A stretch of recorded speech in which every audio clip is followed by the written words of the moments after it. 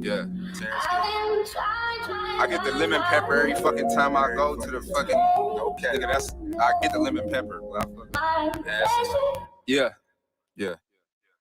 Trying to make sure the fam straight, nigga, fuck the fame. Time for $1, tapping my watch like the nigga Dane. Trying to ball, come with L's, it's part of the game. Yeah. Built different, those is lessons, you niggas is lame. Having issues I never had, feelings I never felt. A nigga playing Uno, not feeling the cards that I was dealt. Gotta check the tip on my temper, so hot I might melt. Nowadays, circles smaller than little ones that are on your belt. Nigga, since moms died, nothing really been the same. Sometimes I can still hear her calling my name. Trying to find better ways to deal with this pain. Instead of riding around with a stick, trying to shift the blame. Suicidal thoughts lately and I'm not proud. Feeling like I'm running from a dark cloud. But I still shine bright in a large crowd. Always been a quiet nigga that be smoking loud. Running laps on a beat, I still got stamina. Not the type of artist to act a fool for the camera. Clearly that's what they want though, without a doubt. I'ma keep chasing my dreams while they chasing clout. Niggas deep like Wu-Tang yelling gang, think they big step. Alone shit go down there like Fred Hammond with no weapon. OG say you ain't a man if you need a man. That's why I really stunt by myself like I'm Jackie Chan, nigga. Trying to get you under my pressure. I've been trying to get you under my pressure. Look. Big brother died a couple weeks after they let him free. While he was down, he always picked up the cell to check on me. Love my mother so much, he literally went to bat. Now they both gone and somehow I gotta deal with that.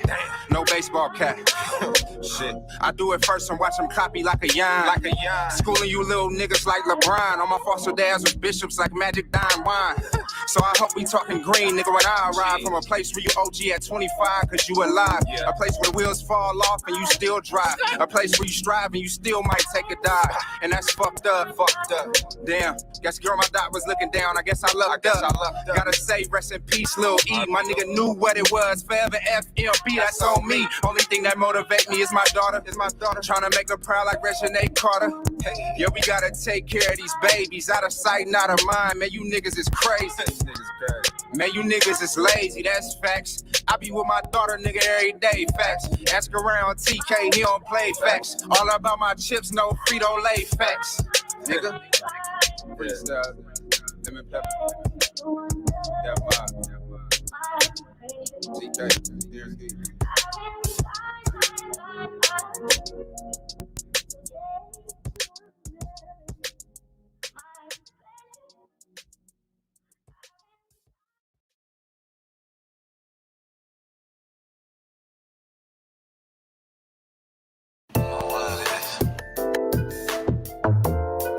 Yeah. Real shit. Keep like sweat. Look, man, I swear to God, my nigga Bruce really made this in the whip. Off the hip, there's some pussy call him, so he had to dip. We some pimps, nah, we some players from the Himalayas. I don't trust you, bitch, I sleep with one eye open like a raider. What's next? You been on my line. FaceTime never text, but that sex, then that shit the best. Take away the stress, left your ex, now you breaking necks. Out here chasing checks. I respect Serena body, your pics be serving on the net. Like, damn, girl, I just want you to know you really bad as fuck. Oh God, I see it glow. You know a nigga love it when you shake it to the flow. So is we on the high, we gon' keep it on the low. Let me know. Yo, Mama's in the kitchen with the sauce.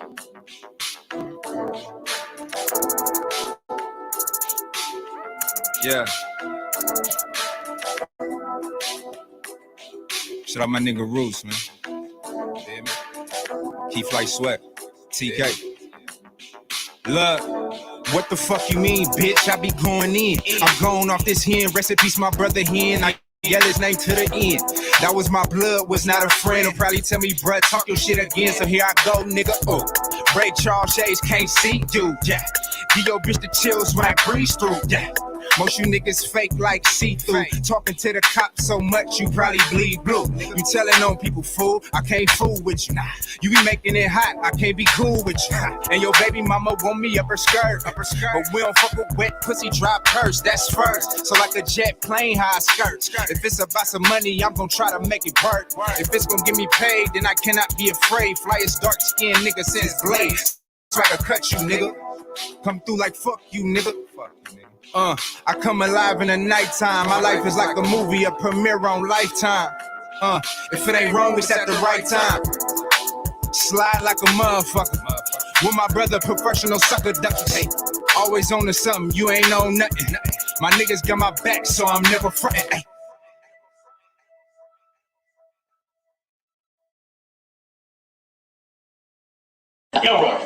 Mama's in the kitchen with the sauce. Living at the speed of light, it's hard to follow. Yeah. I could be dead by tomorrow. Rest in peace, my big brother in. Trying to face so I got time to wait. Get out, I've been down and out for too long. Yeah. Living at the speed of light, it's hard to follow. Terrence Key. Shout out my nigga Roots.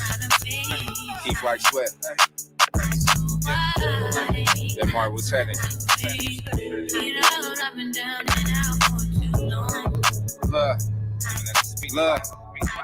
Love.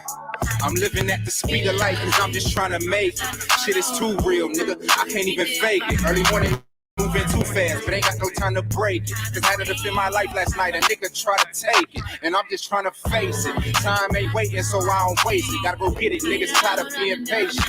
We come from the basement, elevation, blood, sweat, and tears on pavement. Now when we step out, it's a celebration. Fuck you mean, they did me dirty, so I'm coming clean. But I'm fresh, so I'm in her mouth, just like Listerine. My brother got 2Ks, just like Krispy Kreme. Masked up at your door, but it ain't Halloween. But we still make them scream, do anything for the cream. Because we know that it rules. Niggas with the class with guns every day, but never shot up no schools. We just trying to bang blood, but I got swimming in pools. I guess this is what happens when no one follows the rules.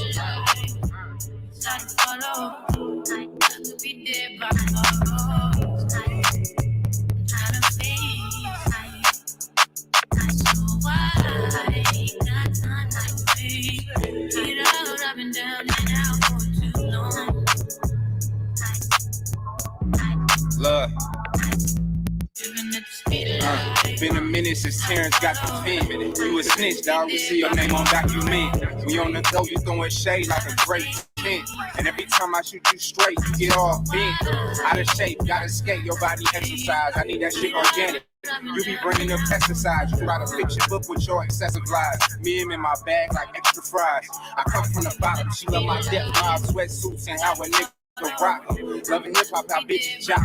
Just touched down in Atlanta. A nigga feel like Julio, but he was raised around wolves on Rubio. Still be on these hooks like Rubio. It's murder in the studio. Coming up, we ain't have Fruit Loops, we had Fruitios, nigga.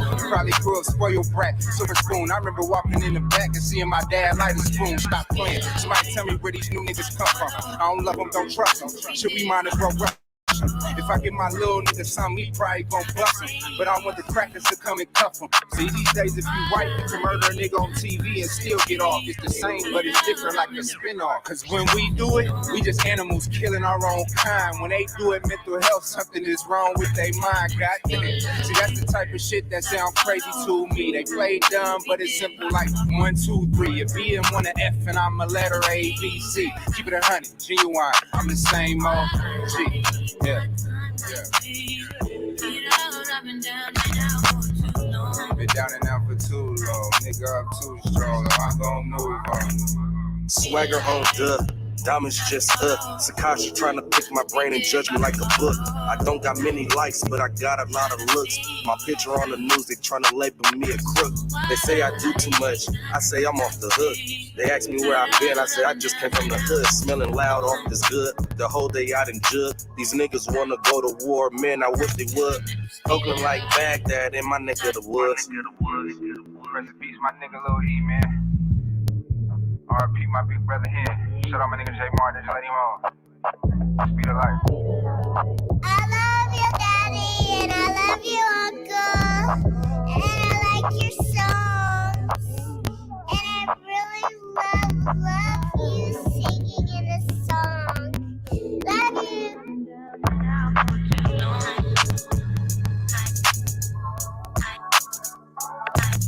Speed of light.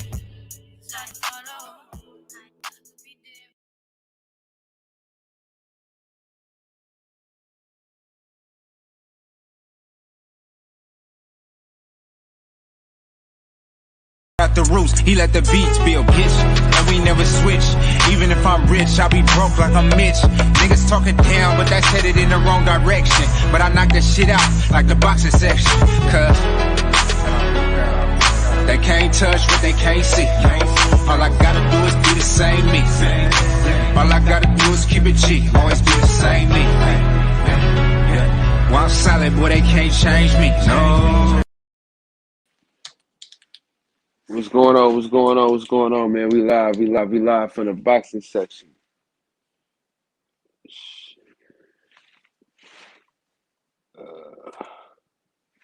What's going on? We live from the boxing section, man. What's going on with everybody? Let's get these names read to put together. Shout out to Mark Nash, man. He got DB back in the fold, man. K, what's up with it, big dog? Dorian, Big John, G Brown, Brent Jones. Yes, sir. Yes, sir. Steven, what's going on? What's going on? PJ's Big Dog. Brent, highly anticipated. What's up, big dog? What's happening with you? All right. Yeah, man. Shit, I was waiting on. Let me put this link in the chat just in case Santos is out and about. A champion heart.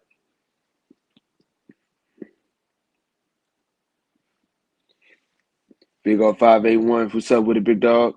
Yeah, man. This weekend in sports, boxing, MMA. Overall was good. I didn't really watch too much of the PVC card. I was more or less watching the top rank card. I did see the Conor Ben fight. Chris Algier rolled around like a fucking kid after getting knocked down, so that was cool.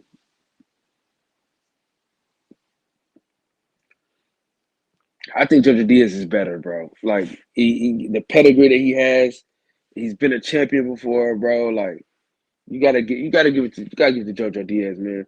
Jojo Diaz is the better fighter. He's better than Richard Comey. He's better than Cruz, and he's better than Richard Comey. For sure.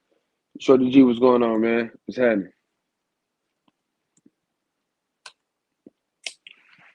Yeah. So that's really my take. That's my take. The link is in chat. Whoever want to join the panel, link is in the chat right now.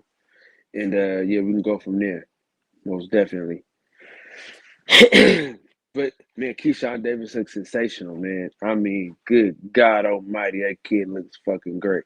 And then not only that, you have Big Baby Anderson look great. It looks fucking amazing.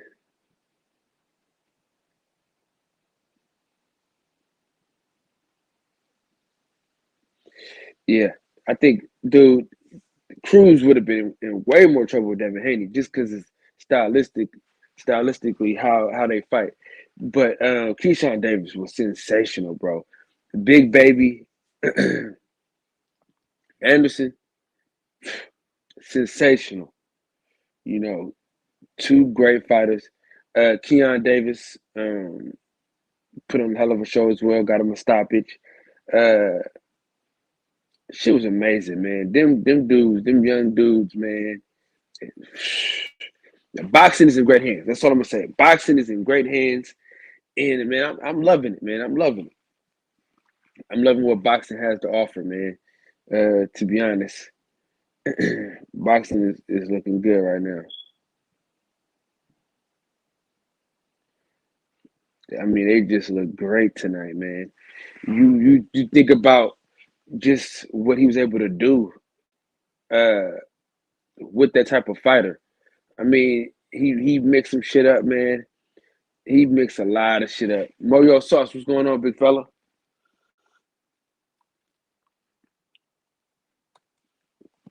Yeah, that's great fucking fights. Two great fighters. Conor Ben, I mean, he beat the dog shit out of Chris Algier. Chris Algier looked old. He got in the ring with a young killer. And you know how that go. Oh man, the in straight Street Fighter. What's up with the big dog?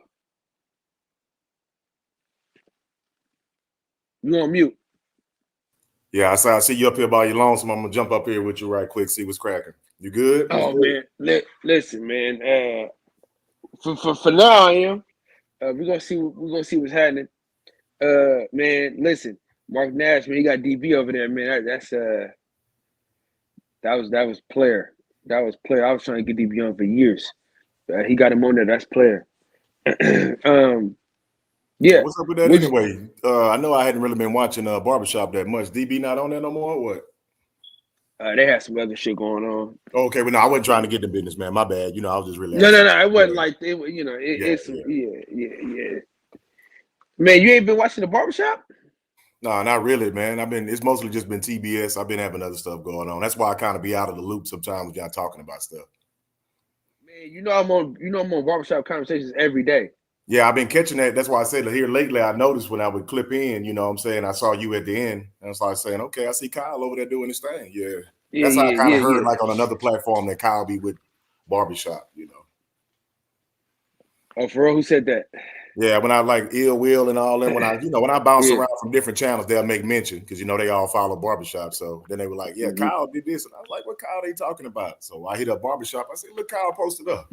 Okay, I see what's going on now. My bad. He moving around. All right. Yeah. Yeah. You know, Fred brought me on in, man. And we've been rocking. We got the best late night show, period. You know, shit ain't even close.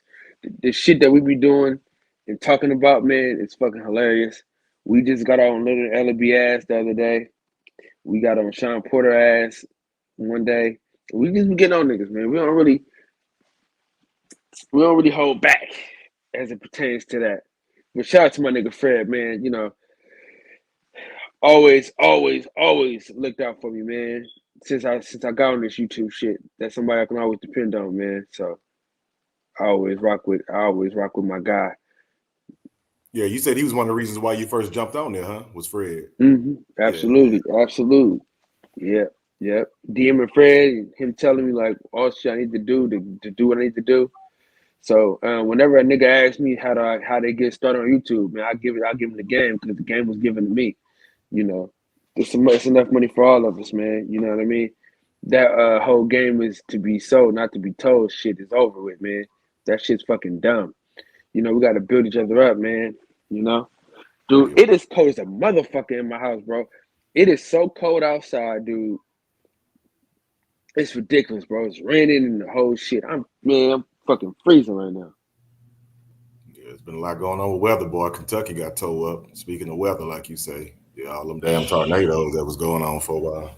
Hey, N-Straight Street Fighter, hold it down for me real quick. I got to make a phone call. Okay, yeah, for sure. Yeah, anybody else watch that MMA out there and see Miss Nunes give up on her belts? I kind of felt like her girl was going to probably give her a little hard time, man. I wasn't too surprised. I know people saying upset, but yeah, it's fighting. Anything can happen. So if anybody in the chat had a chance to kind of check that out, let me know what you thought about what you saw this weekend. Like I said, when Miss Nunes took a L, I'm upset about Dustin, but I told everybody who was there that night I didn't think it was going more than 2 or 3 rounds, and I was also worried about Oliveira getting Dustin's back, which wound up happening. And even Dustin made comment of that. Yeah, when you say Big O, you say she was dog tired. Yeah, I told you sometime when you got something coming back at you saw the change in her eyes. She was sitting there doing her normal thing, and then Juliana started swinging back. You could see it. You could see it in her face. She was a little surprised, and then everything started turning. Man, me and the wife was in there hollering at the top of our lungs, y'all. For real. Like, yeah, outside of that, it was some good boxing on, too. For real. He talked about Keyshawn. Keyshawn is clean. I seen his brother fighting a dude. They said the dude was an MMA dude. He was standing kind of awkward. I know y'all seen that on the undercard. Forgot his brother name. What's his brother name? Kelvin? Yeah, he was fighting a cat. That was one of the strangest ones I've seen. Oh, yeah, Oliveira always did have that chin, man. But I just knew with that heart. He had been around. He had been fighting for a long time. He finally got an opportunity. He made his way, got his belt. And, he had to defend it this first time against somebody else with a similar story, like I told y'all. And I'm a Poirier fan. I'm going to say that up and down. I don't never back off my fighters just because they take an L. But I knew it wasn't going that long, y'all. I really knew it just because of how both of these guys tend to fight. I know once DJ slide through and everybody else, we'll be able to dive into it a little bit more. Yeah, but I just kind of wanted to jump on that one straight out the gate because that was kind of a loaded card too. Yeah. But other than that, man, y'all want to talk about some boxing and what? I don't want to take over. I know it's MMA Thursdays, so I don't want to make it about MMA on the boxing section. What we got here? Let me make sure I cut this off. Yeah. Kyle, if people that's coming in late, Kyle ducked out for a second. He said he'll be right back, man. Yeah, most of them did fight Khabib. Yeah, Khabib was the man. Most of these guys you see in fight right now were taken out by Khabib already. Khabib felt like Dustin was going to be the one to kind of get the belt, but Oliveira had different plans. But yeah, almost all of them got touched up by Khabib, man. Khabib ran through everybody.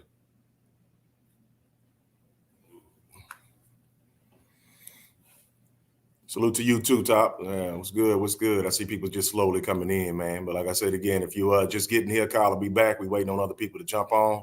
I just kind of touched on the MMA stuff. If y'all want to kind of flow on into the boxing, we can. There was some pretty good fights. Like Kyle said, I didn't watch too much of the. I kind of watched Loma do his thing with Comey because I wanted to watch Comey closely, just to kind of see. Yeah, we were talking about Oliveira, how he was doing his thing. He pulled it off, showed that chin. Because he got banged up quite a bit, and Dustin is known for putting people to sleep. So he wobbled him quite a few times. You see, it was back and forth, but he was able to, keep his composure, take it to the next rounds, and he just worked his way till he took Dustin's back, and that was a wrap on that one. He kept his belt. Yeah, it was a big one. Big old it was. It was just a lot going on, and I do like having that problem with boxing and MMA. When there's so much going on, you got to pick and choose, or you got to put up your multiple devices, got to have your computer, your phone, the smart TV. You're trying to watch everything. You got to pick and choose who's going to do what. Yeah, that's always a good problem to have when you try to figure out what you want to watch instead of these dry spells we had due to COVID and other stuff. Because, I'm not with that marinate this, I don't mind a little competition. I do hate sometimes when it's two big fights on the same night. That's relative, man. That's Mr. Damon. I don't know, man. We might start an argument with who's the best at 135, man. You ought to just put down who you think is the best at 135, because that's the big thing that's going on right now. Some of these kings been knocked off. We're down to 3, trying to see who Devin's going to get a chance to fight to. If he's going to actually get an opportunity to be, undisputed. Kambosos is kind of, waffling a little bit, doing a little crawfish right now on the cool. Everybody talks about fighting him, and then, the conversation just starts to change. But yeah, that's the thing right now outside of welterweight is these 135 guys. Yeah, Cody, like they said, when you drop down in weight, man, you feel it. And Kyle France is somebody I like. So I already knew he had his hands full. Well, a lot of people think that, Damon. They think Loma is to be, Loma had a lot of media behind him. I don't want to keep attacking him personally, but, he just had a lot of hype behind him. They did little things to help him too, messing with his record, always talking about this and this and that. They always pumping and pumping and pumping. It's a lot of good fighters, period. I'm not going to take anything from Loma. I tell people I try my best to be objective. I'm still human, but he was just getting pushed down people's throats so much to where you kind of forced to believe somebody's something just because they're always in the limelight. You didn't really get a chance to form your own opinion. Just see him in action and go from there. Just like they try to downplay certain fighters, they build up certain fighters. But we all know the game, media and everything in America. A lot of the time people want that to be the truth. Yeah, he looked all right, I wouldn't say excellent, but he looked all right. He looked like he's hungry again, that he wants to prove a point. That's what kind of fighter he looks like to me. He sat back, watched the news like we did, heard what everybody was saying about him, and he's coming out to prove a point. So he's a lot more lively. Yeah, Comey, I got to see what I needed from Comey, Brent. I did. And he's a step behind most of these guys. He really is. Not to sound negative, but he is. As far as what they offering, like, your Shakurs and your Haneys and all that, he's a little step behind. And Loma showed that he was taking too many combinations, just way too many combinations. And that's not a good look when you're actually in a fight, whether they hurting you or not. Just to be able to be hit so much, it just shows, a lack in your defense. I know that people like that come forward, strong fighter type of thing, but you're getting hit. And if you meet the right person, they're going to knock you out. So you always have to have some kind of solid defense. And part of solid defense is not getting hit. You know, that's what boxing is. Hit and don't get hit, man.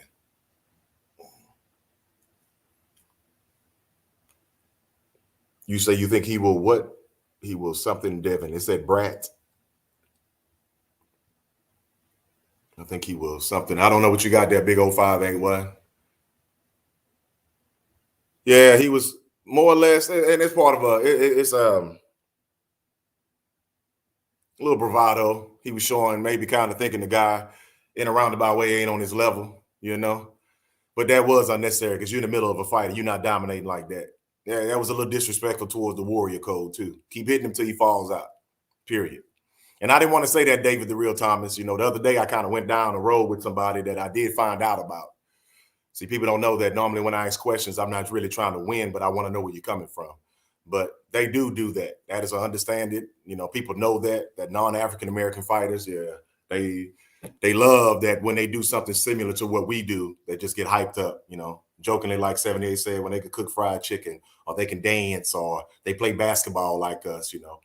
And I try not to shoot at other men because they only are what they are. And when you emulate something, that means that you look up to it, you know, whether you want to admit to it or not. So it's a form of flattery.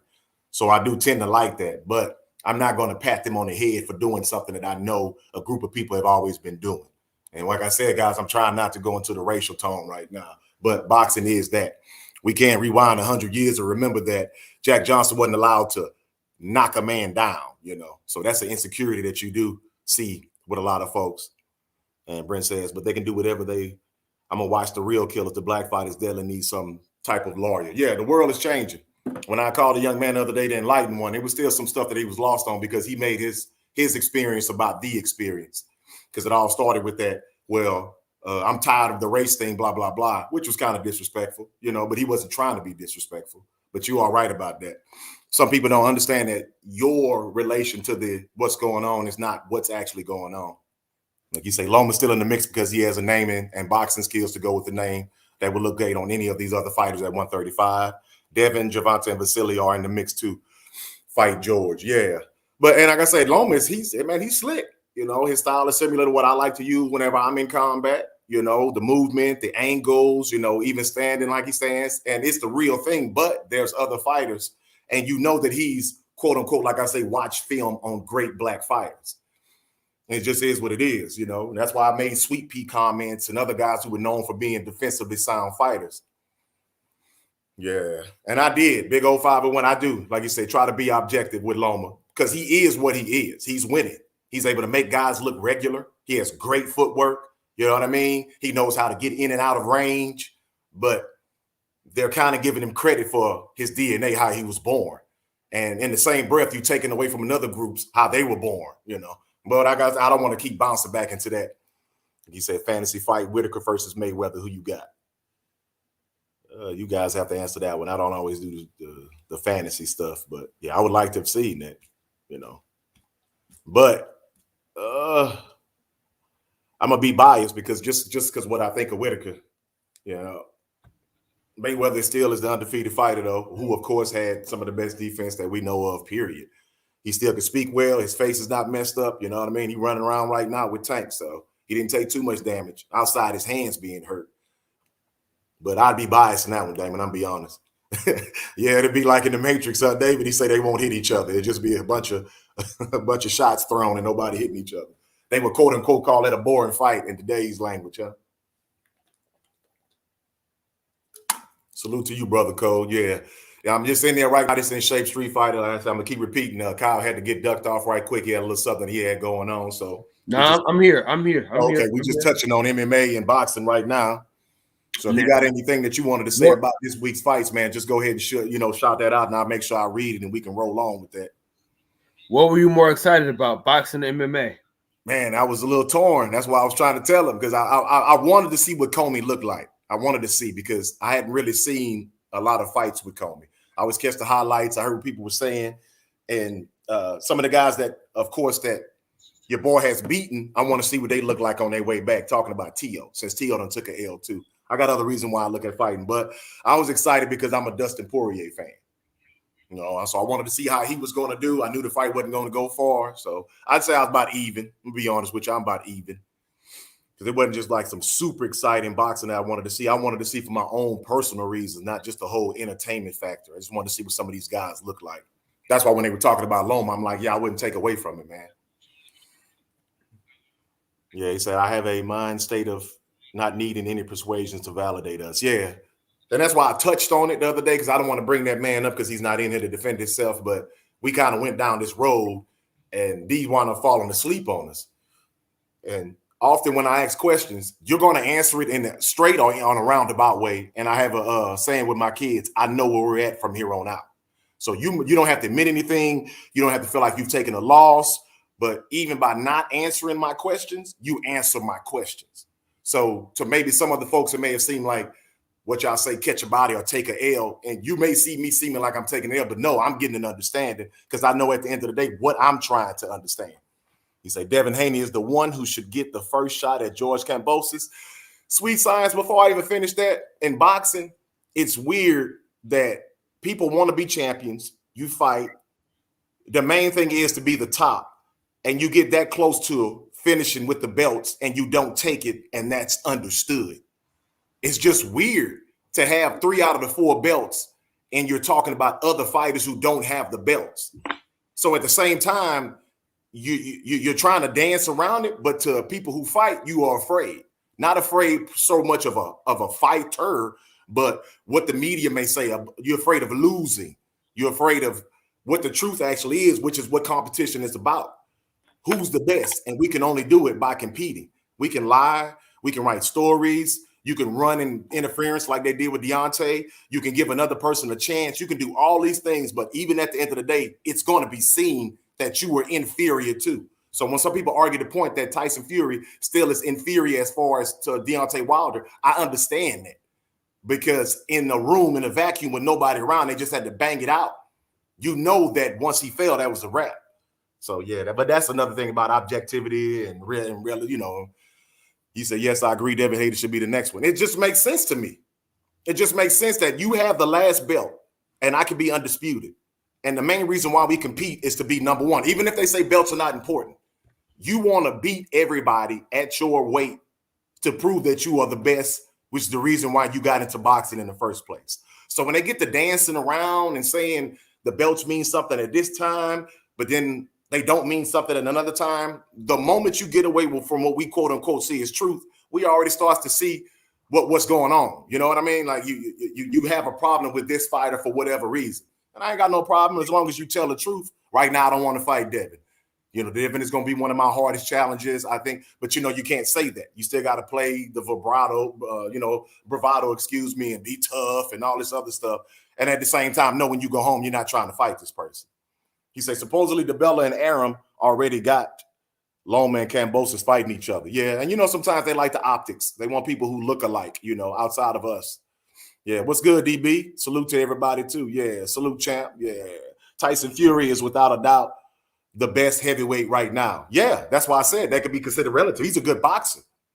But to say that there wasn't some funny bunny stuff going on, we're not always allowed to speak on that. And if you do speak on it, you're deemed a fool. They're going to ridicule you to keep you from not bringing up the truth. But that's the reason why they were able to enslave people 400 or 500 years ago, because it was socially accepted.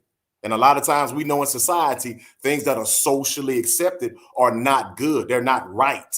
They're just accepted. That's it, you know. But that doesn't make it the truth. Yeah.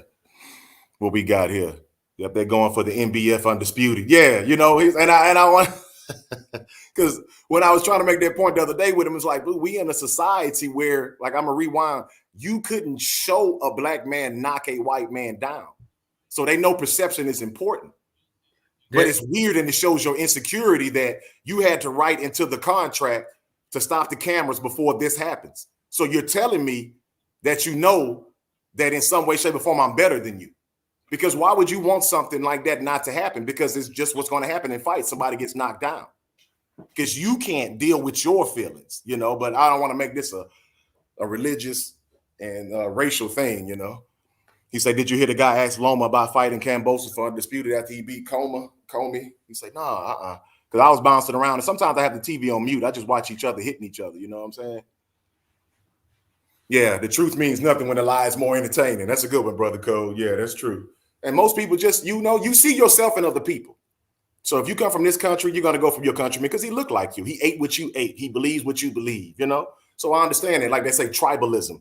There's all kind of isms that I can go into. But like I say, this is Kyle's platform. I don't want to get into that. And everybody knows pretty much how I feel about things from when I do come on here and how I speak.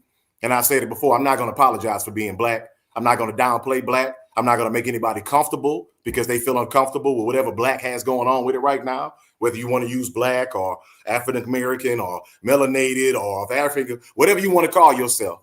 You know what you look like when they when they see you, they know what they call you. But no, I didn't hear him ask that, David. I didn't hear that. But like I said, I had my TV turned down, man. Yeah. I can't hear some of that commentating sometimes, man. It's just painful, bro. Because he knows that Ryan Garcia is food. There's no reason why Devin Haney shouldn't be the mandatory challenger, bro. It don't make sense. He has the belt. Bro, you have all the belts and you can be undisputed. You can actually be undisputed and you talking. If you want to make some money, just say that. I'm going to shop around. I'm going to do this and just be a man that's solid and talk about what it is.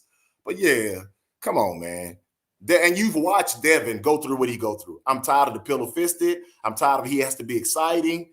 How is it that you have so much negative stuff to say about Devin Haney and what you think about his skills being substandard, but nobody's willing to fight him?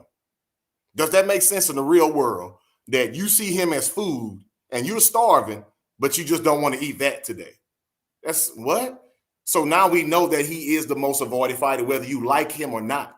And I know in this new world, it's about what you like. Big old 581 say keeping it 100. The thing I notice about our people is we claim to be the best, but in subjugation. What's going to on, other bro? races. Yeah, what's good? What's good, brother Boxer?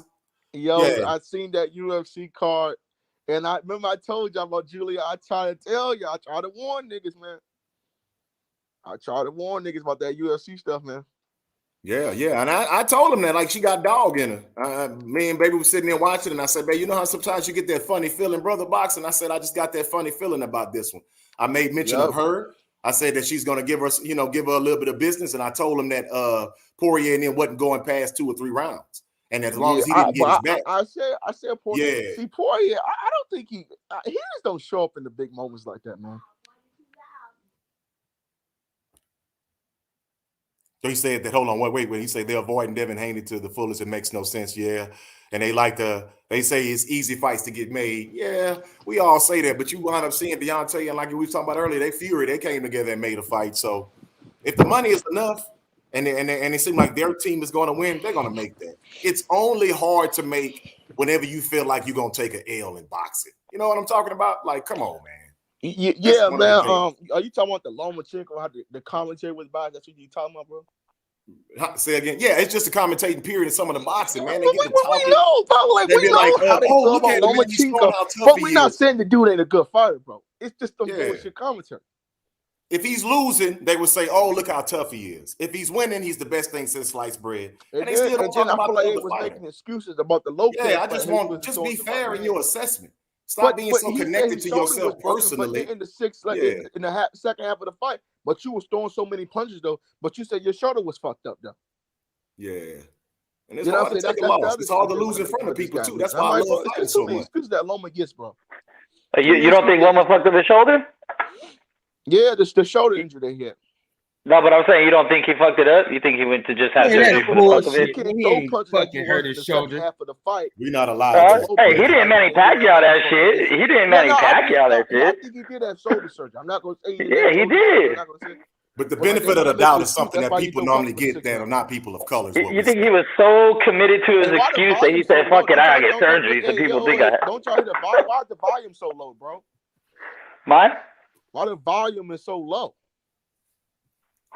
My volume, you mean? Don't you think the volume is low? No. You mean on the platform? Yeah, motherfucker, volume low as hell. Oh, I can hear everybody perfect. I can hear about it. All right, I guess this is how we doing it. But this is my issue. This is my issue, right? with Loma, bro, he's a good fighter. I think he's the best lightweight in the world, bro. And that's how I feel. I know a lot of people ain't gonna feel like that. I think he's the best lightweight in the world. What's understood doesn't have to be said. I see you, Sweet Simon. Yeah, I didn't mean to do it. I'm just reading the chat a little bit because that's part of the game. Like I said the other day, I'm not going to try to convince you of anything because that's arrogant for you to say that, to take away from my experience and to come to a pro-black panel. You know what I'm saying? Whenever we come somewhere to vent, because this is a place for us to vent. The LBBC exists for that reason too. You know, we can't say it's a pro-black panel, bro, because we got men here, bro. No, overall, if that's LDBC, then one of the reasons why it was that is that it's going to be, but we can be objective. But say that it's pro-black, does not do away from another platform. I know who the LDBC are. I'm cool with those guys. But no, let me let Brother Boxing. That's why I was just going to say, let me complete my thought before you start trying to, what I'm saying is that it's okay to be pro-black. See, I have to even say that, but still have objectivity and love for other people. You see, saying pro-black doesn't mean like what we consider what white racism is, meaning that if it's not them, it's inferior. That we need to, for some kind of way, explain what we are and why we are. That's the whole arrogance in racism. That's what I try to tell people, all the isms, the ages, the classes, and all this and that. So when you say something is pro-black, it's just because it's in relation to what's going on in society normally, that you have to have something pro-black because these people are being mistreated. So to say you're pro-black, bro, come on, bro. Like I really don't want to get into this, bro, because I might say something that rubs people the wrong way, bro. Because you control your own thoughts, brother. That's why I was just saying. But you just said something again. You know what? People speak indefinite since I've been on this internet. They try to say something is or is not because of what they believe, without even trying to evaluate another person's experience. This is not about race. A lot of times, this is just about being right. To even say, oh, well, I'm tired of hearing about race all the time. Fine. Find somewhere else to go listen to something. But don't tell people what they should and shouldn't do. That race is in America, bro. Like bro, like I get tired of hearing about race. Like, you know what I'm saying? Like I get tired of hearing about the shit. But that's why you can switch the channel. But the thing is, race needs to be talked about because people are being mistreated according to something they have no control over, which is the way they were born. And you see them. They can't. I'm not talking about who you want to make love to. I'm not saying who you want to pray to. I'm talking about whenever you come out the door and they look in your face, we all they say know what you are. That, bro. We all know that this country is racist. We all know this, bro. But see, the problem is with people is they just don't want to understand, and they get tired of people talking about race. But y'all don't get tired of seeing them talking about race. Y'all don't get tired of that. But y'all get tired of us boxing fans talking about the racism. No. Hold on, y'all, before y'all jump. That's not Mex. That's somebody else saying that because I see somebody in the chat say something. It's not Mex. So don't do that. I don't think that That's me, bro. I just want to make sure that Sign of the Time said that. But I don't want to misunderstand it because people become sensitive to what they feel, but not realizing how somebody else feels. So your feeling is truth. It's like this here. You have an unfair idea of what fairness is. It's self-centered. Most humans have a self-centered idea of what they think fairness is. That's one reason why we mistreat each other. If you want to get into the metaphysical Buddhist side, there's no such thing as enemy or friend. It's only somebody that you can't get along with. And then there's levels to it. Some people irritate you. Like, bro, some people I fear them, bro, See, for me as a young person, bro, like I grew up with white people, man. I grew up Mexican, bro. I'm down here in college. There's a lot of motherfuckers down here, bro, that you have to deal with. But the issue I got is, bro, like when it comes to race, bro, I feel like, bro, we just gotta end this racism shit, bro, in America, man, because this shit is just killing everybody, man. But that's how we doing, brother. We talking about it. The only way you can do it is to talk about it and be uncomfortable. No, but see, my issue is, bro, we just gotta kill it in general, bro. Like we But how can you kill it if you don't talk about it? You see, you keep saying what your issue is, but I'm talking about it's idealistic what you're saying. That's how I know you're young, because I was young. I'm a little older now, and when you're young, you're very idealistic because of how you feel about something, and you feel like your idea should be the truth. You're right. It's unfair. It's stupid. We're arguing about something and we're all on the same blue marble. We eat, we sleep, we bleed. According to where you're from, DNA-wise, how the world is where you're from, hot, cold, high, low, determines what you look like. It's a survival thing. Man, but we separate ourselves behind the amount of melanin in our skin and how our hair is. You know what I'm saying? It's something that's simple. Niggas don't care what you're talking about, bro. Like black people, we don't care, bro. So you being controversial now. I'm trying to explain something, brother, and I don't really want to go back and forth. So if you allow me to, you don't care. That's why I said, brother, you gonna let me finish? Because I know I'm making sense. Because if not, I'll just go on mute and I'll stop y'all. Hey, Bro, hey, you gonna keep doing that? hold on, man. Hey, brother, boxing talk. Like what? See, I know that I that's his didn't want to talk character about too. the shit, bro, because I knew that this shit is emotional talking, man. No, it's emotional for you because you're talking over me. Emotional for me, bro, Exactly. If you allow me to say what I gotta say, then it won't be as emotional. Hey, brother, boxing talk. You can't talk over the nigga though. That's no. Let him go because I love talking about race. I love it, man. I love talking about it, but well, brother, you just said you didn't want to talk about it. Now you're saying you want to talk about it. You got to pick a side. You say that's why I said just let me complete my thought. And while I'm sitting here completing my thought, you can sit and think about your response, and we can have a healthy relationship, a healthy conversation, instead of we just talking over each other, because that starts to breed anger. Because people feel like my point is not valid. See, brother, you're doing it right now. I'll be quiet as soon as I finish.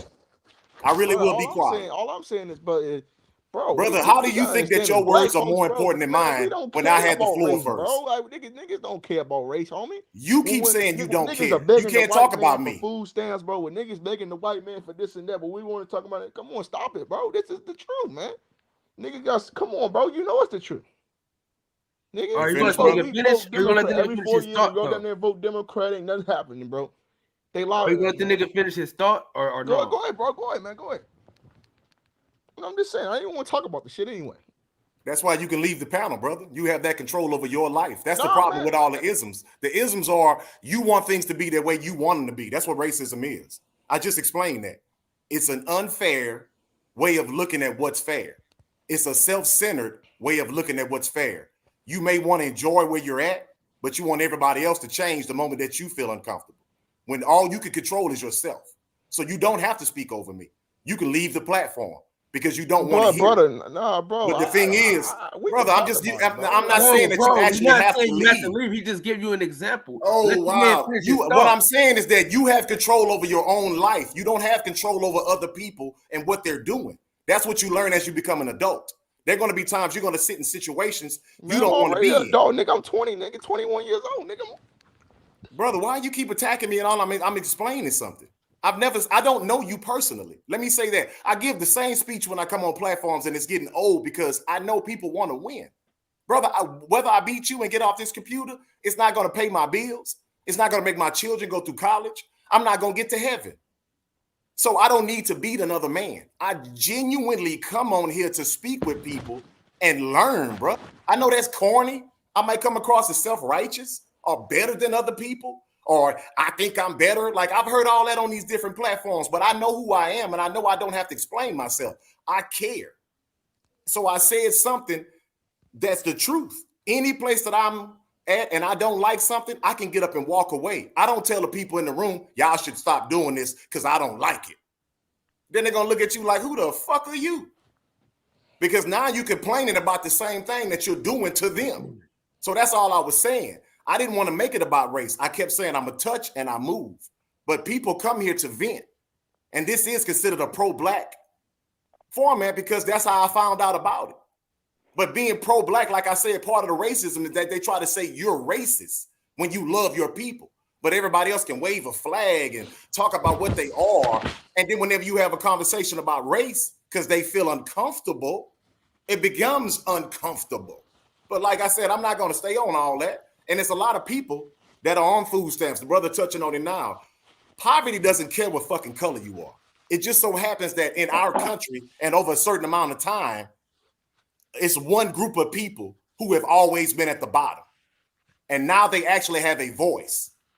They've been fighting for 40 and 50 years to have a voice. The reason why you behave like you do now is because you were raised in the shadow of people who died. They never saw free. Man, fucking black people brainwash, homie. We know we brainwash, man.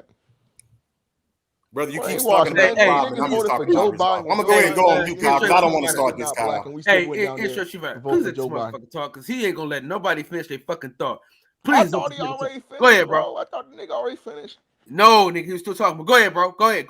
No, I'm good, Kyle. Kyle, I really do come on here and it seems like it always, and I know I attract that kind of vibe because people who see me, that's the reason why I changed my name, like I told you, Kyle. because people misinterpret what I am because they see me as something to conquer now. Oh, he seemed like he got something, so I'm going to go after. So that means that you have something inside of you to where you want to argue with a perfect stranger because you feel some type of inadequacy. Nobody goes outside and says, I don't feel like that. Brother, I'm not shooting at you. I'm saying in general. Now I'm speaking in general. You see, when I say I hit dog holler, brother, I would never insult you like that because I don't know you. I cannot, unless I talk to you one-on-one and forming it. Okay, I'm gonna go ahead and get off, bro. That's one reason why I say I know it's irritating. I want you to stay on, brother. No, it ain't even this serious, bro. I was just I'm not. For the sake of peace, I'll get off. It's not because I'm getting off my square. It's because it's not important. Panel, bro. Like, man, come on, man. Come on, bro. But brother, you keep talking over me. Just go ahead, bro. See, even now you're controlling by saying, "Go ahead," or "No, well, this and that," or "Go ahead." Well, now you know what I'm saying. We'll go ahead. Well, brother, we did it, and that's because I know you have an emotional connection to this, and there's nothing wrong with that, bro. Well, I know Kyle's a pro-black channel, nigga. That's why I got on this motherfucker, nigga. I know the man's a pro-black. Let's get back to the topic at hand. Yeah, boxing. I didn't mean to do that, Kyle. That's why I say good. It's good. It's good. Hey, it's good. Max, what's up, big dog? What's up, Max? Yeah, that's why. Hey, man, I'm just listening. I have my deja vu moment. We good. Yeah, because earlier with Max, just briefly, and I'm gonna jump back off. It was certain things that he wouldn't answer, or he kind of understood where I was going with it, so I left it alone. Because the moment I said something out of the chat, and he goes, "Oh man, I'm tired of that. Where I'm from." See, in that moment, he made it about him, but I didn't want to insult Max. I was like, "Okay, so what do you mean? Where are you coming from?" Because I could tell Max has a good heart. Then he explained about his relativity to black people. I have a black brother. That right there answered my question. So you see him as a black person, so his experience is going to be different. Because you said he was black. And then when I asked what he was, he tried his best to explain what he was, but he does what a lot of people do. Well, how far back you want me to go? That's game where I'm from. You understand what I mean. I didn't want to get into it with him and try to best him because that would have taken away from the conversation. I was trying to understand Mix. I didn't want to corner him. I didn't want to gotcha, but in the midst of the conversation, I began to understand, and that's why I backed off of it and I left it alone because my true intention was to understand Mix, not correct him. Because to even say something on a pro-black panel saying, well, right then and there it's a fuck up because you're not a person of color and you're coming where people of color are doing or whatever. And then you say, well, I don't like when people tell me not to be around my type of people. Well, brother, that's a lot of times why people of color need somewhere to be to where whether it's right or wrong, they need to vent. So they don't get on top of towers and start shooting people because they're not even allowed to have their emotions. Their emotions are not even theirs. And you don't understand that in the midst of that conversation, you're putting yourself above a person of color because now you're making them have to explain why they feel something when in reality, we see what the world already is. I'm not giving a pass. I'm not crying about being black. But the killer part about it is that this is the thing that I'm saying. Why do you, a person not of color, come to where people of color are venting and then say what they should and shouldn't do? Who? No, I'm just saying that's in our past conversation. That's why I said I'm using our past conversation as the point. But I am a person of color, though. So say again? I'm a person of color, though. I'm just not the dark enough color. Is that what it is? No, man. I think he was. You even know what I mean in context to that. I'm not going to go down that road because normally when they say a person of color, I do know what you mean, Max. But you and I have been talking, so I'm not going to insult your intelligence. I know you know what I meant by that. Yeah, I know. That's why I'm asking. Yeah, like, and everybody has their own personal experience. Yeah, that's what I'm saying. So. But that's. Bro, you're not black, bro, and that's what he was trying. That's why I didn't want to even say that. I didn't want to say that. No, because that's something that's the cause. I'm gonna get back to boxing, man.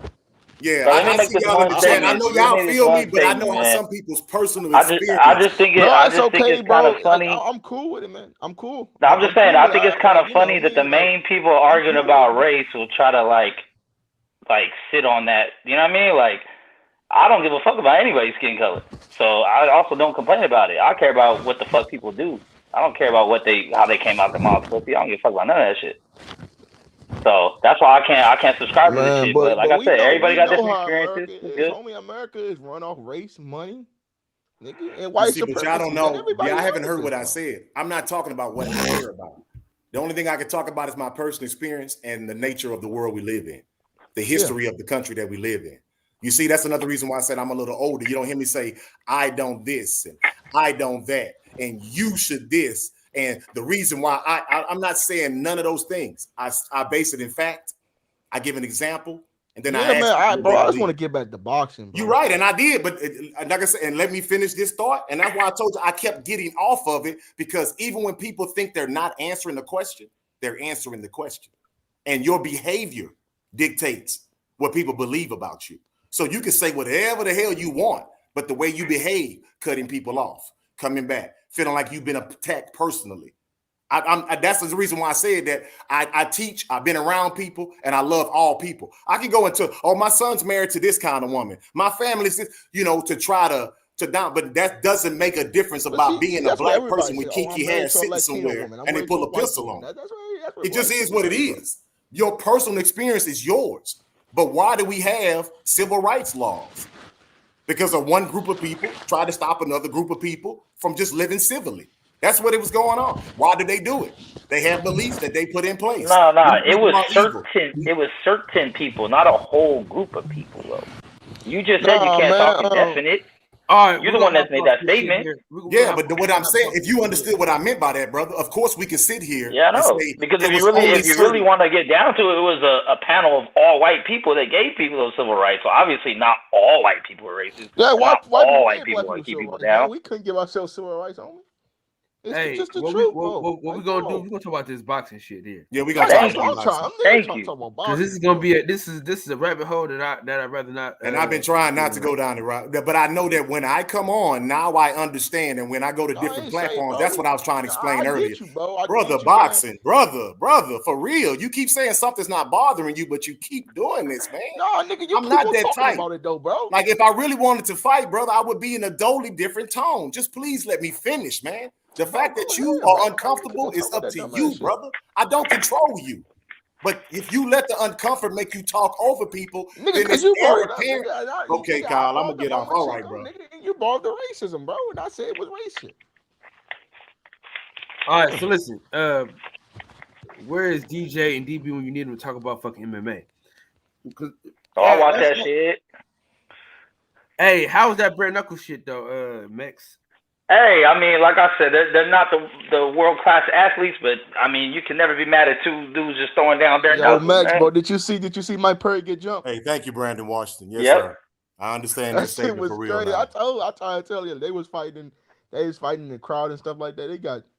I mean, some fights were sloppy, but some fights were, damn, it's crazy. I like bare knuckle. I like all this shit. I like pretty much any combat sport. Hey, Max, did you watch the UFC card, man? Yes, I did. Hey, y'all seen Juliana beat Amanda, bro? Hey, that was crazy, man. I wasn't expecting that. Look here, bro. I told people, I'm like, Amanda Nunes, all her losses. In fact, I see you, Brandon. I understand. I just want to let you know I do understand. I'm trying to keep it a little low so I don't talk over the brothers. Yeah.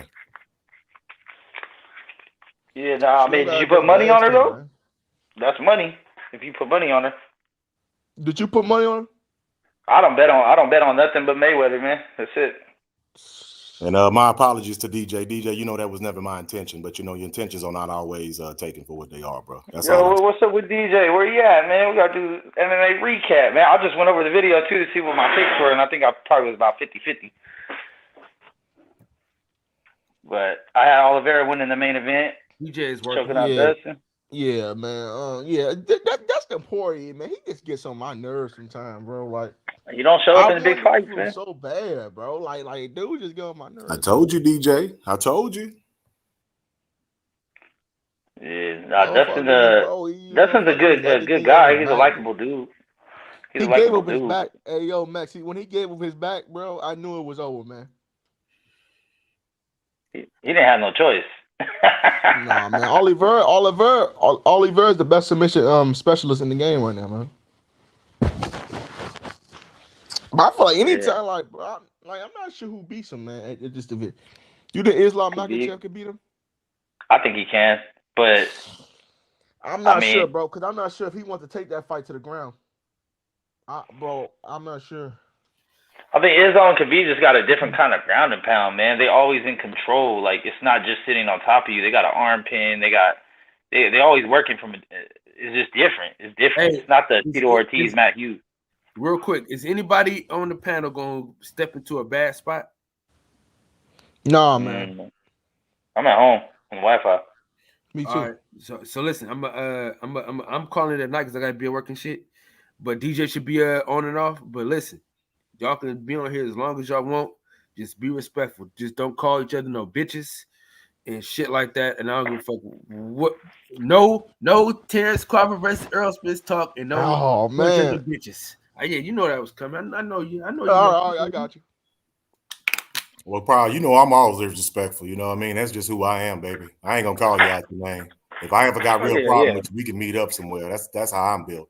All that name calling and all that's soft to me. Yeah, I just want to make sure that because I'm a grown man. You know that. That's why I backed up off of it. If I needed to win, I would have kept going. But it is what it is. All right, so nigga, let's talk about this. Y'all can talk about this. Y'all niggas, listen. I ain't gonna lie. Brother Boxing Talk, you gonna have to change your name when you come on my channel, bro. Your new nickname is MMA Talk. Fuck Brother MMA Talk. Fuck this boxing shit.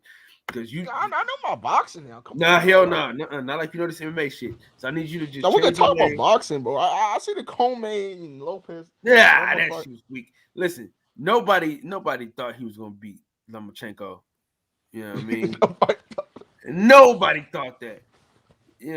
No one. But Coleman did go to the body. I think Coleman had a good game plan though, man. But Coleman, he just is who he is. He's a power puncher. Call me ass. He crosses his feet over every single time he does it. Man, dude, he has some of the worst footwork I've ever seen. He has bad defense. Dude, listen, I'm gonna be honest with you, bro. Oh my God. Lomachenko should not get all this credit for this win that he's getting. I mean, the motherfucker, nigga. He's getting a lot of credit for shit. Listen, the person that beat the best opponent was Devin Haney. Kambosos stopped being, I don't want to call him a bitch, but don't be no sucker. Fight the man that you're supposed to fight, bro. You said he's gonna fight the man. He's gonna fight a great show. Fight the man. He gonna fight Loma next though. Huh? I think that's what Bob Ram they gonna want to do though. I think they're gonna push the Loma fight. But I don't think they have the money to give this nigga. You know what I'm saying? No, Bob got the money now. Yeah, Bob, he ain't got the money that this Kambosos nigga want, though.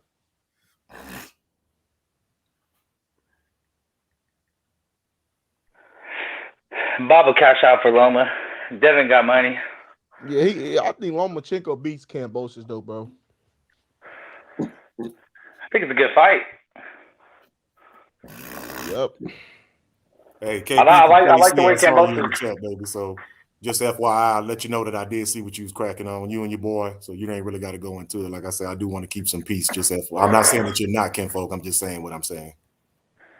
What I'm saying is, bro, Max is, bro. I'm just saying, I think Lomachenko is the best lightweight in the world, bro.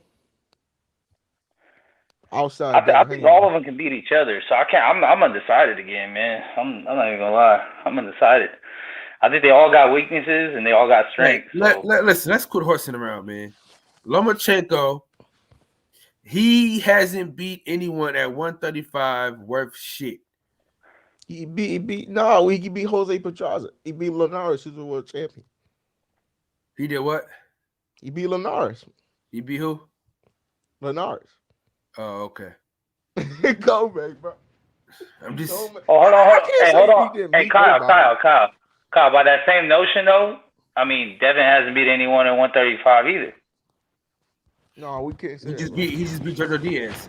Jojo Diaz wasn't a 135. Just moved up. Jojo Diaz is No, he did because he beat Fortuna. What the fuck you talking about, bro? And that's it. His whole rest of his career was below this. He beat Tevin Farmer. Bro, he beat good people, and he was a former champion. Y'all can't keep on saying that Jorge don't fight. Jorge Linares is better than Jojo Diaz? No, not right now. All right, well, shut the fuck up with that bullshit. But Fortuna is better than these people. Coleman? You think Fortuna better than Richard Coleman? Or Nakatani? Or Campbell? Nakatani is ass, bro. Or Luke Campbell? Nakatani. If I hear that dude one more time, I'm gonna fucking scream, my nigga. If I So hear is that dude one more Fortuna. time. Bro, Nakatani is ass, bro. So is Dude, Fortuna. he had one good fight with Teofimo Lopez, and he didn't win. And y'all get this motherfucker all this credit. Dog, Felix Verdejo dropped that nigga hella times, bro. Stop this shit. Can we stop this shit for once and for all, dude? Come the fuck on, man. Please stop this shit. See, they love Nakatani, bro. They love that Japanese Nakatani dude for some odd reason, man. Big Tank, the best fight that Devin had was Jojo Diaz. Like the Jorge Linares shit was cool, but he didn't get the credit for Jorge Linares like he should have. So I'm not gonna give Lomachenko the credit for Jorge Linares. If Devin Haney can't get the credit, neither can Lomachenko. That's my problem. They give Lomachenko all the credit in the world. Dog, they didn't give Teofimo Lopez the same credit for beating Richard Coleman, bro. They did not, bro. The credit they give it. I'm a Lopez fan, but they didn't get the kid no credit when he beat Coleman. They said Coleman got knocked out in 2 rounds, but Lomachenko couldn't even knock out Coleman. He couldn't even finish Richard Coleman. That's why he was asking his corner to stop the fight because he knew he wasn't gonna finish him. No, because he don't got no power, bro. Yeah. Name me the power that he has, man. He ain't got no power. Hey, and people talk a lot of shit about Devin Haney, but anybody just walking towards his punches. Richard Coleman was walking towards Lomachenko's punches, bro. Yeah, I always have to make sure that you've been in the fight before too, because some people like to do those narratives. Like I said, if you ask them to explain the double standard, they won't be able to explain it, and then you can tell they never really been in the fight. Because if you know you can take somebody out, you take them out. You don't sit and then stay at range when they catch you with a jab and then say they pillow fisted. That's stupid. It's ridiculous, because like we were talking about before, you try to make sure you power puncher, bro. I don't. But Devin, brother, you really ain't gonna let me say nothing. Now. You just gonna talk over me, huh? Bro. Damn. I'm gonna go ahead and go back on mute again, man. This dude. This fucking topic is crazy, bro. Well, what I'm saying is, bro, I think Devin has respectable power. I do. Hey, brother, Boston talk. Your new nickname is brother. Cut a nigga off. That's what I'm gonna start calling you, man. Go ahead, bro. I'm sorry, man. No, I'm saying you have got to take a deep breath and allow a nigga to finish their thought. Please, brother. I can't go to sleep knowing that you're gonna overtalk everybody on the panel. I need you to slow down because the audio is gonna be off. When the playback comes, it's gonna be real staticky. So brother, talking over everybody, hold the fuck up and just wait a second, man. Take some deep breaths, okay? You're gonna be all right. You're gonna be fine. Hey, it's all good, highly anticipated. I tried to explain it to him earlier without trying to be rude. Like, you're sensitive where I come from. If you can't just hold your peace and let another person talk, it tells a lot about you as a person. That's not me saying or attacking you. It's just the truth. Like, all I was trying to say was a little bit submerged. Yeah, bro. Yeah. Keep doing that, and I'm like, bro, I can attack you, but I don't want to attack you. I'm not gonna say that. That might be a nervous tick, man. He might be having a nervous tick because he always does that when he talks. Yeah, my father-in-law is like that, but the thing is, you can still control your speech. You control your vocal box. You can talk and not talk. If we were getting hunted and somebody's finna kill us, you be quiet because you worried about getting shot. So that means you control your thoughts. You can control what the fuck you say too. And I didn't mean to be rude. But yeah, that's all I was saying, man. Because I don't give people passes who don't want to shut their mouth. That's just rude. It's something that I can't deal with. So I feel like I need to say something because I'm having a physical reaction to what you're saying. But I'm going to pretend like it's your fault that you're saying it is causing me to feel this way. But like I tell them, if I can make you feel some way, why don't you cash at me $1 million? Don't just blame me for how you feel on the negative. Blame me for how you feel on the positive too. I want to control you until you send me some money. Bro, what are you talking about, bro? Exactly. I'm just giving examples, brother. Listen, you can sit there and say you don't know what I'm talking about, but you picking up what I'm putting down because you keep saying something. And I'm gonna go back to what I was saying about Loma. Bro, I wasn't even talking. Now, what I was saying about Loma is that they said that they think he has a suspect chin, and they also think that his power is suspect. You're doing it again. But the thing about it is that he stayed at range when him and Comey was going at it. Like when Comey would catch him here and there, I did see that the power was affected. I wouldn't say that he has a suspect chin. You know what I mean? I'm just saying maybe he's not as tough as people make him out to be. And his power seemed like it was okay, respectable. That's why I was going with the whole Devin comment, is that if you're not running up on me, then I must have enough power to keep you off of me. You can say whatever you want after the fight, but if you don't finish me, then that means that I had enough power to keep you honest, as they say, for it to be respectful. You understand what I'm saying? So that narrative about Devin, I understand. He's a young man. He's making his money. He's one of the best paid. He's well-spoken. He's very respectful. So, it may be hard to find something to talk bad about him. So you just attack his performances, saying, oh, he's this and he's that. But you literally see other fighters do the exact same thing. But for some reason, the criticism is a little more with Devin. And it's because where I come from, like they say, I know what you are. You're dangerous. I'm not going to give you credit and say you're dangerous because that goes against me. I got to be hard. You know what I'm saying? But the thing is that I'm not going to fight you. Like right now, he has the last belt. Why nobody ain't fighting? What? Kambosos trying to hold on to those belts, man. He didn't just get him to lose them right away. He's not dumb. I feel you highly anticipated, but I just wanted to let you know I felt you. I mean, at the same time, like, it's not much different from. Never mind. I'm not even gonna bring that up because it's gonna turn to a whole nother thing. Never mind. I'm not even gonna go there today. I ain't got the energy. But I'm saying we see a lot of people, save the hardest competition for last and try to get some easy dubs in real quick. So it's just boxing. That's the business. What's good, Tank? But I mean, I think Loma's been looking good. I mean, those past two fights, he's looked good. It's not like he fought bums. I wouldn't say Comey and Nakatani is a bum per se. They're not A-level elite fighters. That, man. Yeah, they're not yet A-level elite fighters, but they're not bums. We're going to get it together, Miss B. It's not normally like that. I tend to cause a little emotionals to flare up, and I really don't try to do that. Hey, Tank, you still there? Because I didn't know if you was on mute earlier. What it do, nephew? What is that, Zach? Hey, what it do, baby? What's good? What's going on, brother? Man, no, y'all chopping it up. Y'all got some good points. I just wanted to elaborate on what I put in the chat, so that to bring some clarity to my statement when I said that Lomachenko beat Linares, who up to this point is been the most decorated fighter at 135 for Devin. I didn't say that to take away from the JoJo Diaz fight. I wanted to be clear on that. What I meant by that is at 135, Jorge Linares has done more than what JoJo Diaz has done at 135.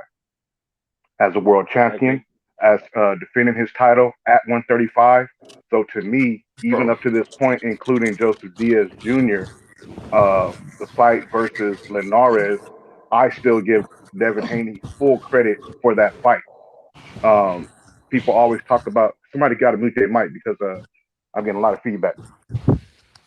But even in that fight with Jorge Linares, people always talk about they have to see a fighter face adversity and then overcome adversity for them to get full credit. Well, that was the fight that Devin faced adversity and had to overcome adversity and pull that out in the end. And that's why I still to this day give Devin Haney full credit for the Jorge Linares fight. Now, where I do give JoJo Diaz his props is that he was a fighter in his prime. Nobody could take away Devin beating him the way he beat him because of his age, the way they did Linares. With Jorge Linares, they said, "Oh well, he's past his prime," and so some people would discredit Devin's performance against Jorge Linares because of that fact. Whereas when it comes to Joseph Diaz Jr., you couldn't do that. Joseph is a game fighter. He's right here from California, just like Devin Haney is. So I've got an opportunity to see him go from amateur to pro, just like I have Devin Haney. So I know that Joseph Diaz is a game fighter, even though he had moved up from 126 and 130 to become a 135 mandatory for Devin. But people have to put into proper context that Joseph Diaz did that. He earned the right to fight Devin.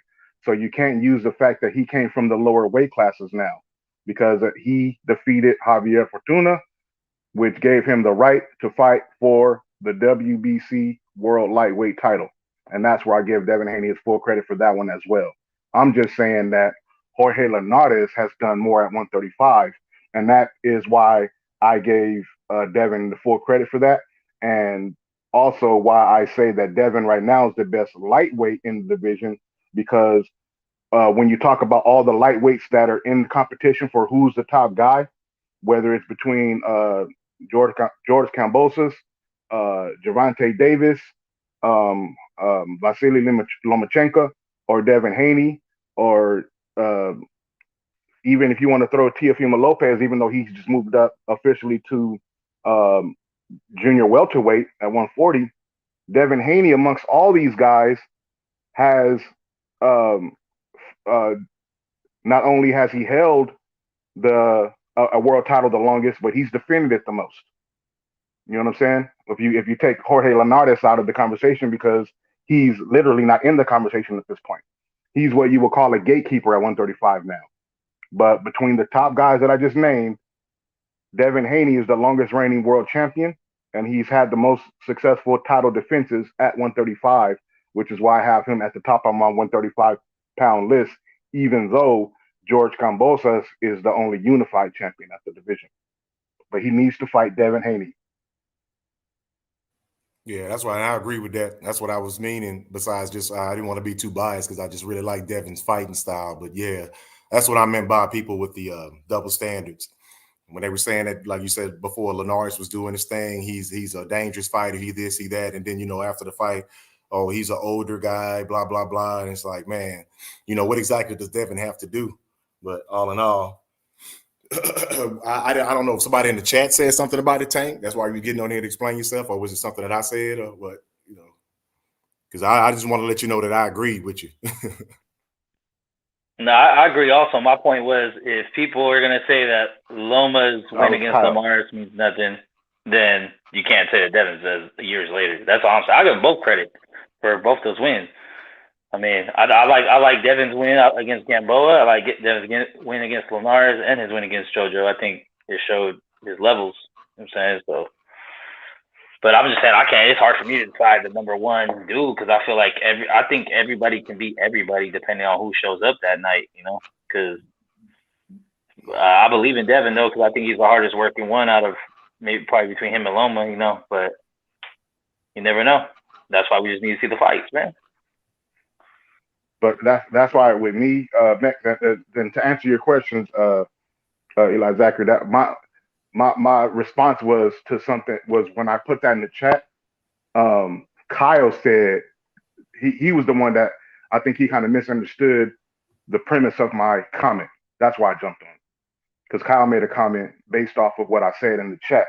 But I think it was because he misunderstood the premise of my comment, so I wanted to come onto the panel to clear it up myself. That's what happened. Yes, sir. I just did because I know I've been reading off the chat. I didn't want you to think I misunderstood you. No, I wouldn't. You know how I am about my words. You know what I'm saying? Yeah, same I say here. what I say, and I mean what I say. Yeah, that's why I like you, Tank. You just don't know. You know what I'm saying? I choose my words very carefully, whether I'm speaking them or writing them down, because our words live longer than we do.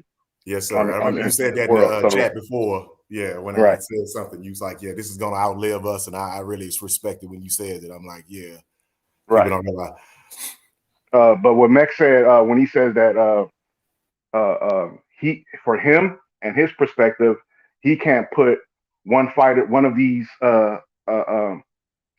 great fighters over the other because they still have to fight each other. I agree with the they have to fight each other aspect, but that's why we all have different perspectives and the way we explain why we put people in certain places. Because, like I said, with me ranking Devin Haney, it has something to do with them fighting each other, right? They can still knock each other off. George Kambosos, if he fights Devin Haney and he beats Devin Haney, then I won't have Devin Haney at my top lightweight anymore, obviously, right? But at the same time, when I'm looking at the landscape, I'm saying, okay, Kambosos fought Mickey Bay. I thought he looked good in that fight, even though Mickey Bay was an older fighter. You know what I mean? I can't take nothing away from George Kambosos because when you watch combat sports, sometimes the ages are misleading. The older fighter is usually the more experienced fighter, and he can use that experience to his or her advantage against a fighter that has not fought on a particular level because of their youth. So we can't always say that the the younger fighter is supposed to beat the older fighter, or the older fighter is supposed to beat the younger fighter. It all depends on what happens on any given fight night, game plans, abilities to operate and execute the game plans that you came up with during training camps, right? But at the same time, to Max's point, we have to see these guys compete against each other. You know, he's ranking it by who's they're all like, at least this is, and Max, feel free to correct me, because I'm just listening to what you're saying, and it makes sense to me, because it sounds like you're saying these guys are all on the chessboard. They're all pieces and viable pieces of the 135 puzzle, and somebody has to fight the other person in order to see who comes out on top at the end. And then that's a fair point. But my thing is, I'm listening to these guys in their interviews, and I don't believe that Devin Haney is going to be a part of the 135 division if he can't get a Kambosos fight, or if he can't get a fight versus Gervonta Davis. He is clearly, like Teofimo Lopez, on multiple occasions stated that he is, it takes a lot of work and discipline for him to make 135. He is ready to move up to 140. He has recently even said that he's going to be going at 140. He's going to be at 154 eventually. Now, this is Devin Haney talking. That lets me know that he understands his own body, and whether we agree with what, if he can compete at a certain weight, he understands what it takes for him to make or squeeze into 135. And so for him to say that lets me know that this 135 conversation is almost a moot point. Devin Haney is only at 135 because he wants to be undisputed at 135. He doesn't just want to fight Loma just to fight Loma, or fight Gervonta Davis just to fight Gervonta Davis, or fight, just to fight. He wants to be undisputed, and he wants to prove that he's better than the guys that they say are better than him. That's what I like about Devin, man. He's been calling everybody out since he's been in the game, and I have Devin as my number one most duck fighter in boxing, regardless of weight class, man. He has a long list of people that say they'll get in there with him, and it hasn't transpired. And I think him and Bill are pretty transparent with their dealings. I mean, you see them on shows calling people, talking straight up with people, showing paperwork. You know what I mean? So I'm behind Devin. I'm just saying, like, when I think about, okay, like him versus Loma, it's just like, I think Devin got the range. I think Devin got enough power to keep him honest. But I think Devin's weakness is kind of fighting inside because he's so long, and that's Loma's strength. And, you know what I mean? So it's just like, there's just different things. When I look at the matchups, between him and Tank, I think the same thing. But then Tank got the equalizer, and Devin has gotten caught a couple times. I mean, if Linares catch him like that, your mind starts to think what would happen with Tank. And I know they're two different fighters, but, since we're hypothetically evaluating things, it's kind of hard to tell. That's why I try to just rest my brain and be like, man, just fight. Just fight, so I don't got to try to come up with how the fight's going to go. You know what I'm saying? Hey, just right quick. Hey, Anthony Alexander. Oh, it's all good, baby. It's going to be dust and dime until it's all over. But I told you it's not going to go past 2 or 3 rounds, and I was concerned that if Oliveira got his back, which is what happened. It did end like I said it was going to end, which was within 2 or 3 rounds. It's not going to go to distance. But my biggest concern was making sure he didn't gas out and he wouldn't have to fight against that rear naked. Well, you see what won the fight, Anthony, just to make sure. I didn't want you to think I didn't see your comment, because I did. First of all, what's going on, gentlemen? How's everybody feeling this evening? DJ. What's going on? Tank, Sweet Science Examiner, man, good to have you back, brother. First of all, I want you to know the whole regular belt argument. I've been absolutely eviscerating people when they come after people's resumes, talking about that they're fighting for JV belts. I appreciate that little nugget of information you gave me a few months ago, because I, like most people, I didn't know that, and I appreciate that little nugget of information, like I said. So You know, people look at that belt differently now. People look at Gervonta Davis a little different now, considering that he has quote unquote a regular belt. Nobody understood that belt carried mandatories, so I consider him a real champion. You get what I'm saying? Right. So I appreciate that little nugget of information. Also, your tagline, dominate the way you dominate. You need to copyright that before I do. I'm working on it, brother. I'm working on it. I sent that. I texted to Devin himself. You know what I'm saying? Let him know that he's like, hey man, look, and I said it again. This leading up to this fight, you know, with Joseph Diaz Jr. Dominate how you dominate. Exactly. Don't worry about everybody else. You don't have to be able to fight on the inside and fight on the outside and be a power puncher like this guy or be as fast as that person. You dominate the way you dominate, and don't worry about these outside voices and this outside noise telling you how you should fight. Your job is to win the fight. Exactly. And I said after this fight that Devin Haney should have got up on that podium and said, I'm 23 years old and I don't have a mark on my face. I must be the greatest. You know, people say a lot about him. I wish he would quit trying to knock guys out, man. Just jab their face off. You have a great power jab. Just keep jabbing these guys' face off. Your left shoulder should be sore as hell at the end of these fights from jabbing these guys' face off, man. Quit trying to knock guys out. That's not your game, because you see what happened when you tried to knock out Lenatus. Only thing people talk about that in that fight is not the fact that you absolutely blew him out the water, ran him out the stadium. All they talk about is that one little shot that he landed that he had been trying to land for the first 10 rounds of that fight.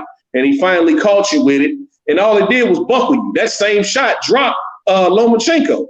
So, you know, it's you know, we gotta start looking at these things objectively, man, and stop just, you know, putting our favorite fighters into it. But at the same time, man, we all know what Lomachenko is. We know he's going to come with the footwork and the angles. But we know he's a great fighter. I didn't like all the hype around him when they started saying he was better than Floyd Mayweather and he only had 8 pro fights. You know what I mean? We got to get to that point where we got to stop overhyping these guys and stop with hyperbole. But at the same time, man, he's a great fighter. We all recognize he's a great fighter. But bottom line, it's Devin's turn. It's Devin's turn, man. Lomachenko, he had his time. He lost. Get to the back of the line. He's behind Devin. I hope Kambosos' people are listening to this. It's Devin's turn. Above all else, we saw what he just went through the last 9-10 months with Teofimo Lopez. Is he undisputed? Is he not undisputed? Let's clear up all the discussion. It's Devin Haney's turn above all else. I don't care what anybody else says. It's Devin Haney's turn. That should be the only fight made. Facts, and you know that's my favorite he word earned to it. use What up, earlier, 817? hyperbole. People love that hyperbole. Oh, it's the greatest, it's the best, and this, you know, all that hyperbole. Boy, that irritates me. That's what I meant by I turn down the those announcers a lot of times whenever they're sitting there saying stuff, because they're just trying to influence people who don't know about fighting as well. And when they hear them saying this and saying that, they know it leaves some kind of impression, or they wouldn't be doing it in the first place. It's called mass media propaganda, brother. I think Devin needs to offer more money than Kambosos can turn down. Like, even if it means he loses a little bit on the fight or doesn't sell the way he wanted to, fuck that. Lose $1 million and get those belts. It'll all come back to you. Always offers the most money, Max. That's what he's known for. These guys always make big paydays fighting them. That's why people are so weirded out by how you're not going to fight a guy with a belt and he's going to pay you the most money. Absolutely. Go ahead, brother. No, I'm not trying to take nobody thoughts off. But yeah, I just wanted to say to Max's point, there's been a precedent that's already been set in the sport of boxing, where the money doesn't talk. It's a good narrative. It sounds good. You know, it looks good on a t-shirt. You know, money talks, bullshit walks. But when it comes to the sport of boxing, money does not always talk. We've seen fighters turn down very lucrative fights and come up with creative reasons on why not to fight that particular opponent. I'm not going to say any names. We can go through the history. We can do our own research, and we can find fighters that are fighting right now in boxing today that have turned down lucrative paydays in order not to fight certain fighters, regardless of the reasons that they come up with, right? That's why I say they come up with creative reasons. This guy did this, or that person did that, or this person doesn't deserve this, or this person doesn't deserve that. I should have a bigger cut. I should have a small, all that. So at the end of the day, what it's going to come down to is, are you willing to challenge yourself? Are you willing to challenge yourself? You have, in this particular situations, a fighter in George Kambosos who did what some people didn't think that he could do. He became the mandatory for Teofimo Lopez.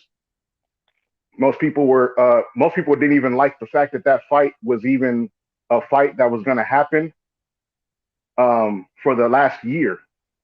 You know what I mean? If you go back and listen to when the fight was first announced, when you go back and start listening to all of the talking points that surrounded why that fight was taking place instead of another fight for Teofimo Lopez, George Kambosos was giving little to no chance. And I'm not talking about betting odds and people just having an opinion on boxing styles, right? Because the styles were not that far off. But when it comes down to it, you beat Teofimo Lopez as his mandatory. Now you have his spot, and now that you have his spot, you have to take on the what comes with being the champion, a unified champion in the division. You can't be TO 2.0 at this point. That's not a good look for him to be TO 2.0, right? He has to be George Ferocious Kambosos. He has to be himself, and being himself has gotten him this far. He has taken on challenges already. He's fought, like I said, the Mickey Bays, the Lee Selbys. He's taken on Teofimo Lopez now. He doesn't need to go side to side or backwards. He needs to now challenge himself against a highly skilled fighter, which is any list of these fighters that we have on the board. But the highly skilled fighter that he needs to fight out of the three is the one that has the other piece of the undisputed puzzle. And that's only one fighter, and that's Devin Haney. Because with all due respect to Gervonta Davis and his WBA world title, that's what it is. It's the WBA world title. It's not the regular belt. You can go on their website, you go anywhere else. The only people that call it the regular title is media. And then people who watch these media outlets and listen to them, they parrot that narrative. But the WBA doesn't refer to it as they call it the world title. And then you have the super title, right? So that's what it is. It's the world title. Now, the difference between his world title and Devin Haney's world title is the fact that the other sanctioning bodies view the super title as the preeminent title of the division. And they also view the world title of the WBC as a preeminent title of the division. That's the difference, right? So even though George Kambosos, like Teofimo Lopez, like Vasily Lomachenko, had the franchise designation, the other sanctioning bodies don't recognize that as being a world title because the WBC itself doesn't view it as being a world title. And in order to become the undisputed world champion at a division, you must have all four world titles in the sanctioning body. That's what we got to keep saying that. You got to have all four world titles, not franchise title. Yeah, That's where George Kambosos needs to challenge himself. Well, it's hard to have any faith in Kambosos when he talked all that hot shit and he brought up Ryan Garcia. At that moment, everything he said, did before, it's just fickle. It's up in the air. Look, man, the boy had an entire year to fight T.O. And I believe T.O. wasn't focused. And I also believe he gave Kambosos a reason to whoop his ass with the COVID shit and all of that. And Kambosos having to spend extra money and spend that extra time away from his family with all that shit. Because if you remember, They was boys. They was cool when they made the fight because they was making money and colluding against Bob and pushing it to the limit. And they made the little money with Triller, so everything was cool till he started claiming COVID. Then you start seeing the real vitriol between them two. So I think he really motivated Kambosos a little bit or a little bit more too. But at the end of the day, this dude not better than Loma. He's not better than Tank, and he's not better than Devin. I don't see him beating it all three. That's opinion. But I just don't see him beating all three. I do not. And I think T.O. fucked himself. I think T.O. had a chance to beat him, but he gassed himself out, and his daddy wasn't giving him shit in the corner. As bad as it was, as bad as it was, I think he still could have knocked out Kambosos on the cool if he'd have had some real training, leading up to the fight, and his daddy was giving him something real in the corner. But all credit to Kambosos. He beat Lee Selby, he did his thing with Mickey Bay, and he did his thing with T.O. But to me, I just don't think that those guys are the upper echelon of the 135-pound division at this point. I think, Devin is worthy. We all know he been skipped over, skipped over, and skipped over. So, I mean, he up next. We all know what it is, but at the same time, man, when that motherfucker went to mentioning Ryan, that should let everybody know, like, ain't no telling what the fuck he gonna do. Hey, that's big facts. 817. I will also add this though. Before somebody else jump in, that it's crazy because he really don't. If you think about it, he don't need to beat all three. Tiafimo didn't have to beat all three. He beat Lomachenko and rode that wave until Man. George Kambosos kicked the surfboard from under him. Facts. You And know what on I'm the That's saying? what I cool, meant by the Tank. double standards earlier. Yeah, my So, bad. I didn't even speak over. I'm like so 817. I just wanted to, hit that right quick. Yeah, and on the cool, Tank ain't the reason why everybody was pissed off at T.O. was because he didn't have to fight Kambosos. He petitioned to fight as mandatory to Doug Dale. Ain't Yep. that the understanding? yes, sir. That's And I why I was like the way talking you about what I started was off talking about saying that they earlier. were friends at first too. They started off to try to get that money to burn Bob, and you saw what it turned into. And Facts. Kambosos knew the whole time that that T.O. did. He saw him as food. You know what I mean? So I know he got a good little feeling of comeuppance. Because in that fight, what he did, he played the matador. He moved. He was able to counterpunch a lot. And every break in and out, he would make sure he was landing punches. So he did the smart stuff during the fight because he saw T.O. He was burning. He was just crashing and burning during the fight, and he understood that. And I'm gonna jump back off y'all. Yeah, but I don't think from Kambosos' perspective he cared about burning Bob. I think that was a Teofimo Lopez thing on his own where he had issues with Top Rank, ESPN. Um, that's because, and the reason I say that is because George Kambosos with Lou DeBella. Bob Arum ain't his business. It don't got nothing to do with him. He was going the way he's with Lou DeBella. Lou DeBella is going to go where he needs to put his fighter, whether it's with Top Rank or whether it's with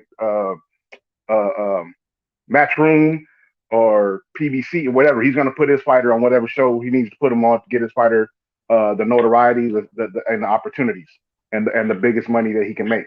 I think that was more so Teofimo Lopez with the axe to grind, so to speak. You know what I mean? Kambosos, he's going to benefit regardless. I didn't have no problem with that move though. Like Right. it worked. It worked at first until Triller, shit the bed and that whole shit went to shit. But I mean, they got a lot more money than they originally would have had if it would have went through. Facts. I'm never And mad at a fighter getting their money, man. Never had. facts. And my I ain't bad. I mad at him misquoted either. 817 earlier, Tank. I said that. I did misquote him. That it was more or less T.O. I think I threw both of them in there, but yeah, that was a misquote, just to clarify. Yeah, and on the cool, I mean, I'm not mad at T.O. either. You have to remember, y'all remember in the press conference when T.O. was talking about they brought him a loser ass contract before he fought Loma like he was gonna lose and shit. So T.O. had it out against Bob. And remember, all of us was pretty much like, say, man, at least he's standing up to Bob and he ain't being quiet about the bullshit that's, being fed to him. Yeah, we're, and that's the thing. That's why it's funny that when people try to come at us about hating on Teofimo Lopez, because Like I just dropped a video on my channel showing that I picked Teofimo Lopez to beat Lomachenko by decision, I not by picked it by knockout. Because knockout, man. people was like, oh, he can only win by knockout. I was like, nah, that's not true. Him and his dad, they can come up with a game plan to beat Lomachenko for all 12 rounds. You know what I'm saying? And I was saying that it wasn't having to do with his shoulder because that wasn't released. You know what I'm saying? All of a sudden he had shoulder. He being Lomachenko had shoulder injuries after the fight, not during the fight. Nobody was talking about it during the fight. He wasn't getting his shoulder massaged during the fight. Nobody was trying to stretch it out, or it was none of that. Nobody was saying, "Hey, is his hand hurt?" You can hear his coach saying, "Hey, you got to work through that." We've seen fighters fight injured during fights, and you can noticeably tell a significant change in their attack plan because of injuries, and that wasn't seen when Lomachenko fought Teofimo Lopez, and it wasn't just like it wasn't seen when Manny Pacquiao fought Floyd Mayweather until after the fact. And then after the fact, people then rewatched the fight and then said, "Oh yeah, I can see that now. Yeah, look at that. He's not throwing." Nah, man, forget all that. If you can't see it during the fight, then it doesn't exist. You see what I'm Tio saying? was massaging his face. That's what it was. He Right. felt You know Tio what I'm saying? power and was scared to let go. We saw the difference in between Loma at 130 and 135. We seen it again last night. He called Comey when Comey fucked up and paused it and basically lost where he was in the ring. You know what I'm saying? He thought the shit was tied up and it was gonna break. It was gonna get broke up. But you got to protect yourself at all times. But Say I it's what mean, it is, A1. I yeah, said that earlier on Tay Jones' channel. That's low key what it was. It had nothing to do with anything tactical in terms of a setup. You know what I mean? It was tactical in terms of uh, like when Floyd Mayweather knocked out Victor Ortiz because Victor Ortiz wasn't protecting himself at all fact, times. Yes, That's what Tank. happened with Richard Coleman and his That's what Taylor knockdown did this too weekend. in the fact. undisputed fight. Remember, he kept catching and when they were breaking him, he kept catching them with those uppercuts when they were That's fighting. how you right. You're not protecting yourself at all times. Yeah, and that's how he That's did. not a Yeah, tactical thing. Like that's I a feinted tactical you over thing. here Yes. and I threw this over there. That's not one of those situations where like when Luke Campbell knocked Yeah, down well, that's Ryan what I meant. Luke Garcia. Campbell. I said Taylor, Like didn't I? Yeah, Luke yeah, Campbell's who I was talking about. Yeah, like when Luke Campbell knocked down Ryan Garcia, he feinted to the body and then what I'm saying, went up top. You see what I'm saying? Right. That wasn't what happened with Lomachenko versus Coleman. They were on the ropes. Coleman relaxed because as they Yeah, he broke did. away from being on the ropes, it wasn't a referee breakup. They just kind of was tied up, and Lomachenko stepped back, and Coleman was on the ropes, and he lapsed in that moment. It only takes a split second, Yep. and Lomachenko realized that he wasn't protecting himself, so he took the shot. That's Hey, what but happened. peep game, Tank. Peep game, Tank. I noticed something about Loma, right? You know that same dip that Pacquiao got to the left? He got that Mm. same dip. They got that same dip to the left to hide. And then number two, he feints in close to get a motherfucker to think he finna punch them, or he'll give them soft punches, the one little 1-2, the pity pats. But what he wants to do is move on your ass quickly when you go into high guard. He wants to move because he's already small, so he crouches down, he move, and then he wants to unleash on your ass. You know what I'm saying? Right. And I just think that shit's not going to work against somebody like Devin or somebody like Tank. And we seen Tio neutralize it at least for half the fight with the threat of power. Those guys have great boxing ability, and Tank has power, and we can at least say Dev has sharp power. We've seen it before in the right situations. and I meant Josh Taylor, y'all. Josh Taylor was the one that was doing it on the breaks when he was fighting for his undisputed fight. That's I kept Right. trying to Against figure out what he Smart Ramirez. was doing. Yes. fighting. That when Smart he got that fighting. knockdown versus Ramirez, right? Yeah, that's what he did to Yeah. Ramirez a I know couple what of you're times. talking He about. was doing that on the break, catching him.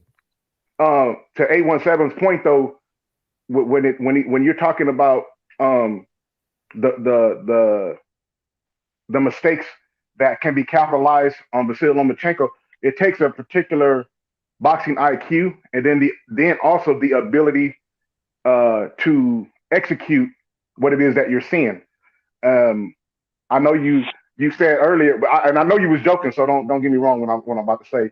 I know you were joking when you was like, yeah, it was T.O. was touching his face up. That's why he didn't do what he's doing. But in Facts. reality, in reality, specifically what Teofimo was doing tactically, well, was going to Lomachenko's body.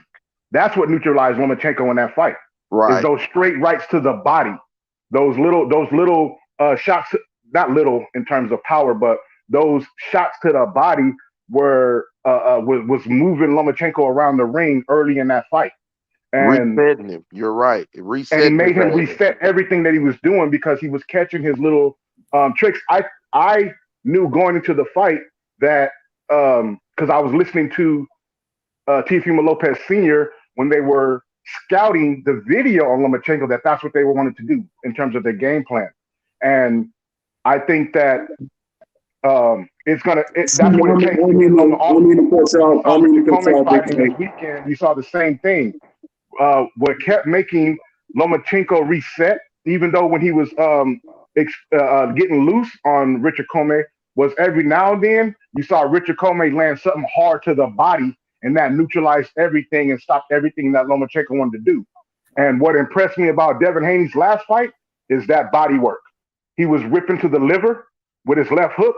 He was throwing good right hooks to the body. And to me, that more so than anything else that he does is going to be the little wrinkle that will increase his chances of being able to do what he needs to do to beat Lomachenko. I don't know if he can do it. I don't know if these guys can do it. They have to show me. This is the show and prove sport. I don't care about like Mex was saying earlier. He ain't got the chance to talk in a little bit, so I want to get his thoughts on this as well. After you know what I'm saying, but Mex brought up a great point.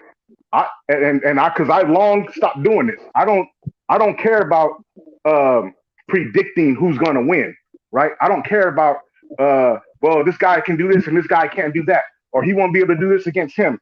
I don't know. Fight. Let me see it. Fact. Once you get in the ring, then all questions will be answered. It doesn't matter. Oh well, I knew he can do this or I knew he couldn't do that. I don't care about none of that.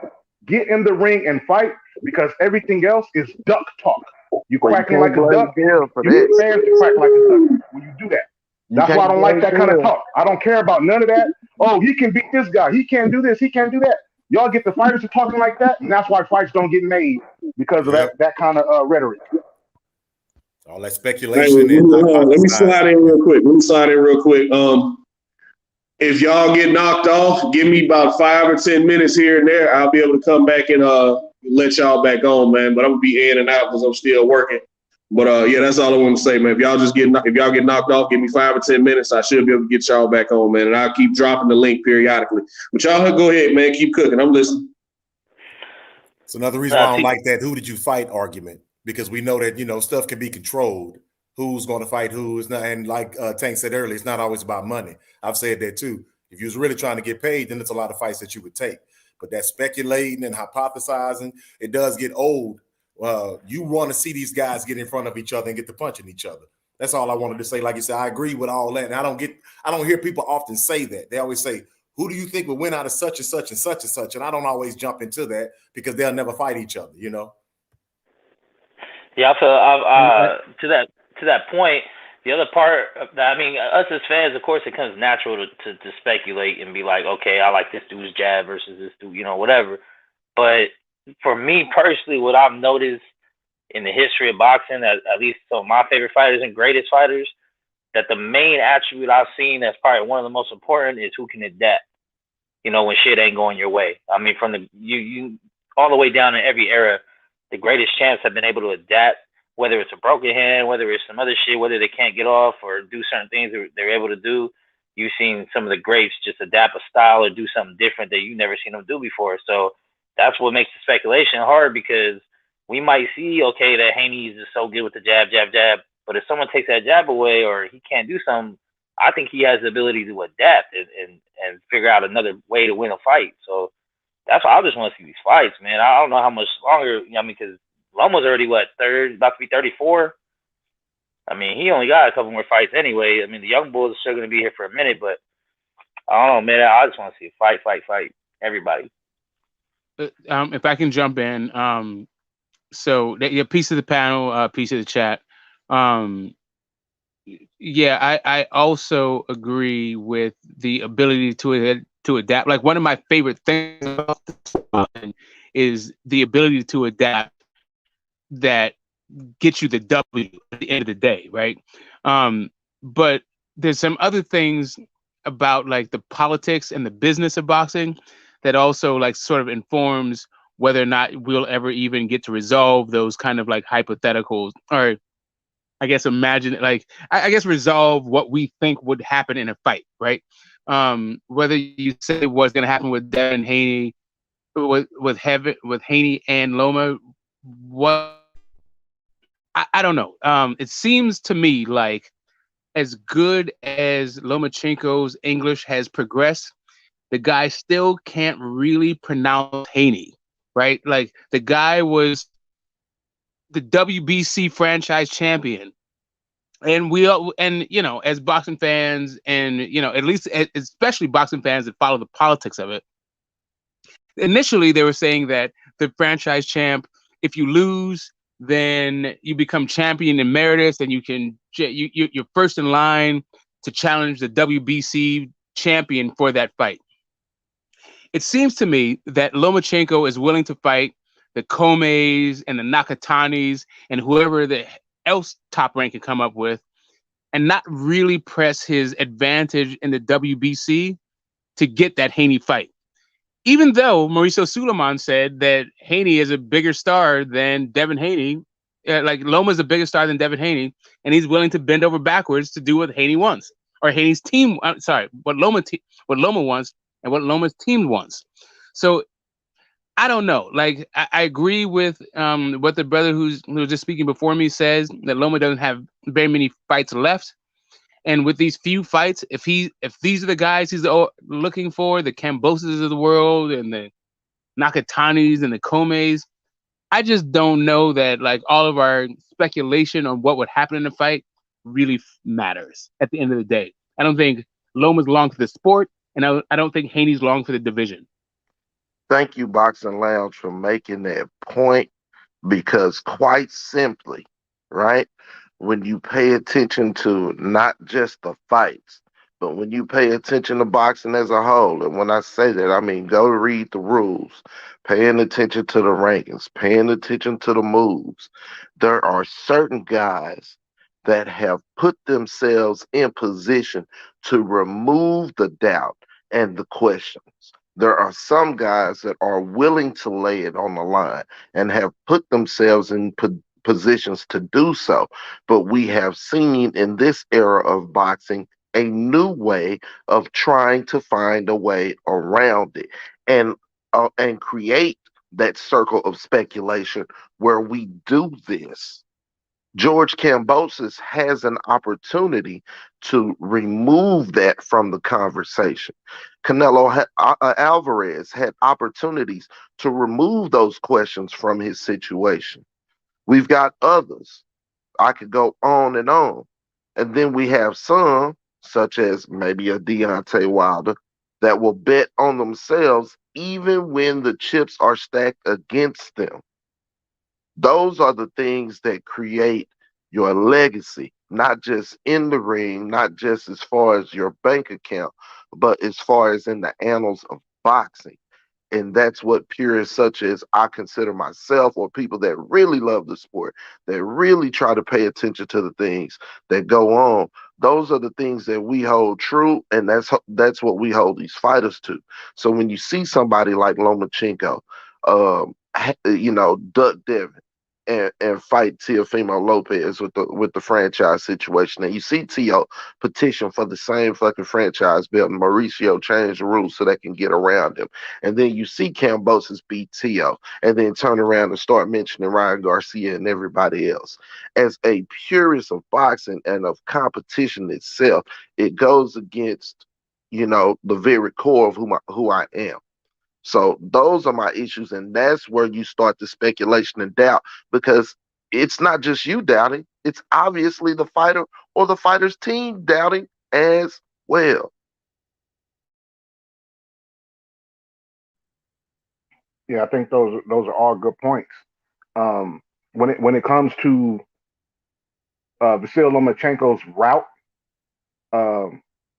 it's important to put that in context, though, right? Because we got to remember when he set out his comeback plan to become undisputed or unified at 135 again, Teofimo Lopez was the guy to beat because he's the guy that beat Lomachenko. So, to Boxing Lounge's point about the politics of boxing, one of the clear pathways in order to get certain fights is to fight a fighter that someone else fought. Because for whatever reason, the people who scribe boxing, you know what I mean, especially in the mainstream media, and to a lesser extent, independent media, they like to talk about these triangle theories. So it wasn't a bad plan if you're Lomachenko's team and the idea is to get back to Teofimo Lopez. So you would line up his most recent people that he fought and try to beat them in a better fashion than Teofimo did, because we know that these scribes are going to talk that up, right? Oh, he's going to beat Nakatani and he's going to fight Kome, right? We know that that's one of the ways that mainstream media will talk up a future fight. So I understood that route, but the problem was, by the time that this George Kambosos versus Teofimo Lopez fight actually happened, when he fought his mandatory, Teo lost. And so Loma had already had that route already drawn out. And so he just had to complete that. Now he's got to pivot a little bit and hope that he can lobby for a fight versus Kambosos. And if that doesn't happen, he must fight one of the other two guys. So, like, say if Kambosos fights Devin Haney, which he should, because Devin Haney has the world title for the WBC, then Lomachenko, his ultimate goal from his team's perspective needs to be for him to fight the WBA world champion at 135, which is Gervonta Davis. And if they're smart, they'll try to push that now while they know that Davis has a hand that needs to be healed. So you want to get Davis now before he gets back on the horse and, semi-healthy. We know at this particular time in boxers' careers, you don't get healthier as you go on, right? You just get hurt a little bit less. But on the flip side of that, you got guys who use other routes politically to get these fights made, and we're seeing that as well with guys like Gervonta Davis, who says, well, his route is going to be, I'm going to pack arenas, regardless of what the pay-per-view numbers are going to be. As long as I can say that I put asses in seats, then I'm a valuable commodity for any promoter or fighter to choose as an opponent. Devin Haney, he just keeps winning, right? The problem with the way he wins is that he's establishing different nuanced styles to his already high boxing IQ game, and so what we're seeing now is the critics coming and saying, see, before it was what, this time last year it was Devin Haney boxes too much, he's boring, right? Which still is an underlining theme that they use narratively, right? But at the same time, we're seeing that change, because when Devin Haney was listening and hearing this, he started to change it up. Like, I think it was Eli Zachary earlier, he was saying how Devin Haney needs to stop trying to knock guys out. I don't know if it was Eli or if that was DJ, but I remember I heard somebody say that Devin Haney needs to stop trying to knock guys out. But that's coming in direct response to these narratives from a year, 2 years ago, when they were saying that he's boring, all he can do is box. So now we see him mixing it up with Linares. Had he not got clipped at the bell in the 10th round, all right? Let's not confuse that with as if Linares caught him something early in the 10th round or in the middle of the 10th round, and Devin had to fight his way through it. No, that shot was landed at the bell of the 10th, at the end of the 10th round, that Devin Haney was already winning, and he had won those first 10 rounds in a style that when people were calling the fight and watching the fight, they didn't believe that Devin Haney can do. Now, what people don't like to talk about when it comes to boxing tactics is that the more you open yourself up, the more, the more you open up on offense yourself, the more open you are to be countered. That comes with the territory. It doesn't matter how great you are, whether you're um, Pernell Whitaker fighting, Roger Mayweather, or Floyd Mayweather fighting Demarcus Corley. The more you open up, the chances are you're going to open yourself up to getting countered when you're opening up offensively, and that's what we're seeing with Devin Haney, right? He's opening up. That's why he got hit by Joseph Diaz Jr. Not because he doesn't have the defensive skills, not because his defense is taking a step back. It's because of the style of fight that he's choosing to fight to please fans that are going to criticize him one way or the other. That's what we've seen.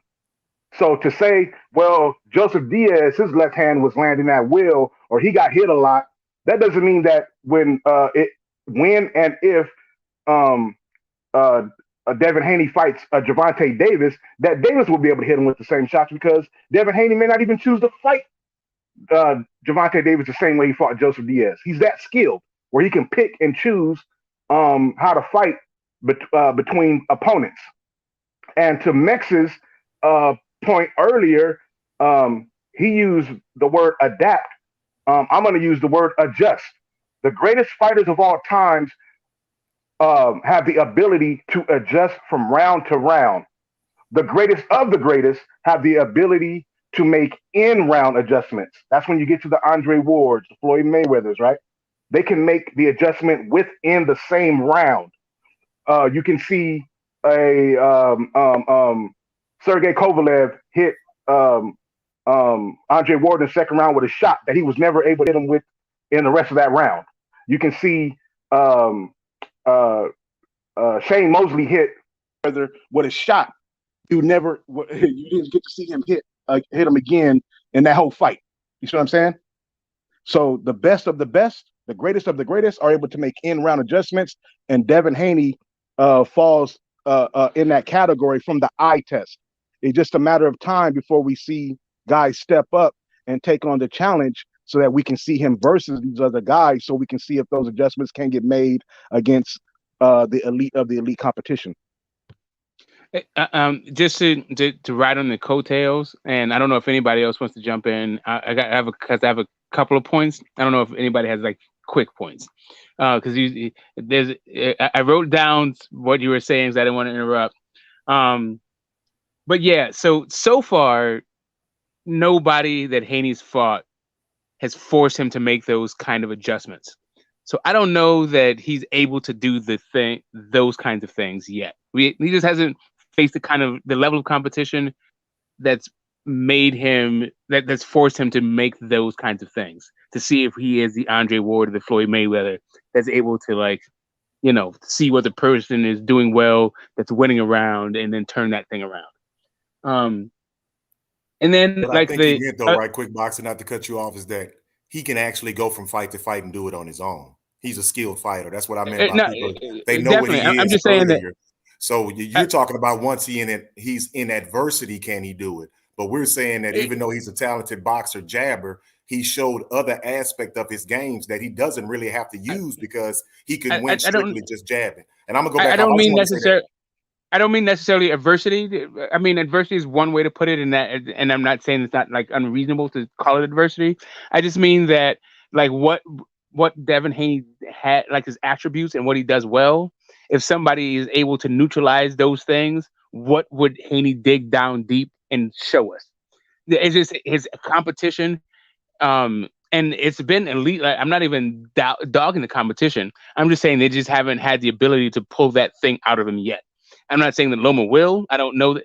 I think that Loma could, because of Loma's attributes, and then we'd see these kind of adjustments to put him up there with Ward and like Floyd. But just like his opposition at this point, we just don't know, right? But yeah, that opening up kind of thing, I don't like. It's a double-edged sword, right? Like, so on the one hand, I appreciate Haney's composure and his maturity in the ring, right? That he just makes the correct, he does the correct thing to do to get the W. But then the other thing is the hearing the fans backlash, right? So you don't want to necessarily grab, or maybe your fights are boring, so now you want to make it more exciting. And the cautionary tale about that kind of mentality to me is the AJ Ruiz fight the first time, right? Like how AJ felt like he was boring and he had to live up to the standards of like fight fans. And so now he's going to go trade with a guy and fight the wrong fight and get stopped and, get all his belts took the first time. Right. So like that, like while I appreciate trying to satisfy fight fans and the bloodlust for the sport and the excitement that comes from an actual fight, not necessarily a boxing match. As a longtime boxing fan, I appreciate the sweet science too. So I'm not gonna eat his lunch about it, and I think it's actually more shrewd to just go with the mature route. Like, forget squabbles, forget what fight fans have to say about your fights being boring and all that stuff. Just actually, like, find a way to market yourself, like, get yourself in there with some power punchers, so the threat of knockout is there in your fights and the intrigue is there. But don't necessarily go out there and try to trade with somebody because you're trying to, assuage or appease some, fickle fight fans. Like, that just doesn't seem to be a very wise move in my mind. But like, lastly, and before I pass the mic, is the way that Lomachenko moves, kind of thing, and the route that he took. Sure, on the one hand, you could say that it is reasonable the route that he took, and Teofimo just lost. But on another hand, the reason why he got that WBC belt is because he got in the way of Devin Haney and Luke Campbell. And he said, yeah, I'm going to go ahead and get in the way because I'm going to big dog all you guys because I'm Loma, but I'm going to go circle back and fight Haney. So that's part one. The other part of it is, watching Loma and watching Top Rank, we all saw that Ray Beltran was getting fattened up to get fed to Lomachenko, right? But Comey beat him. So, like, the rise of Tio was literally really about a failed attempt to feed Ray Beltran to Lomachenko. So, like, I'm not a real big fan of the way that Lomachenko, his route has been, especially considered that the reason why he got the WBC belt in the first place is because he said, I'm too big for the sport. I'm so big in the sport, not too big for the sport, but I'm so big in the sport that I get to, I get to jump the line, forget your vacant title fight between Luke Campbell and Devin Haney so we can actually get a champion. You can fight a champion. You're going to get a vacant title. Fine. You're going to get franchise title. Fine. But the franchise title came with it. You are supposed to be first in line for the WBC. You're supposed to be able to challenge the WBC champion to a fight. So this whole thing about Nakatani and Comey and routes at this point, I'm not feeling it with Loma. And I'm not like, and I'm a fan of both guys. I'm not like hating on Loma. I'm just not feeling the route thing. Like, even if you go like Kambosos has all the titles and all that stuff, and sure, it's a bit more lucrative fight. I don't even know if it's a more lucrative fight, but it has more prestige because there's more belts. Loma don't have very many fights in him. Like, this dude's at the end of his career. He's like, what? He's at 18 fights. He might have 20, 21 fights when it's all said and done. You're supposed to be in championship fights. You're supposed to be in championship fights. Your team is petitioned for you to be franchise champ. Why are you not challenging Haney? I'm not really trying to hear the way you move. That's my time. Go ahead. Before the next person goes, I want to say this about a comment that's in the chat that when I was talking about when fighters open up offensively, that opens themselves up to getting hit. That is not an excuse on why people get hit. Big O 581. That's boxing. All right, that's boxing. That's what happens in boxing. That's why I made a point to use specific examples, like when Floyd Mayweather fought DeMarcus Chop Chop Corley. When he opened up, he got hit. That's what happens in boxing. You also said that you never heard anyone call Shakur Stevenson boring. Well, you need to go back and watch the Jeremiah Nakatila fight. Yeah. Because in that fight, Timothy Bradley on the air and other colleagues, except for Andre Ward, were calling that fight boring and calling Shakur Stevenson boring. As a matter of fact, to quote Timothy Bradley, he said he fell asleep during the fight, and he's the one actually at work getting paid to watch the fight. So that's the utmost disrespect in calling somebody boring, is when you get paid to watch the fight and you're on air after the fight trashing the fighter and saying that he was so boring that you fell asleep at work. So if you didn't watch that, that's fine. That's what I say, Tank. Yeah. How is it his fault he's not getting hit? If that's the point, to your credit, if you didn't see that Jeremiah Nakatila fight, then so be it. But I advise you to go back and watch that fight. And there were other fights before that where there was Joey Gonzalez and other guys that not only was ESPN pundits saying that he's boring, but boxing fans who follow the sport were saying the same thing as well. It's something that comes with the territory when you are able to hit guys and not get hit. People call those fights boring. They say the same thing about Demetrius Andrade. Demetrius Andrade can get in there and knock a guy down 2, 3, 4 times, just like Loma did in his last fight against Richard Coleman, knocked him down, but then goes 12 rounds and wins the decision. Demetrius Andrade does that, and they say he's boring. And then you said that, did they say that about his last fight, talking about Jamel Herring versus Shakur Stevenson? Well, that's the rub, isn't it? Is that when he opens up, it makes it a more exciting fight. Then you say that, right? Even but you can say the same thing about Joseph Diaz Jr. versus Devin Haney. That was not a boring fight. It wasn't boring. Both guys opened up, both guys got hit, and they put on a good show for that 12 rounds. You can't say that Devin Haney versus Jorge Linares was boring. You got Devin Haney fighting in the pocket for the majority of that fight. 10 rounds to be exact. And in the 11th round, he came out and got hit again with a left hook and knocked him against the ropes. The incorrect narrative is that Devin Haney got hit at the bell in the 10th round and was never able to recover for the 11th and 12th round. That's not true. What happened was he got clipped at the bell of the 10th round and got hit early in the 11th round again with a left hook. They just don't talk about that shot. They don't talk about the fact that Linares was able to hit him with some more shots early in the 11th round, and Devin Haney had to adjust to that. So I think that you should watch more of some of these fights that have already happened if you haven't heard the narrative that Shakur Stevenson is a boring fighter. You say you never heard anybody call him boring. My bad. Go ahead. You know, some of that stuff, like the boring part and whether or not a fight is boring, and you know, a lot of that is subjective, man. And especially when it comes to like on-air personalities. It's not a lot of it, Boxing Lounge. My bad, but it's all subjective.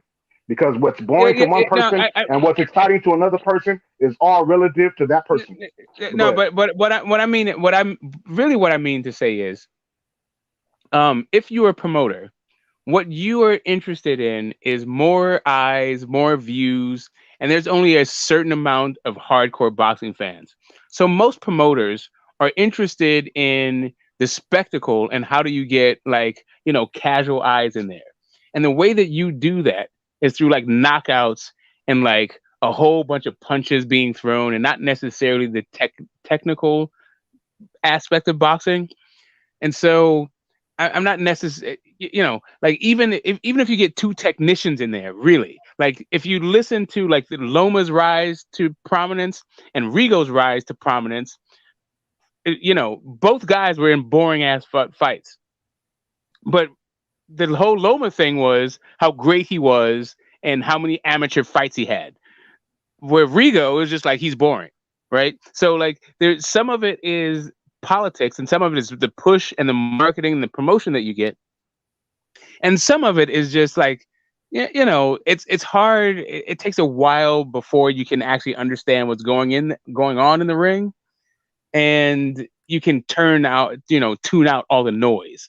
Like Quadres. I don't know if you guys remember the Quadres versus Estrada fight, but everyone was talking about how exciting that fight was, and it was just two little dudes throwing a bazillion punches, and knocking each other down occasionally. Like there's not a lot of technique involved in that fight. It was just like a huge, it was just aggressive, what you can call exciting. Um, but yeah, like technique, like ring generalship, defense, all that stuff was out the window. It was just like who's going to be is mano a mano, toe to toe, and who's going to actually be standing at the end of the fight. And for some people, that's what boxing is at its best, actually. For other people, not so much. I think I'm sorry, y'all. I think a lot of it is on the fighters now too, because they have full access to change that narrative themselves if they want. They can do the same shit Mayweather did, just be in every interview, be in every ear, and double down on his hit and not get hit. And that's the thing. Like Mayweather ended up adapting the fans to accepting that he was always going to be defensive. So then it turned into, well, now who can land a punch on him? Who can hit him? Like even though they were calling him boring and shit, always around this and that, they were still paying, hoping that everyone that he was lined up against was going to be the guy to fucking. That's a brilliant point, Max. I'm glad you pointed that out like that, man. That's brilliant how you explain that. That like they said, he basically made himself the bad guy because boxing is hit and don't get hit, man. Like that's what it is. If you want to see street fighting or whatever from a street fighter, then you go elsewhere for that. But in the end, boxing is hit and don't get hit. That's why they call it the sweet science. The fact that I can stand in front of another man and make him submit to me without me being damaged. And that's it, Max. I didn't mean to step on your toes because I like that. Yeah, no, and I mean, and that's the thing.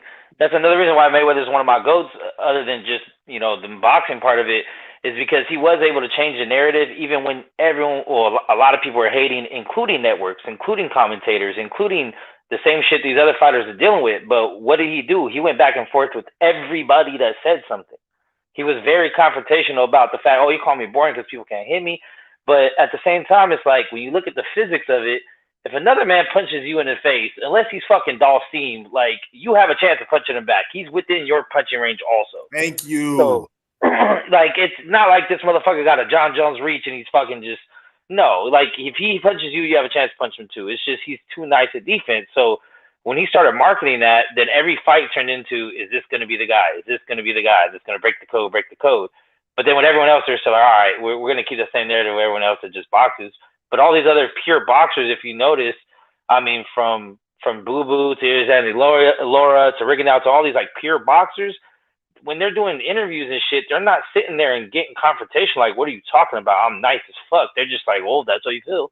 And when you have that passive shit, they're going to keep running that narrative on you.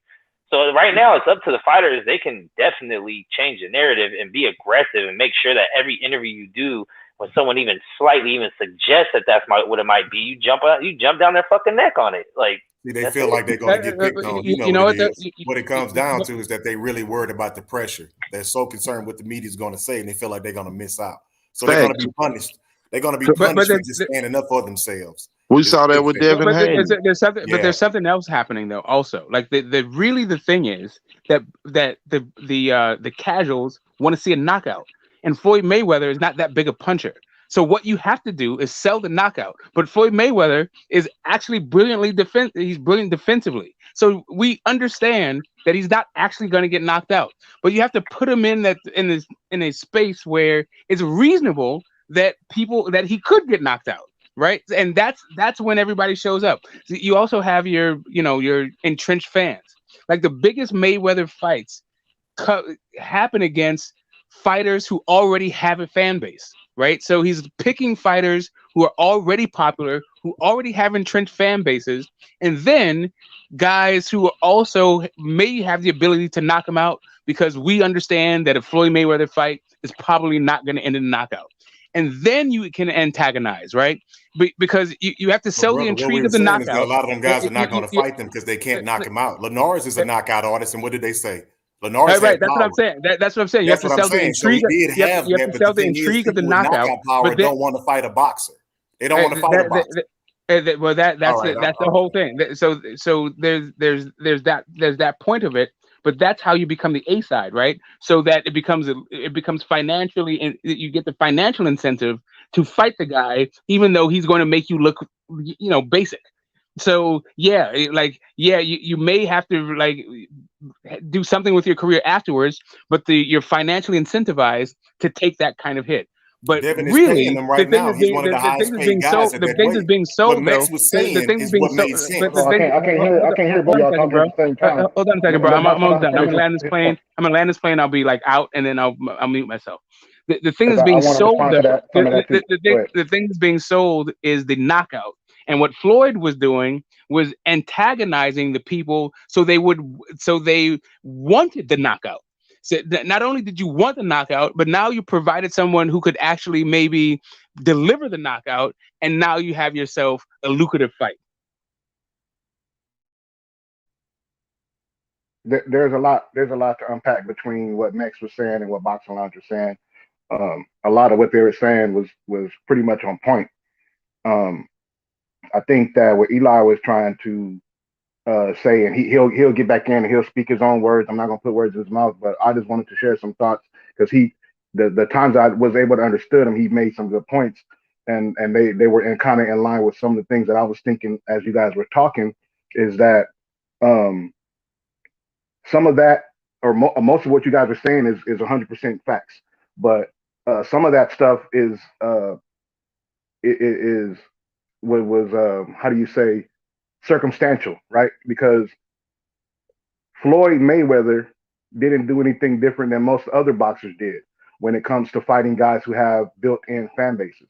Most fighters, that's how fights get made. That's how promoters think. Promoters don't only think about this exciting guy versus that exciting guy. They want to put in, like Boxing Lounge is saying, they want to put on a fight that's going to catch the interest and intrigue of the people that are watching the fight. Now, me personally, I don't put um, I don't put um, the majority of the onus on the quote unquote casual fan, because I don't believe that casual fans move the needle in boxing. I believe that hardcore fans are the ones who move the needle because they're the ones who tell the casual fans that are their friends, hey, this is a fight that you need to watch. And then they'll watch the fights. Now, what happens is, unless those fighters are popular already, they're not interested if they don't hear about those fighters. But you have to understand also is that boxing is a sport where not many of the guys are popular. So the only way that these casual fans will even know who these guys are to get to know them is because of the hardcore boxing fan that says, hey, you need to check out this fighter, and then you need to check out when he fights this guy, and you need to check out when she fights that lady, and so forth and so on. That's how you build up the profiles of these fighters, and then you have big fight parties because you're the one telling your casual friend these are the fights to watch. Now, what happens is that when it comes to talking points, that's what people start to emphasize, which is the quote unquote toe to toe or knockouts. But that's not boxing. That's not the overall draw to boxing, right? And they try to make it seem like Floyd Mayweather was the guy that came up emphasizing to hit and not get hit. When I can go all the way back to Customados telling uh, uh, uh, Mike Tyson that that's the name of the game. That's the sweet science, is to hit and not get hit. These fighters today, they do at sometimes um, acquiesce to the pressure of the outside world telling them that they need to be more exciting. But at the same time, to be fair, I believe that I hear enough for my liking of them contesting that narrative by telling the interviewers and the fans that no, this is part of boxing, and I am a slick fighter. I'm a defensive fighter. Um, hit and not get hit is the name of the game. I've heard it from Devin Haney. I've heard it from Shakur Stevenson. I've heard it from Demetrius Andre. I've heard it from Tevin Farmer. I've heard it from a lot of different fighters, and um, I don't think that it's a thing where they have to be quote unquote confrontational with it, but they just have to be on record saying it enough times, and they do it for me. You know what I mean? They get out there and they tell people like, look, that's not the game. That's not the name of the game. You can be rock'em sock'em all you want to, but boxing is the hit and not get hit business. And Floyd Mayweather, I don't know if he like was the one to change the narrative, because if he changed the narrative, then you wouldn't have boxing fans and pundits saying what they say now. If he changed the narrative, all he did was he challenged them in their face when it came to his fights, and he tried to change the narrative. He tried to say the less punishment you take, the longer you last in boxing. But still, even still, you get guys to get on TV like a Timothy Bradley who knows better will still get out there and say that Shakur Stevenson put him to sleep on the air right after the guy's fight. You know what I'm saying? When he's a young up and coming fighter. So the narrative has not been fully changed. It's just that, they won't say it about Mayweather. They still call Mayweather boring right now to this day in 2021. Just right quick. There's ahead, two words. I was just gonna say there's two words that are important when it comes to boxing that I think we're omitting, and I think that's charisma, and I think that's confidence. Many of the fighters that we love today, from past years or whatnot, even leading up to now, have had that charisma and confidence to where when they did get on that stage and they were questioned in such a way, they had the proper response verbally and in the ring. Such as your Sweet Peas, your Floyds, those outliers, those ones that, like Mick say, were able to adapt and or when something was taken away, show something different. So I think those things are important, and I think the only person outside of Floyd that's been able to maximize it in this age, other than somebody like a Deontay Wilder or an Errol Spence, so to speak, or a Tank Davis, would be Adrian Broner. To truly, you know what I'm saying, either, love it or hate it, be able to take that stage with charisma and confidence and build, a fan base, love him or hate him. You know what I'm saying? That we showing up to see him get whooped, or we showing up to get proved wrong, or whatever it was. And I think it's important for these fighters in this age. I think Keyshawn tried to do somewhat of a good job of it when he got the opportunity with the Top Rank mic. He just need more practice at it. But being outspoken and using the avenues and platforms to get there. I mean, these guys have more access to those things now. I think we're going to see a shift too, sooner or later, with the promoter game. I really do. I think more guys like Devin will begin to surface. It's sad to see guys get marginalized with skills like, your Osheki Fosters of the world and so on and so forth, and not get those opportunities because, guys, we're only seeing a few. You know what I'm saying?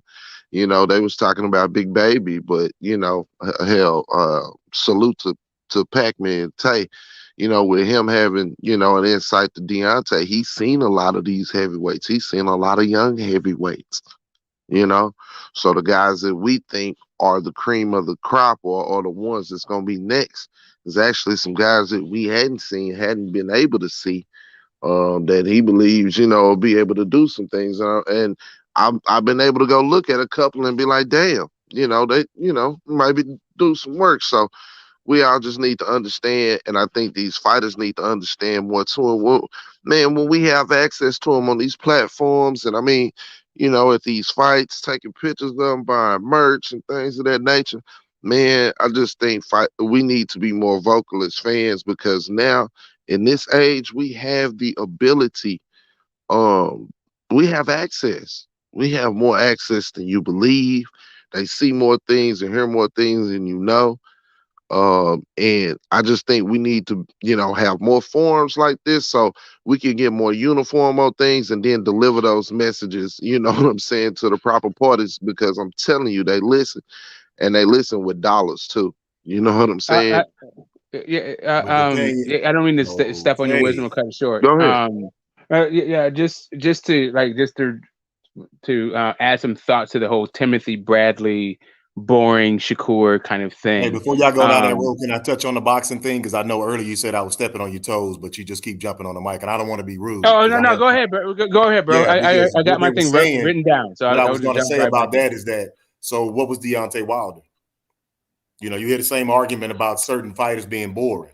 Certain fighters, you know, they're runners, but Deontay was the exact opposite of that. So then they used the narrative in a different way towards Deontay, saying he doesn't box. You know what I'm saying? So the reason why I said that I'm doing this now is because it always pertains to a certain set of people. And I came up in boxing. I've been around a lot of boxers, some of them who probably in a nursing home or in worse places now. And the big thing you understand is that they want to see you compromised, especially when you're a great fighter, meaning that I can stand in front of you and not be hit. You know, some of the slickest fighters and the way boxing even changed with Sugar Ray Robinson and everything is because guys started taking less damage. They were able to make sure that I can impose my will upon you, but you can't impose your will upon me. And that's the thing, is that now you're saying that I'm boring or I'm a runner because you can't beat me at this quote unquote hit and don't get hit game. So what I want to see is I want to see you a little blooded up. I want to see you seem regular, you know, but at the end of your career, when all the lights are off and nobody's around and you're alone at home, nobody gives a fuck about that anymore. And now you're just damaged goods. You're going to have a legacy. You're going to have people who love you and remember you and everything, but you're the one that has to go home with that damage. And I have to remind a lot of younger people that this is not a video game. There's no reset button. Whenever the fight's over, you don't see how they look. Unless you're like, you know, behind the scenes, you're a guy that goes to gyms, somebody who put the gloves on and all this and that. So I tend to take it a little more personal when people start to try to play that boring narrative or you running, because even if I'm running, how is your face swollen at the end of the fight and I still look normal? I wasn't running. I was evading. There's a difference. So I evaded and then I punished you. Whenever you came and I made you miss and I punished you. What you want to see is me change my skill set in order for me to be compromised. You are telling me you're too good, so fight me the way that I fight, and then we can make it interesting. No, what it's telling me, my brother, is that they don't know what they're looking at. That they not looking for boxing. They're looking for something else. Can I would love to, like, I'm glad that he jumped in and refocus, because I was actually going to touch on something that he said, but it's a perfect segue when he brought up Sugar Ray Robinson. It was literally part of the thing that when we're talking about charisma, like we talk about Sugar Ray Robinson, but we don't talk about Charlie Burley, and part of that whole thing is, there used to be quotas. Like only so many black people could get shine. So you had to have something extra that the other black fighter didn't have, right? So Sugar Ray Robinson got all the shine, not Charlie Burley, right? But the other part of this whole thing that I was like initially going to touch on was just the Tim Bradley aspect, talking about being boring. Like some fighters, not even some fighters, most fighters feel like they are always in self-promotion mode. So when they talk about boxing, they're literally talking about how they actually approach the sport and how their fights were, and they judge other fighters based on how they get down, right? So when Timothy Bradley says a Shakur Stevenson is boring, what he's actually saying is, remember that Provodnikov fight that I had? All you guys remember the fact that I went toe to toe for 12 rounds with a guy and I didn't give a damn, right? And it's one of the most exciting fights in boxing. Like it really is just like humble brag stuff. Like it's not necessarily about whether or not a fight is objectively boring. It's about what their own preferences are, But, and maybe a little bit of self-promotion involved also. But my brother, you know what? To a smart person, to an educated person, see, to a casual, they're gonna buy that shit. They're gonna buy it. They're gonna talk about it on the next platform. They're gonna drop it in the chat and get trolled and troll the chat or some shit. But an educated boxer looks through that, who knows Tim Bradley, knows his career, and says basically what you're saying to me is, you didn't have them same skills or abilities that he had. That's why you had Bingo. wars with Provodnikov and shit like that. Exactly. We can recognize Exactly. your hate. We can recognize your hate. What you might want to say is, hey, I don't have the or I never had the ability to do the things that he did, but I would like to see him do more of that. But there's a reason why he's doing that, because that gives an insight to boxing. See, that's one of the things that I get pissed off about, is because there is a responsibility that each one of these people hold, and we hold as well. There's a responsibility that all of you hold when you talk about boxing in the proper form. And when you bullshit and when you use those pulpits a lot or put those narratives out there, you really do a disservice to the sport, because we don't need to see Tim Bradley and Pronovikov, even though those things are great. Basically, styles make fights, and the inability to get out of the way made a quote unquote great fight, but it also rendered him what he had concussions and shit and effects, and he was never the same. And he wasn't he wasn't the bee's knees, in my opinion, to begin with anyway. So there's a 100. like In Shape said, there's a yin and a yang to that, but I truly think confidence and charisma and having and having that don't give a fuck attitude. That's the one thing. Like, I don't have nothing but one gripe with Bill and Devin, and that was when he said, I won't lose to a white boy. He should have stood on that shit. Stand on that shit. Exactly. Did listen? But you can okay. That's not a okay. Yeesh. I'm glad he said it, and I can understand the apology, because for us, we understand what he's saying. But for other people, there's a wider audience, right? So I don't know that I have a gripe with him, but I appreciate what he said, and I understand the apology. But Boxing Lounge, look at it this way, right? Even if he stood on it, right? How many more people are going to watch the next time he fights a Caucasian fighter, quite simply because they want to see one knock him out? You feel what I'm saying? Like, there's another side to that too, to where, it just is what it is. Prove me wrong. We've seen it happen to a few fighters just with that instance, and I was just using that one to make a point.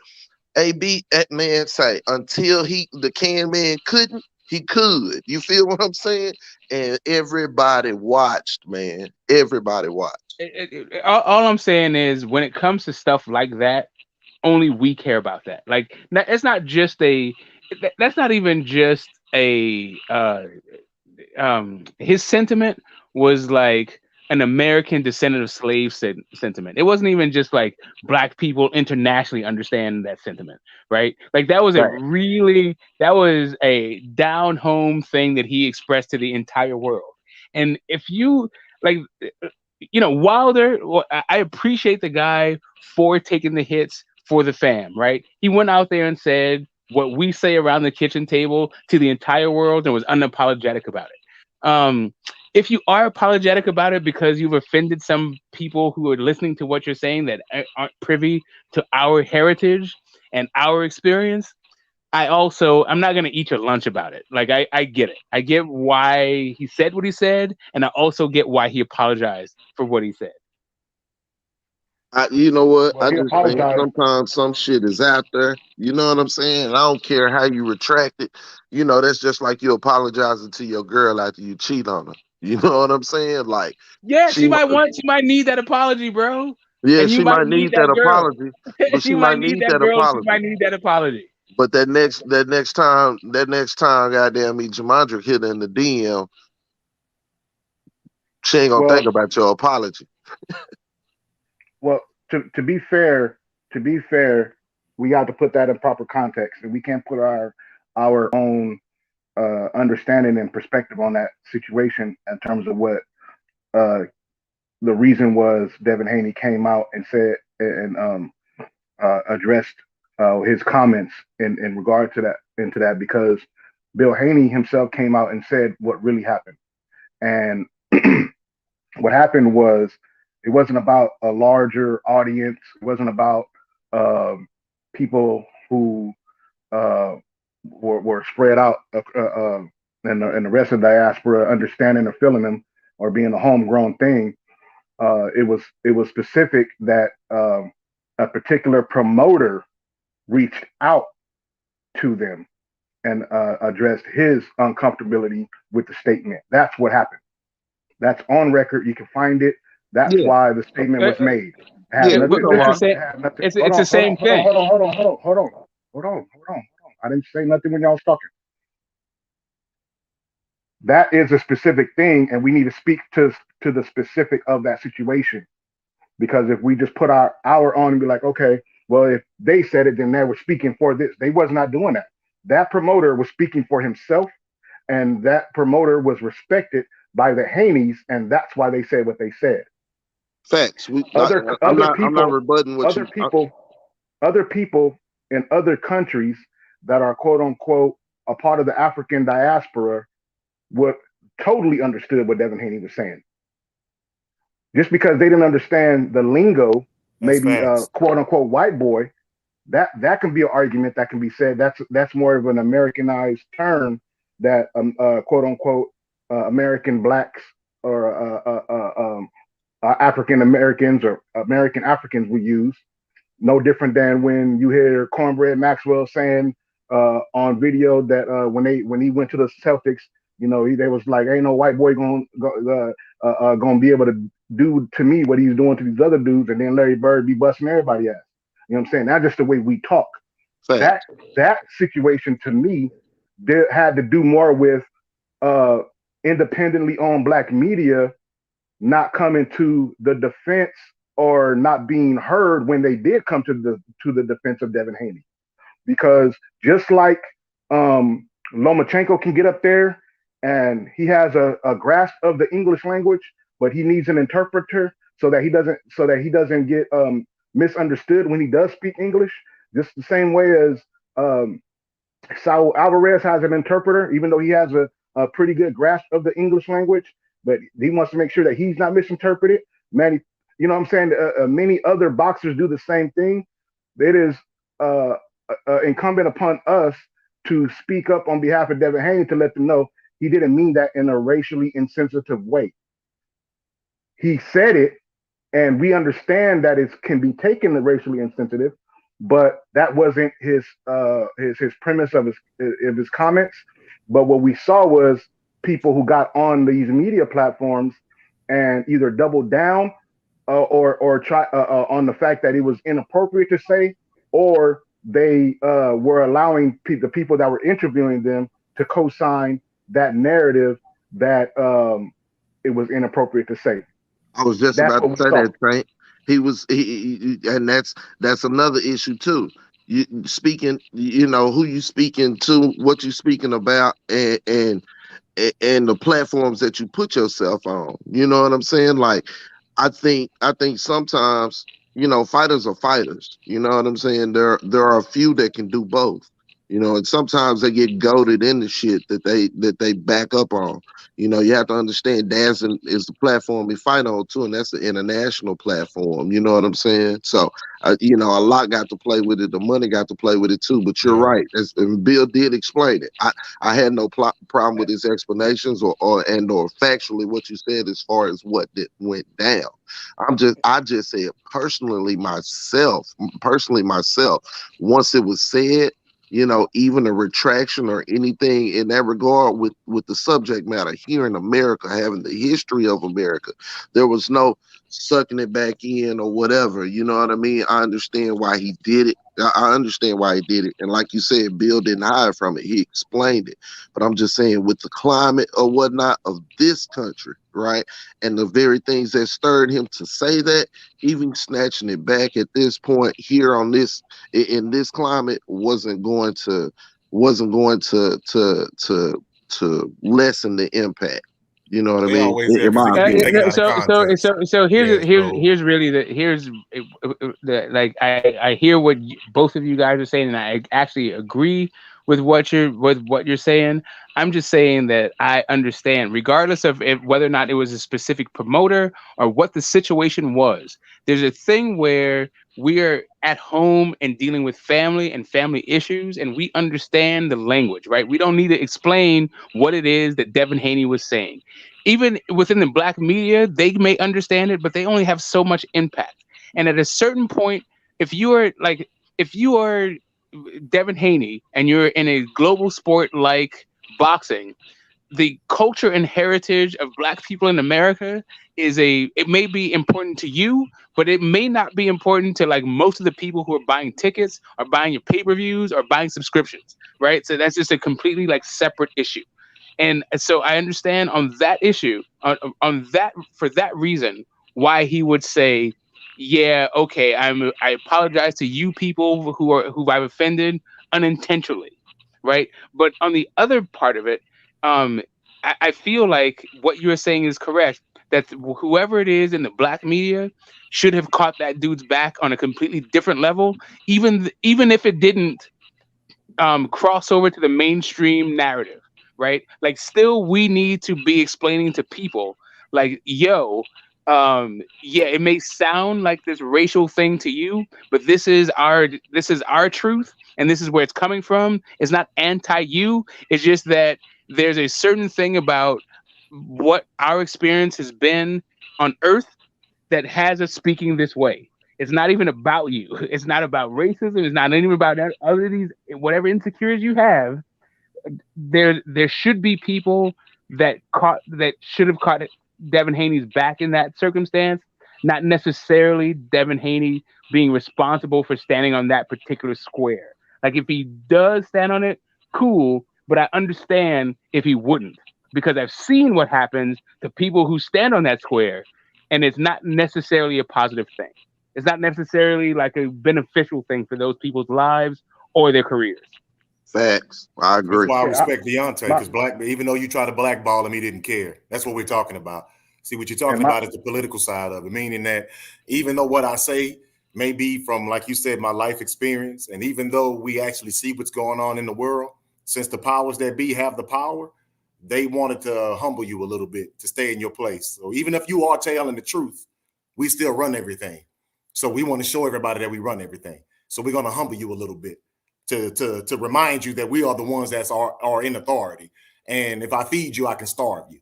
But are you willing to sacrifice that? That's why I say a lot of people who've come before us, they didn't get to see it. They don't see none of the stuff that we're benefiting from right now. So they made a decision in their lives and knew their lives is going to end the same way that it started. But just the dignity side of it, and to take a stance for those who you probably would never ever meet. And the reason why I can sit in front of this computer now and be comfortable like I am is because somebody decided to take an L for me, whether I never met them or not. In case of boy, I appreciate what you're saying. It says, hey, I'm white, and I know all the whites should know all the greatest boxers in the world are Black: Ali, Sugar Ray, Spinks, Holmes, Mike Tyson, Joe Louis, Floyd, Roy Jones Jr. And all I wanted to do is touch on that again and just say that for a person who's been mistreated most of your life, you just want to know the truth. You're never allowed to have the truth. The truth is always relative to whoever's in charge. And we want people just to know that something happened. That's all. You don't have to be fair in your own way. You don't have to like people or hate another person. What I say is that, can we at least agree on what's actually happening? Not just agree because you uncomfortable today. So now you don't want to talk about what's actually happening. And they said total power corrupts totally. And I go back on mute. But I think that my issue is this, though. What you guys are saying is not wrong. Just like what we're all doing is we're how Kanye West said, we're saying the same thing like a synonym. But what the issue that I have is what Devin Haney was saying when he said, I ain't gonna let no white boy beat me, had nothing to do with none of that stuff. It had nothing to do with our struggle. It had nothing to do with our experience. It had nothing to do with what even Deontay Wilder speaks on. He was trying to goat Lomachenko into a fight at that time because Lomachenko at that period of time was conveniently moving around him. That was directed towards him. That was directed towards saying that he's not going to let him beat him. You know what I mean? Or any.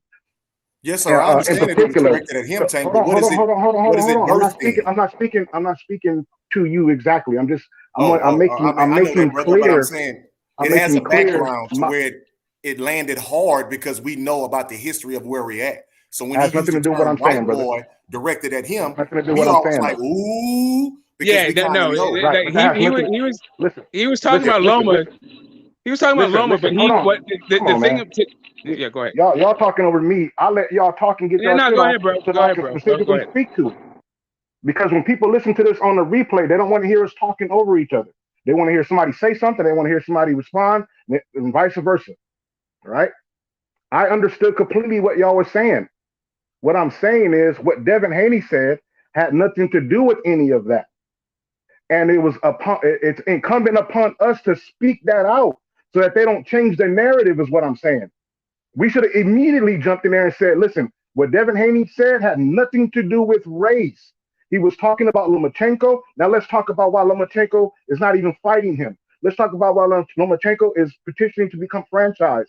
Let's talk about why that's what the conversation should have been rerouted to, is what I'm saying.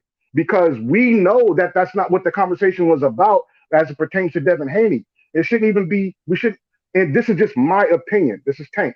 I'm saying that based off what Devin Haney said, that shouldn't even been a conversation or a rabbit hole we went down in regards to what Devin Haney said. Just because a hit dog hollered don't mean we got to go see it. That's your problem over there, Lou DeBella, and whoever else said what they said about the situation. That's your issue, because that's not what he was talking about. Now, if you want to talk about what Deontay Wilder said over here, now we can deal with it, because that's what Deontay Wilder's intention was when he said "till this day." Now we can go down that rabbit hole. Now we can speak to the nuances and the injustices from a historical context, because that's what Deontay was talking about. But that's not what Devin Haney was talking about. So what I'm saying is, in being in the media, being fans that's listening to the media, being boxing fans who talk about the sport in general, and being black and understanding what he was saying, is what I say that I have an issue with. That should have been nipped in the bud and said, no, we're not going to let you guys change this narrative. All right. That's not what he was not talking about. That he was talking about Lomachenko and beating him. And I personally asked Bernard Hopkins why he didn't come to the Devin Haney's defense.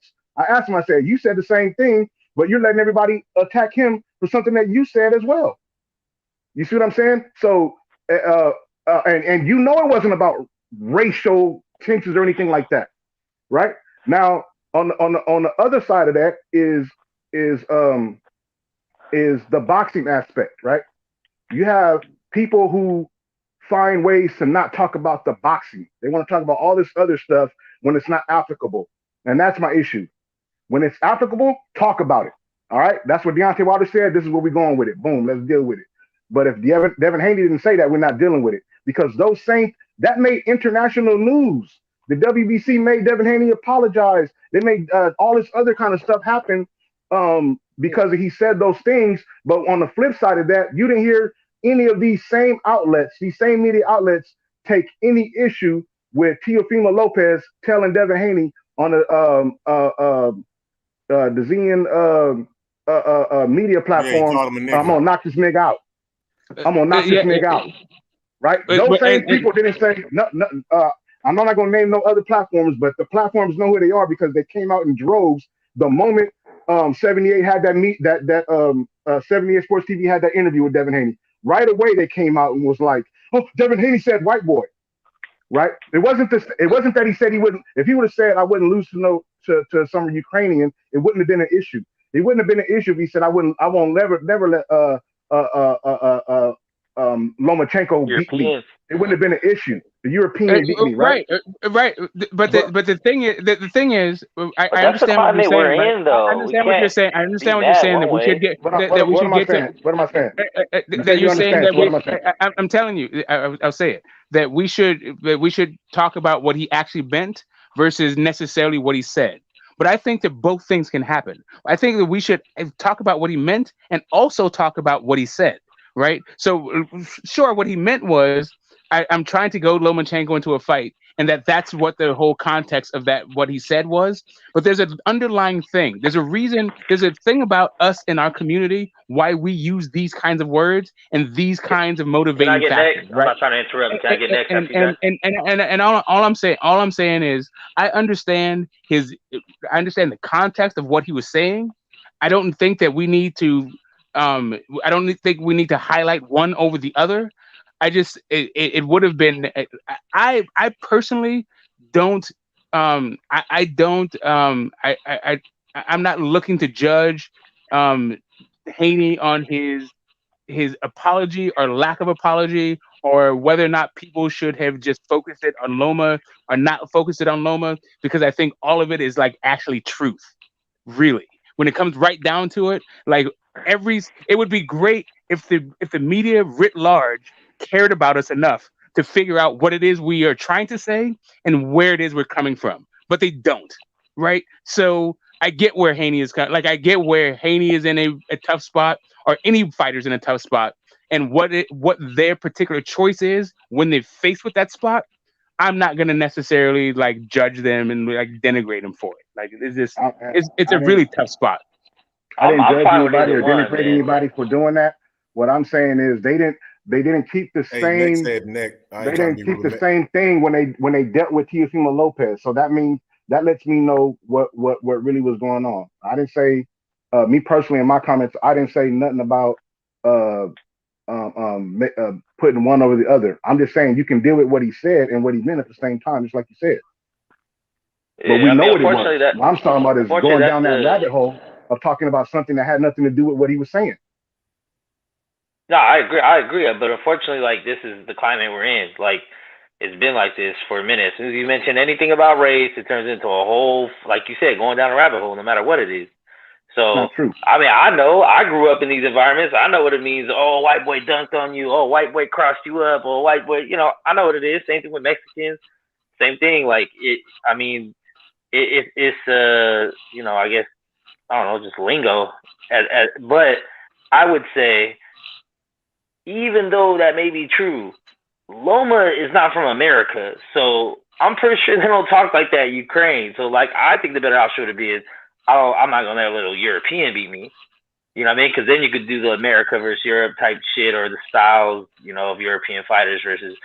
So I think, like, yeah, I know how he meant it, just on some barbecue shit. I ain't gonna let white boy beat me, but that's like foreign to Loma. Like, he's, they don't have that lingo over there. It's not. That's America shit. So he could have go and picked a different word, and I don't mind the apology if they really have respect for the person that said, "Hey, man, well, I don't really like this," or whatever, or maybe even from a marketing standpoint, it's kind of like, "Hey, clean this up," because you got other people from other places that don't understand that language. And now the temperature we're in this racial climate where everything is racist and everyone's racist, and you can flip something into being racial, as long as it's between two different races. I mean, that's where we're at with it. Unfortunately, there's going to be a lot of apologies for people talking when we know they're not being offensive or malicious with their statements. I mean, especially boxing, right? I always say, especially the history of boxing, especially the history of boxing in America, right? Especially the history of boxing in America with Black people. Like, all of this, like, there's so many different layers to it. Like, just like, if what you're trying to do is get your money and not actually be like, play the identity thing, like, then what you do is just say, forget it. I'm not even, like, the people that I make money with, like Eddie Hearn.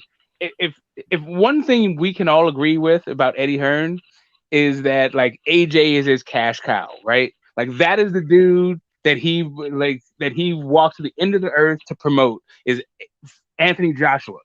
When AJ said what he said in the Black Lives Matter George Floyd thing, listen to what Eddie Hearn said, what Eddie Hearn's, like, support of AJ was. He threw that dude all the way under the bus. Like, the people that are he's in partnership with have absolutely no inclination to back Devin Haney on these kinds of issues.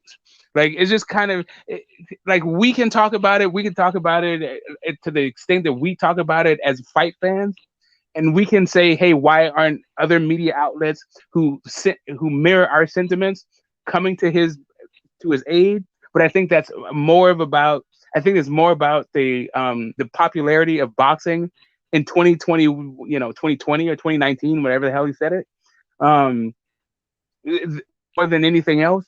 But I like, not every guy is gonna be out there, like, as an activist, especially if that's not really where they were coming from with their initial statement. Like, there is a way that we talk, and there's a sentiment behind that whole thing. If you can, like, in the Black community, if you can, legally, fight a white person and maybe get even paid for it, there's a cultural like animus to do that. Like there's a cultural motivation to do that, and you can get to the heritage and the history of why that is the case. You can call it racist if you want, and that's maybe a conversation that would be helpful to have to heal the divide and all that stuff. But I don't necessarily know that that's a fight that Devin Haney needs to be making. Yeah, I don't think that's an issue for me personally. Whether it's a fight that Devin Haney needs to be making, I think he said what he said, and I've been clear on there was no need for him to avert on what he said because he said nothing wrong, in my opinion. Um, my thing was if he and I understood why he did acknowledge what he said the way he did after hearing Bill Haney explain why. Got no problem with that. I'm on record of saying that. I'm just saying that he didn't need to do that from my perspective because he did nothing wrong. And I think that should have been the stance personally from the independent media, people who are quote unquote black, who understand that from a cultural perspective to do that and speak up on behalf of him the same way other cultures have their media outlets do the same thing. It's no different. It has nothing to do with being racist or anything like that. That's just how it works. Um, Mex brought up the fact that that's not how they talk in the Ukraine or in Eastern Europe, saying white the way. Well, I don't know how they talk over there. I've never been over there.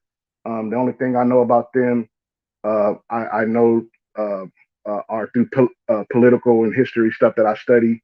I don't know culturally or any Ukrainians personally or anything like that. But my point is, Devin wasn't talking to Lomachenko. I said he was talking about Lomachenko.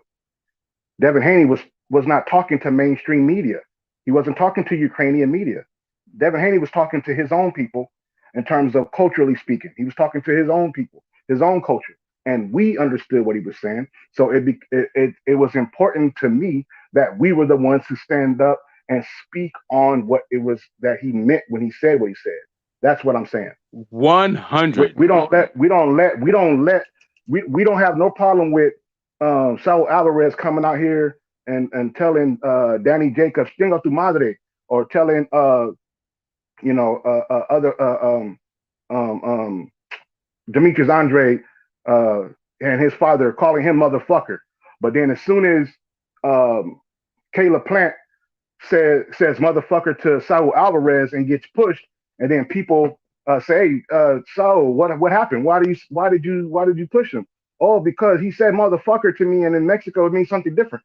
The Mexican media backed him up and said, hey, well, culturally speaking, this is what happened, and he took it to misunderstood it, and it's a very offensive thing to say. Yeah, but he knew what it was when he said chingo tu madre to Danny Jacobs, to Daniel Jacobs. He knew what motherfucker meant when he said it to Demetrius Andre, but they let him off the hook because he had a culture of people to come and explain, and then the people who are not part of that culture just fell back. And they said, okay, fair enough. Meaning the mainstream white media in America was like, fair enough. If he says that he didn't understand it, and it was a misunderstanding, even though he said this and he said it in the past, who's to say what is what? That's all I'm saying, is that's what we're here for. That's what we are supposed to be here for. We're not here to speak the same talking points for a people who don't understand the way we talk. We can't. We can understand. You see, this is the thing that I try to make clear. Spanish is a language that's spoken in Europe, right? In Spain. People who speak Spanish in Puerto Rico, Cuba, Mexico, Dominican Republic, and Spain, they all speak Spanish, but they have nuanced ways of speaking Spanish. One word over here does not mean the same thing over there. It's no different with the English language. People in England speak English just like people in America speak English. But there are certain words that we say in English in America that don't have the same meaning in England. And it's no difference domestically. There are certain things in the English language that we say in California that are not the same in New York. We can be saying the same thing, the same words, and people will be like, that's not what that means. And we'll have to say, hey, what you mean by that? I live in California. I'm in Southern California. born and raised, right? My whole life. I have no inclination to live anywhere else. I have no, I don't aspire to move to New York or any of these other different places, right? In California, we are in our own state different. In Southern California from Northern California. I'm not even talking about the middle of California, but I know up there where E40 in them is at, in the Bay, they have a whole different culture than we do down here in Southern California. A whole different culture. The things that they say, things that we don't even understand. Man, you don't even have to go that far. You can go like Southern California is not that. If you go from like the difference between San Diego and Los Angeles are huge, right? If you know LA, the difference between the Inland Empire and like Santa Monica is like totally different. I was going there, Balkan Line. Now that's when you said that, bro, because I was getting ready to go there, break it down from north to south to even right here in the region that I am in Southern California. I'm from South Central, right? But I also claim all of Southern California because I've lived in a bunch of different places in Southern California, the Inland Empire, LA County, from the Inland Empire to LA County, right? And I've been through all out California, and I found that you speak differently in region to region in Southern California. So that's why I'm saying, just for people to say to think that, well, we know what he meant. No, you don't know what he meant until somebody explained to you what he meant. Because culturally, and that's the thing, is because culturally people don't see black people as in America as having or being a culture amongst themselves, and that was my overall point. Bro, and I think that it's our point. It's up to us to make them respect us as a culture, whether they see us as a culture or not. Booyah! That's what I'm saying. It's not Devin Haney's. It's not Devin Haney's. Devin Haney is a position that he's in. Right, he's supposed to play his position, do what he do, and make sure that his and be comfortable that his people got his back. The same way Saul Alvarez knows that his people got his back. The same way that Manny Pacquiao know that the Filipinos got his back. The same way that what's the brother name in the heavyweight Alexander Usyk knows that the Ukrainians have his back. The same way Lomachenko knows that the Ukrainians got his back. There's nothing wrong with that. That's not a racial issue. That is an issue of culture, and people who understand the culture of their people back their people, right? And we call it tribalism and all these different things. But what I see, I'm just speaking for Tank. Well, what I see is it's mainly an issue when black people do it. You see, I just got to jump in and just say, like, and I understand that it is an issue when black people do it, but it is literally the way that, like, everybody experiences racism, but nobody experiences racism like black people experience it in America. And the racism that happens in America was specifically designed to impact black people in a totally different way than everybody else. So when they hear stuff like, oh, I'll never lose to a white boy, that is absolutely the worst racist shit they've ever heard in their life. Meanwhile, for black people, they're like, what? Motherfucker, I can't get a job. Like, what are you talking about? Like, how is that the most racist thing you experience? You're like, ain't even shit. That is just like what we've been saying to each other since we've been able to punch a black person in the face, white person in the face, right? And get away with it. Not get lynched for it. Like, it's a different experience. The word racism from different ethnic groups. And when you are literally trying to be like a global, when you're on the come up, it's a totally different thing when you're already there. But I feel you that it's not necessarily Devin Haney's responsibility to fight this fight. It's our responsibility to fight this fight. It's our response. But just even in our responsibility, we have to understand, as the American descendant of slaves, we are still a very small percentage of even America, even though there's a lot of us, like, generally speaking, like, 13% of Americans are still like 100 million people. But when you look at in the total of 7 billion people that you're trying to potentially market to, it's not that big of, it's a different priority. So yeah, it may be very important for us to get our message out, and it may be very important to the human family for us to understand that it is not anti you. We're not trying to antagonize you. This is just a cathartic thing that we do, and it's not anti-white or anything like that. It's just that this is our culture and heritage, right? So that conversation that needs to happen in the larger human family, that's definitely the media's responsibility. Devin Haney, on the other hand, he might have ruffled some feathers that he didn't mean to ruffle by speaking in the vernacular of family.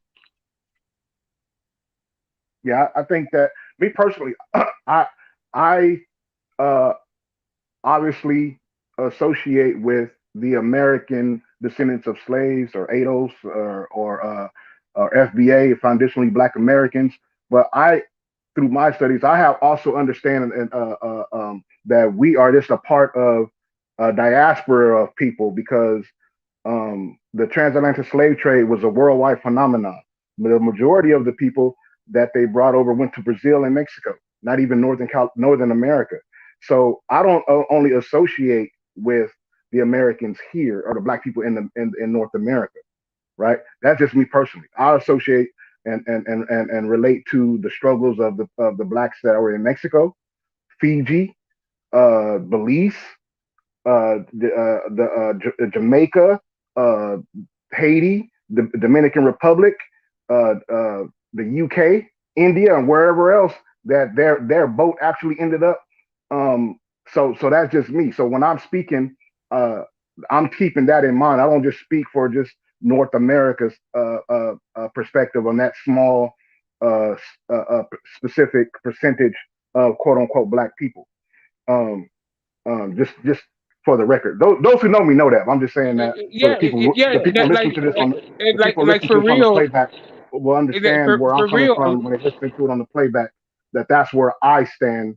Just tank. It, But when it comes Definitely, to it's just when it comes for a lot to of people, slurs are like the most when, racist thing that you can actually do, right? But for us, slurs are just like there's so many more things that we have experienced under the name of racism that would just like people don't know and don't want to know, right? Like they're trying to get through their lives with their own problems and they're not trying to hear anybody else's problems. So they're not even trying to hear what it is he's trying to talk about.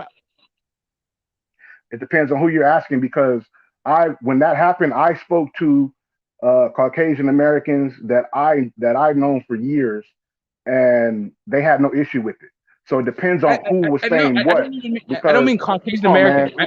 we can't do that, man. I can't No, show no, you the respect and not talk when you no, I'm talking. sorry, And bro. then I don't mean to cut you off. as soon as I I say didn't mean three to interrupt. words, I didn't mean to interrupt. I'm just trying to have a free yeah, as flowing soon as I say conversation. three I'm words, not I trying to know, cut but your we wisdom gotta have short it at one all. at a time.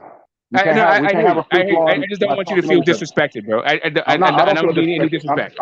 I don't feel Okay, cool. disrespected. I just want to Okay, make sure cool, that the people that listen to cool. it on the playback can hear exactly what we are trying to articulate from our personal perspectives. It's not a disrespecting, but um, I spoke to Caucasian Americans who are hardcore red, white, and blue Americans when that happened, and I just hit them up and I said I sent them the soundbite and said, "Hey, Devin Haney said this. What do you think?" I didn't even put my own spin on it. I didn't lead the witness. I didn't spin the narrative. I didn't do any of that. I just said, "Hey, Devin Haney said this. What do you think?" And they did not have any offense. And I'm talking about multiple people I sent this to that I know, whether I worked with them, whether I knew them on a personal level or whatnot. I sent it to several Caucasian Americans, and they all, I'm talking about 100% of them, had no issue with it. So, and these are people in my age group. I'm in my 40s. So they have been around long enough to understand the history of America when it comes to racism, especially being a friend of mine, especially being a person that communicates with me, because uh, these are things that I talk about all the time amongst people who know me and have no problem having these kind of conversations, because these conversations are for mature people, right? Mature mindsets, because people can get easily offended when the conversation about nationality and quote unquote race comes up, right? But I use my small sample size as the barometer to view it because um, I'm not talking to all of the other people who had an issue with it. I can only talk to the people that I know and I respect their opinion.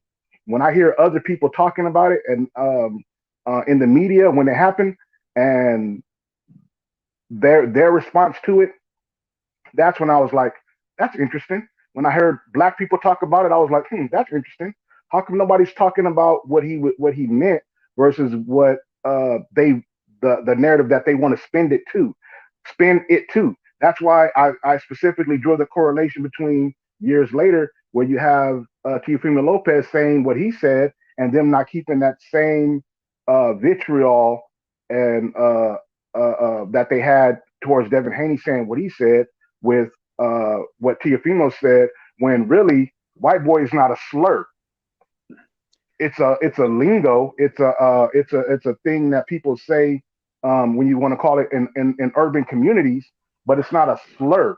What Teofimo Lopez said, it can be a slur, and there's historical context to it being a slur. I don't care what people say when they say that he didn't say it with the ER because a lot of people in the South said it with the A right before they lynched and hung people, right before they raped and pillaged people, right? They didn't say it with an ER either. These are regional accents that people use.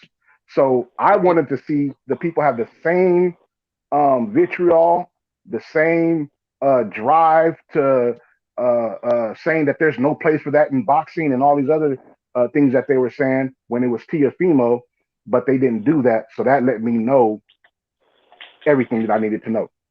So Tank, apparently we're the only two people like really contributing to this particular topic, and I don't want to. So just to keep the conversation free flowing, and also for the playback and people listening, so they can understand what we're going on. I want to keep this.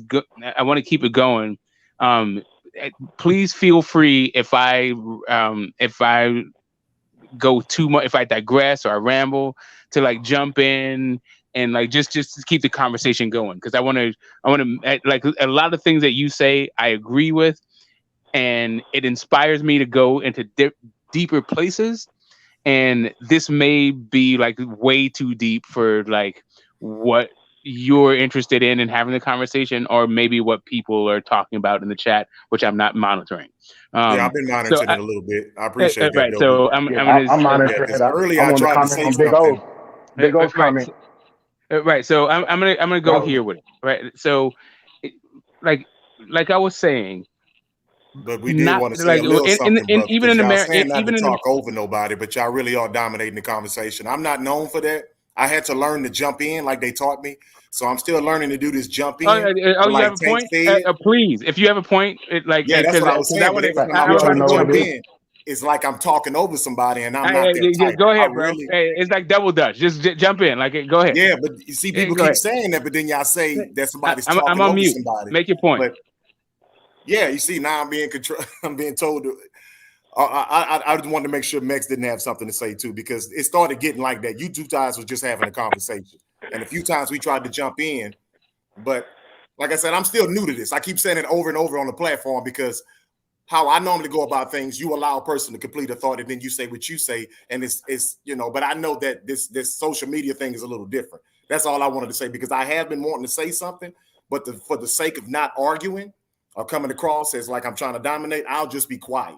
But I've been kicked off of other platforms because I stay quiet so long that they be like, what's wrong? I'm like, well, it's kind of that damned if you do, damned if you don't. You're trying to say something, and then somebody's like, well, no. And then when you stay quiet for a while, they're asking for you to come on. So I just want, when you said that you two guys are kind of dominating the conversation, I kind of saw that as an opening to see if go ahead. Like the culture channel, the culture on each channel is different. You can never tell. You got to figure it out. Yes, sir. Yes, sir. Go ahead, cook. Go ahead.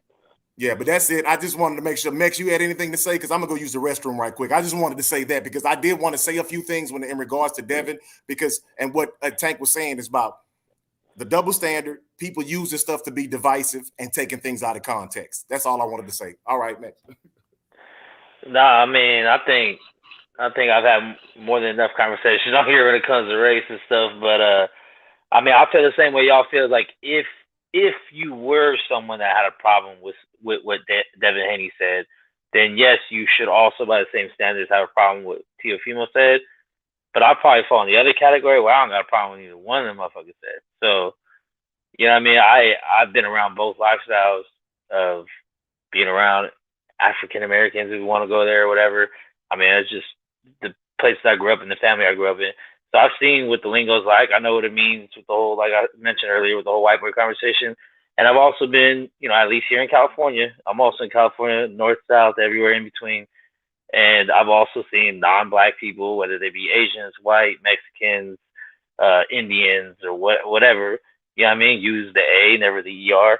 But once again, I could also say that I know, being that my stepdad's from North Carolina, like I know that people on the South have a whole different outlook on non-black people using the word, even if it's not in a racist tone, and it is in terms of endearment. Because my dad was one of those people, I call him my dad, but my dad was one of those people, he didn't want to hear it from nobody, black, white, or otherwise. Not no rap music, not nothing. He would listen to gospel music, listen, a couple of exceptions here and there, certain rappers he liked, but like he didn't tolerate that at all from anyone. So I see both sides, both cultures. I don't think that Teofimo meant it in a racist way at all. And not afraid to speak my own piece on that. But obviously, me growing up, my whole lifestyle and the environment, I've definitely used the word. But now that I've gotten older and I have a kid and whatnot too, I've tried my best to stay away from it. I don't think I've said it on any platforms publicly or anything, and I don't plan to. Nor I try not to use it even around the family now. So it takes a little programming sometimes. Yeah, I didn't see a problem with Devin Haney or Teofimo. So, and I'll probably go leave on that point because it is 3:30 over here. I gotta take the kid to school in the morning. So 3:30. Yeah, 3:30 over here in Cali. Yeah, I'm Oakland.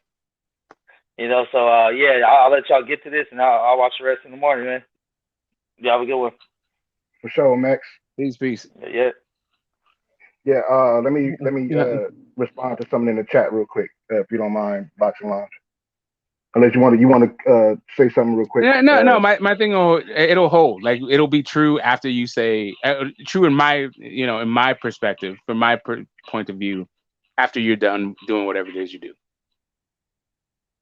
Yeah. Okay. So, Big O, 581. You said you must never say good. You must say never. I think you meant to say you must have not watched Goodfellas. And the quote that you said is never let someone know outside the family what you're thinking. That's how white people operate, sir. All right. That's Godfather. That's not Goodfellas. First of all, that's Godfather, sir. And Vito Corleone talking to Sonny. All right. So I just wanted to point that out. You got to get your movies right, man. You can't you can't misquote movies like that. You know what I mean? To people who actually watch these movies, bro. I just thought that was funny. You said get in there and watch Goodfellas. So yes, I have watched Godfather, and I'm aware of that particular comment. Go ahead, bro. Before I get to his next comment. Yeah, right. So I was there's a bunch to unpack between all of you guys' comments, and I didn't write them down, so forgive me. But wow, just a historical lesson, right? In order to become part of the dominant or like ruling or like mainstream class in America, it required for immigrants, regardless of their ethnic group, like whether you were German or Irish or Jewish or Cuban or whatever the hell it was, if you were going to become part of like mainstream America, it required you to shit on black people, right? Like the entire thing about our class and our race power, like our class power, comes from this idea of race, right? And the race thing, and I mean race in like a social economic classification, not a biological one. And that kind of thing lends itself towards why Teofimo Lopez can say something that could be considered a slur in some places and not get the same kind of backlash as a black person would say something that that is also questionable, right? They're just not going to get the same benefit of doubt. They're not going to get the same charity. Also, not everybody, like I was saying, black people specifically, because of the way race was invented in America, by the way, like black people don't get the same kind of experience when it comes to race and racism. So what other people consider racism, we don't necessarily consider as racism. But also because of what I was saying, like in order to become part of the ruling class, you don't really give a damn about black people. This whole like the idea that people want to hear what Devin had, the nuance and the context of what Devin Haney is saying is probably like the motivation isn't that high for most people in America or worldwide, because even worldwide, like people don't like there's this how to put this. There is a view of Americans in general that isn't very positive outside of America, right? So maybe Canadians might tolerate us and have a better, more favorable opinion of us than a Mexican.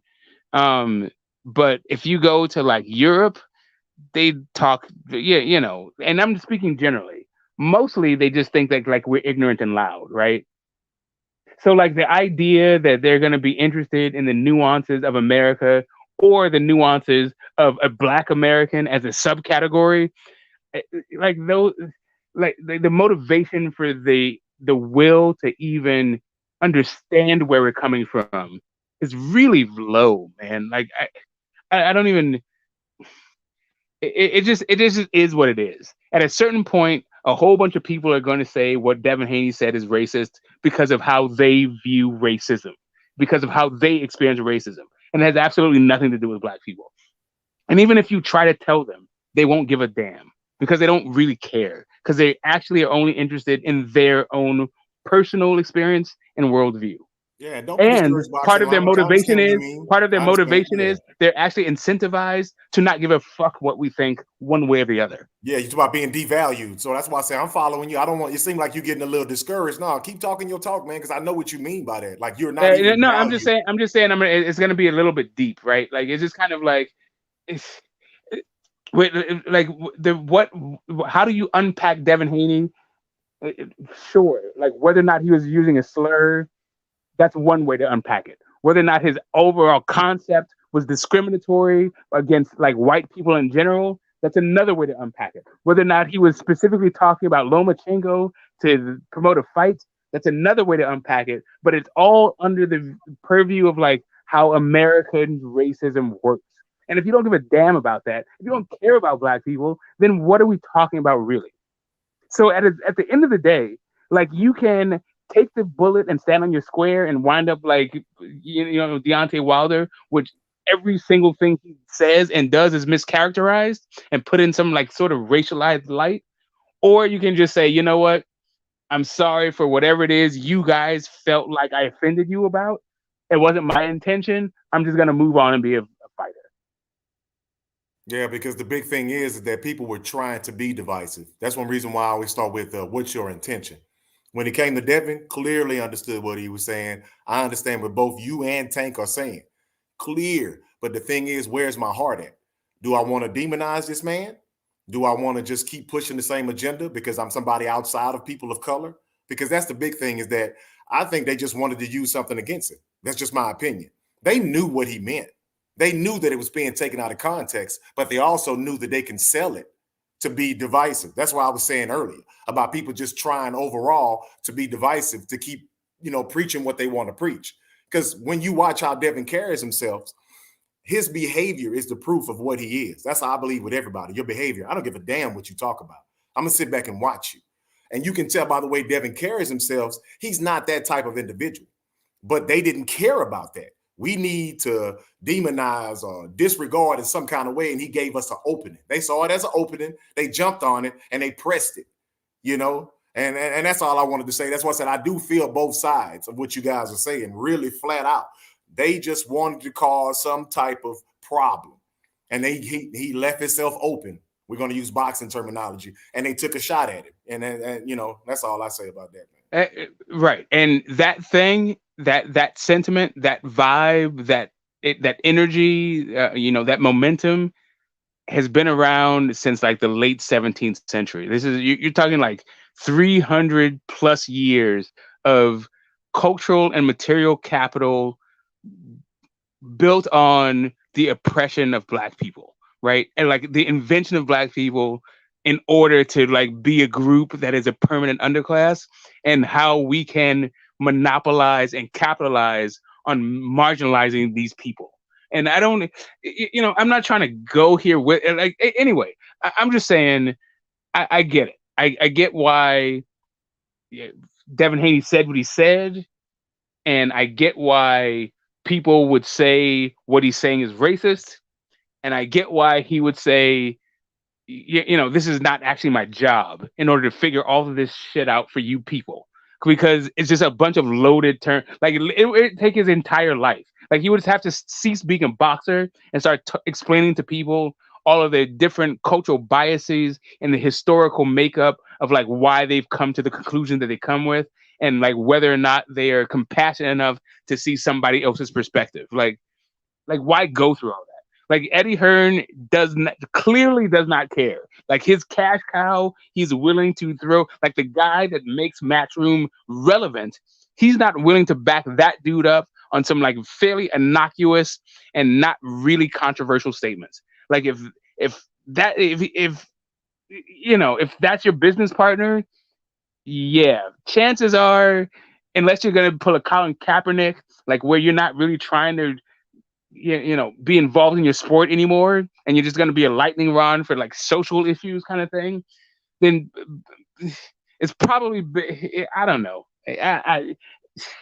If you're not compromising your integrity, and you're not going to be, if you're not going to feel like your own sense of personal justice is being impugned, then fuck it. Just apologize for whoever the fuck you feels offended by fairly like routine comments from our community that go back decades before even his dad was born.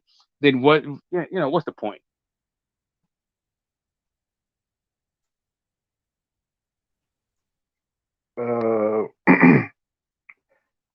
Big O 581 said, "Can a white person say I will not let a Black boy beat me in any context?" See, these are the questions that are born from either misunderstanding of what we're saying, um, No, or ignorance. It's just ignorance. It's just ignorance on their part. So help them. Like if this is a you know, if it's a I'm trying, but good faith conversation, if it's a good faith question, I right? got a couple words out, and you Yeah, no, go ahead. Sorry, bro. Go threw me ahead. off my where I was going with it. All right.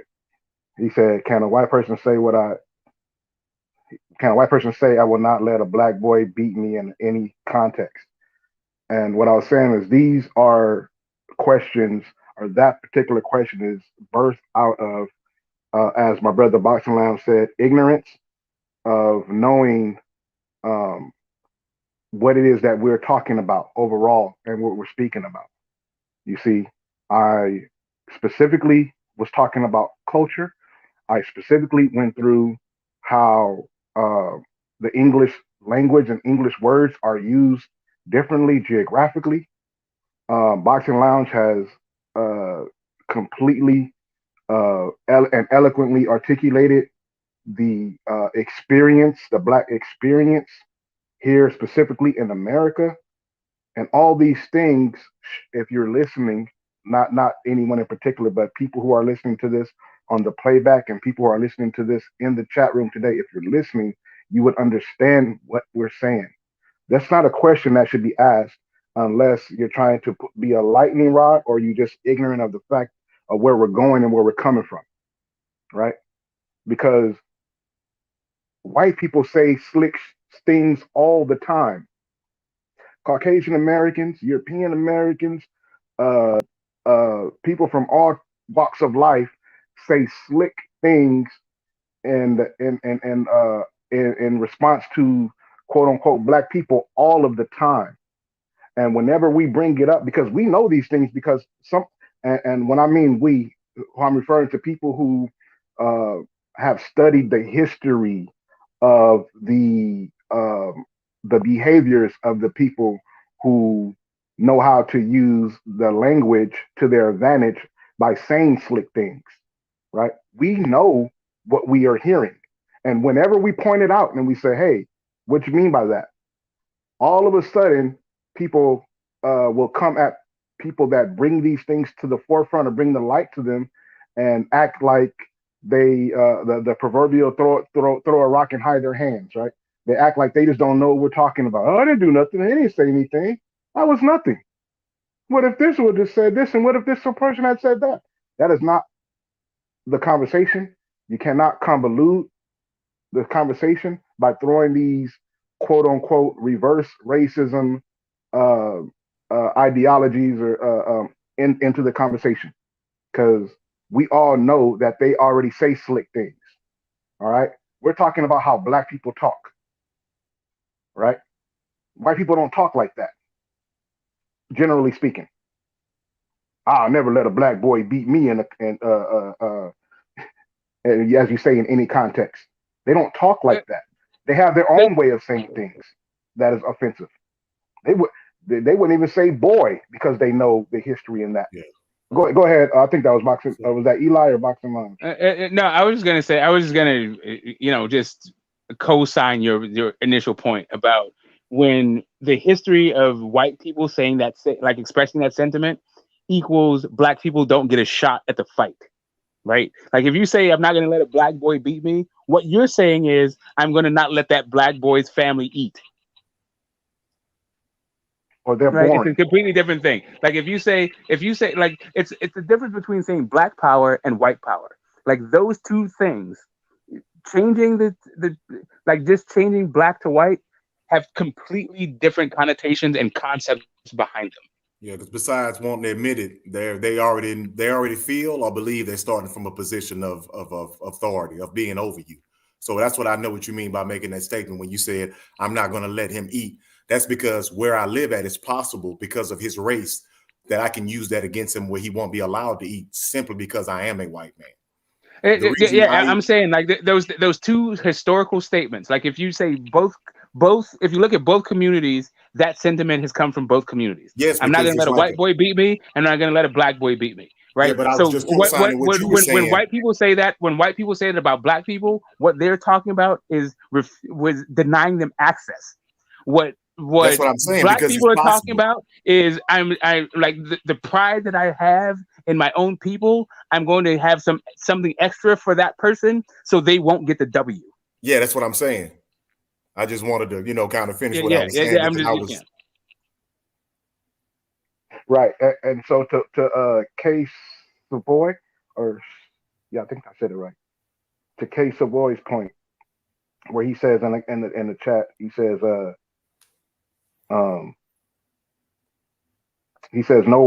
no white people, no white person should not say that. He's answering the question. But this is where he even breaks it down even further, and he makes a point. He's co-signing what we're all saying. He says white people know what words are offensive to black people. White people aren't stupid. They know what they are saying. Now, what happens is they use or people use key words or key phrases where they specifically talk about or refer to black boxers, right? They'll say this boxer is slick. Yeah, that's this what I was boxer going is with all boring. that. Yeah. They're boring, right? These are these other code words and phrases that are directed specifically towards these fighters. Or considered a dog whistle. That's what, they tend to use that term now. Quote unquote, the dog whistles, right? It also can be double standard.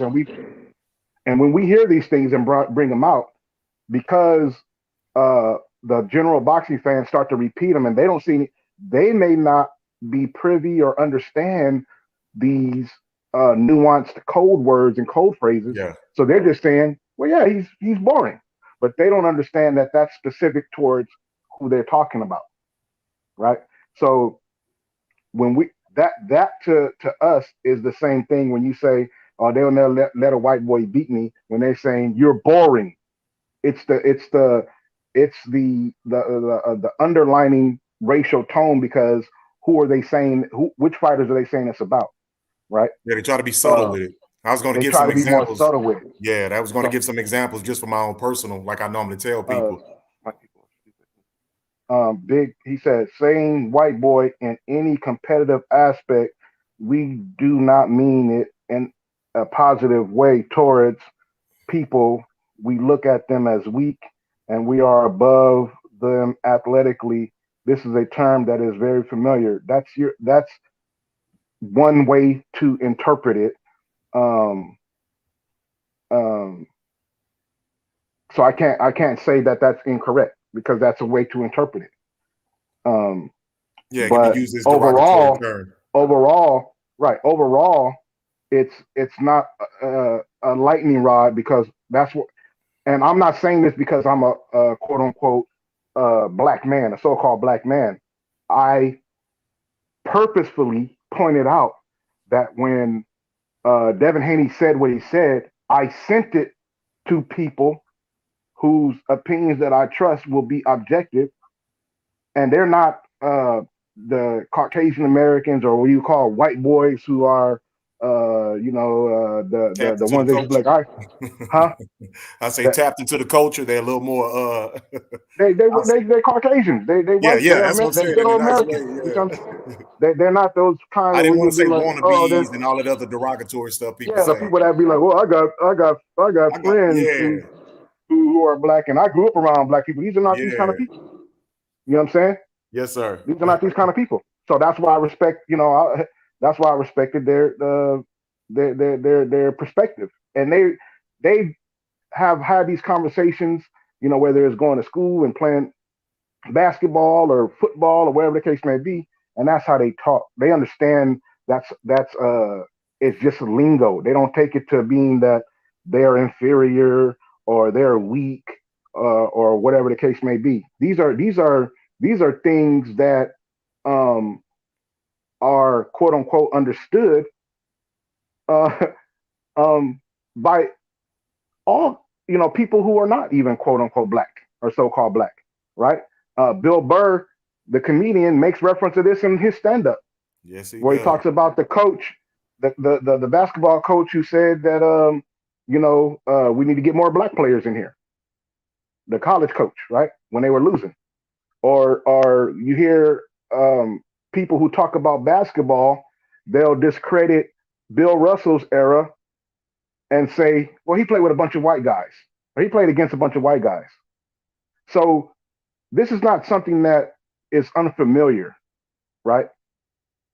This term, white boy, white guys, white people, what they're doing is they're trying to link their discomfort. Some people are trying to link their discomfort with the phrase, with an experience of people who really had to endure emotional and physical, and in some cases spiritual degradation from words and policies that were put into place. And they're not the same. So we don't want to draw. I don't want to let this be a false equivalent drawn, because that would be what they call a straw man argument being made. Go ahead. So just real fast. I don't, and I don't want to but just a little bit for comedic effect, and somewhat just to as a point of, I think, a distinction that makes a difference. Bill Russell and those white dudes, if you see those guys that he was playing against, the white part of it isn't really the issue. Those handles that those boys had, like come on, dude. If you're 5'2" and Jewish and only got one hand, come on, bro. Go back on mute. You out of there, man. My man, I didn't mean to. I knew you was gonna say something slick like that. Nah, bro. Yeah, like I gotta bring some lightness to it. But come I on, man. appreciate the levity, bro. I always say that I do like a little levity every time we get a little serious. I knew you was gonna say something crazy like that, like they was garbage. Huh? Yeah, those handles could have been on anybody, and you would have been probably saying something about Bill Russell's reign. To But go along with Tank right quick, y'all, I've been a little quiet. Tank, I'm the same way when I see my people worldwide.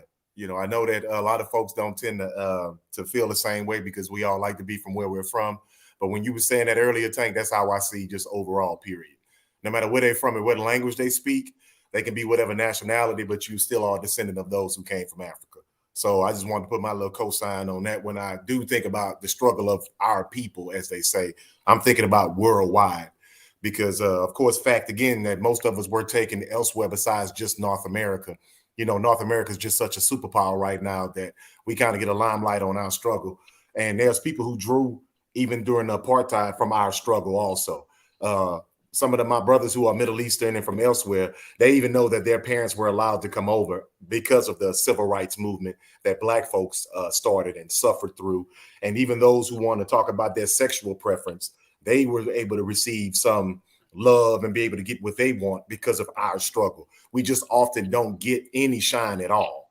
You know, been from the South, they always say, give the Black man nothing, you know, blame him for everything, but give him no credit for anything that's positive. And that's what I grew up in. I know it's real. I don't apologize for it. I don't try to make anyone feel comfortable when I know that I'm speaking truth. Since I have been until I moved to Oklahoma for a while, it's like I went back in time. Just being a man who can sit here and just formulate a complete thought while I'm teaching people, they would come up and say the most condescending things. Oh, man, I understood everything you said. Oh, man, you know what? You're one of the good ones and this and that. And to be that comfortable to come up to somebody who that you don't even know and feel as though you're complimenting them, it just gives you an idea what type of background they come from. Because even coming to me and being condescending, which some of them meant it in an ugly way, but a lot of them, they genuinely meant it like, hey, man, you know, considering what I watch on TV and what I was raised to believe, you're not like that. And it's like, oh, well, okay, thank you very much. Keep it moving. So, Tank, like I said, I kind of bounced around. I feel you on that. And I'm big on my people being respected. So I try to carry myself in a respectful way. You know, you don't represent everybody, but they will use you to represent everybody. And I'm back on mute. Most deaf. Is this different? It's a different interaction with people outside of America versus people inside of America. Go ahead. Yeah, and within the borders of America, because you know, you have North, Central, and South America. That's all America. And I'm in the like United States, but yeah, I know, but that's why I said what I said, because I wanted to make clear that you have North, Central, and South America, because most people uh, do like what you just said and speak when they say America, but they're really meaning the United States of America. When America is a landmass that consists of Brazil, Mexico, Peru. You see what I'm saying? And to me, these are all Americans. They're all a part of America, and that's why I say what I say and the way I say it is because I understand that. And so when I'm speaking, um, um, I I associate with the uh, freedom fighters, whether they're Gaspar Yanga in Mexico or Toussaint Louverture and Duty Boukman in Haiti, right? Or Nat Turner in the United States, you know. And these are all people who speak all different kind of languages, have different cultures and different Yes, experiences under colonialism and or racism. Excuse me, colonialism and or slavery, right? Or esclavos, as they call it in Mexico, right? So uh, for those of us who study all of these different things, we know, and that's why it's important for me. I only speak for myself. Eli, no, you know what I'm saying. He's had the ability uh, to hear me articulate my perspective on this on numerous occasions over at least the last year or so. You know what I mean? And I make sure that I speak for Tank.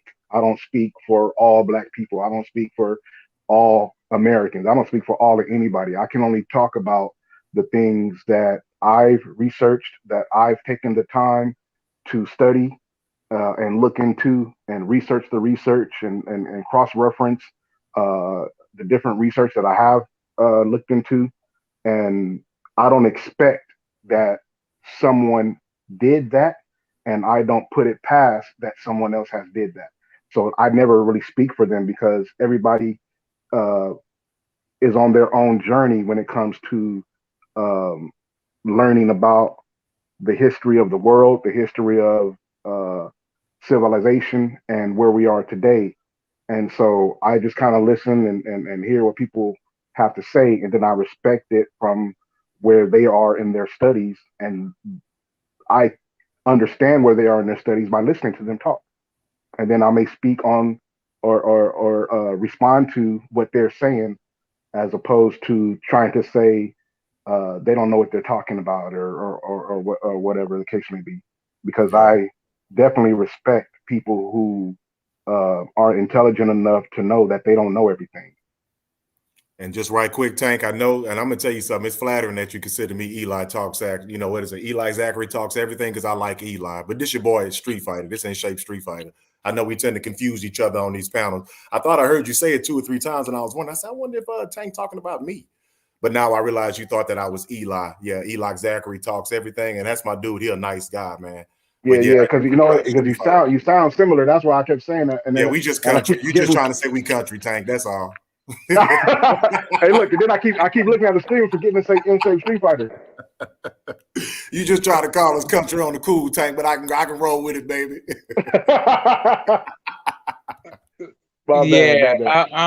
yeah, just yeah. At the end of the day, when it comes to the idea, the concept of race, just understand its origin, right? Its origin is America, and really, it's about creating oppression and dissension amongst people who would otherwise be allies for other people who are in power, who want to control, want to keep power, right? There was a time when, black, brown, white, red, yellow, all fought together for our rights. And there was a group of people in America who were white that felt like, you know what? I'm tired of all of the, I'm tired of all of this, like, unification. And maybe one day you guys will actually gain power. So how can I create a wedge so that you guys don't actually unify and consolidate your power and maybe challenge my dominance, right?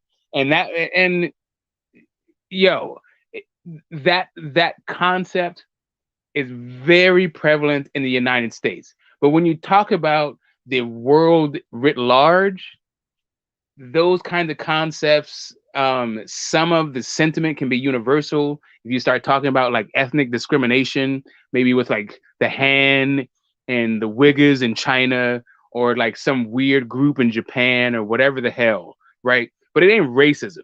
Racism is a specific thing. Like racism ain't the same everywhere on Earth, but it's a very specific thing in the United States, from where it was the birthplace of racism. It's where, biological race was invented, and it's still part of the way that we organize humanity. Even today, in 2020, we have racial categories on our census, right?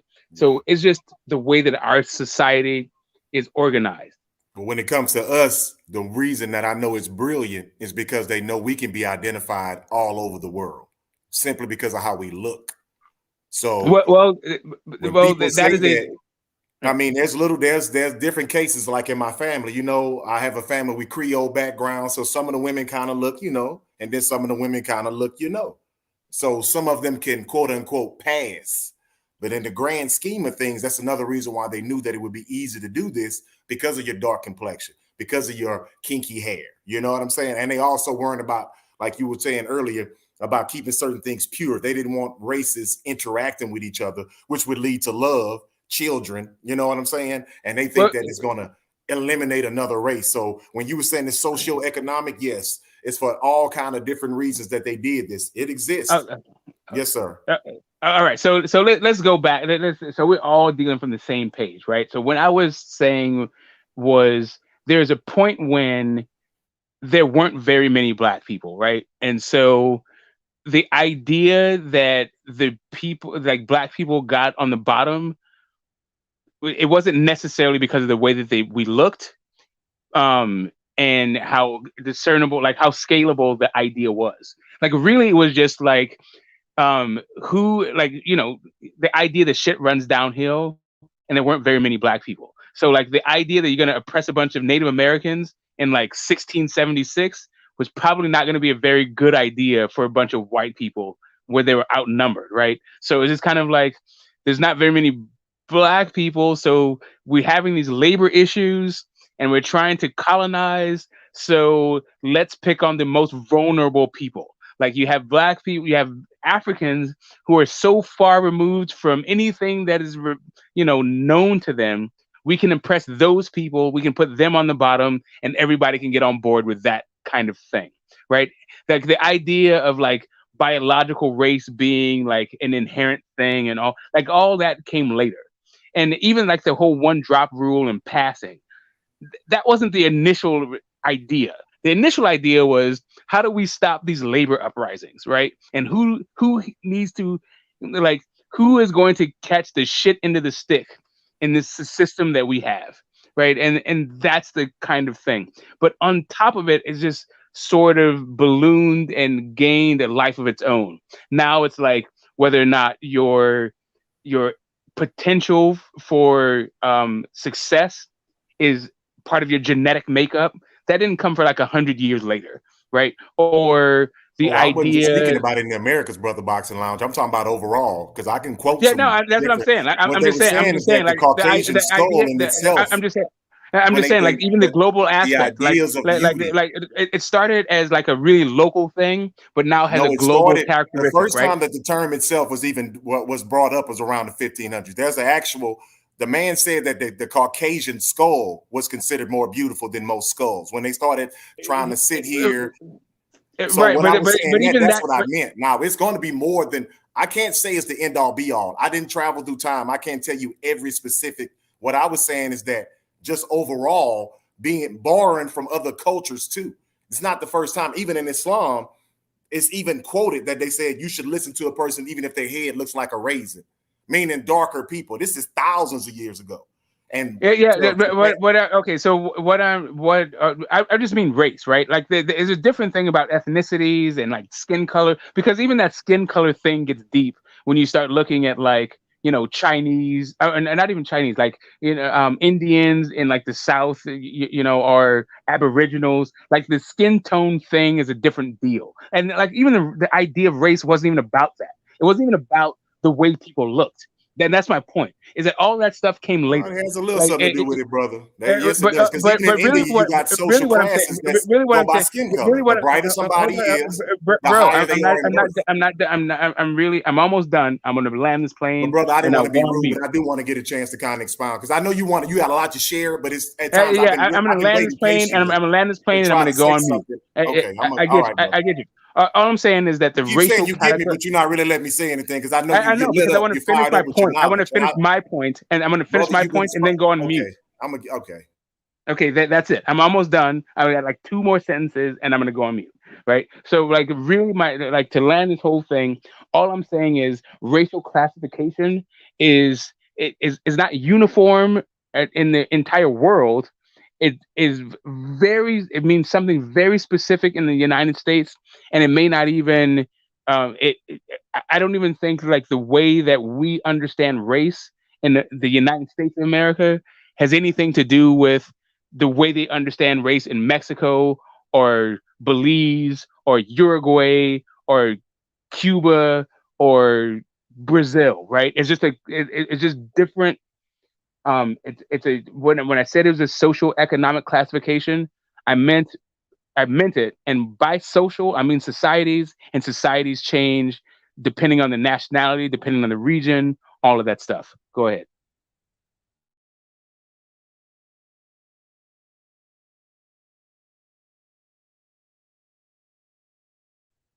Tank, you there? Oh Yeah, I'm man, here. But In Shape Street Fighter said he wanted to say something, so he was holding No, on. I'm good, y'all. I'm good. I'm gonna back off, like I said, because sometimes it gets to be more of a debate than it actually is like a sharing of information, and I started seeing it going that way. So I'm gonna go ahead and be quiet. But please share. Please No, share. that's what I was Don't saying, feel like because I know you keep saying a socio-economic, but it does have the way it has a lot to do with the way we look. We've always been like this as a species on the planet. That's why I said that. And I do have family from elsewhere. I've had an opportunity to speak with people. I tell you, everything that I normally talk about is from experience. And I try my best to let people know what my intentions are. So that way, even if it is a little misunderstanding, we can always circle back. I'm not going to just say something off top of the head, and I'm not trying to sound like an intellectual either. I'm telling you from my own personal experience. And just like Tank said, when I did a lot of research, this is we know that there's scientific books that were written about us being substandard before we were trying to be fighter pilots, whenever we were trying to move up in society. Of course, the money is the most important thing, but like I said, it's easy to identify these people because they don't look like anyone else on the planet. Every culture normally wants somebody that they can look down on. That's how they unify with a lot of these governments. Been like that for thousands of years. Who's going to be the outcast that we can pick on and everybody unify against? So I understood what your argument was too. But to say that it doesn't have anything to do with the way people look, it's not really accurate. This is the reason why actual documentation was made to show that they were superior because of the way they look. I have to tell my daughters all the time, don't get so caught up in the European sense of beauty. These are people who never cared about you, and they're telling you that you're not attractive, but yet they go get tans and they shoot injections in their lips. Who does it seem like they're trying to mimic? Why are you telling me my darker skin is not beautiful, but then you go and darken your skin? Why do you say my lips are like full and this and this and that, but then you go and feel your lips? It's because of what we see. That's all I was saying. It'd take a whole nother time, whole nother panel to even kind of break that down and go into it. But that's what I meant. It's not always just money. Money is, like they say, the end all be all for a lot of folks. But why did you need to say that I'm not attractive? If you're not talking about looks, we're talking about money. So when I said that, when you said something about a few hundred years ago, yes, the actual scientists that came up with it, I'll bring it up next time, for 400 or 500 years. You know what I'm saying? It's good, Champion Heart. Like, he don't mean nothing. That's why I say I know the brother. Hey, bro. I don't think that this is a debate. I think that, and I don't even, by saying I don't think it's a debate, it seems like I'm debating you about whether or not this is even a debate. But like, really, I appreciate the exchange of ideas and the sharing of it, and so that we have the same understanding, right? Like when I like the fight that. And what I mean by race, I mean like race as a classification, right? Race, the word race you're correct. You could see it from 1,500 years ago, but it didn't mean the same thing. Like, you would have a race of saints. It would be like just a group of people. It had absolutely nothing to do with their ancestry. Like, it was a race of bishops or a race of soldiers. It was just a kind of a way to signify a group of people. Like, but the idea of biological race is but a I didn't want to different confuse thing. anybody here, because how we use race is how I'm using it. And I got it. I'm going to just bring it back down to what you're saying about the way we look. Like, even in America, like, the reason why, like, we had that whole idea, like Plessy Ferguson and the one drop rule and passing, is because it actually isn't about what you look like, right? Like, you can actually look white. Like, nobody can know that you're black, but if somebody figures out, like, by looking at you, you can't tell what race you are. But if somebody understands your ancestry are, like, if you have some black person, like your great grandmother was black, then that means you're black, right? It's not like the racial categorization. The racial categorization in America is not based on your looks. It is literally a thing about who is going to be the underclass and who are we going to castigate in order for a bunch of other things to have happened. The economics of it, like talk about the society part. When I say social economic, there's a society and there's an economics part of it, right? And the economics of it is that in capitalism we need it requires for somebody to be on the bottom. And when we racialized it, it was black people who were supposed to be on the bottom. And that's what we're seeing when you say, like, when we talk about the reason why T.O. can say things that Devin Haney can't. Or why can, or even on the flip side, why a black person can say something like, I won't let a white boy beat me, where a white person can't say that same thing. Like, what is the actual cultural heritage and the history behind these concepts?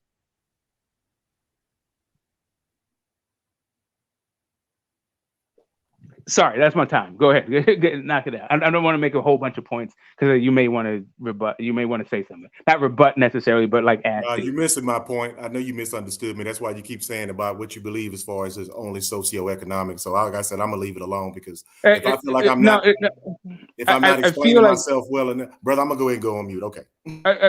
I'm sorry. So, just to make sure that we can be on the same page and resolve it, I'm thinking the thing that I'm addressing is that you're saying that it is about the way that we look, right?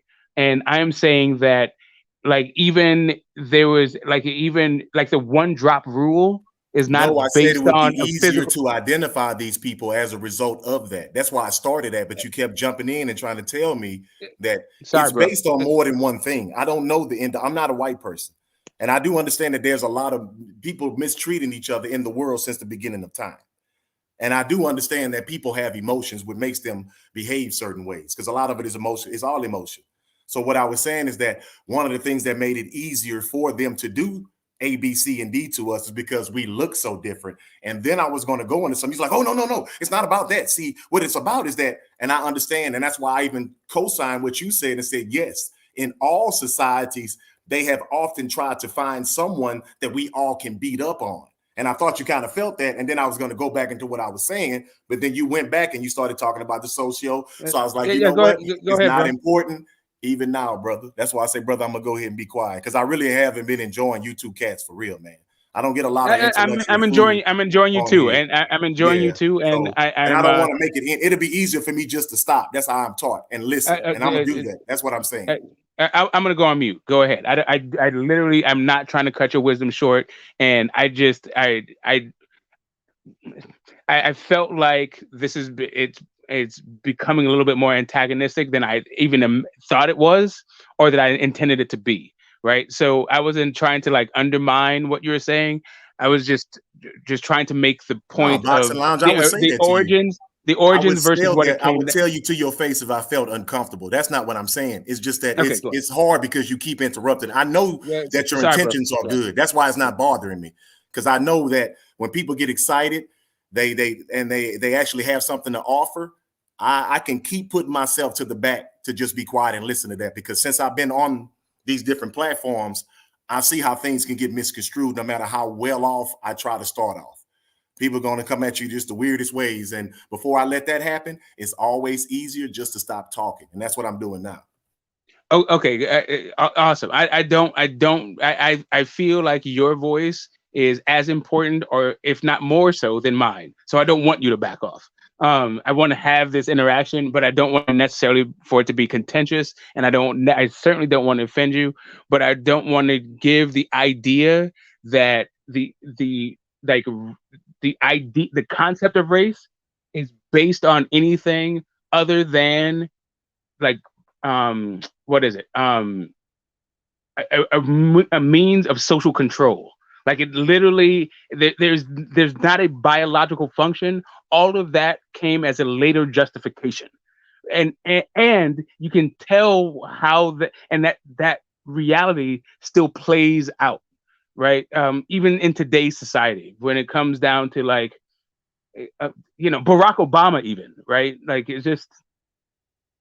Yeah, anyway, I understand. Yes, it is. the concept of like how do we keep race relevant is definitely bolstered by the fact that there's physical differences. But the initially, like even that, like there was no physical difference between like English people and Irish people, right? But they still felt like they needed to make that kind of ethnic distinction and superiority. And like sort of racism came out of that thing, not necessarily the difference in looks, but the difference in looks is what made racism so prevalent and so insidious and hard to get rid of, is because you can put the biological to it. But it wasn't initially, and I don't think it's really ultimately about the biology.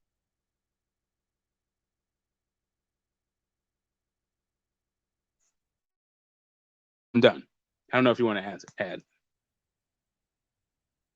Just a lot of points of belief. They said that God created all of us different to see if we can get past that.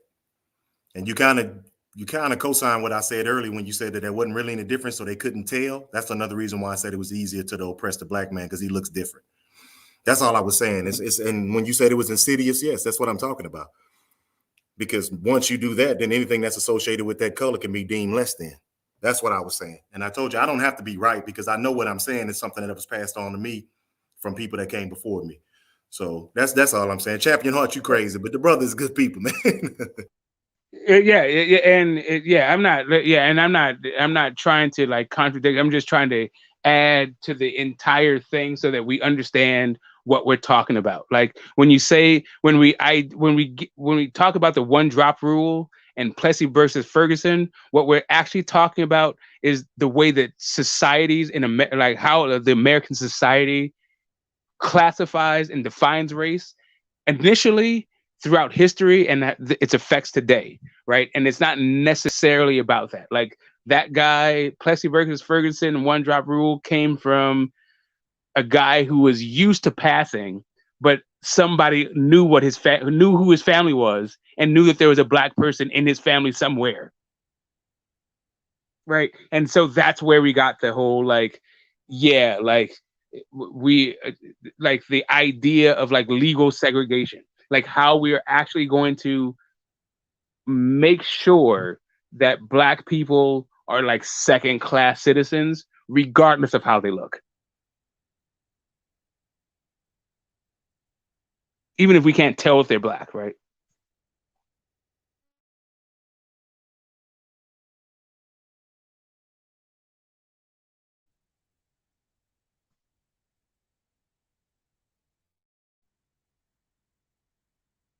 Wow. So fuck, that took a lot. Now everybody's on mute. No, I just didn't want to interrupt nobody, because when I start talking, I want to just have the same, courtesy.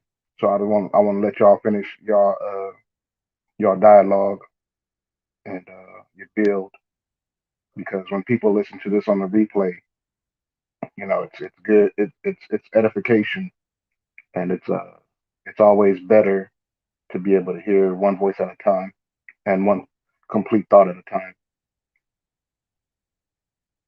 I wanted to add something to what you guys were saying, and before I do that, I want to comment on something that was, because I'm reading the chat as well. Like K Savoy said in the chat that earlier a while back, I didn't want to interrupt, but he was saying that they didn't know about the slavery outside of the United States. I believe that's what they meant when they said other places. So yeah, I like to share information. So like, if you're interested in that, you should look up the trans-Saharan slave trade. That preceded the transatlantic slave trade, and that was a similar chattel slavery that Arabians had, that the Europeans kind of took to another level during the transatlantic slave trade. So that's one thing that you can tap into, as well as look up Gaspar Yanga of Mexico. you'll that's Gasper, Yanga, Gasper, and you'll find some good information down that rabbit hole. Real quick, I want to read something because the two brothers was building on some really good stuff uh, in terms of uh, the social construct that is race, because we know that when you look into history, that people were really uh, separated by tribes and nationalities in terms of the nations that they were with, who your father was. You're the the son of such and such from the house of such and such, right? And the concept of race as a social construct. Uh, there are uh, historical precedents that were documented um, that touched on these things. And so one of my favorite historians is Rudolph Windsor, Dr. Rudolph Windsor, and he wrote in his book.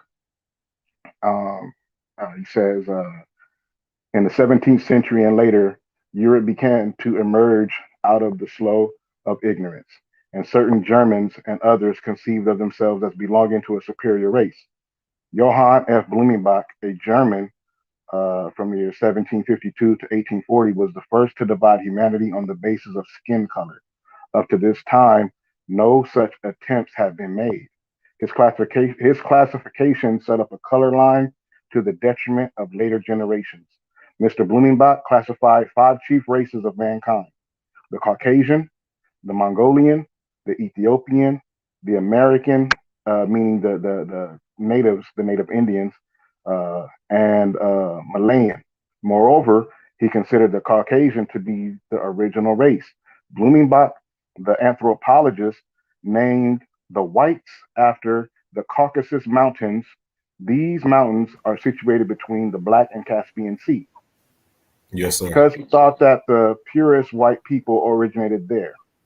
Blumenbach was a racist, and so was J.A. Gobineau, a third man by the name of H.S. Chamberlain, wanted to advance the supremacy of the white Nordic race and its culture. These men attributed psychological value and importance to race. This was racism, and it led to a horrible, vicious racial philosophy and to the persecution of Jews back in Nazi Germany. This was written by T.R. Goth in a book called Race Psychology in 1931.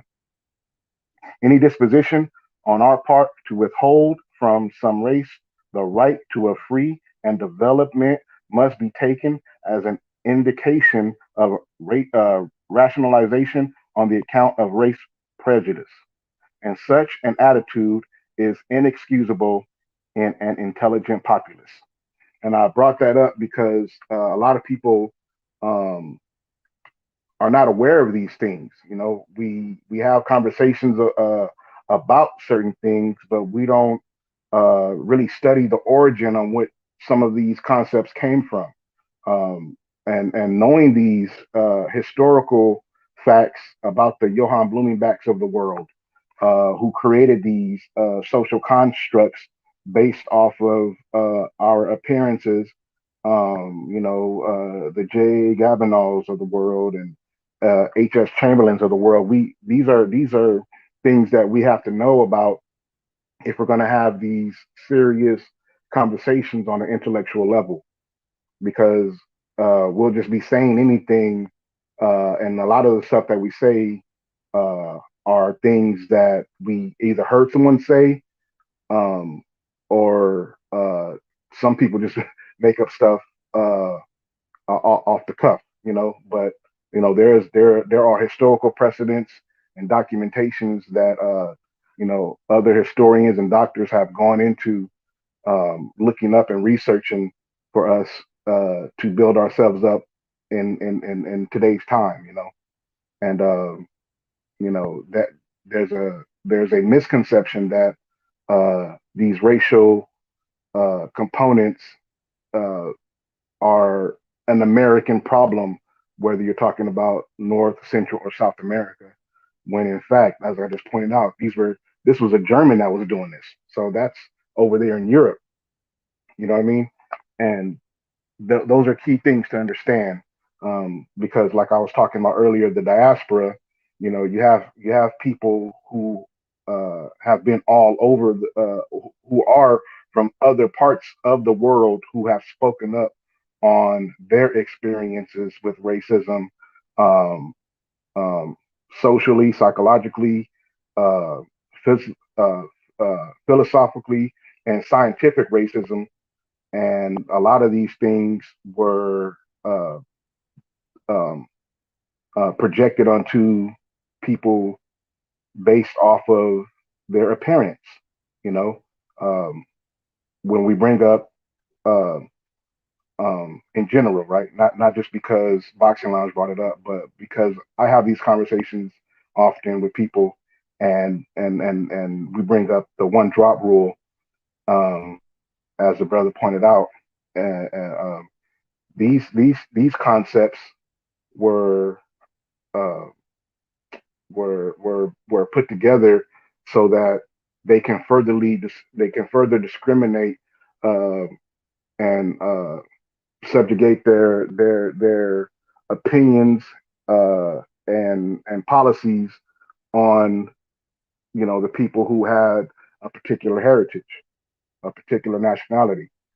And you know or even they'll class, say, excuse me. or even class, right? Like, you Well, can you they were can. creating the class.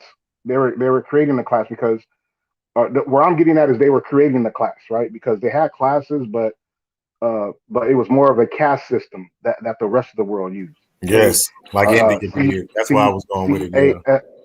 CASTE, Yes, not sir. CAST. Yeah, yeah, You That's what understand? I definitely, made my definitely. reference to India And, earlier. And and also what you reading from Tank is what I was referencing, but I was going to try to find a video where it's a sister, she's a college educated older woman, and she actually breaks it down even better than all the books that I read. And she starts from the time, speaks of the man you're speaking of, and then she goes into the whole skull thing and shows the different skulls. And even during Greek times, how a white woman with this complexion would bring you more money than a woman who would be considered darker. So that's what I meant by that. But I didn't want to get into his facts or not facts and my facts are, because regardless or not, if we want to say that, it still tends to come across as that, because you weren't really picking up what I was putting down. You just kept bringing back the socioeconomic of it. And before I would either get worked up and keep trying to prove to you what I was saying, that's why I said I'd just be quiet. But as you see, Tank he did the research. I said even later on, I'll come back later on, Boxing Lounge, with the information, because I didn't really think I was going to go down this hole with anything. I was trying to get off of the race thing. But when I tell you, and I know you don't know me, I'm not going to waste my time trying to impress you. And normally anything I share with you, I've sat down and I've studied, because I want to understand the world. I want to understand where we go. Why are we here? One of those type of grand philosophy things. And when I was able to put my emotions to the side as I got older, really put my emotions to the side, you'll see other individuals become uncomfortable because they're used to arguing, regardless if they're trying to be intellectual or not, from a point of emotion, because they want to be seen as intelligent or their information is correct. And I didn't want that to happen. But I knew what I was saying was factual, because it's the whole reason that led me down the road of where I'm living at right now. And we often amongst ourselves, meaning Black people, argue over the stupidest things because we've always been seen as less than. So that's why we don't stick together like they say, or they try to have these same narrative about the crab syndrome. And I know what it is. You've been hurt, you've been put down, you felt, like I said, less than. So any gratification, any sense of authority, any sense of being better than, I'll attack my own brother for. And I didn't want you to think that that's what I was doing, because if it's easy for me to shut the hell up and just let you say what you say, then that's what I'm going to do. Now, on certain things, I will stand on my square because it's important. But in that case, it wasn't important because we're arguing about racism, and I'm not going to do that. Yeah, bro. I feel you, and I respect all that, and I appreciate all that. Like, for me, I am a person who I get excited in dialogue, and it's not really. I'm not trying to impress anybody or try to be better than anybody. I really am into the discourse, and I don't feel like my opinion is better than yours or more important. Like I'm here to soak it up and also to dispense the knowledge. Just straight up, dude. I'm gonna be 51 in a couple of like the month after next. I was born in the Nation of Islam. Like I've raised my kids, all this stuff. Like this is, I am who I am. I'm a mature. I can be mature, but I also can like rustle some feathers. Like that's just me in general. At me right now, I've also had a couple of things to drink, right? So I'm probably even more animated and maybe not quite as sensitive to like certain social cues, right? So I'm not trying to like, like I may be like a little bit ruder than I normally am. No, Not to say boxing that you I'm not, not a but I knew rude you were under person. the influence. That's why I left it alone too. Yeah, I didn't yeah, want to bring that exactly. up Like on the I'm in panel. my cups. I'm in my Yeah, cups. that's why I left it alone. I Like can hear it in your that's voice. all it is. Hey, So I was that's like, all I'm it gonna is. leave it alone. Yeah, but that's all. I mean, that may be the extreme example. Some of it is just my personality, but maybe my personality may be also like augmented from the drink. But to address what you're saying about the idea about the sameness, like that visceral or that primordial like sense of um the in group because of who we look, because we look the same kind of thing. um while I think there's a bunch of truth to that, I think that is one of the excuses that we use to validate race, because race actually is something different than that. And that's all. And getting into that is like kind of the nuance is in the context that I was trying to bring to it, not contradicting what you were saying, but just to add the distinction that even like in 1930s, what they thought of race, you're now talking about like at that point 230 years of like building on the concept, right? So like initially it wasn't that thing. It didn't become like a biological thing, like 1800s kind of thing. That's all my point. You see, I know you don't realize you're doing it, but you want yours to be the end all be all because you just keep coming back to that and you kind of ignoring what we both was trying to bring to the table with you, brother. This happened thousands of years ago. That's why I said something along the lines of biblical. Like for thousands of years, we have looked at each other, and that's the thing that we normally separated. Of course, we have people that were interacting, we had interracial relationships, but for you to keep saying, well, no, that's not it. That's not it. That's what you're doing. And I know that I can tell that you were probably, feeling pretty good. So that's why I backed off completely. And Tank, I really didn't mean to step on your toes just that quick again, but you actually were hitting on exactly what I was saying. So when I said I went back, I wasn't talking about America. America is still an infant. I'm talking about us as a species on the planet, period. That's what I meant. And my bad, Tank. If I can just jump in real fast, I understand. It seems like I don't understand. I'm just making I'm trying to make the the distinction between how human beings have evolved separately at different points on Earth and even between different regions, and the concept of race, right? We can have differences between human beings, but to call those differences race, that's a different thing.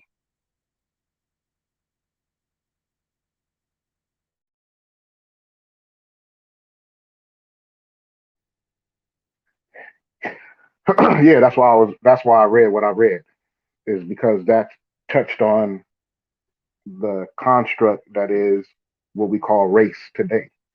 Uh, we have the race is the human race, and within the human race, we have uh, people from different nations, ethnicities, cultures, tribes, etc. And this concept of what race is uh, was actually a social construct. It was created for that reason, and um, so I think we agree on that aspect. Um, I think that it's just important to uh, not forget or uh, be dismissive of the fact that no matter where you go on this planet, the people that uh, usually are subjected to the worst conditions, whether you're in um, Mexico, uh, India, or the United States, or Peru, or Brazil, or any of these other places. Um, these people are are um, directed into being a particular class in their caste system, and we know who they are. And um, just because other people that are not ethnically or from the same tribe or nationality as these people in these lower economic states or lower social states, that doesn't take away the fact that the way you're treated in a lot of these places across the globe have to do with what you look like, uh, in terms of who you are, uh, being um, the indicator. You know what I mean? Because one could say that, like I brought up the trans-Saharan slave trade. A lot of these Arabs or these Arabians, they were quote unquote black folks, and subjugating other black folks, and so they went by customs and tribes more so. Like, okay, you're you're doing these things culturally. That means you're a part of these people. You're from the house of such and such, and that's how they treated people. And then as you move to other places in the world, when you do your studies, you'll see that you know uh, then it becomes based off of what Johann Blumenbach and these other guys start to classify as um, physical differences amongst people. You know what I mean? So Yes, sir. the conversations, excuse me, the conversations, although it sounds like it's combative, when you're just listening to the brothers talk, you'll realize that even just during certain different periods of time, they're saying the same thing. Whether we go back, thousands of years, if you go back a millennia, you'll still see these situations occur. Uh, but you still have these situations where um, the people look like the people that they're subjugating, and they're doing it for a cultural reason. Um, these things, like these terms like race and racism, um, were not the same concept that they are now back then. You know what I mean? It was a similar treatment, or um, things that were happening to people, but they were for a different using a different barometer to do it from. Is what I'm trying to say. You know what I Yeah, mean? you speak That Amharic, you speak Yoruba. Yeah. Yeah, facts. yeah. They, like the reason why racism has, Hey, the Champion Heart, reason he why said, give him a race. second. My bad, boxing. He say, Champion Heart, give him a second because he having a problem with the link, y'all. But he said, hey, Champion, he said, give him a second right now. He's going to get to you, man. I know you drive and you probably can't read, so I'm saying it out loud right quick. All right, my bad, boxing. No, you got it, bro. Like like we'd already said this earlier, right? So one of the reasons why racial classifications, categorizations have, are so popular is because it encompassed this other kind of way older concept, and that is that there's just different phenotypical differences between human beings, right? We don't look the same. Right. But as a person who was at the Million Man March, right? There was a bunch of different like black men all fucking there. None of us were the same color. We didn't look alike, right? It's just a different thing. Like we may and yeah, like there's this idea, and even the idea of like that primordial like in group preference versus out group, like hostility. That thing is actually solved by interaction, right? The longer you actually are hanging out with those people, then that in-group preference and out-group hostility actually starts to disappear. So the way that you keep the racism alive is to have these different experiences, even though you're having the same word, right? So when you say a word like racism, but it means different things to different people depending on who, like, their own personal experiences and where they are in the world, that's how you keep everybody divided. Yeah, when I first got on the platform, I told everybody, just from the metaphysical side, Buddhism and some other stuff I studied, one of the things I always liked that they said that it's just a selfish way of looking at what you think is fair. You have your idea of what you think is fair. So it's another reason why I try my best to keep my emotions under wrap. Younger, I was very idealistic. I know often that I was doing the correct thing, but I was going about it the wrong way. I was given the gift of gab. A lot of times you deem something else amongst your people. You're trying to sound white and all this other stuff, but that has to do with self-hate. So the only thing that I learned is that I really need to keep my emotions under wrap and try my best to be somewhat robotic at times to get the information, to be able to spread the information without, feeling a certain way all the time. Because once your feelings get so caught up in it, it becomes misconstrued. You can either water it down or contaminate it. So that's why sometimes I know when the guys have said on other platforms, oh, he thinks he's better than us. I'm like, no, I'm trying to be better than who I am, because that's what the whole I don't need to beat you thing is. I'm better than I was last year. So I'm good. I'm going to never, ever be able to just make everybody happy either. That's another thing I had to understand. So to get caught up in what people to think of me all the time would be unhealthy, So what am I really here for? And that's why it always goes back to, what is your intention? It may go off down the road somewhere else, but my intention in the beginning was only for this. And that's why I keep saying I stand on my square with that. And I'll jump off. I see KP has jumped on. I only came up to test the link. The link worked? Y'all can hear me? Yes, sir. I hear you. Yeah, Champion Hart must be in a bad area. Because he said in the chat, something was up with the link. The link working perfect though. Y'all hear? Yeah, I hear Champion y'all Hart keeps saying, yeah. Champion Hart probably in a bad area because he's on the road, I believe. Yeah, he's on the road moving around. So that could probably be. Yeah, I don't know what's going on with the link, Champion Hart. I'm trying to get you in. You said something about it's telling you need to create a profile or something like that. That's crazy. But yeah, I just want to know if everybody else was having trouble with the link, man. I'll fall back. Y'all having a great conversation this morning. I'm enjoying it. Appreciate the education. DJ. Yeah. I'm gonna drop down and listen working, to y'all. Man. So y'all continue. Y'all continue. Don't let me interrupt.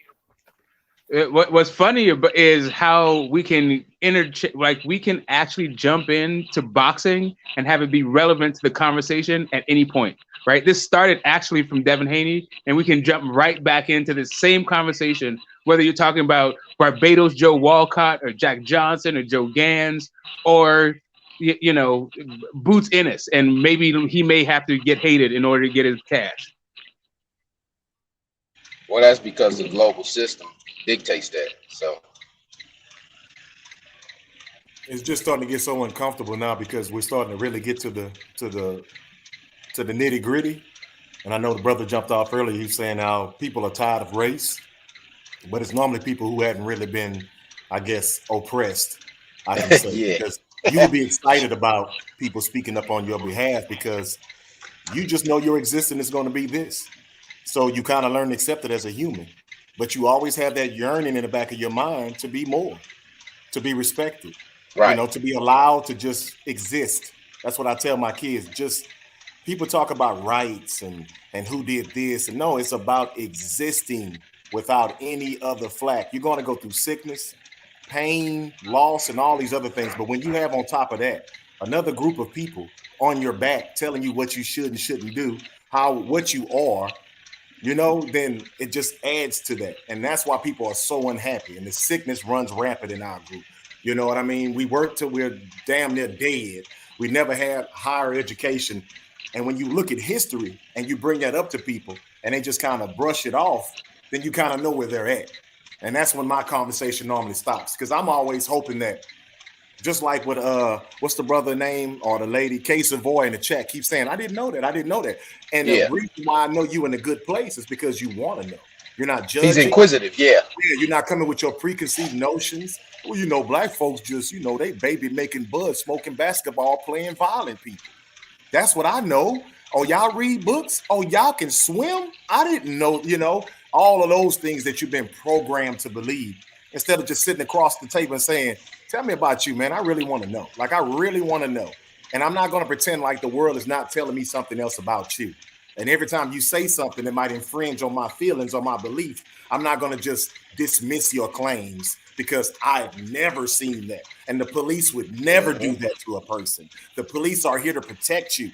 But from the time that I was 11, one of the first times I had interaction with the police, and I didn't know what the hell was going on. I was arrested, brought downtown, put in a cell. That was my first real interaction. Within the next 4 or 5 years, I was being slammed on front of a cruiser for running away from arguing with my mom. He put me in the middle of the Texas sun. I tell this all the time, laid me on top of a vehicle that's been running all day in 100-degree weather in Texas and told me if I move, he would feel threatened. So in that moment, I'm thinking like, man, what the hell? And even when my aunt came out and broke it up, she's like, what's going on? Why are you doing this to him? Oh, well, we have he said that, well, his mother was looking for him. They had a disagreement, ran away. So she said, well, why are you treating him like a thief? Why are you not sitting him down in the back seat, asking him maybe what had happened and getting him back to his mother? And I remember this cop just had this deer in the headlight stare looking at her, the fact that she was standing up to him, I guess. And then another police officer drives up, never forget his name, Officer Sane, white man too. He got me in the back of his cruise and we started driving back towards the house. The first thing he told me is don't let that harden your heart. So that white man was aware of what was going on. And he knew that in that moment I was being mistreated. Later on, he told me he kind of remembered from seeing me around here and there. He said the thing that upset that other cop is that I looked him in the eye. I'm a teenage boy, and I was always taught to stand up straight, to make sure you speak clearly and look a person in the eye. He deemed that threatening. So when I tell people about my experiences, I'm not making this up and I'm not bitter with the powers that be. But it's many a times in my life I wouldn't have made it. You understand what I'm saying? And it was only because of the way I was born. Think about that. I got to explain it to my children and their grandchildren that it's going to be certain places in the place that you are born and raised to where you're going to be in a threatening situation. And you need to be aware of it. That's what I meant by why it's easy to identify and all this other stuff that I was saying. I'm never trying to impress upon that on another person, bro. It's just the truth. He singled me out because I was 6 foot and black. I hadn't even done anything wrong. And he wanted to make sure I knew my place. So he laid me across that damn cruiser with his hand on that pistol and made me stay there while he was on the radio. The cop came out, spoke to him in a roundabout way. They kind of argued a little bit. He said, I'll take him. That was one of the first, like I said, one of the most impactful things in my life. And I knew from there on out that I needed to be careful. That everybody doesn't see me as my mom's child. They don't see me as a living, breathing human being. He saw me as a threat simply because my hair is kinky and my skin is dark. He didn't know me, never met me. And he knew that my mother was putting out an APB or whatever because she was concerned about her child. Because we argued all the time. I'm her oldest son. But she just wanted me to be back safely. And when I got home and she was wondering why the side of my face looked burnt, I explained to her what it was. And then she had to sit down. We had to have this conversation. And all in all, it hurt her heart because she knew that if she made a funk about it, it wasn't going to go very far. So the reason why I say that I understand and I know what I'm talking about and I don't waste my time trying to convince people of nothing. Well, like I told you, that's a life experience thing. That's all. What's up, G Trey? I see you, G Trey. I'm not trying to take it down that road, y'all, but it is what it is. Yeah, but that's, you have to share that. It's funny that you share a story like that because I'm going to be transparent. I'm 38. I got an 18-year-old son. So every man on this panel has had to have a conversation like that if they have a son or a nephew or a cousin that's coming into maturity age where they're starting to drive. So the conversation that you have to have, it's almost like you have to train them to deal with, quote unquote, the authorities. So I had to train my son in a certain manner so that he wouldn't be overly emotional in the encounter of the authorities because he had an experience with the authorities.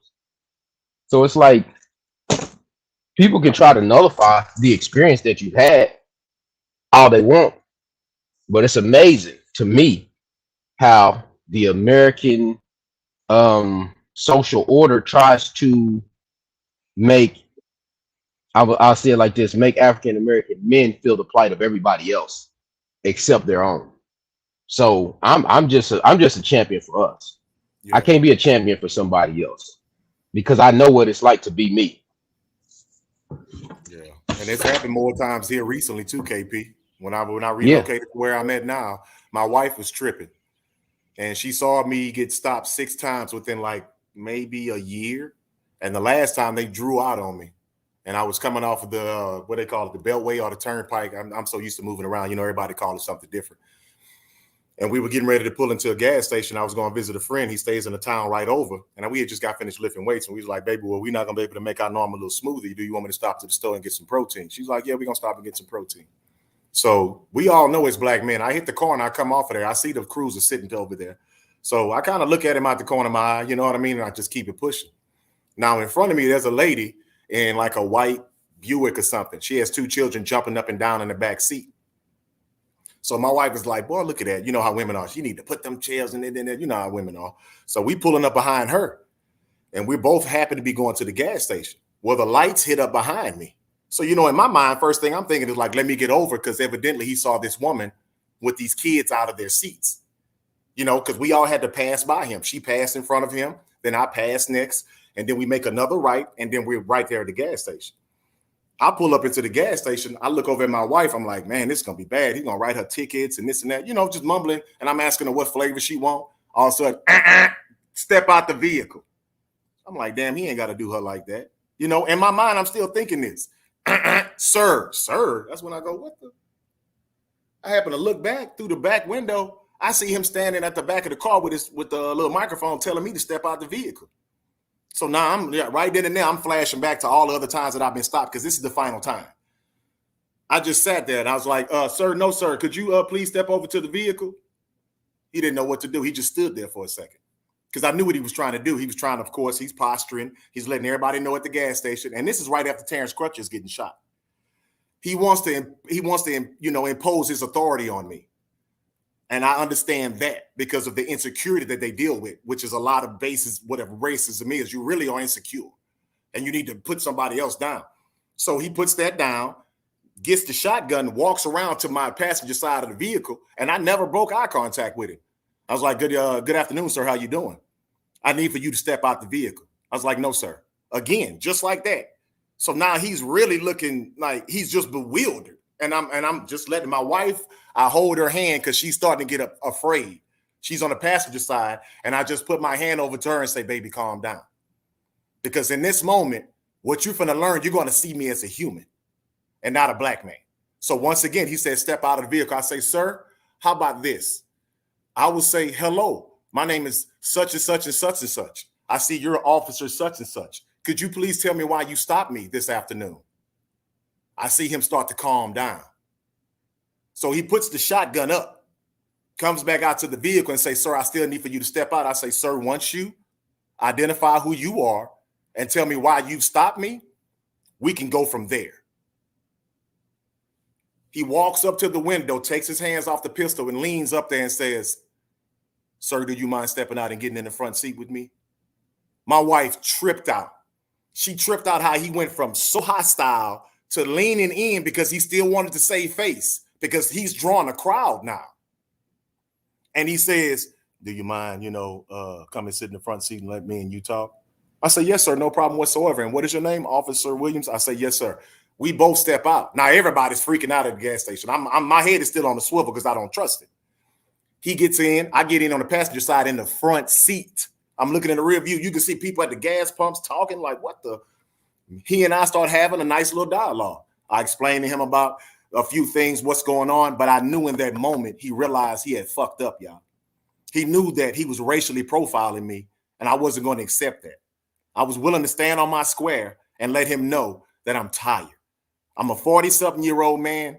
I've been seeing all this in the world. And if today is my day, you're going to have to tell me to my face, I have a problem with you because you're black. No way, shape, or form are you getting around it. Because right before then, I was pulled over by 2 cop cars while I was going to work. And once the lady walked up on me and asked me for my ID in that case, I said, ma'am, I'm getting ready to reach over. I know it's at night. And when I started talking like that, the first thing, where you from? I said, ma'am, excuse me? Where you from? Where you going? I said, ma'am, if you give me a moment, I'm going to go ahead and I reach over to get my license registration, y'all. I look back over. She walks away from the vehicle and gets back in her car.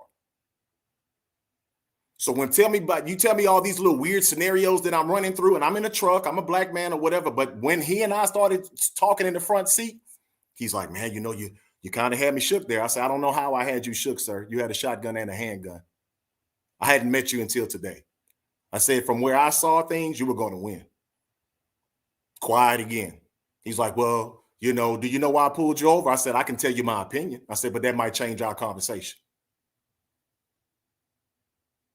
He gets quiet again. Well, you know, I said, no, sir, you still haven't even told me why you stopped me. I said, but I'm glad you did diffuse the situation and allow me to sit in this vehicle and talk to you.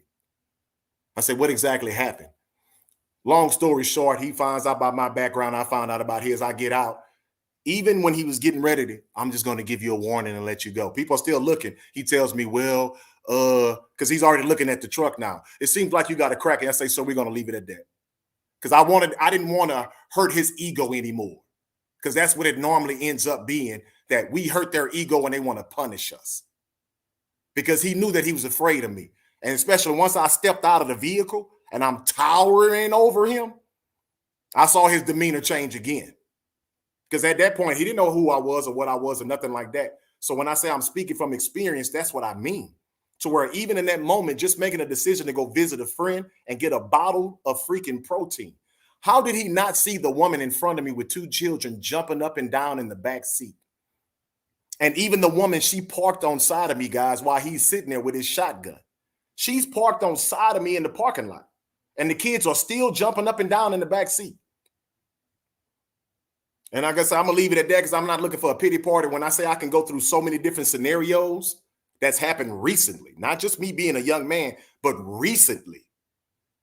And like I said, it was in the era of that Terrence Crutcher. Oh, he looks like a bad guy. It's not my fault you're afraid of me.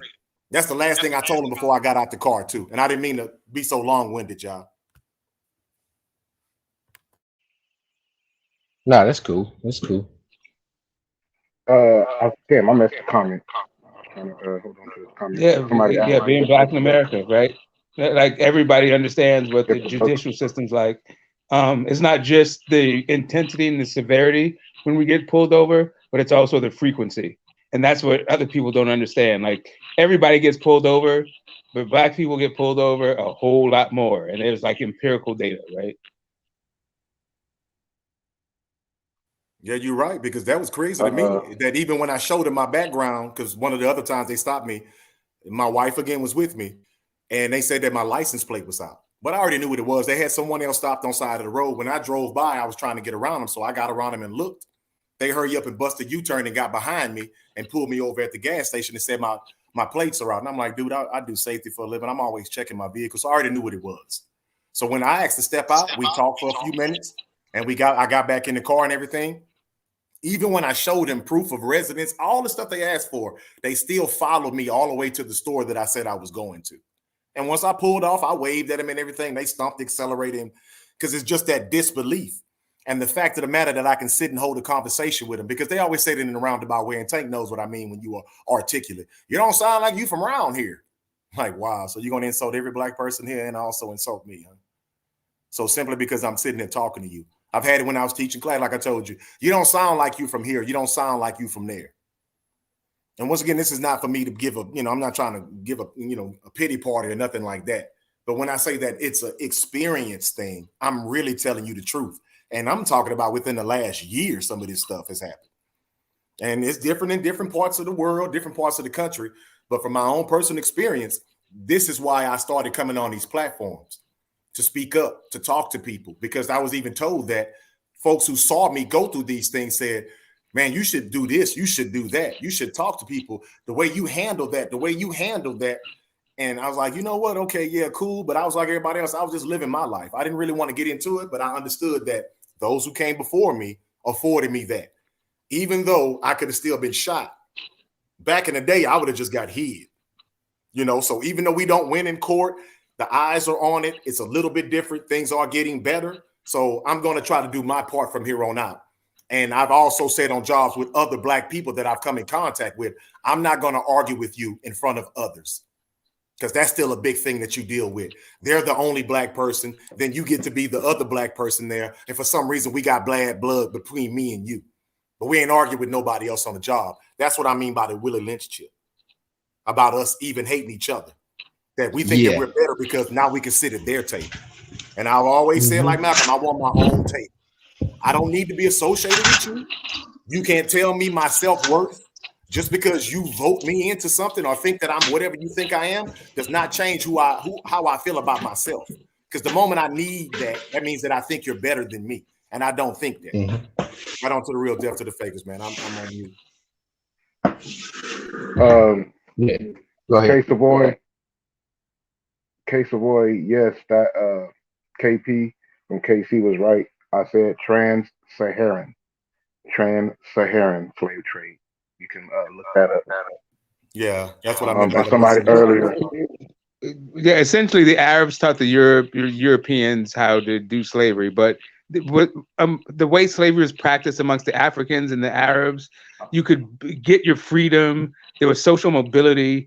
Your children weren't born slaves. It was a completely different thing. But even initially in the American colonies, there wasn't that thing. It was because of all of the rebellions that they decided to invent races, create a new social class, a new racial category called white people, where they got, material and cultural capital for being that, and oppression for all the non-white people, right? And then there was indentured servitude at the time, and they got rid of indentured servitude. They're like, you guys will now get paid at the end of your contract, you'll get land. And they just made, permanent slaves of, Black people. But then it even got worse once they outlawed slavery, so you couldn't get the imports. And then they started to make the children slaves, and it was the children of women who were slaves. So if you're a man and you're free, you're all good. But if your mom was a slave, then you're a slave. If you're an African. Yeah, I was getting ready to say, I forgot who it was. I was reading the comment. The chat has skipped, and I can't go back any further. But whoever was that asking about the book that I was reading from, yes, that's it. That was the book. I forgot who asked me the question. Because after a while, the chat skips, and I didn't want to cut nobody off from their thoughts. But that chat skip up on the quick tank. It's the historian is Rudolph Windsor. Dr. Rudolph Windsor has a lot of books that I recommend. If anybody's out there that likes to research, he's one of my favorites. In case of boy, I understand when you said my grandkids are coming from a mixed family, so I don't know how the general public takes that. That's also in my family also, and friends. Yeah, it's going to start to be more prevalent in America across the nationalities because there's no more separation, quote unquote, of the races in pockets of the society. So that's why it's funny. I don't even want to say this, but that's why the people of color term is being used so much. Yep. People of color. And those new terms will continue to be used to distract from the plight of the original people that were mistreated and oppressed. And those people will not get exactly what they're supposed to get from America. Because we had uncomfortable situations where within the family, they have to talk to each other. And I've had a Black man ask his wife, who's not Black, Do you love me because of me, or do you love the fact that I'm black? Because she loves black people, and she's not a person that's black. She loves the culture, the language, the music. Like, she actually understands that our contribution to society is just glossed over. She really understands. So I always loved her for that. You know, I respected her for that because, you know, sometimes just trying to stand up with us, it's like you're turning your back on your people, as they say, because she had to go through that also. So I always have love for people who are normally in these interracial relationships. But she had to ask herself that question, like, damn, since I love black so much, am I really in love this man because he's black, or do I love him because he's a man that I love? So this is going to create all kind of conversations that people are willing to have. And for children who are mixed race, when they try to make them pick a side. But both of these people have provided for you. They love you. They tuck you in at night. They brought you snacks. You know what I'm saying? They tell you you're beautiful. They protect you. You know, it's hard when you're amongst your friends and you may look white and they da-da-da-da-da, or you may look black and they da-da-da-da-da-da, as the kids say. So I know about that straddling the fence. That's what I meant when I told Mex not too long ago. I'm like, man, you caught between more than one world. Because some people come from families where the mother, now they're grown, but they have a brother or sister that's mixed. So now you're looking at this black face every day, or this white face, or whatever it is, and you're trying to work out in your mind, because once the world's telling you this and telling you that, and then you start to understand that it's not even really that important, that we're all people. But people don't like to hear that. You know, they don't want to talk about that. You need to pick a damn side and go from there. And they don't understand a lot of times in our defense as people who are considered black, it's because we are being attacked. We feel less than, so we try to have some sense of pride. That's what it is. It's not that I need for you to go without. It's just that we're tired of being under somebody else's thumb. So we don't even really look at the pride thing like you're looking at the pride thing, because you already are comfortable. You get to eat, sleep, move around, have certain comforts that some people won't have. So whenever they start taking pride amongst themselves and standing up for themselves, I do get irritated when they try to act like, oh, you're being racist. Like they say the reverse racism argument. And, you know, it's ridiculous because it's like, okay, you already know that you kind of see me as less than. So why are you pretending that just me having pride in myself is a problem? You know, do you feel like you're on least a foothold? What exactly is it? Or are you just so used to the norm of us being less than, and that makes you like, well, no matter how bad it gets, I'm still better than him. And I'm back on mute, y'all. It's again like the way that different people experience racism, because the way that different people experience race, right? So to a person who only their idea of racism is like slurs. So if you say something that could be perceived as like discriminatory, then that equals racism. But for us, it's literally like life and death, freedom or not freedom, access to resources or not access to resources. It's just a different thing. So yes, sir. Yes, sir. You know, they'll be like, you know, this black person punched a white person in the face because he's white, so that's reverse racism. Yeah, but that white person is not going to like have his future, you know, depending on how you know grievous the injury is, his earning potential is not affected by that interaction. Right. They playing the new word game. It's all just a new playbook of the word game. It's a definite way for them to keep everything vague, and by them dumbing down the society, it makes it a lot easier to distract. Yeah. Yes, sir. You kind of went out, KP. And oppress the people because they play with the words so much. I mean, think about it, guys. Probably have. Can y'all hear me? Yeah, go ahead. Can you hear me, guys? I hear you. Go ahead. What I was saying is that you think about it, guys. Everybody on this panel is probably old enough to remember encyclopedias. Well, primarily the people that you're talking to now, 15s to 20s and things of that nature, they've never seen them.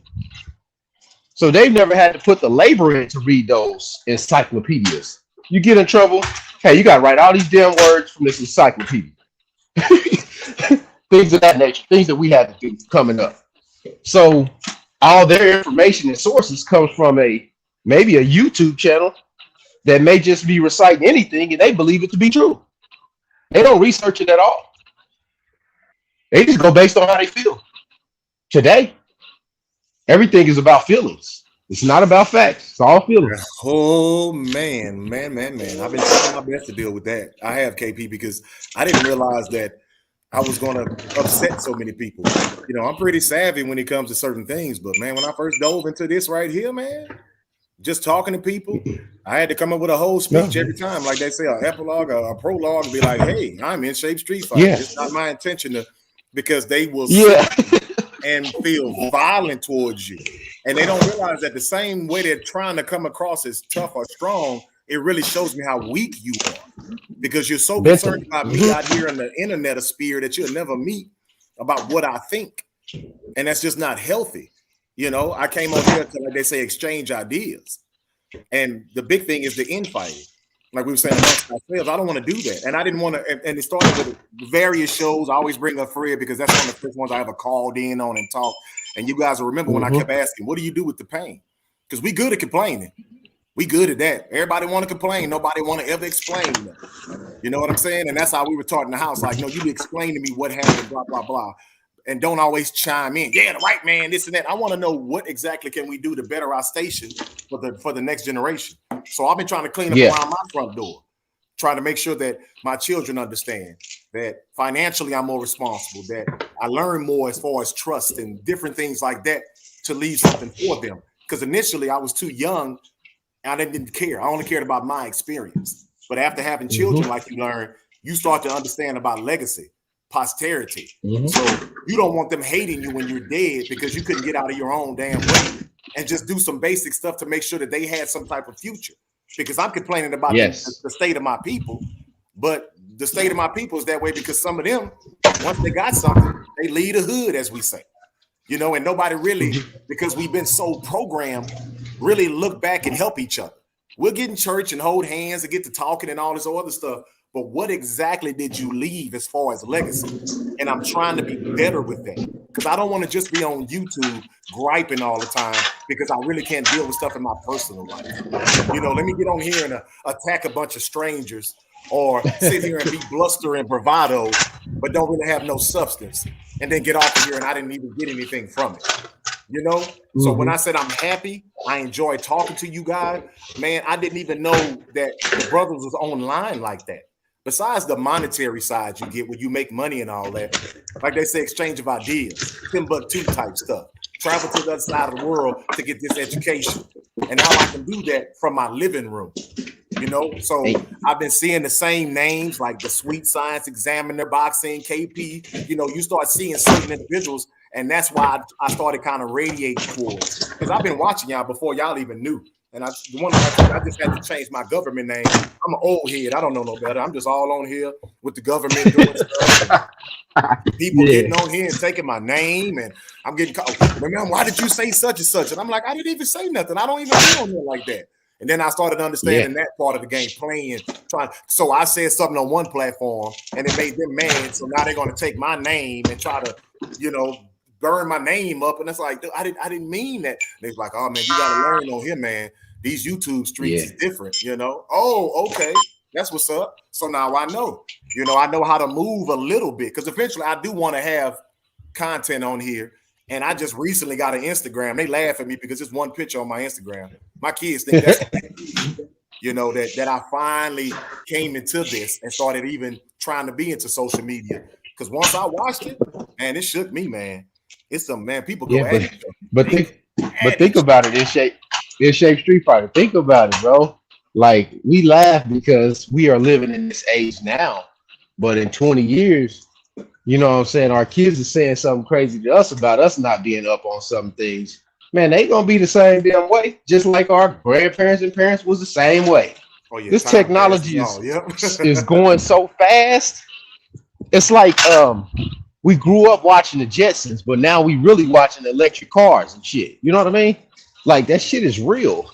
Like, you watching the Jetsons and they got all that goofy shit on the Jetsons, and all of a sudden now you can get in the car and it's battery operated. No gas.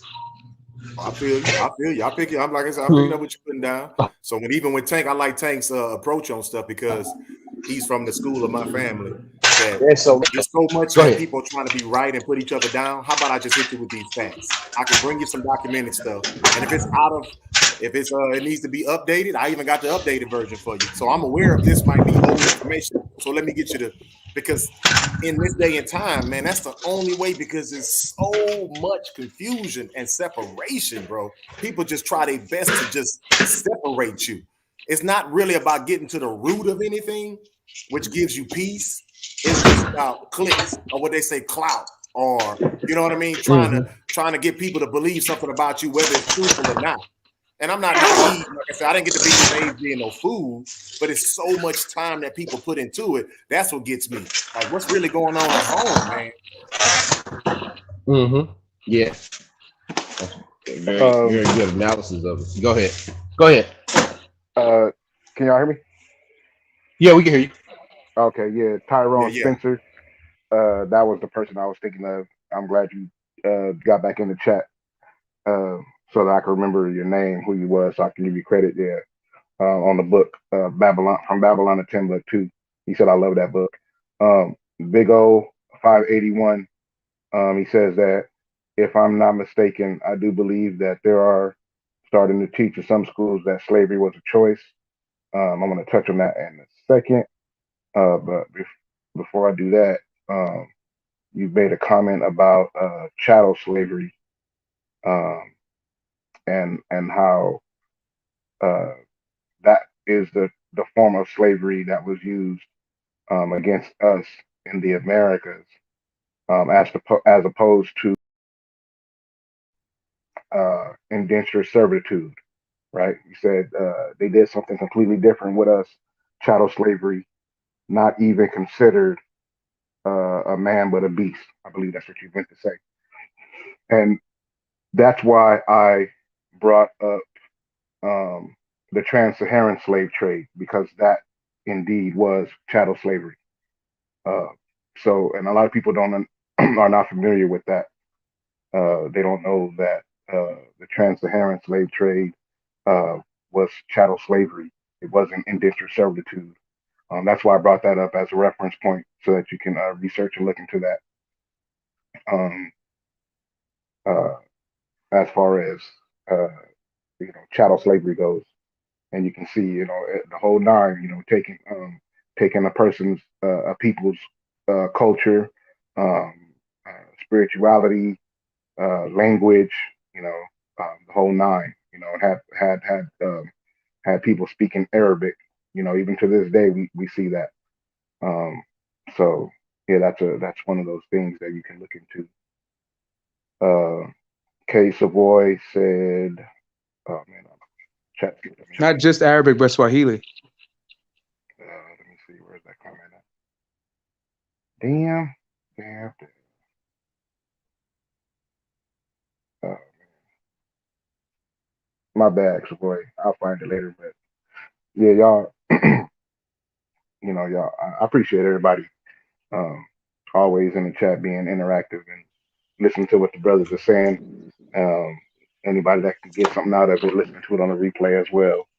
Because it's always good to take what you hear and research it. That's why I like to point out certain things the way I do, because I know that when it's me and I'm listening to someone, I don't like to just take it off face value, what's being said, but I like to research what it is that they're saying, and go into some of the information myself, because I feel like I have a good grasp of comprehension myself. And just because one person got an understanding from certain information doesn't mean that I'm going to get the same understanding from that same information.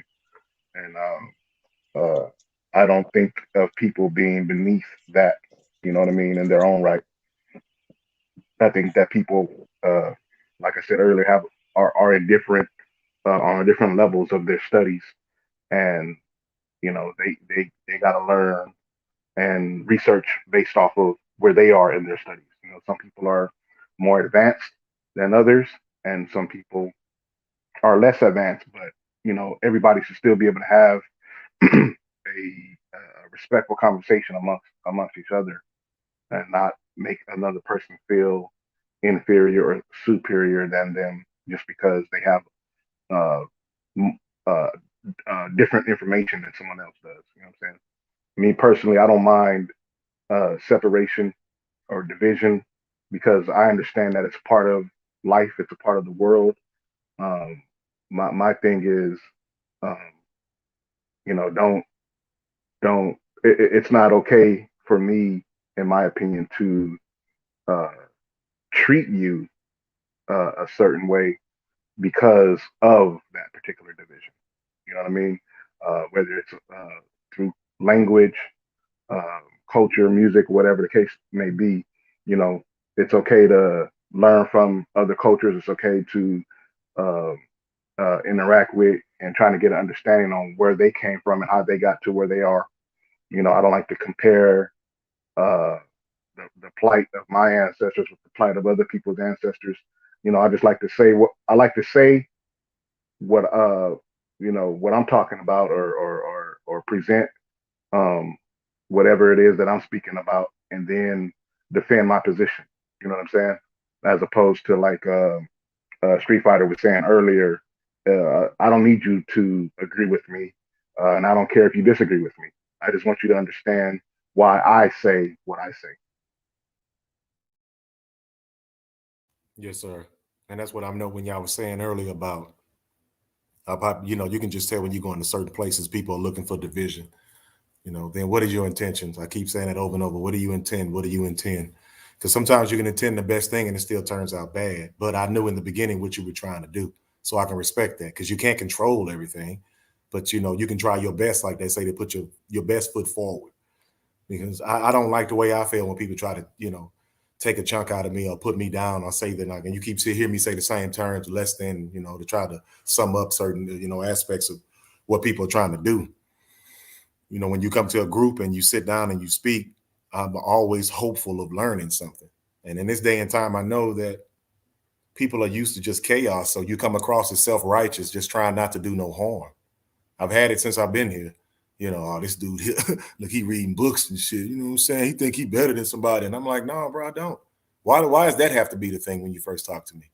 Why you can't just say, man, what you reading? What is that? Why are you reading them books? Ask me. I always say the same thing when I teach my youngsters, like, man, stop judging people, evaluate them. Evaluation, you try to do as best as you can with the tools that you have. But if you go into it with a judgment already, then what are you even looking for? You've already had this preconceived notion. So it's going to be hard for you to even really evaluate what they are because you are so caught up in your feelings. And you don't want to be treated that way. I say sometimes your own people are going to consider you a sellout just because you're taking the right stance in certain cases. I say I've had that happen to where I see them mistreating somebody that's outside of our race. And I'm like, man, that ain't right, man. Oh, so what you finna take up for the white boy, cuz? Like, no, he just, he didn't do anything. And if anything, it took him courage to come over here and fool with us. Because, we always deemed evil and bad, so it's just about the human experience too. Like I said, I'm never going to put my people to the side, but at the same time, how can you truly be fair when you're doing the same thing somebody's doing to you? And you keep trying to say that it's okay because it's been done to you. It's like, come on, man, that's just a circle, that cipher. It's the same thing. And karma, it always comes back around, man. It always does. And just say I made some mistakes when I was younger, but I've always tried to be a people person. Always. I've always tried to get along with people. I just have, so and I say it might sound weird or soft because I got that at first. Yeah, this boy is soft, you know what I'm saying? But I know what it is. You're insecure, you're uncomfortable. It's hard for you to be open. It's hard for you to be objective. You've stuck to your guns for so long that if you do something else different, you're gonna feel like you're a sellout. That's another part of the Black experience. Like we have the Yeah. imposter syndrome. As soon as you better your station, make more money, you feel like you're a sellout. Yeah. You feel like you're trying to be something else. Yep. It's not that. Go ahead, KP. I see you ready. You know what I'm talking about, huh, KP? I'm glad you said that, man, because it's like we live in a duality as Black men. Okay, you want the best for your family, your seeds, and those that come from you. So you strive to get the best. And primarily, what I see and what I've experienced is that by you individually wanting better for your children and not for your children to accept less, and you push them to the next level, so to speak. Like you said, people are going to say to you, you think you're better than somebody. But then you also get from the other side as you move into different areas that you're still a nigga in their eyes. So you're getting the duality from family, and then you're getting the other side from the outsiders. Yeah. So you really have no place to go. The only thing that you do see is that if anything goes down or goes wrong, everybody from one side may say, "See, I told you so." Yeah. Hey man, I don't need the "I told you so" goofy shit. All I need is my brother to be my brother and understand that this is America. We live in a system. This is a system that runs on autopilot. It don't need your help. It's gonna do what it do. And the people have been trained in such a way that they run on autopilot as well, and they don't even know it. And the people that are aware of it are the outliers, the people that's talking about it now. So the people that are aware of it, by discussing it and being able to discuss it and see what's going on, they are looked at as the people that are causing the most problems by identifying the problems that they see and that they live. Like, it's amazing to me. It really is. And it's kind of sad on a lot of terms, because as a black man in America, there is no other man that has been through what a black man has been through in America. Historically. Not to say myself, but historically. So it's hard for me to I can sympathize and probably empathize with you over something that you may have went through, but I can't sit there with you and say, "Oh, I'm living at a point in time in 2021 where we have so much oppression as black men." I can't say that because the guys before me lived under worse terms. You know what I mean? So we have these opportunities that our ancestors didn't have, but then it's still some things that are going on that are still happening. So, I mean, people just have to have an open mind to understand that people are raised different in different homes and different cultures, and they have to be able to have uncomfortable conversations. Because the only conversation I kind of hear now today is conversations based on quote unquote sexuality or something goofy like that. I don't want to talk about that. Yeah. You know what I'm saying? I don't want to talk about your choice of who you and all of that. That's not even my business.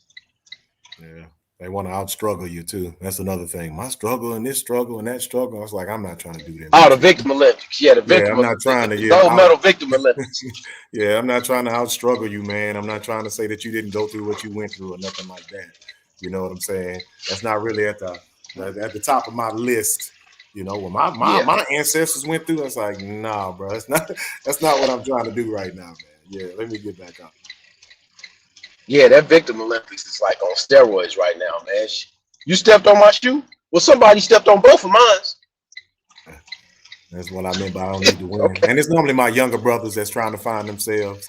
And now I understand the old schools who used to be patient with me when they used to be like, "It's all right, young blood." And they just smile. And I'd be so mad because I want to, no, see, you don't. And that's why they would just smile like, if God gives you the time to get older, you're going to feel me. You're going to circle back and come holler at me because I know you got a good heart because you're so fired up about it.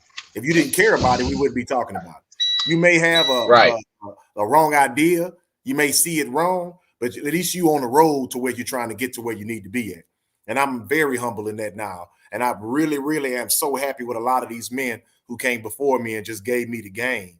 You know, they just really gave me the game and what was going on. And they said that's one of the biggest things is that first you got to find out who you are. And once you find out who you are, then you can go from there. You know, but if you don't know who you are, you're going to always get misled.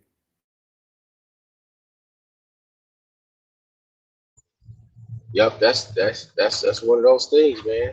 It's one of those things that we live in America. In America. Hopefully I didn't change the mood again. I didn't want everything to go south. I was trying my best to stay away from the little race stuff. You cool, man. That's just always, that's all. I mean, it's like, it's always going to be there. You know what I'm saying? You can't, it's there. Shit. I mean, a stop sign's a stop sign. That's the stop sign. Yeah, he said, and Big O said it was 11-year-old boy, Wayne, the dangers of Chicago, moved to Georgia and got killed by a 12-year-old boy. I'm trying to think what you're talking about, Big O 581. Yeah. That just recently happened? Yeah, I didn't see that, but I did see that somebody story about the. I did see the story about the man that killed his girlfriend, his ex-wife. I was like, wow. Yeah, I think I think that there are a lot of different experiences depending on, you know what I mean, who you come from. You know, like I said, I don't personally, I don't like to, be comparable when it comes to, what I'm saying, different plights. I'm black first, as they say, so I deal with, my tribe first.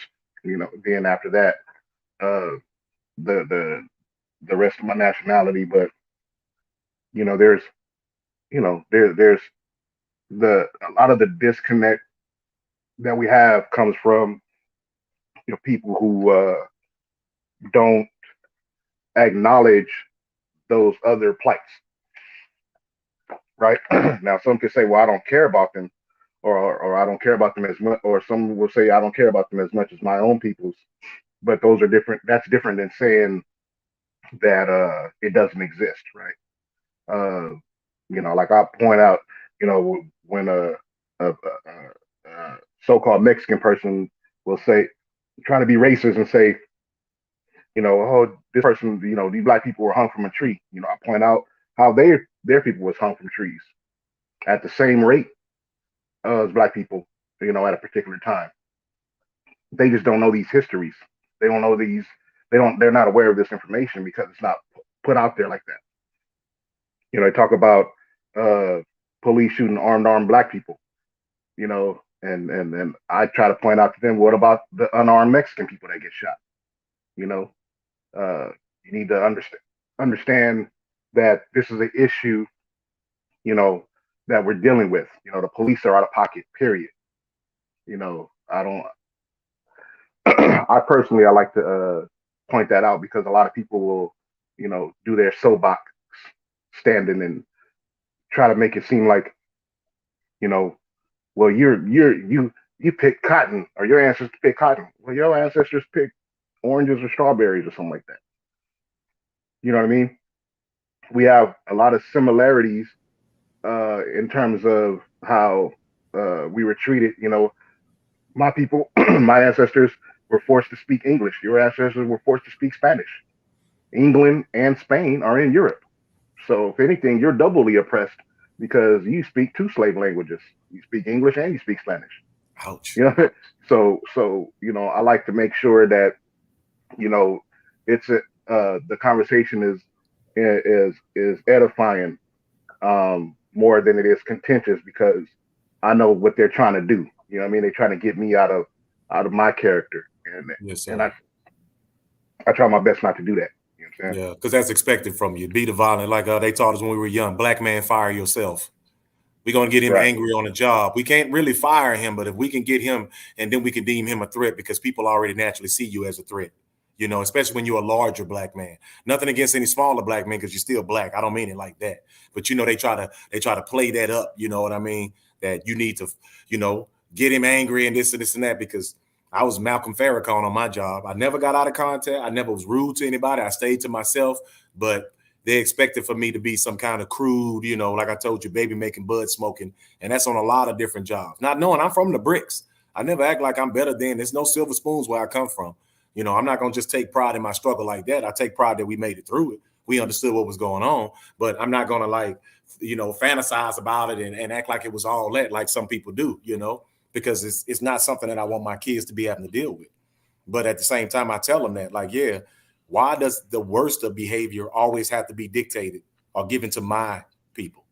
That's why we have to be the loudest and this and this and that. Or you expect for me not to come to the job, because one of the jobs you have to be clean shaven. And every day they walking in my face, let me see your face. And I'm a manager. I'm like, excuse me? Because it's cold outside, so our face covered. So I jokingly started saying, smooth as a baby's bottom every morning, smooth as a baby's, because it was just little things. And then by the end of that job, I was called the golden boy, one of those derogatory. And I didn't know about it until some of the white women came and told me that. They started telling me to be careful. And this is another story I've told on platforms too. They said the two people they don't want to see in charge is a white woman and a black man. And these are white women telling me this. They like the way I carried myself. They said you open doors, you say good morning, you try your best not to use negative language around people. I said, yeah, because I'm just self-aware. I'm going to go a little bit above and beyond because I know in the back of my mind you expect the worst from me. That's what I meant earlier, Tank, when I said that we always have to be the less than. They always want us in some way, shape, or form to know that we need to kind of stay in our lane. And if you do anything that's normally dignified and self-respective, you're uppity. That's that other code word you hear. Oh, he's a little uppity, man. Oh, he think he's better than everybody, And it's sad that you're saying that. It's like, what do you mean? So I can't strive for greatness just like you? And that's because in your mind, you feel as though those people are normally less than. So what is wrong with him? Didn't he get the memo? Doesn't he know he's not supposed to be able to read that well? Didn't he know that he's supposed to stay in the projects? Doesn't he understand that he's just supposed to be a buck, like they say? Yeah, not to cut you off, Tank. I think you. Yeah, I was just gonna say, yeah, you're right. But and to your point about the clean shaven aspect, before I, really looked into uh, culturally speaking, how they can't really discriminate.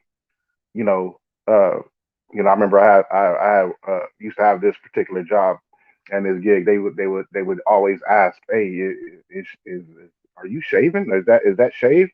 Because I rock the beard. Now I tell them it's part of my culture. You know what I mean? We're not allowed to shave our faces bald. I can't do clean shaving. If they choose to discriminate my job because of that, then that's a whole nother issue. You know what I mean? And I remember this distinctly because I started to notice like uh, there were Arabian people, Arab Americans who they would cite their religion and they'd be like, look, they have these full beards, bigger, even bigger than mine. And I'm like, they don't ever say anything to these people, to these guys over here. But, they're always asking the person that's my superior about me. You know what I mean? Yeah. And, I caught on to that. So I was like, now, I don't shave. I may trim it. I could trim it when I choose to. But as far as taking a razor to my face and going bald face, that's not happening. Yeah. And they knew a lot of the black men would cultural complain thing. because they get those bumps and they kind of wanted to see that. You know what it is, Tank. That's why I'm glad you jumped right on that one. Yeah. Yeah, man. I tell these cats all the time, like it's a cultural thing. You know what I mean? And in my culture, we don't shave. We don't do that. We don't go clean shaven like that. Yeah. You know what I mean? I'm not in the military. You ain't about to Yeah. ain't And it about was to do just me one of the like last that. things they can pick on you about, And Right. then they had brothers who, of course, I dreaded brothers who only shave their hair when the full moon. You got Rastafari. Like I come from a lot of different folks, man. And there's a white guy in front of them with a big blonde ponytail telling them they need to cut their hair. And one of the brothers, you know how the Rastas be. He's like, brother, what's the difference between your hair and mine? Oh, well, it might get caught up in this and caught up in that. He said, that's why I keep it up. I keep it wrapped up in the net and this and that. He said, if anything, you're the one that's in danger right now because you got it down your back straight up and down like you some kind of Native American. White boy didn't like that, but he didn't even realize in that moment he was real embarrassed because it didn't dawn on him. He was so busy trying to get across what he wanted to get across that he didn't even think about his own hair. And we just kind of, chuckled and laughed, you know what I'm saying? But I remember just that rage you saw in his eyes because he felt like he took an L. He lost to us. But it's like, yeah, dude, you literally coming in here with your hair down your back, telling a Rastafarian man who's really on a religious blast, yours is for looks, that he needs to cut his hair. And it was like a big thing that was going on. And they said, and, of course, me doing it in safety, I told him, I said, as long as that man can keep his hair a certain way and it's a safe thing, you can't make him cut his hair. But once again, it was just another one of those things to where they don't want you to have pride in your culture. And they know Right. that it bothers That's what them. it is. Yeah. That's what it is. Well, it's not only that; it's that they don't view us as having culture. That's where the deeper aspect of it is, right? I had this conversation a Perfect. couple You months perfectly ago. said that, Tank. Yep. Go ahead. I had a conversation a couple months ago. Reggie Owens and I were reading. Shout out to Reggie. we were reading I forgot which book it was, but I believe it was one of Dr. Claude Anderson's books. And in the particular chapter that we were on was speaking about um, monetizing our cultural differences. That's why I said I don't have a problem with separation. I don't have a problem with division. Um, because it's a part of the world. It's a part of life, right? It's what you do in that division. It's how you treat people who are different from you that matters, not the fact that it exists or that people are have. You know what I mean? But the point is that at the end of the book reading, as we were closing out, I'm telling everybody, thank you for listening to us read the book, whoopty wop. Um, I made a correlation because it was relevant to the chapter that we had just read about how other cultures um, um, monetize and their culture through language and other um, you know cultural behaviors.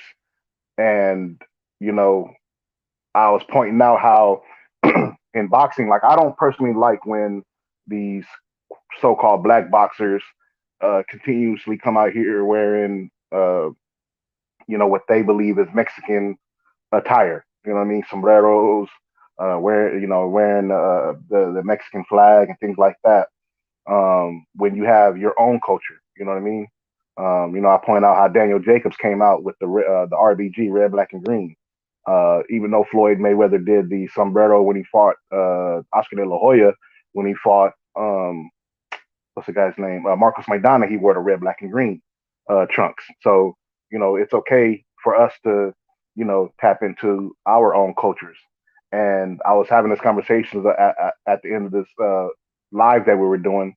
And I said that I find it, interesting how, Mexican people who have a problem with uh, these black fighters doing this, just like I have a problem with it. But their thing is that it's it's like a cultural appropriation type of thing. They feel that it's they're so offended that these black people, these black boxers would dare do this. And I was pointing out how a lot of Mexicans that I know, you know, being in Southern California, they take on our culture as well, but nobody says anything. And I'm talking about in their day to day life, getting fades and lineups and wear their earrings the way we wear our earrings, get spacers and in their ears. You know what I mean? Rocking the Jordans and the throwback jerseys and the fitted hats and the, trucker hat, the whole nine, the whole swag, if you want, if you will, what I'm saying, has been taken in the everyday life. But then as soon as a boxer is trying to get a mental or psychological advantage over their opponent by wearing it, y'all lose. You totally. I don't see how you can wear this, And I'm like pointing this out, and then somebody had jumped on the panel as we were leaving, a Mexican cat, just to tell me that it's not the same, and that's American culture, getting a fade and a lineup and wearing Jordans and rocking jerseys and throwbacks and all this. And I had explained to them, there's no such thing as American culture. That's not Americana culture, because American is a quote unquote nation of laws, first of all. Second, it's a nation of immigrants, meaning that each immigrant that came over to the Americas brought their own culture. So it wasn't like an adaptive culture, and a lot of people bit off of or adapted the culture that was considered hip, and we know what that means. Hip is associated with black, right? Amen.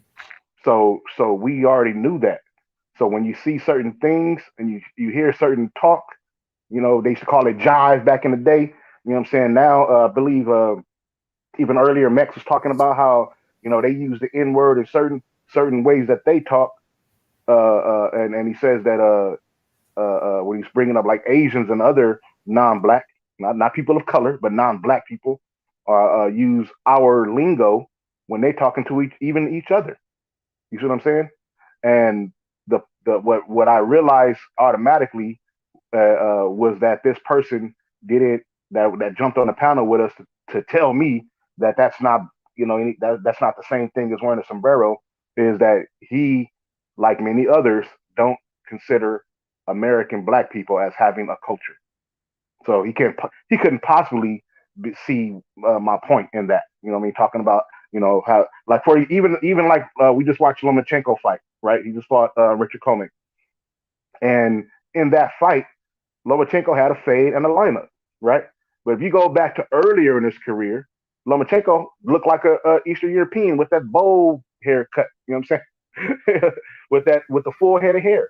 Don't hit him too hard. Don't hit him too hard, Tank. Don't hit him too hard. That's how they rock their hair. But now all of a sudden, Alexander Usyk and Vasily Lomachenko got fades and lineups and stuff like that. Y'all don't think that that's part of the culture? Y'all don't think that that's taken from the black culture? But you won't say nothing about that. No, they won't.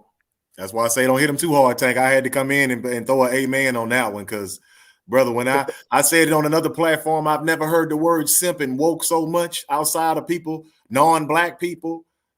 Just certain terms that you would never hear people. And I'm old enough to know. I'm old enough to be. I've been in the mix with from the Panthers all the way up. You know what I'm saying? To brothers trying to do right now. So when I say I know. So everything is always borrowed from us. But at the same time, they don't give us. They try to devalue us. I mean, you cut your hair like me. You dress like me. You rap. When I see Japanese and people from around the world that actually are sitting here rapping in another language, it always makes me feel proud. And at the same time, it's like, really? But you still want to try to devalue us. And I'm going to get back off Tank. That ball fade thing, come on, man. Yeah, a lot of people won't bring it up, but one of the largest imports in America is black culture. If you want to call it music or hip hop, that came from the culture. You know what I mean? And we don't value it. If someone does what we do, or can do what we do, or look like they can do what we do, then we give them more praise and credit than we do our own people who do the same thing, right? Ice Cube been rapping forever, but Eminem is the GOAT.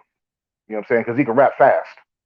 But I'm like, well, look, Eminem benefits from white privilege when it comes to hip hop. There are things that he says that there's no black rapper that can get away with saying what he says without facing a harsh criticism. And that's if they don't even get laughed out of the booth in the studio. You know what I mean? There's certain things that Eminem, in the black culture, you're not going to really get away with talking about your mother the way he talked about his mother. You're not going to get away with the song like I never meant to give you mushrooms, girl, where he's talking about the whole purpose he got that girl overdosed on mushrooms because he was trying to rape her. That was in the you song. slamming the nail on the hammer, You know bro. You hit the whole thing. But they jumped on Rick Ross because he made a song or a verse about Molly's, right? But then Jay-Z's the GOAT when Jay-Z said that when he was talking about ecstasy back in in the 2000s. You know what I mean? So it's a thing where we start to see like, okay, it's not fairly divided to criticism. And not only that, when somebody else that's outside of us says something that or can do something, they're better than us, right? Usher can dance his ass off, but then Justin Timberlake comes along and he can dance better. See what I'm saying? See how that work? And it's just not enough value placed on what we do, right? We can have a fighter like we can have a boxer like Shakur Stevenson, Devin Haney, Guillermo Rigondeaux, and I put them all in the same boat because I'm dealing with the diaspora. I understand that Guillermo Rigondeaux is Cuban. I'll throw Eris Landalari in there as well. But we can look at all these boxers, and some people from certain groups will say those guys are all boring.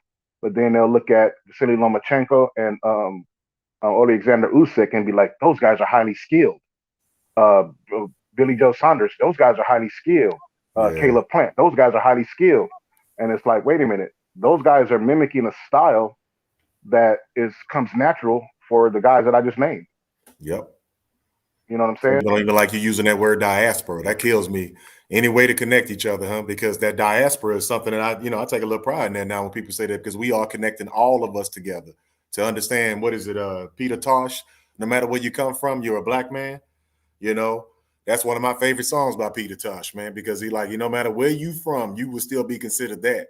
But when you talk about that fighting, and earlier I think it's Miss B said it way earlier. I wanted to comment on what she said about with Loma. It's hard to like him because they just stuffing him down your throat. And when you see him, like I tell the children, if you can do boxer A versus boxer B and just put them on a black and white screen, well, you know what I'm saying, to where you can't see no color and watch them go at it. You know what I mean? Then you would see what a slick boxer against a come forward boxer, and you wouldn't be able to associate it with a color. And I would like to see how people would react after that. When you can't say, oh, the black guy is born because he's black, but the white guy is skilled because he's white. So when you said that earlier, I'm like, yeah. I tell people, if I should just show accolades and say fighter A and fighter B, you'll see a lot of people torn because they still need to know what color the fighter is. Because I've done it a couple of times. Or I'll just list people's accolades, like they say. They'd be like, man, he sounded like he was the truth. And then I'll say what boxer it is. Oh, yeah. But he's born. I was like, see, the moment you realize he's black, you went into your little speech. I said, but up until that point, you figured that he was a decent fighter, and they don't even give us credit for our style of hit and don't be hit. When they do it, it's the best thing in the world, even if they're getting beat. Oh, he shows how tough he is. Did you notice how he got up off the mat and this and this and that? But when Devin gets buzzed, oh, he's exposed. And I'm gonna get back off tank. I just heard you saying that, man. I was like, man. Or even when Andre Ward got knocked down by Kovalev and got up and beat him. Oh, he lost that fight. Well, why did he lose the fight? Like, explain to me how round number 2 was a 10-8 round, right? But he lost the 10 rounds after that. Let's show me what you're seeing. I'm not going to discredit what you're saying. I need you to show me, though, because I'll show you why I say that he won this round, that round, and that round, which gives him the edge at the end of the fight. You see what I mean? You can't have it both ways. You can't say that Sergey Kovalev was robbed against Andre Ward because he got knocked down in the fight early in the fight. Yes, sir. You can't say that, but then turn around and tell me that there's no way that Deontay Wilder could beat Tyson Fury in their first fight when he got knocked down in 2 different rounds. Yep. And K Savoy, we know, he said, I've already said we don't have any good American. I know K Savoy. I saw the comment earlier. We ain't piling on you, man. You know what we say. It's like when you brought up earlier about when you checkmated that narrative, I've done it in the past. You used Deontay Wilder and Devin Haney, and in the past I've used Mike Tyson and Floyd Mayweather. You know what I mean? And now what I use Gervonta Davis and Devin Haney, right? Yeah, or Gervonta Davis and Shakur Stevenson, because there are people out there that will find any reason to dislike certain fighters, and they don't even, some of them, not all of them, some of them know exactly why they're doing it, but some of them don't even understand that's what they're doing or why they're doing it. You know what I mean? I can tell by the conversation and how the conversation goes, right? So you have there's a group of people that say, I'm not watching the Floyd Mayweather fight because I know it's going to go 12 rounds. It's going to be a decision. Now, I'm talking about Money Mayweather for you guys that are listening on the replay, not Pretty Boy Floyd. Money Mayweather stylistically was a totally different fighter than Pretty Boy Floyd was, and you got to go do your own research for that. But I had people would tell me that they don't want to watch a Floyd Mayweather fight because it's boring. He's just going to outbox his opponent, and win on points for 12 rounds. And he's going to win all 12 rounds, right?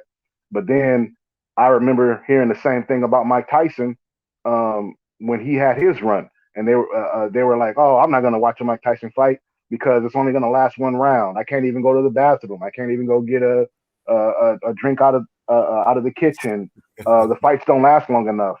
He's just dominating guys. That's not competitive. Well, you can't. Which one is it? You're gonna trash the guy for getting a fight over when he gets a guy that out of the ring that doesn't belong with him, and then you're gonna trash the guy for putting on a masterful performance and dominating his opponent for 12 rounds. There's no pleasing you, right? You You got to be have you subtle have with your Devin racism, Haney. is what they're thinking. Yeah, I got to You be have subtle with my racism. you have you have Devin Haney and Shakur Stevenson who will outbox their opponents, right? But then you'll say that you're not interested in that because I don't care about the sweet science. The sweet science is boring. I don't want to see their skills. I want to see guys fight. And then you have on the other hand where you have Javante Davis knocking guys out left and right. And then the criticism to him is, yeah, but he let's see he can't go 12 rounds. He doesn't have boxing skills. Yeah, but you have a boxer right here who has all the skills, and you're trashing him, and then you have a fighter over here that's knocking guys out and toe to toe, and you're knocking him. So what really is the issue? Or I don't know if or you guys watch. oh, Do y'all watch the Garcias, right? RBGA, the Robert Garcia Boxing Academy, right? RGBA. Yeah, I think I said it right. They were responding or reacting to the fights last weekend, right? The Haney and Davis fights. And at one point, Robert Garcia says that Mexican people want to see Tank get knocked out. Well, why? What did he do that makes you want to see him get knocked out? the Garcias exposed themselves a long time ago for their That's so sad, bro. for their underlying racism stuff when they was leading when Mikey was going into that fight with Adrian Broner, some of the slick stuff that he was saying about Adrian Broner. They said, they referenced Donkey Kong and all type of little shit heading into that fight, and just pivoting back to what y'all was saying, how the hypocrisy in these people's arguments. How come Tyron Woodley in his prime was a boring fighter, but George St. Pierre wasn't? You get what I'm saying? Like, it's how come Ryan Garcia can get dropped? I don't know if y'all spoke about this. Ryan Garcia can get dropped and get back up and win a fight, but Devin Haney can get buzzed. All of a sudden, he's exposed. Yep. Why is Ryan Garcia And I a just warrior? said that, DJ. Literally. Yeah, why is Ryan Man. Garcia a warrior and Devin Haney got exposed? You understand what I'm saying? Why wasn't Tank Davis a warrior when he broke his hand and still continued to outbox Isak Cruz last week? Why wasn't he a warrior? Why he got to be exposed? So, it's little subtleties like that people really don't really catch themselves doing it. I don't even think people really realize that they're doing it. They just following narratives that get put out there. But it's so built in and it's so ingrained in us. Like, people, I don't even think people even realize that they're doing it. Yeah. And I know you admire me. Remember I told you I always say the same thing. It's like they compliment and insult you at the same time. Because like you said, he knocked people out. Oh, he was supposed to do that. Right. But you also said he wasn't skilled. So was he supposed to do it or is he not skilled? And then they realize what they're saying. Well, I just like a different type of fighter. Oh, no, you actually. Yeah. So you the kind of guy that's rapping in the mirror when nobody around. And then all of a sudden somebody walk in, you hurry up and take your hat off and start, hello, good morning. Yes. But you leave out and start calling us out our name at the bus stop. But then you still go back home and try to be Mr. Hippity Hop, Mr. Yeah, you know what I'm saying? I know a lot of guys like that I grew up with. So you really hate that you like me. You know what I mean? You don't know why you like me. You like the swag. You like what they do. But it's just not cool to like them. I know some people that's like that. They secretly are going to look at black women on the internet. But then they're going to act like Sally B is just the best thing when he sees her out in public. You understand what I'm saying? Like, and that's been going on since we all know, since slavery days. Right. You keep talking about we less than, but you keep sneaking away to the back of the chicken shack. And now you got all these bright-skinned babies. So it's that love-hate thing that I started understanding as I got older as a young man. And it started making me have pride because I would wryly smile at them like, oh, so you like the brothers. You know what I'm saying? Oh, whatever, you know. And the fact that you get so worked up when I bring it up, it must be some truth to it because, you don't talk about what don't bother you. So even that, and then you're mimicking us when you're fighting. And normally when you try to name great fighters, you realize there's always some black man coming out your mouth, you know, Facts. or you name one white guy from 150 years ago because that's the one white guy. You know, oh, what about Willie Pep? What about Willie? Okay, we know, we understand. You know, Rocky Montana. That's day one. That's day one. yeah, you know, my That's bad, day guys. I one. got a little Every time childish we get to thing, but talk you know what about I'm saying. boxing. The ironic Hey, thing that's is, funny. Go ahead, take. I was gonna say real quick. The ironic thing is that a lot of them be liking black women more than the black men these days. Yeah. I always tell them I don't know what's in your porn It's a history. yeah. You know That's the exactly what's in there. it's a tricky thing though. I like when you was doing y'all was doing the comparisons because I never heard too many people say, "Oh man, Greg Maddux is a boring pitcher." You know what I mean? He placing the ball in certain spots. He wasn't a power pitcher. I never heard people say, "Oh, he a boring pitcher," but he won a World Series. Like, what the hell are you talking about? Yeah, He's completing the task that he's supposed to complete. Did he go win to or not? football too, KP. Tell them about the quarterbacks, the black quarterbacks. Yeah. So like, so you know what I'm saying? Man. Like, oh my God, that's just like it's a total goofy premise for people to have. You know what I'm saying? I'm trying to mold somebody into being the quarterback of the 60s where they couldn't move. Huh? Like, ain't the athletes better? Like, don't you see that these athletes are running 4.4s at 6'5", 275? Wouldn't you want to have a quarterback that can move out of his way? Because if he can't move, good luck.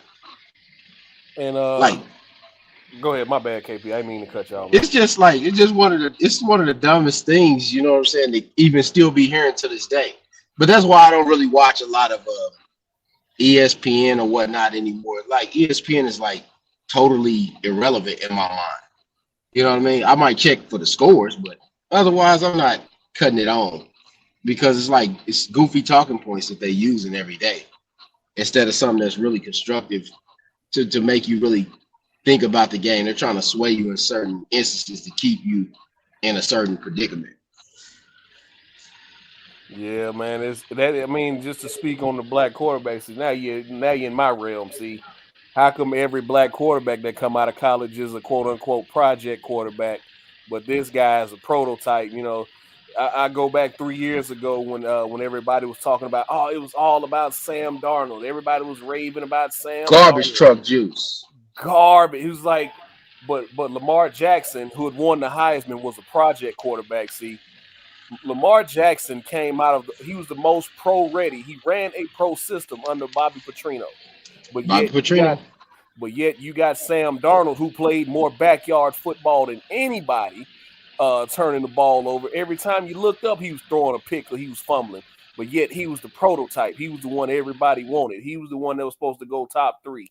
And Lamar Jackson dropped to the bottom of the first round. Now here we are 3 years later. Sam Darnold barely holding on to his job, and Lamar's an MVP and got his team and possibly about to win another division and go to the playoffs. So Ouch. I mean, you know, look at all the top quarterbacks in the league right now. All of them, besides Tom Brady and Aaron Rodgers. Can you tell me what color are they? Would you say I'll wait? Russell Wilson. What'd you say, DJ? I said, look at all the top quarterbacks in the NFL right now. Besides Aaron Rodgers and Tom Brady, what color are they? Oh man, I couldn't even tell you. Pat Mahomes, black quarterback. Russell Wilson, black quarterback. Lamar Jackson, black quarterback. Before they tried to blackball him, Deshaun Watson, black quarterback. Oh, Deshaun. Man, the way that kid's getting railroaded, man. Right when you getting ready to be traded, all of a sudden they come out like, how they not old? Why they not used to these old stories by now? How, you know what? Like they always say, we on a coincidental list. It's just a coincidence that all this keeps happening. I don't believe in the coincidences, DJ. Like, bro. I don't believe in coincidence. But you know what I mean, sarcastically, yeah. I just, you know, never like that style. Yeah, I don't really watch some of that. I got a delay. I'm sorry. I got a delay too, man. But just to pivot back to boxing, like I don't believe, you know, there's no coincidence that Cinnamon Alvarez decided to go after a division that had no black champions. There's no coincidence. That's no coincidence to me. Like, I think he sat back and looked. It's like, that's easy work up there. Gilberto Ramirez is no longer in that Gilberto Zordo Ramirez is no longer in that division. He's moved on. David Benavidez dropped his belt for a second time. Hey, I can beat the rest of these guys, man. There's no black champions in that division. I think I can run through that division, and that's what he did. Credit to him for recognizing easy work and going after it. You know, he didn't do what a lot of these other fighters saying, like Devin Haney's supposed to be such easy work, but won't nobody fight him. Demetrius Andrade is a horrible fighter, but don't nobody want his belt. You got to say it right, DJ. He's a horrible fighter. Horrible fighter, but don't nobody want his belt. You know, it just is beyond me, man. I don't understand it. Make it make sense. How do y'all feel about those excuses though when they say that? And I'm directing this to Tank and to DJ and you guys, all you guys, when they actually say somebody's a boring fighter, he runs, you know, like in the real world, we know that those don't make sense. Like, what are you talking about? If you horrible, I'm gonna beat you up. If you run, I'm gonna catch you. You know, like I don't understand what they mean. Like, how do they really get away with that in boxing? Because it don't fly in MMA. I'm gonna tell you that, and I'll leave the floor open on that one because it's soft. You come across as weak. Everybody knows that those don't make sense. So you telling me the only reason you're not fighting Boo Boo is because he's a horrible fighter? Like what? I'm a boring fighter just means I'm not gonna stand there and let you beat on me. That's what boring fighter means. That's what horrible fighter means. That's a dog whistle. It means I'm not gonna sit there and let you. I'm not gonna stand here and let you beat on me. I'm actually gonna move. I'm actually gonna use the size of this ring, and I'm gonna move around. I'm gonna jab. I'm gonna use my footwork, and I'm not gonna stand here and let you beat on me. That's a good point. K Savoy just made a good point. He say boring is when you're not putting up offense, and that's what I was saying, K Savoy, because these guys may move around, but Devin's still punching them in their face. Right. You know, like so. That's all I was saying. It's just those. When I hear those now, I really know that they code for whatever, like we always say. You know, the subtlety, the dog whistle, however you want to put it, because it just makes sense to most people. Like, if you really are a horrible fighter, that means that I'm a good fighter. I can beat you. You know, like I don't. Yeah. Yeah. Real quick, I was gonna say on the quarterback thing because we transitioned it to boxing right as you were saying it, but I wanted to say something real quick before that. You know, being a Californian and growing up when I grew up, I remember growing up in the era where Steve Young had to take over for Joe Montana, and the criticism that Steve Young got for playing the way he played, and so that's been a long tried and proven narrative that they've had in the media with those types of quarterbacks that are mobile and have athleticism and can move around and rush for large chunks of yards, as well as throw the football. And I remember, you know, at one particular time, because we were used to Joe Montana and the way he played, you know, how he would get criticism, he being Steve Young, would get criticism in San Francisco, the San Francisco media, or in California media in general, even looking at the LA Times and stuff like that. So I was not surprised to see it transition to, you know what I'm saying, the Randall Cunninghams, Michael Vicks, and today's quarterbacks of today's time either. Even though I don't really follow and keep up with football like I used to. That's why I was like, I couldn't tell you who's the top quarterbacks, but I have heard of some of the names like the Patrick Mahomes and I think you said Lamar Jackson's, and of course Russell Wilson's. But you know, some of those other names, like I said, I don't follow the sport, but that's that. I just want to say that. But as far as the boxing thing, where Street Fighter said about the excuses or the reasons, I don't want to say excuses. I think you're talking about the reasons for. I think you were speaking specifically about Alvarez, talking about Demetrius Andrade, or were you just talking about in general when people call certain fighters boring? Yes, sir. Both of those. I kind of danced to all of them. Speaking in general, but those are my two examples. Okay. With Alvarez, I have a different answer than with others because with him, it's not consistent, right? You can't say that he doesn't want to fight Demetrius Andre because he's boring and he's a horrible fighter. When following the fight that he had with Danny Jacobs when he barely won that fight, he said that he wanted to go after Demetrius Andre's WBO title at middleweight back then. He said he wanted to be undisputed at middleweight, and the last fighter that had a title was Demetrius Andrade, and his team cited the fact that Demetrius Andrade had a fight coming up, which would not line up with the time where Alvarez wanted to have his fight um, in September, and that was the reason they cited. So now you can't, as they say, move the goalpost now and then change it up to you're never going to get the fight because you're boring. So it's inconsistent when it comes to Alvarez. And say that again, Tank. So you said initially they were supposed to fight, but then the schedules didn't meet up. I didn't. Yeah. He was going to fight Demetrius Andre after he fought Danny Jacobs, right? Another black fighter, which was the last fighter that gave him a close fight, which was that's the last fight that gave him a close fight, which was Danny Jacobs. Now, to me, I think that Danny Jacobs did enough to edge that one out by one round. Some people feel that Alvarez won by 2 rounds or whatever, but it's just a matter of what you see in boxing, right? And some of the judges had some of the rounds that I had Danny Jacobs winning as well. But my point is that in that press conference after that fight, Alvarez and his team, they only had one belt to go. And he said he wanted cuatro títulos, which is all 4 titles. And the last title was held by Demetrius Andrade. And the media asked him, I believe it was the big fella, Raphael, whatever, Dan Raphael asked him, well, Demetrius Andrade has that last title. Is that the fight that you want? And they were Wait like, a minute, yeah, Tank, you got that name wrong. His name? Wasn't Dan Raphael? It was Dan Raphael to Raphael. ask the question?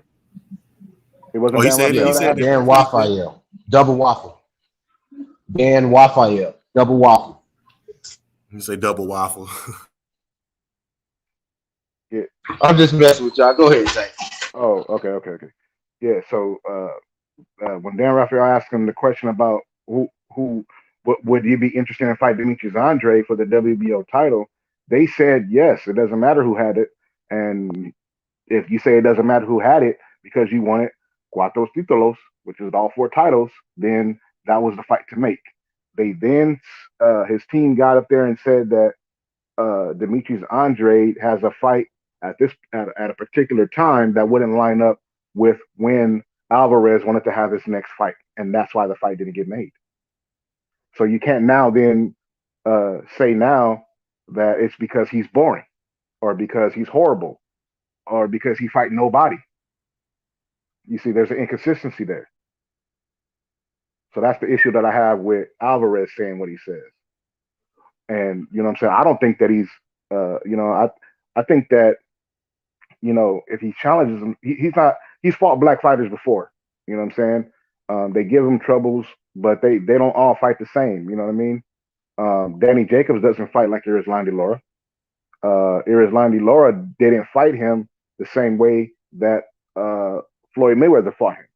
They fought. They in essence, Danny Jacobs, Irizlandi Lara, and Floyd Mayweather had 3 totally different styles that when they faced Alvarez. And they all did, Floyd beat him. Irizlandi Lara, I felt beat him, and I felt that Danny Jacobs beat him. But Lara, for the record, didn't beat him. That was a split decision. One of the judges had it scored the way I had it, and Danny Jacobs, they scored it to where it was in favor of Alvarez.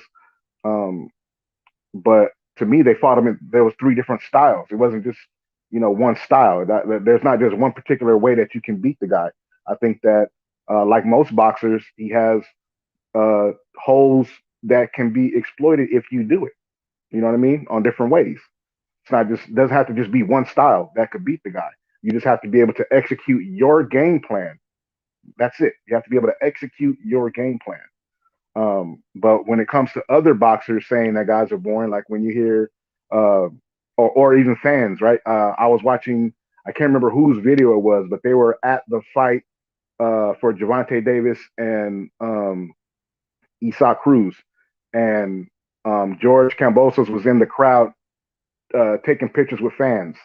And one of the fans came up to George Kambosos to take a picture with him. And right after he takes the picture, he does like a motion with his hand and says, "Do not fight Devin Haney. Fight Gervonta Davis. Devin Haney's boring." And I'm like, how can you be a boxing fan? How can you be a fight fan and say that? How can you tell this fighter not to fight another fighter because he's quote unquote boring? Fight Gervonta Davis. Don't fight Devin Haney. He's boring. That fight's going to be boring. Well, it's George Kambosos' job to make it not boring. It's not. It's y'all said that Manny Pacquiao had quick feet and quick hands, and he could cut off the ring, and he can knock out Floyd Mayweather within 4 rounds. That's what y'all said. Now, if he gets in the ring and he's not able to do that, you can't then turn around and blame the fight on Floyd when you see the style of the fight and the outcome. That's not Floyd's fault. Y'all said Manny Pacquiao was supposed to be able to do what Saul Alvarez and the rest of these guys were not able to do. The Miguel Cotto fight was more quote unquote exciting than the Manny Pacquiao Floyd Mayweather fight. The Marcos Maidana first fight was more quote unquote exciting than the Mayweather versus Manny Pacquiao fight. You let these people tell it. Well, how come they were able to do what Manny Pacquiao couldn't? That's not Floyd's fault. You see? So when they start saying certain guys are boring, right? Demetrius Andrade is boring. Well, I can't tell because he's like one of the most offensive southpaws in the higher divisions. What is it that's boring about him? I don't understand. He's knocking guys down. He's landing clean punches on guys. He's getting in there and he's exchanging more, which leaves him open to getting countered. Like y'all, they act like Demetrius Andrade is in there just jabbing around, jab, and circling around his opponents. That's not what's happening. You see, when Demetrius Andrade ducks low and throws an overhand left and from a crazy angle, they say that's awkward. That looks silly. That doesn't look right. I don't like it. But then when Marcos Maidana is throwing punches from all over the place like a Tasmanian devil, look at the angles that he can throw punches. He's so creative, and you can't prepare for that style. It's just a double standard all the way around when it comes to talking about boxing.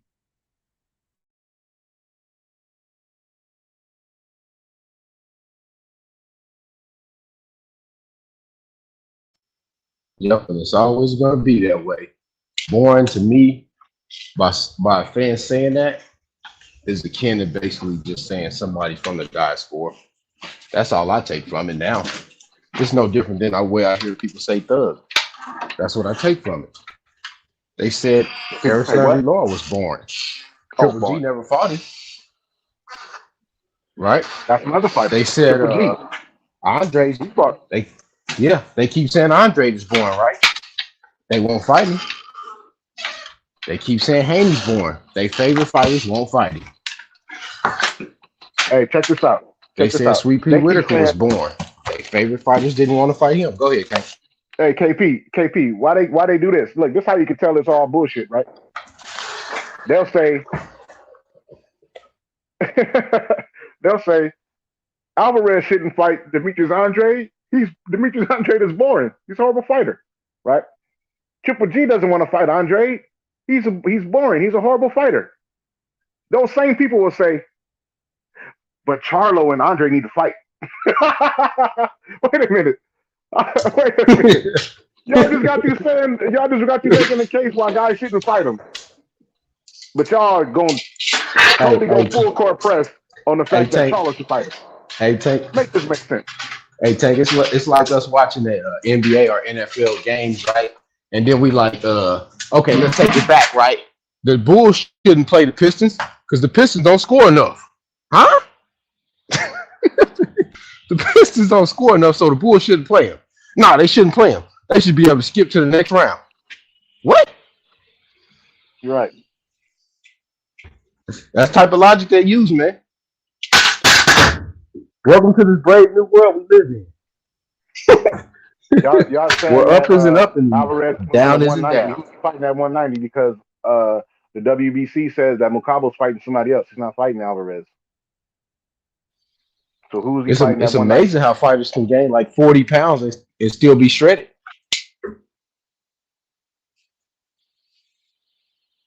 You can gain 40 pounds, still be shredded. You got caught on steroids before, but you shredded more than you've ever been in your life. It's new. This new era box, something's different, man. Wayne Love Peacock, can you please elaborate on your comment? You said that Demetrius Andre lacked a true boxing style. Were you being funny or were you making a joke? I don't understand that comment. Yeah. Because there's a lot of different fighting styles Ignorance. Just extra ignorance. There's a lot of different. He lacked a true fighting style. You know what I'm saying? Because there's a lot of different fighting styles in boxing. It's not just 1, 2, 3, or even 4 fighting styles. There's a whole bunch of different fighting styles. Just like in martial arts, you have a bunch of different fighting styles.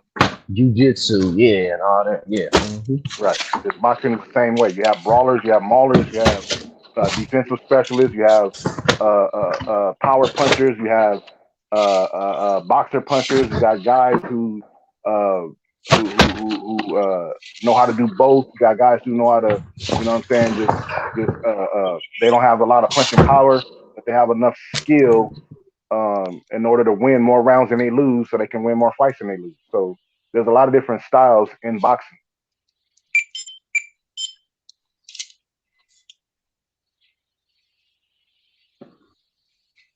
I don't concern myself with what's the favorite upon the masses. I like what I like. I concern myself with what I like. You know what I'm saying?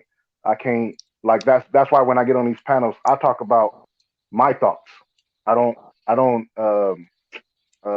parrot narratives that other people parrot because that's what everyone's talking about. Oh, they're not going to want this because of that, or they're not want to see this because of that. No, I want to see what I want to see as a person who follows the sport of boxing.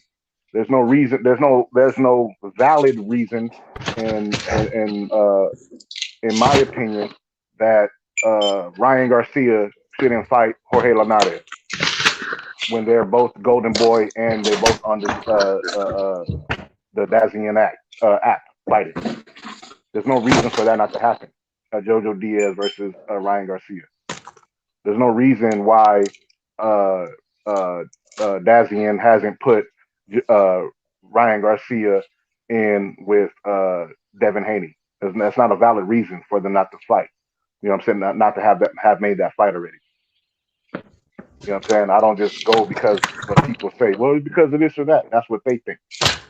So I'm not concerned with the masses. I kind of tend to worry about my own thoughts based off what I understand and what I know of. And we're the consumers of the sport, So as a consumer of the sport, I'm asking you to give me something. I'm willing to pay for it. So give it to me. Explain how Linares is a step down from explain how Linares is a step down from Luke Campbell when Linares beat Luke Campbell. Luke Campbell's never been a world champion and Linares has. How is Linares a step down for Ryan when Ryan just beat Luke Campbell, who's never been a world champion, and Linares has been a world champion and he has beaten Luke Campbell? Explain that. They can't explain it, man. They just put anything in the chat. Anything they heard off the network TV. What Tank said before, I think he used the term peacocking. I hadn't heard, parroting. I hadn't heard that in a while. Some people just come on and parrot stuff, because they have another favorite fighter. So I kind of understand that, And then whenever you actually put them to the, put their feet to the fire, that's why it gets quiet. Yeah, because they listen to what a TV pundit said. Well, Stephen A said, hey, man, Stephen A don't know the hell about none of these. He know about one sport, primarily basketball. Let him talk about that. He don't really watch boxing. He watch boxing when it's a pay-per-view. You saw what happened when he went to MMA, boy. He made himself look foolish.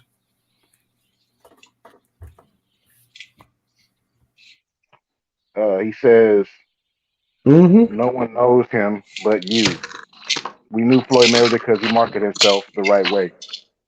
He said, Demetrius Andre, who knows this guy?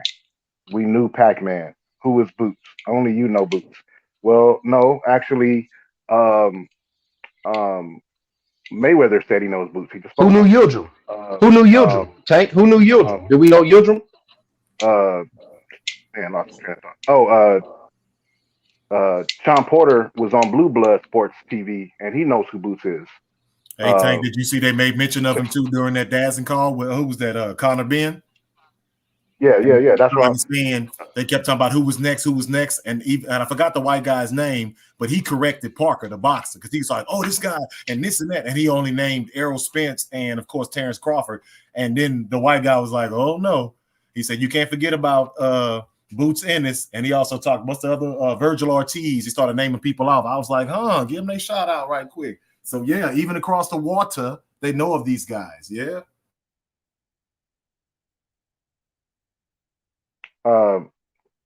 Terrence Crawford knows who Jerron Boots Ennis is.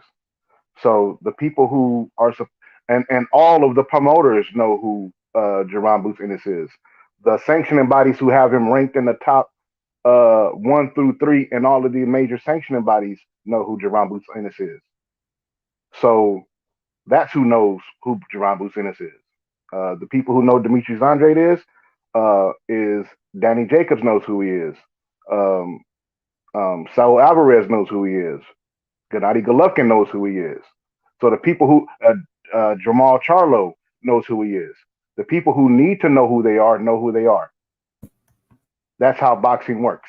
Yeah, Tank, and I was finna say, you know, a lot of guys. I'm not saying him in the chat is that, but they don't know that these guys work with each other. They bring them up when they're sparring. They don't know that Ruiz was in some of these camps when he was young with the heavyweights. They all box each other at one point in time, which is the reason why you saw T.O. and Tank and all those guys kind of talking to each other like they do, because they've sparred each other. They knew what T.O. was behind closed doors. But if you've ever been in the gym when you fight or you do anything along those lines, that's one of the unwritten rules, is that you don't tell a business is what goes on in the gym. You know, that's just bad business. So a lot of these guys, of course, know who he is because he wouldn't put work in with him. I just wanted to say that just from my own personal experience. You know, we all tend to know each other because we work. You know, that other gym across city or across town or across state or even across the country. Yeah, you see each other. And not only that, to your point, a lot of these guys were amateurs and national and international fighters. So they came across each other a lot already. Even if they didn't fight each other, they were able to see. And I don't see, this is the thing. I follow even amateur boxing. I got amateurs right now that are in Louisiana at the nationals right now that are progressing the tournament, right? So a lot of that's where I heard of Boots. That's where I heard of Keith Thurman and a lot of other fighters, because I follow amateur boxing. I'm a boxing fan, so that's how I know. And if you're a boxing fan, you should do the same thing. Don't wait until they become pros. Don't wait until ESPN or Bob Arum or Eddie Hearn tells you this is a fighter to be looking at. You know, if you want to know who fighters are, go to the root of where the fighters are coming from, which is amateur boxing. That's how you know. The I silver remember the first gloves, time yep, somebody sent golden me gloves, video. all that. I remember the first time somebody sent me video on Jerron Ennis before he turned pro. I've been knowing who Ryan Garcia and Devin Haney and these guys are before they turned pro, and Gervonta Davis, Gary Russell. You know what I'm saying? Floyd Mayweather. I watched them progress from amateur to professional and beyond. So Case Savoy, he said that's from how the you West do Coast. Say again? No, he was asking where you was from. Case Savoy, I say he a West Coast cat. He say he out there Cali. You know what I'm talking about? Yeah, I'm from Southern California. Yeah. Shout out to the Mason brothers. I'm watching them boys now. Abdullah Mason. Yeah, he just fought on Top Rank too. Yeah, that's my boy there, Southpaw, putting it down while we talking about prospects and up and comers. They get the question is, how do they get them big fights if they don't market themselves?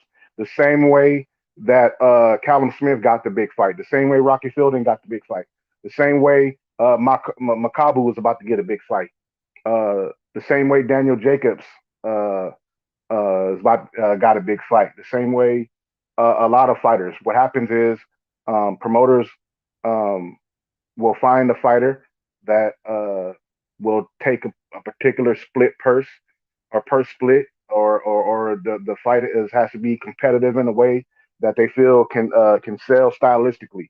Um, we have to remember um, mar- marketability is not what makes fights. Um, um, Resumes is not what makes fights. Styles make fights. Styles make fights. Styles make fights. Giving away the Not game. You're giving away the marketability. game, Tank. Not marketability. Not resumes and all this other. Not triangle theories. But the styles are what make the fights. That's how it works. It's always worked like that. So that's how you get the big fights. Is because stylistically speaking, this fighter style versus that fighter style need to mesh because they're in the same weight class. They are moving themselves up the ranks in order to be able to put themselves in a position to become a mandatory for whoever else is the champion in that division. Along the way, there's somebody else that is in the equal weight class, right? That are clawing their way up to become the mandatory for the champion as well. And at some particular times, they have to fight each other. That's how you make the big fights. Yeah, I think they misunderstand when you say You style say it makes more fights. times, don't make It it only true. goes Okay. one way. He said because I say it 4 times, don't make it true. Well, it's true as I'm in the hell. boxing gyms. Point. I'm in the boxing gyms. I deal with fighters, trainers, promoters. You know what I'm saying? My background is mixed martial arts, but my dad fought Golden Gloves, and I don't have to say it 4 times. Go ask your favorite fighter, or go listen to interviews. Go listen to your favorite promoter. Go listen to your favorite trainers, and they'll tell you that styles make fights, Because not if it was about resumes. marketing, they would have been made a big fight with Canelo, but they don't want to see him lose. You know, when they say Styles makes fights, like say for instance, you got a power puncher. A lot of times he's going to expend a lot of energy, so he's not going to be able to follow a slick fighter around for most of the fight. So you don't want to Right. put him in there with a slick fighter because he's going to gas out. So his power may be good, but that's why they always say, can he carry his power over the full fight? You know you're a fighter. You know what he looks like when he's in there sparring with guys from different places. You understand what I'm saying? So I don't think that he Right. really understands what you're saying, Tank. You know what I mean? And that's not my problem. All I can do is articulate it the best way I can and put the information out there. Isak Cruz didn't have some great marketability to get a big fight versus Gervonta Davis on pay-per-view. It was the style that they looked at, and they said, "Oh, this person's style would mesh good with Gervonta Davis's style." That's how that fight got made. Because that's the thing about a come forward fighter. I know you're going to be right there, so you're there to be hit. I don't have to really worry about it now. You know, that's why most of them carry a high guard, keep on the phone, you know what I mean, and make themselves small like that because they know they don't have the defense to get away from you. So they hoping that they be able to stand up to it. That's what, as far as when he said about Tank, that was perfect for Tank. You know, Tank had other stuff going on because the guy was a little shorter than him, but he was, what's they say now? He was, what's the term everybody's using right now? He was made for him. I forgot the exact way they say it now, but more or less he would be a good fight for him, like you said, as far as styles. Tailor-made. You go. That's what I was thinking. Tailor-made. That's what it is. Yes, sir. Thank you. The guy now, he says, okay, so Floyd and Connor was a style fight. All right. So Floyd versus Connor was an event that was based off of styles. Yes, indeed, sir. It was the boxing style versus the martial arts style. This guy, who was a martial artist, was big in his sport. Floyd, who was a boxer, was big in his sport. And then the martial artist went on a late night TV show and said that he could step into a boxing ring versus the best boxer and beat him because the boxer's too small. That's how that fight happened.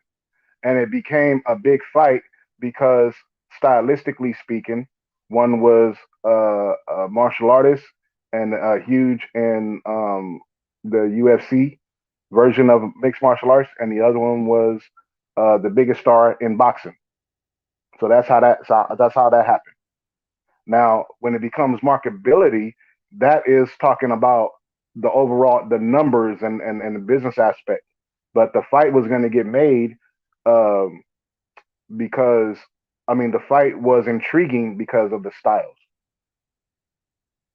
not because uh, uh, they were both marketable.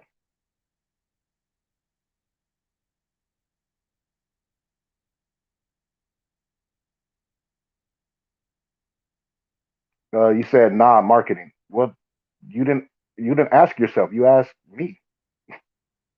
So why would you answer your own question? You could do that in private in your own head. And if it's a rhetorical question, just make sure you write rhetorical if you can spell that. Ouch. No, I don't mean it like that. I'm just saying it because some people can't spell certain words, and so they don't use certain words. You know what I mean? I don't advise anybody to use words they can't spell. But if you can spell it, use those words so that you let me know that it's not for me to answer. You're just throwing out a question that's you're going to answer yourself. And if you don't know, it starts with RH. You can take it from there.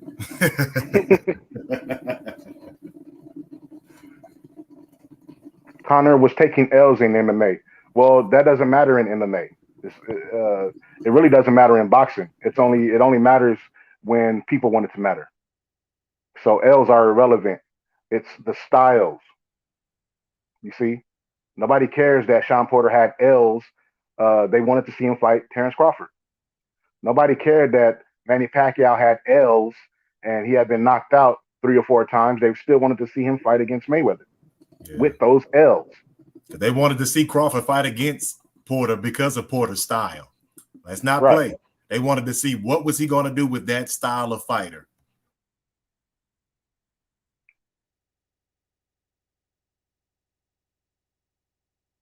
That's how that works. So I think he probably just poking at you because, normally when they announce every fight, they always say that. Well, his style has come forward and he's more of a guy that likes to, they always go into that. They always talk about that. They always want to know what you look like. And because especially if you've only fought certain types of fighters and then it's going to be your first step up. A lot of times with the step up besides experience is going to be a guy that you hadn't fought that flavor before, that I've noticed a lot of times when they putting these guys kind of in the hot seat that they want to see what you're going to be because they got to find out eventually what you are. It's not a gym war. We under the bright lights now. So yeah, styles make a big freaking difference. Well, he can poke all he want, but the replay don't lie. So when people see it on the replay, they can gauge on the question and the response. You know what I mean?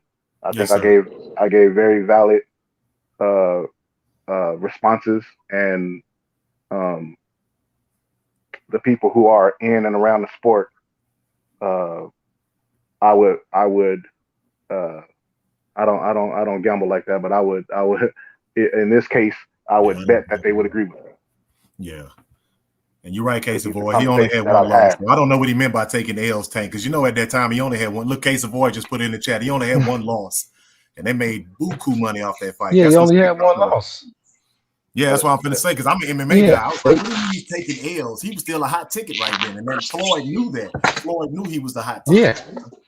And the thing is, it doesn't matter. Yeah, everybody knew he was a hot ticket. I don't care if he was taking Tank said it. 3 L's or on the coming off of an L. It doesn't matter in combat sports. It only matters when people want it to matter. The whole thing, like it's very subjective for the people in their argument.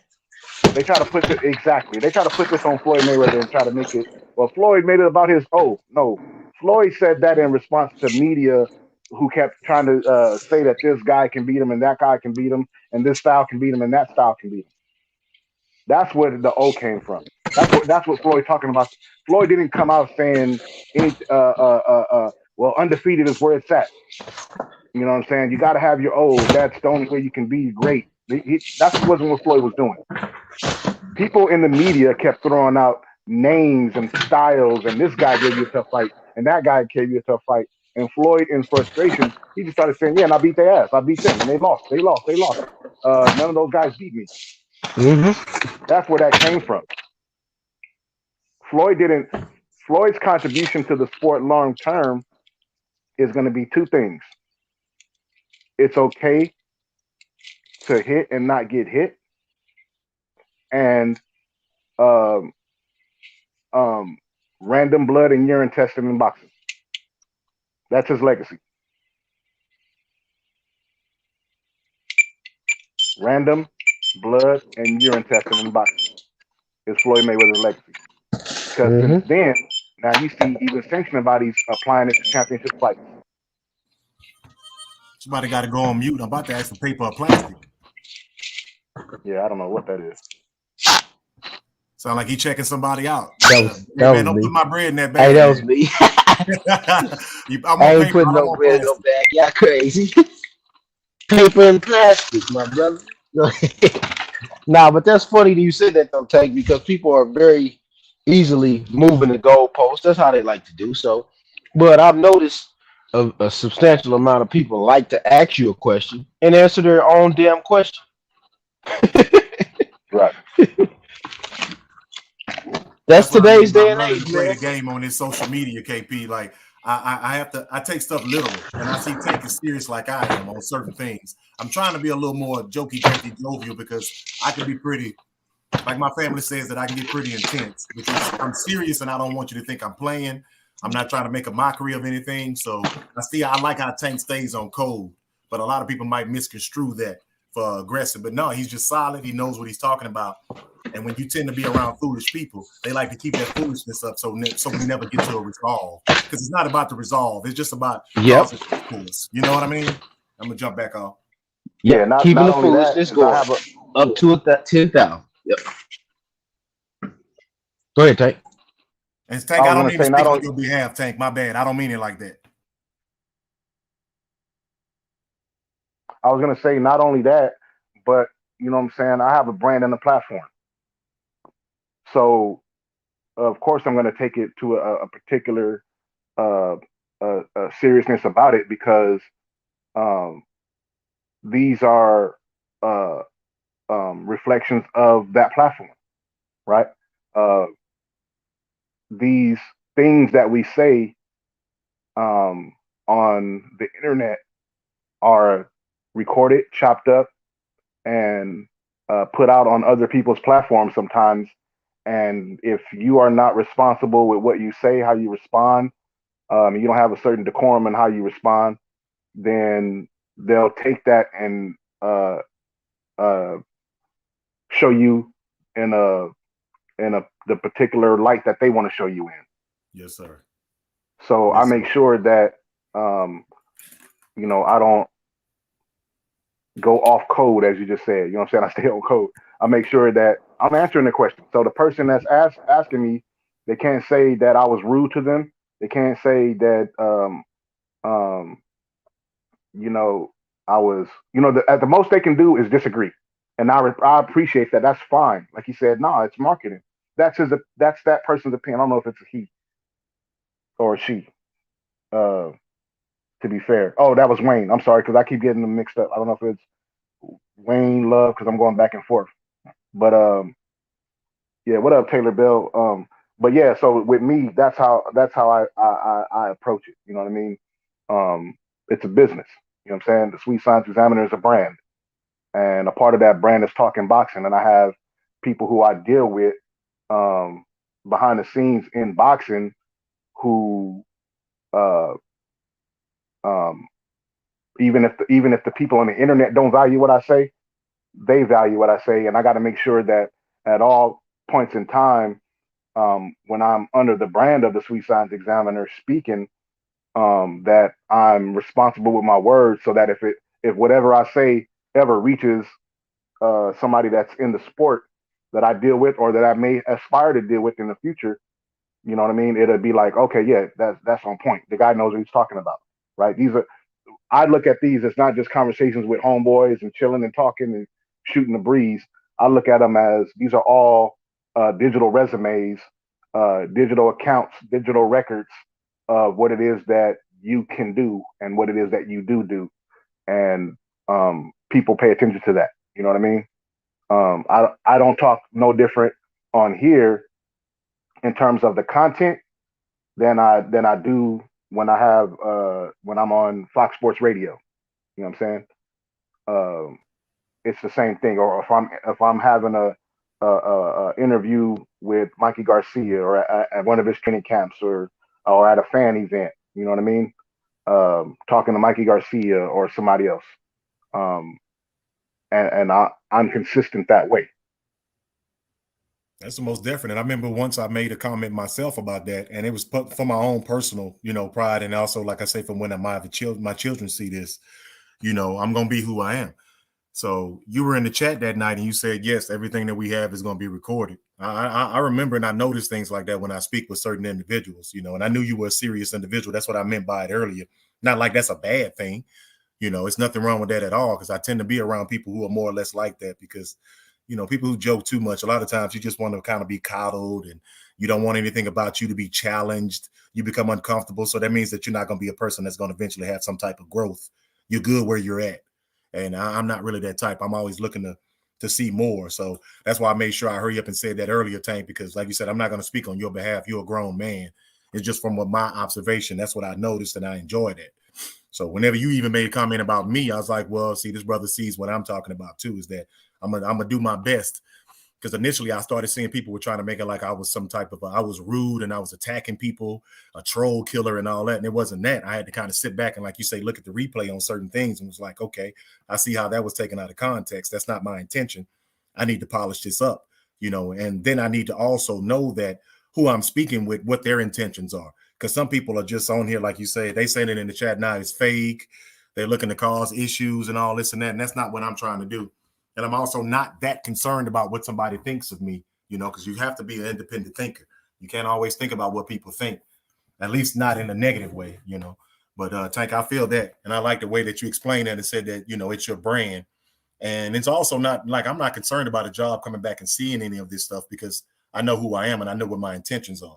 So with that, like I said, I'll just leave that alone. But Tank, I got mad respect. I've been peeping a few of you guys like Reggie and other people. I try not to say and do certain things because it always seems like most people on there for clout or to talk about somebody's name and put them down or name drop. And I'm not doing all of those things. I give a little shout outs here and there for people who've helped me develop as I'm going on my little social media journey. And I feel you, Taylor Bell, it is fake. It's faked in the mug, yeah. And I've been learning that more than anything. And I understand why some of these young people go through what they go through now that I'm diving in the pool of social media. Because at first I used to be like, I'll just turn it off and walk away. But, I'm starting to understand what's going on, how it goes down on here. Yeah, it's just a tool, right? Like any other tool. I mean, that's like saying a knife is a murder weapon. Well, it doesn't have to be a murder weapon. It could be something that I cut food with. You know what I'm saying? Yes, The sir, internet is a tool. The internet is not a living, breathing thing. Just a tool. You use the tool the way you see fit. You use the platforms the way you see fit. You know, and I don't knock anybody for doing that. You do what you do and how you do it, and let me do what I do and how I do it. You know what I mean? That's how I look at it. That as far as I make sure that um, I'm as transparent as I can be.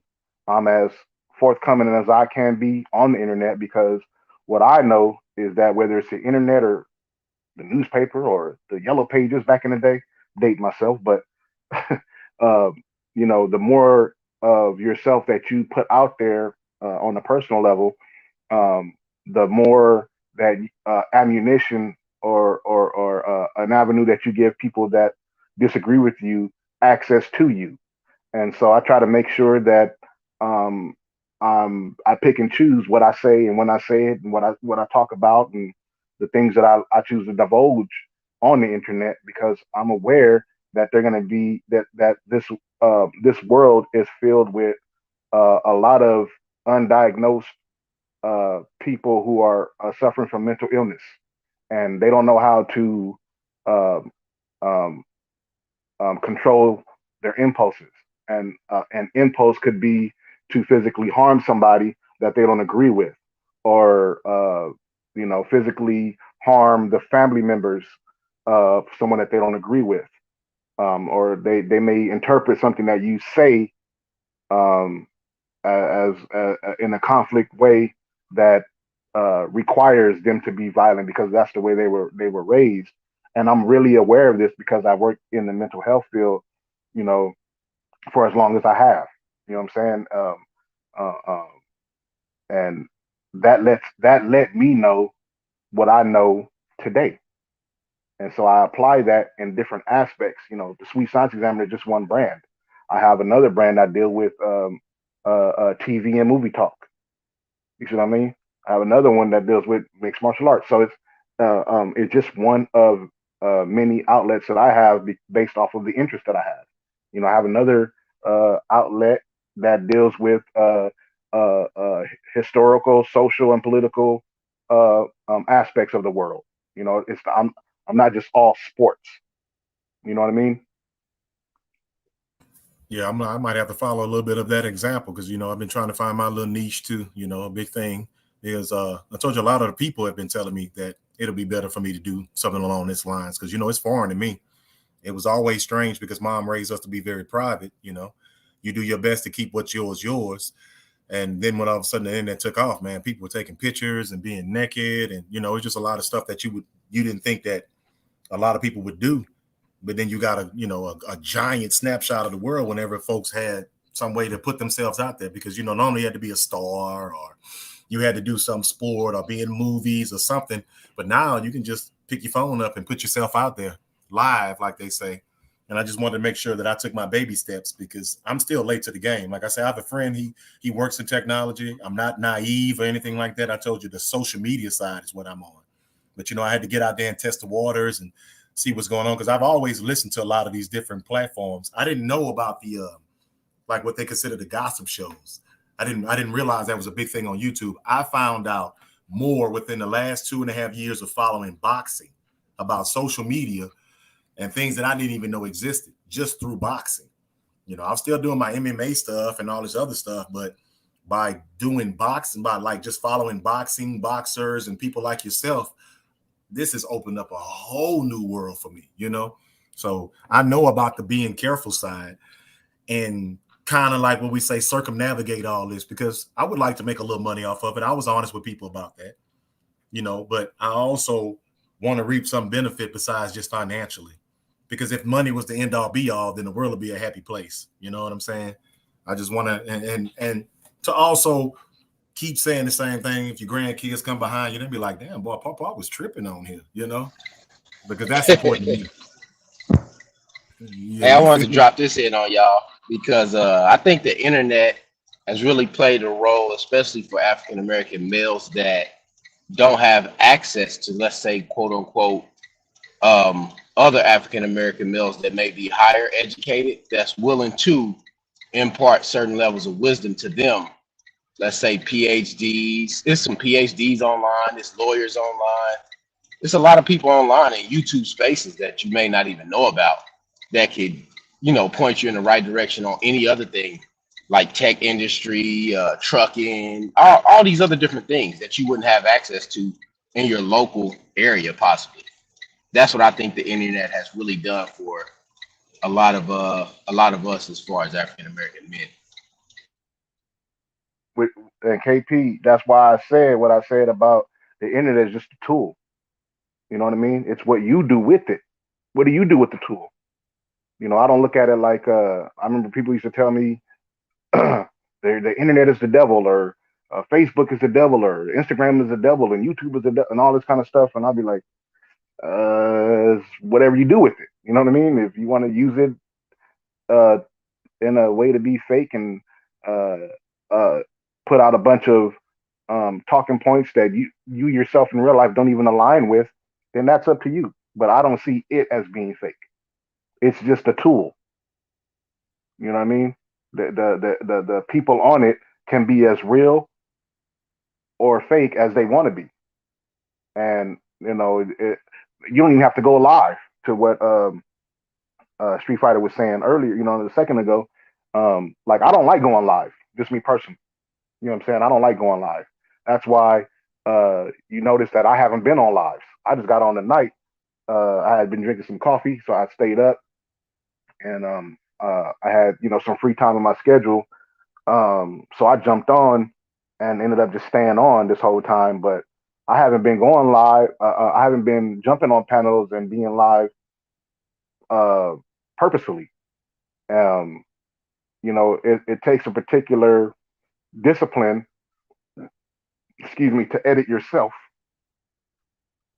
and knowing that anything that you say can and will be used against you in the court of public opinion.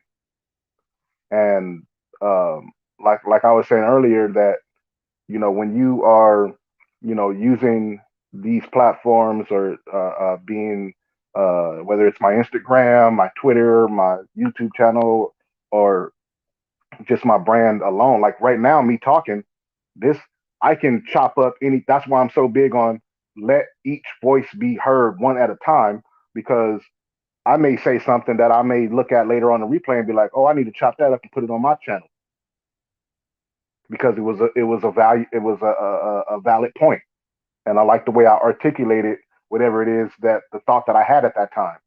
So let me put that over here because I don't look at it as being that's the boxing section. No, this is the Sweet Science Examiner on the boxing section. You see what I mean? That's how I view it. I'm a walking brand. I'm going wherever I go. I'm me. Wherever I go, my intellectual property belongs to me. So whether I say it over here or over there, it's mine. So I can put it on my own platform if I so choose to do so. Whether I'm on the boxing section, the barbershop, boxing ego, uh, uh, talking to Coach Anthony, you know what I'm saying? I could put all that on my platform because it's me and I'm responsible and I own my own intellectual property. And that's why I do it the way I do it. Speaking of Coach Anthony, that's one of my favorite channels because he his platform is not based on being live. It's based on tutorials and putting out instructional videos. You see what I'm saying? But I can also appreciate like a champ side. You know what I'm saying? Who I've been rocking with before he even got a YouTube channel. You know what I'm saying? If I call in on a show on champ side and I say something and I come across, I'll be like, oh, you know what? That's dope. I could edit that and put that over here. That's my dude. You know what I mean? Wherever I go, I'm me, and I carry it that way. Yeah, that's solid. That's why I told even Fred before, like on Barbershop, I don't follow him as much as I used to. I took a break, like you said, Tank, because I realized that I was going too fast. At first, it was just enjoyable. It was an avenue to vent and stuff like that. But I kind of stopped and looked around and was like, okay, I kind of see what's going on now. Let me draw back. Because one of the things I respect about a lot of brothers, especially people who have character like yourself, from what I see now, is that you allow yourself to be vulnerable. See, vulnerability to me is a strength. When people are willing to say and do something and put themselves out there to be criticized, because in some way, shape, or form, they have to be strong enough to deal with the criticism. So I've always respected that. And then when I say people like the black men that I know, black men that I've been around, they stood on their squares. They went hungry behind what they believed. And I heard myself initially kind of echoing what they were saying, but I knew it came across as aggressive to a lot of people because they were used to the game. They want to play, argue, the got yous and I was like, well, hold on, wait. I'm now my little infancy right now is being misconstrued. That's not what I'm trying to do. I still want to be seen as in shape street fighter, but I'm a man, and you're not going to say that I said this. You're not going to pretend like this is what I meant because you're just used to doing that from platform to platform. So on the couple of platforms that I did decide to go on live, that's why I told them I would give them speech, and I would say, no, sir, make sure that you're speaking for yourself. If you don't mind, I didn't want to direct them, but I wanted to let them know that the normal way that you go about it it's not going to really fly with me. And not because I think I'm better than you, but just because you're used to this and it's kind of a game. Well, I'm not on here for a game. And then when I started seeing it that way, I just took a complete break. Even Kyle's like, where you been? And it's like, no, you gotta self-censor sometime to make sure. And then I even took time off to make sure I understood what is it that I'm trying to accomplish. What am I really? Because when you hear yourself back, like you say, Tank, you be like, damn, okay. That's what I sounded like. But in the moment, you know, you thought you were justified or it made perfect sense and stuff like that. So I knew that's why I took a break, and I want to learn from you guys because what you just said, Tank, was, man, that's eloquent. You know, it is what it is everywhere you go, and you want to make sure that you're going to always be that same reflection of yourself because, you know, we all change, but at your core, you are what you are. And I hope that anybody on here or anybody that sees my name in the future, whenever I do decide to take more of a plunge, like I say, actually comes over and talks to me. And, you know, I keep saying the same thing, like what I'm putting down. And if not, you know, it is what it is. I've learned about myself that I don't need to be in media. So any which way it go, I'm going to learn. Exactly, bro. Exactly. And that's what it's all about. Like, I don't even like hearing myself. I don't even like hearing my voice in the playback. Like, God damn, that's annoying. How can anybody Tank, listen I to thought I was the only one. Like, I can't stand You know what I'm saying? I'll be like, man, I would be annoyed if I was in the chat listening to this or listening to this on the playback. But while I'm saying that, I get people who may hear it and they be like, man, that was dope. And that kind of lets me know that I'm just my own biggest critic, right? I'm my biggest fan, but I'm at the same time my biggest critic. And when people tell me that, well, I have people tell me like, well, I will pay to hear you talk, you know what I'm saying, or hear you speak on it, or you know, on my Instagram I have my Cash App, so they'll Cash App me and say, hey, can you talk about this? A lot of times I'll be like, well, I already talked about that. Here's a video, it's already up. Here it is, boom. You know what I mean? So with me, I understand like even like when we hear ourselves talk, we're hearing it eternal and then projected, versus people are hearing the projected version of it, right? But I think that it's annoying, my voice, but I think a lot of people think that their voice is annoying that I talk to or communicate with who do public speaking, and I've always been a person that can be eloquent in articulating my perspectives, but it's not just something that is natural. I actually, you know, have books. I'm looking at a book right now. It's called Public Speaking for Personal Success. You know what I'm saying? By Brown and Benchmark. This is a college book, a college course book.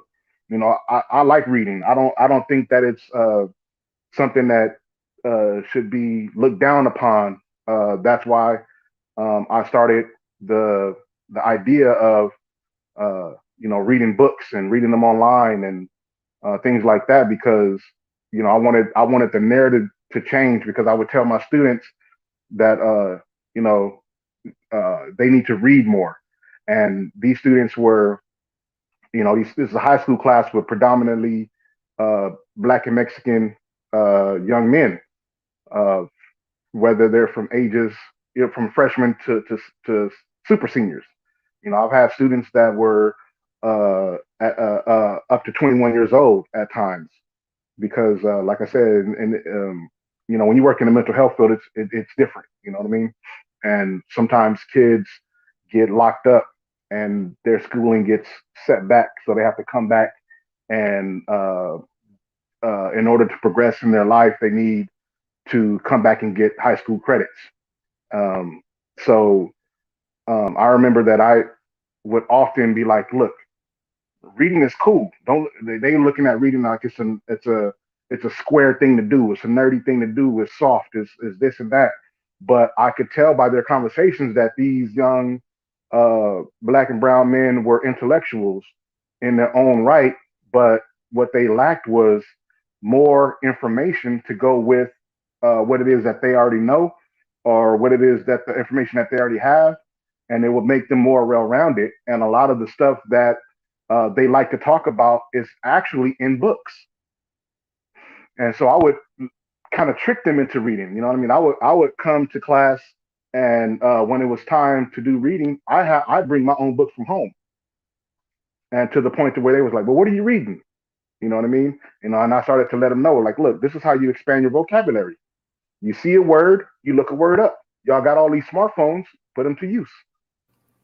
You Tell should them, you should Tank. you should you should come across a word, that you're not familiar with. Learn how to pronounce it by entering it into your search engine. Find out how to pronounce it, then find out what the meaning is, and then go back and reread that entire sentence and that entire paragraph, so you can have a well-rounded understanding of what it is that's being said by the author. And then now you can go out and utilize that word. And all words are is condensed phrases, right? So you may say rhetorical, you know what I mean? And that just lets you that makes it so that you don't have to say a question that doesn't need an answer. So instead of saying all those words, you just say it's rhetorical. Yeah. You know what I mean? So now you're expanding your vocabulary. It's part of my rhetoric, so there's no need for you to answer. Yeah. Right. And that caught on, you know what I mean? I had one of my students that I would say this particular student never read a book. Now, he didn't know how to read. He just never read a book. You see what I'm saying? His first language is Spanish. You know what I'm saying? And he had never read a book. He never was interested in reading a book. But I happened to bring a book that I knew he would be interested in reading, because it had nothing to do with education or anything like that. It was just a story, and it had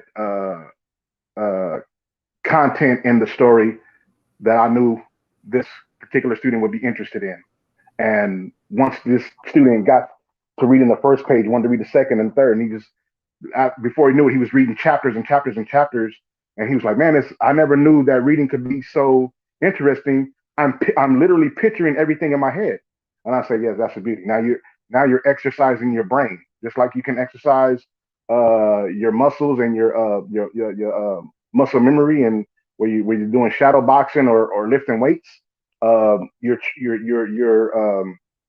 You can also exercise your mind and your brain. You know what I mean? Not only by thinking, but literally you're exercising your eyes every time you go from word to word, from line to line, from paragraph to paragraph. And it helps you to be patient, remain focused, because when it comes to reading, you can only read one word at a time, one phrase at a time, one sentence at a time, one paragraph at a time, one page at a time. So now it helps you with your anxiety and things like that. And these are the things that I was sharing with them, because, you know, I knew that in our communities, reading is frowned upon. Yeah, that's why you heard me jokingly say it earlier. This boy over here reading books and shit. What's wrong with this dude? You know, I would hear that all the time when I was younger. It was a form of punishment in the beginning with my mom, which of course, you know, that she was just trying to get me to, you know, step up my game without me realizing it. But you're right about that. I would have to be locked up with encyclopedias. And I told him, I'm from the bricks, man. I don't have all the college. And when people hear you speak, they tend to think that. But I also learned from people that came before me that everybody judges you on the way that you speak. You know, it's just a fact. It's just the way it is. And it also helps with your imagination, like you said, Tank. And I learned to be able to explain myself to people, regardless if they 6 years all the way up to 106 years. You know, it also helps you be in touch with other cultures, and you become compassionate. That's one thing I learned. And I thought that everyone was like that. The more knowledge that they actually accumulated, that they would be more compassionate. But then I started understanding some people just accumulated for money and to put themselves above other people. I have this degree, I have this, I have that. You know, it's not like they're actually internalizing this information and making it wisdom. It's just another notch on their belt, like money.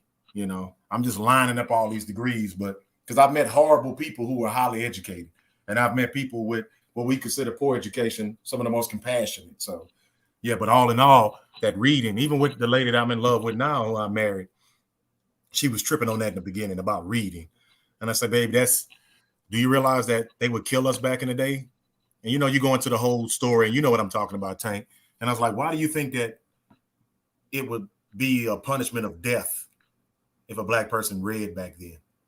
And then it just started this whole, you know what I'm saying, snowball effect. And it changed her perception on a lot of stuff as far as reading. And I said that it's painful for us. And I know some of my people, because of the way they sound, they don't like to read aloud. So once it happened in school a couple of times, that was it. They didn't want to read anymore because, you know, the man at the look at him, he sounds so stupid, and then that was a wrap. You know, and that's a lot of kids that I've talked to and helped out. You know, I said the main thing you need to do is just practice by yourself. And By once you yourself, get yep. comfortable, because it's anxiety. The anxiety is what gets you when you read in front of people. You know, I told him you'll get past that too. Like Tank said, you'll start learning to calm down. You'll hear words and it'll put a picture in your mind.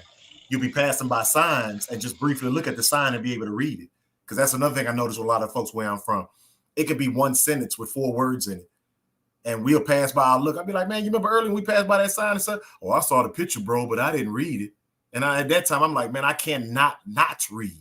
The moment my eyes hit something, it reads it. I'll read it. Yep. Yeah, yep. so I realized it's this is great, man. This is a great conversation to have because I do that to my children, right? If we're on the highway, did you see that highway sign? What did it say? I don't want to, I don't want you to just read 29. I need you to tell me, does it say north, south, east, or west? I need you to tell me, what does the next sign say? And by having them continue to practice from what they see, they knowing these landmarks, and then they knowing how the directions that we're going on the highway or wherever we're going, that everything has meaning. And by you continuing to exercise those muscles, then you allow yourself to grow mentally, and it takes you to a broader perspective. But like you were saying earlier, it's kind of almost it's crazy that the paradigm has shifted to where in our community it's frowned upon if you read so much. But we were kept from reading, but now it's flipped to where people don't even want to read anymore.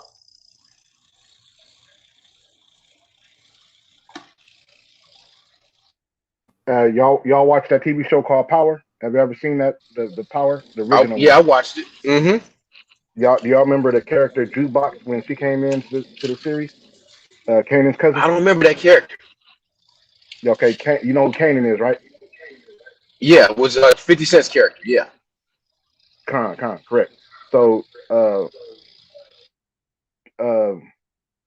I'm about to fucking spoil. So, let's see. I want to say this. Hey, Tank, they asked you what's your channel in the chat. They I said, know. what's your I'm trying channel? to put it in the chat right now.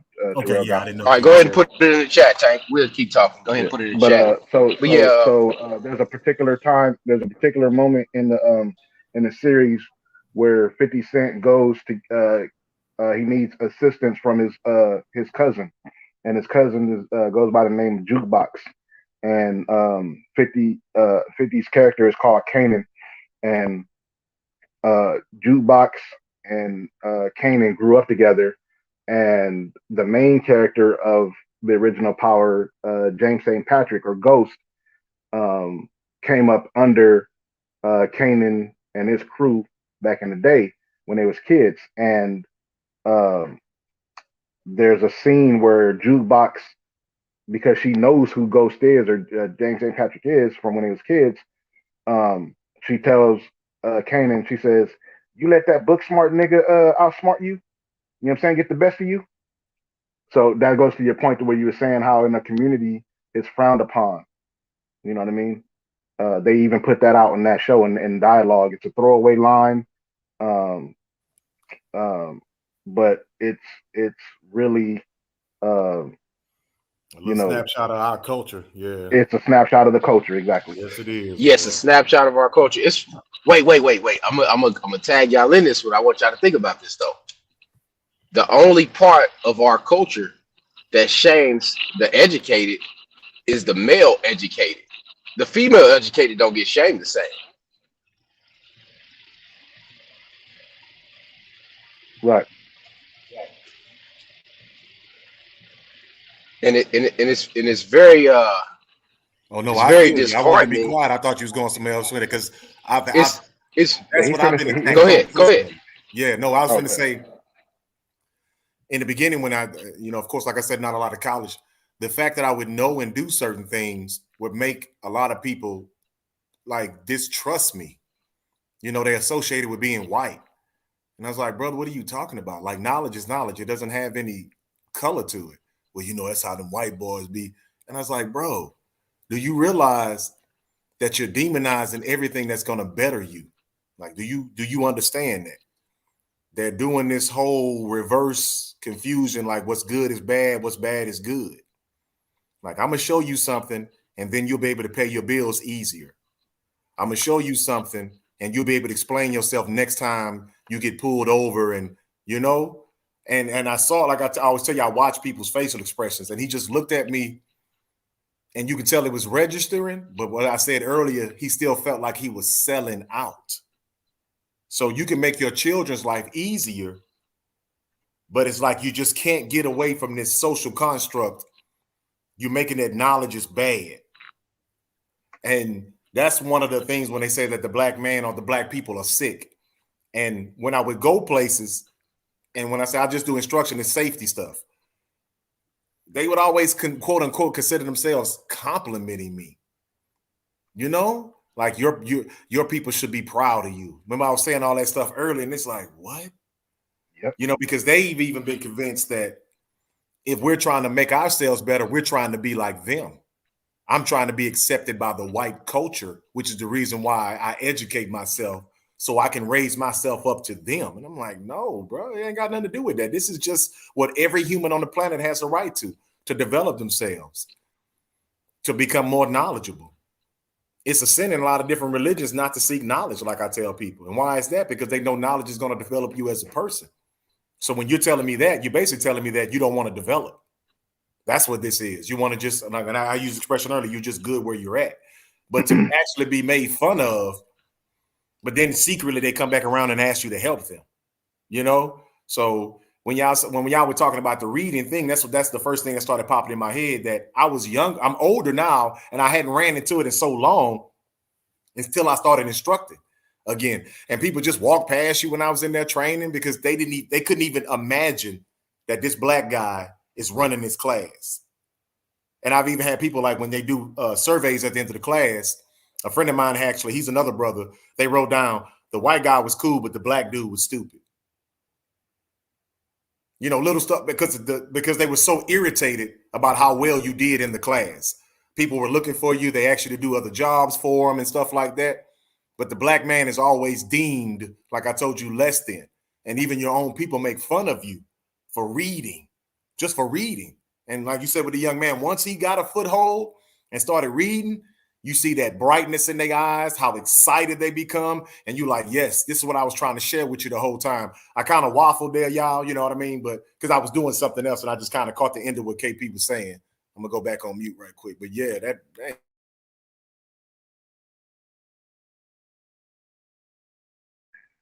Hey, I appreciate it, Terrell Gasperi.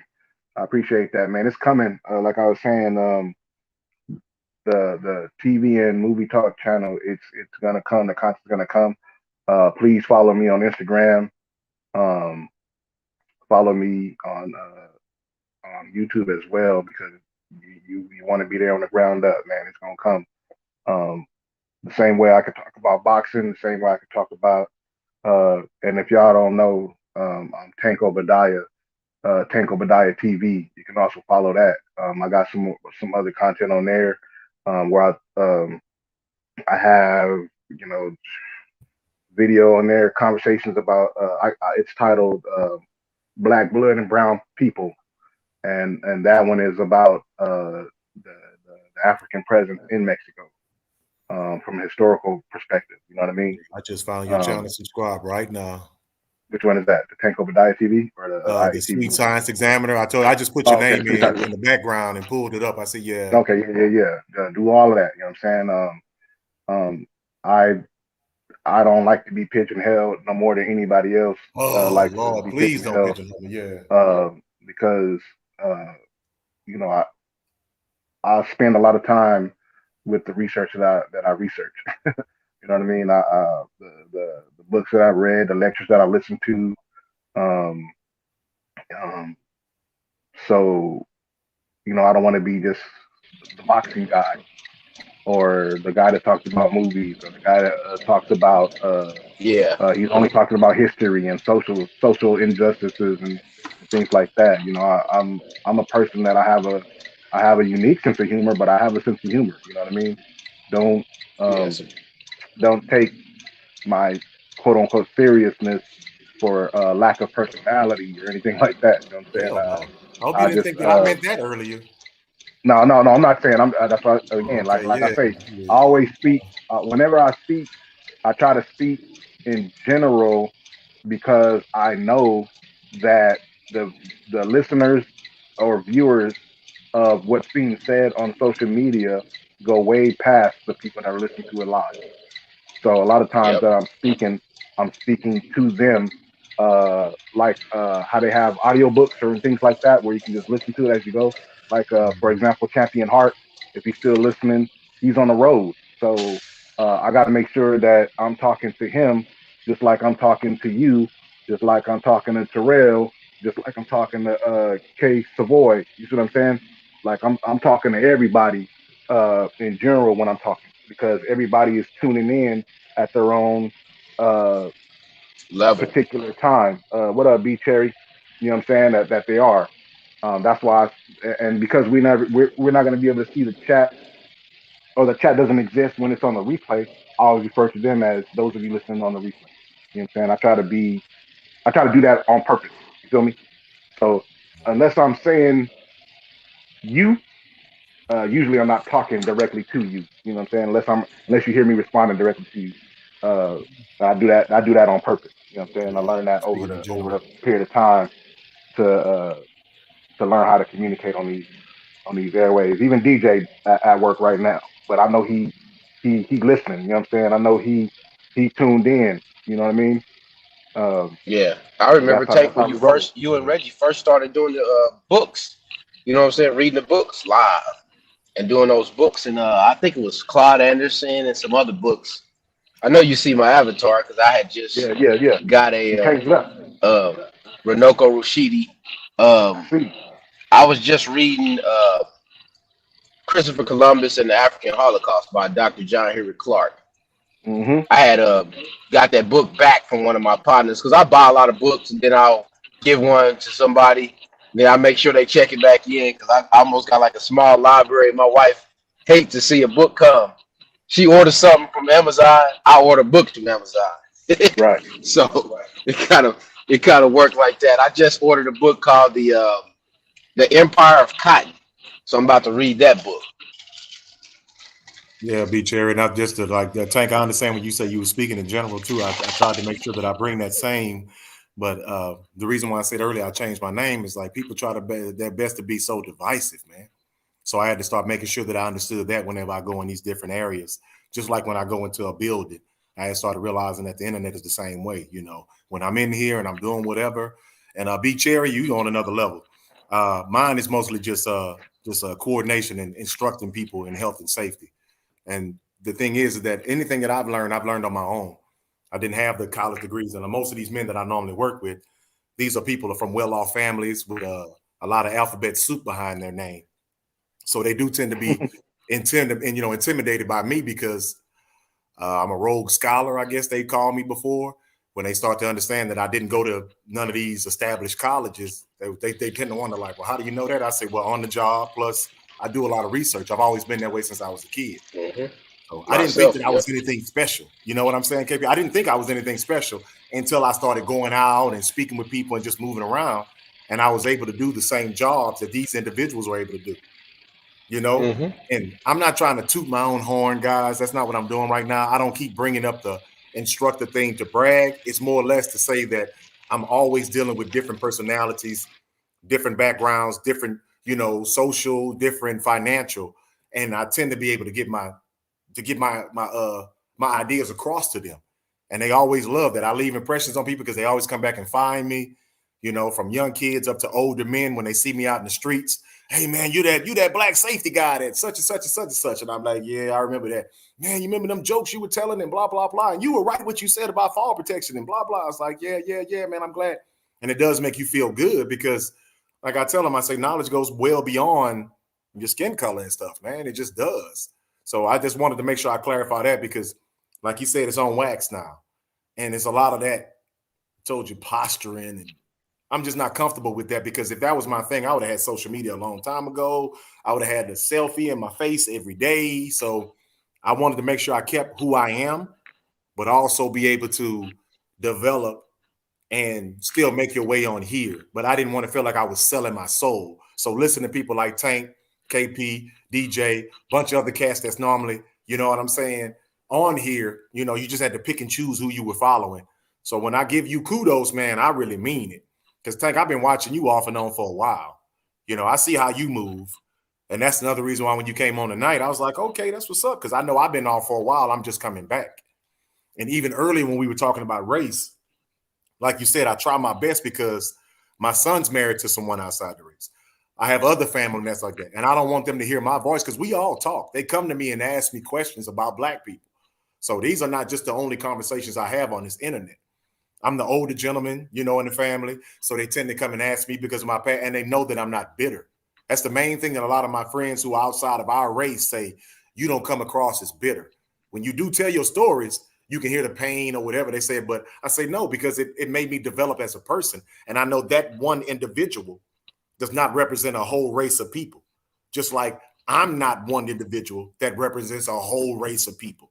That's what I mean by that I can do my best to be objective and be fair. And a lot of times it's not popular with certain people because they always want you to pick a certain eye. Always, but at the same time, I'm not trying to make anybody outside of my race comfortable just for the sake of. Because if it is what it is, then it is what it is. So don't think that, like I've told my wife, excuse my French, I'm one of these safe niggas. You know, you work in the office with them and they want you to tell jokes and listen to their jokes. And when they bash the Black guy, they want you to help you. They want you to pile on. I'm not that dude at all. Right. You know, so I let them know that too, because they tend to think that. And it's plenty of jobs that I get and we are good. And then eventually I know I'm not going to get that call back, but it's not because I didn't perform well. It's not because I didn't show up on time. It's because I didn't allow you to put me in a submissive role, even if it's just in your mind, how you talk to me, you know, little things you try to get away with, you know, giving me the extra, you know, and making sure I don't get any compensation for it, or constantly making things difficult for me. I'm always on an uphill battle when you clearly set everything up. Because I've been on jobs to where I was supposed to do a job. You get a radio, you get a computer, you get a phone, you get a vehicle. Well, I've only had a radio.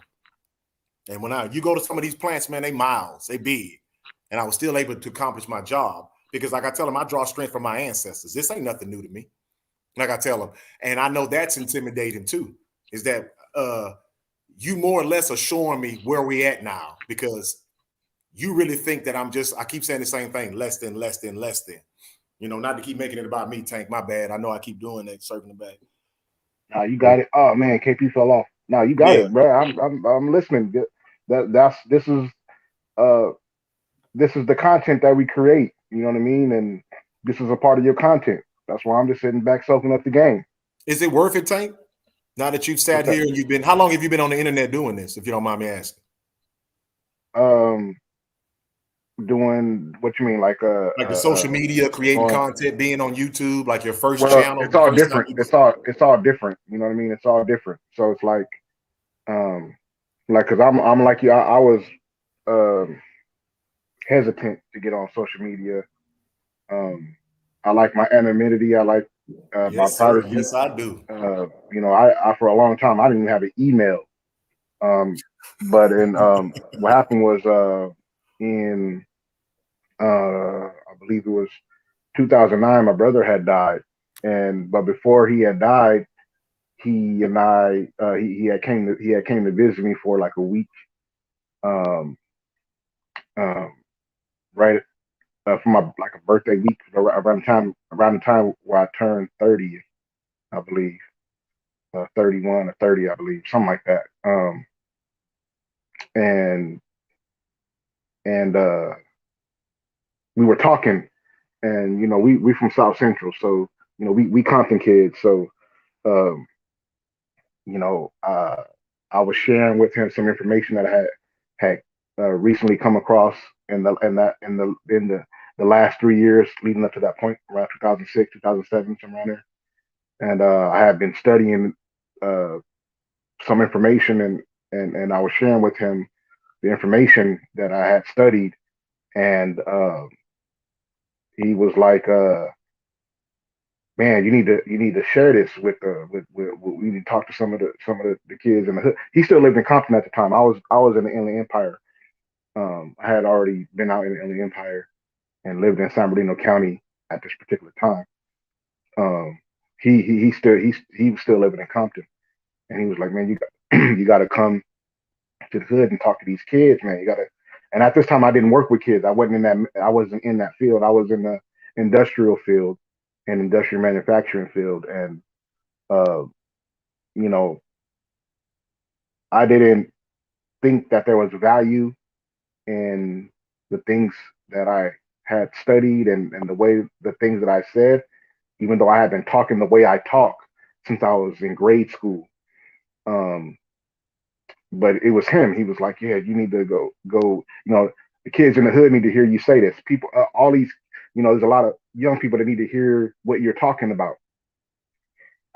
Yeah, all right, whatever, man, whatever. And the month after this is when he died, and so um, I think I started a Facebook page sometime after that, like in that same year, 2009. I started a Facebook page and tried to uh, make myself and my thoughts available. Um, so I started there. That's when I started building.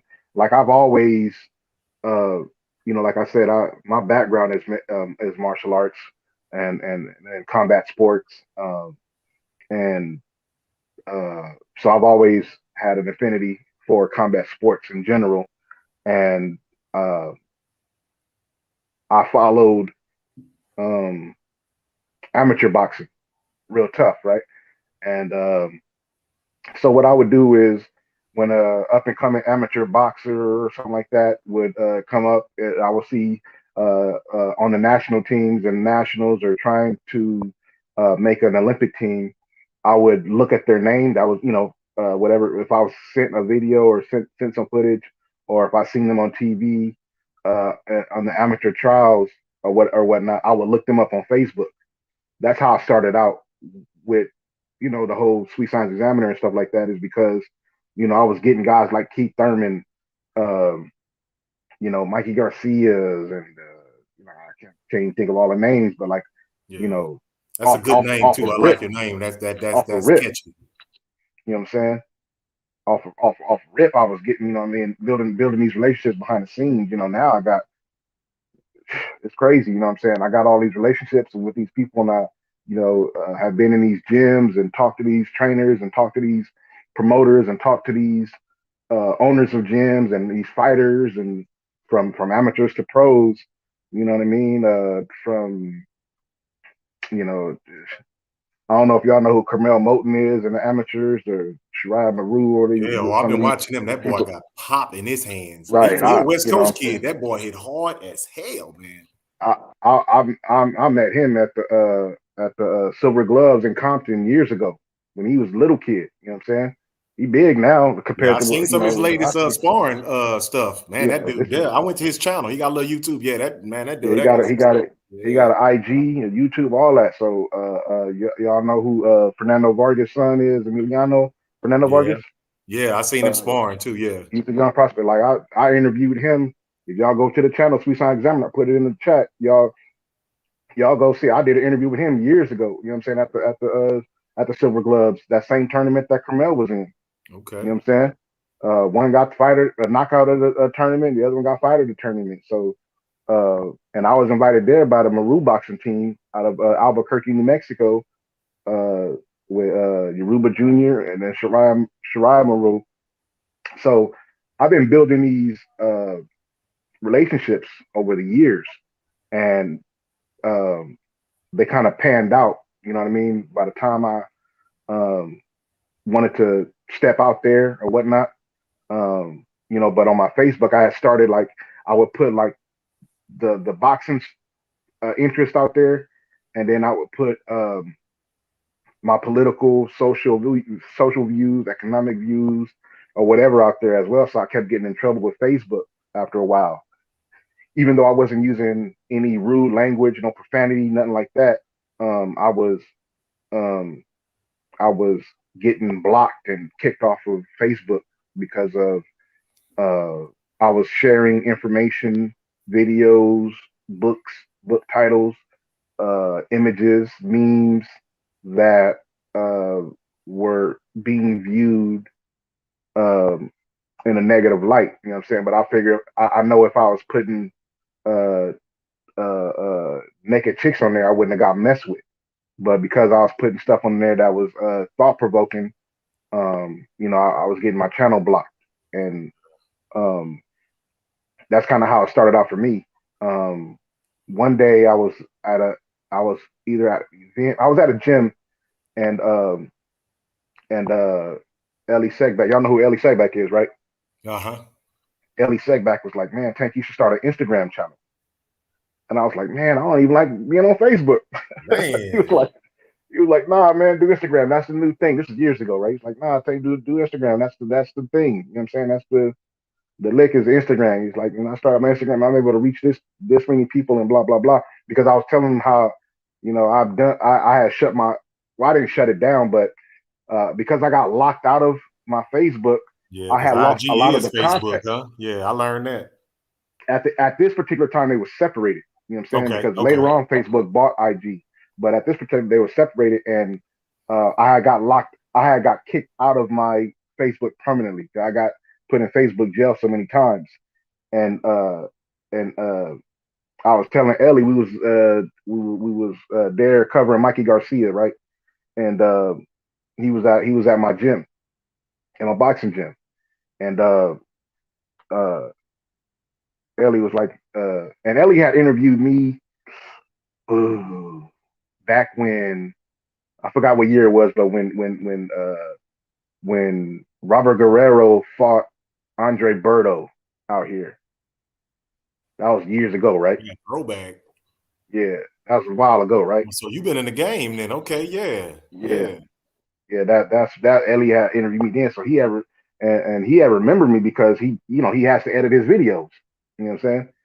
So when I seen him at this other event, he happened to come to my gym, and I was like, yeah, this is my gym. You know what I mean? This is um,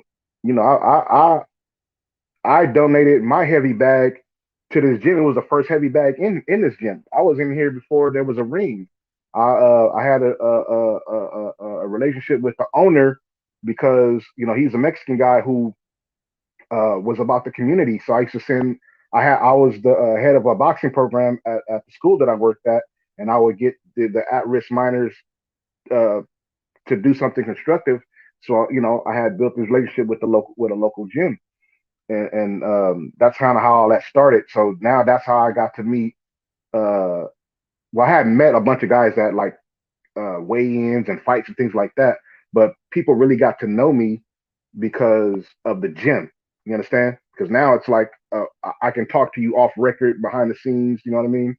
Uh, impersonally, impersonal, and like the Henry Ramirez. Y'all know Chris Ariola's trainer. Uh, I met Chris Ariola. You know what I'm saying? Talked to him, chopped it up with him, and was just telling him, the situation, what it was, and whatnot, whatever. But anyways, that's kind of how it all kind of started. You know what I mean? Just building these relationships and making sure that the things that they were telling me, I wasn't going and putting it on social media and putting it out there. You know what I mean? Yeah, I Because you told you have I to can tell build you that a kind man of of trust. character. Yeah, you are. Yeah, You can. I'm just saying that from my little beginnings of seeing you here and there, I can set my watch to you. You understand what I mean by that? yeah. Yeah. I can set my For sure, watch I to you, respect it. meaning that you're gonna always be in the same spot. And I'm like, okay, if mine is wrong, let me go on over here. And okay, I'm good now. And I don't And that, see that. It's so foreign in between that you see it on the internet that it's bright as hell when you see it. So you were one of the ones. I was like, okay, that's why I'm talking to you now, and I'm picking your brain. I'm gonna go back on mute. My bad. yeah. That's how it was. When you do that, and you're talking to these guys who, they're saying off the cuff stuff, but they're saying it in your presence, and they sometimes you can be like, you could tell that they like, fuck, I said that. Damn, why did I say that? And it's like, no, you good. You know what I mean? I Yeah, understand that we're all yeah, people yeah. here. You good? Uh, Yeah, and unless you tell me that I can't share something, you know what I mean? That's or you know what I mean? I'm gonna be like, okay, this is that. Like there's there was a there was a time where a You don't want to particular trainer, compromise people. Yeah, I know what you a mean. particular trainer, we were having a conversation about women's boxing, and the trainer asked us all to turn our cameras off, and we did. Me, Ellie, and whoever else was there, we turned our cameras off and just had the conversation because the trainer didn't want to be misunderstood in what they were saying. You know what I'm saying? Because the way people hear things, they kind of nitpick and make it their own thing. Yeah, that's what I mean And by taking stuff out of context and being divisive. I can't. right, That's a big thing on this internet. It's just so much divisiveness. Like the moment you say anything that might go along, they take it, bam, running with it, and say this is what Tank said. So if Tank said it, then and it's like, man, I said it, but that's not what I said.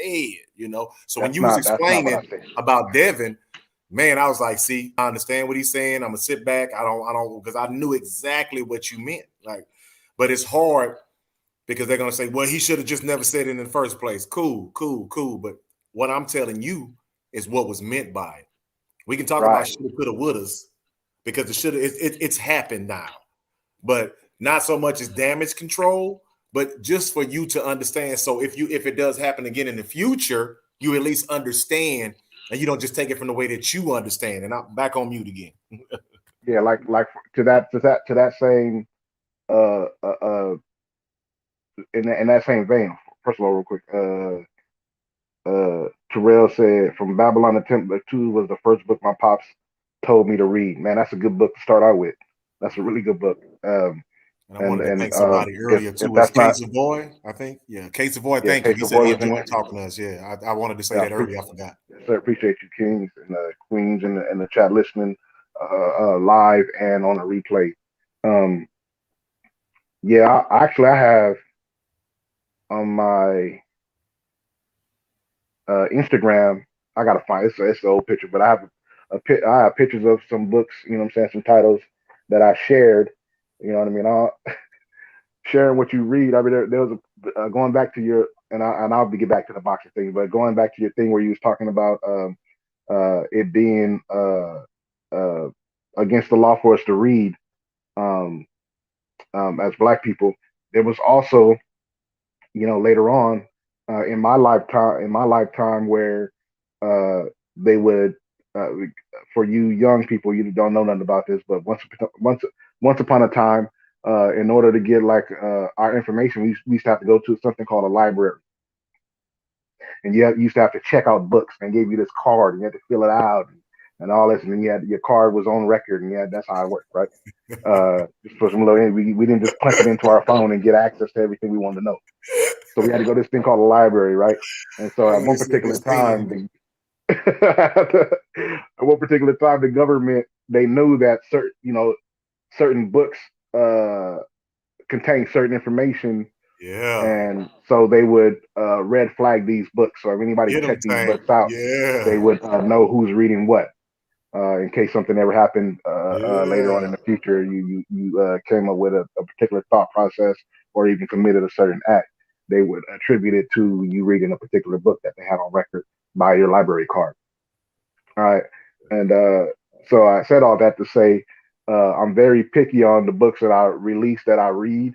But even so, I know that the ones I share are gonna get flagged anyway. You know what I mean? Okay, that's what he's reading. That's from Babylon to Timbuktu, huh? You know what I mean? Yeah.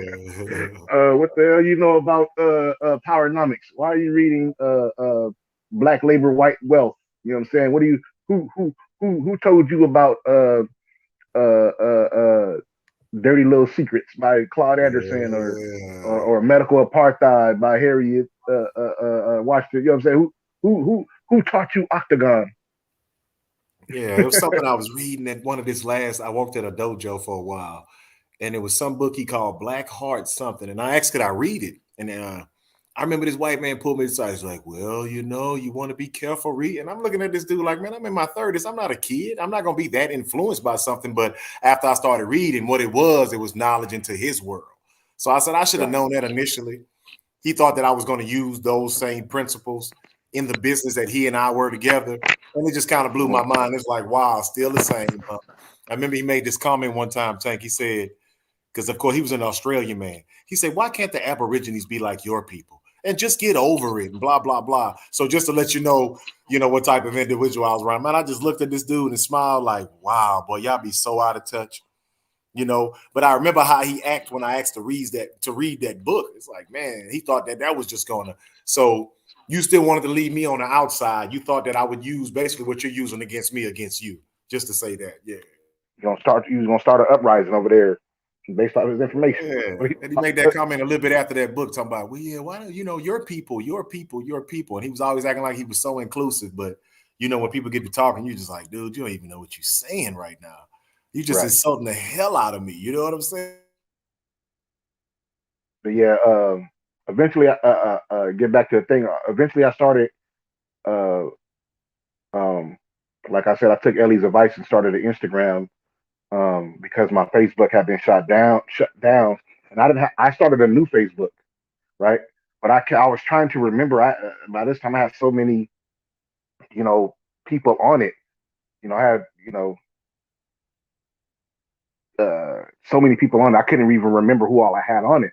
But all I did know is that I had access to fighters and trainers and promoters that were on that old Facebook. So I ended up having to use my government uh,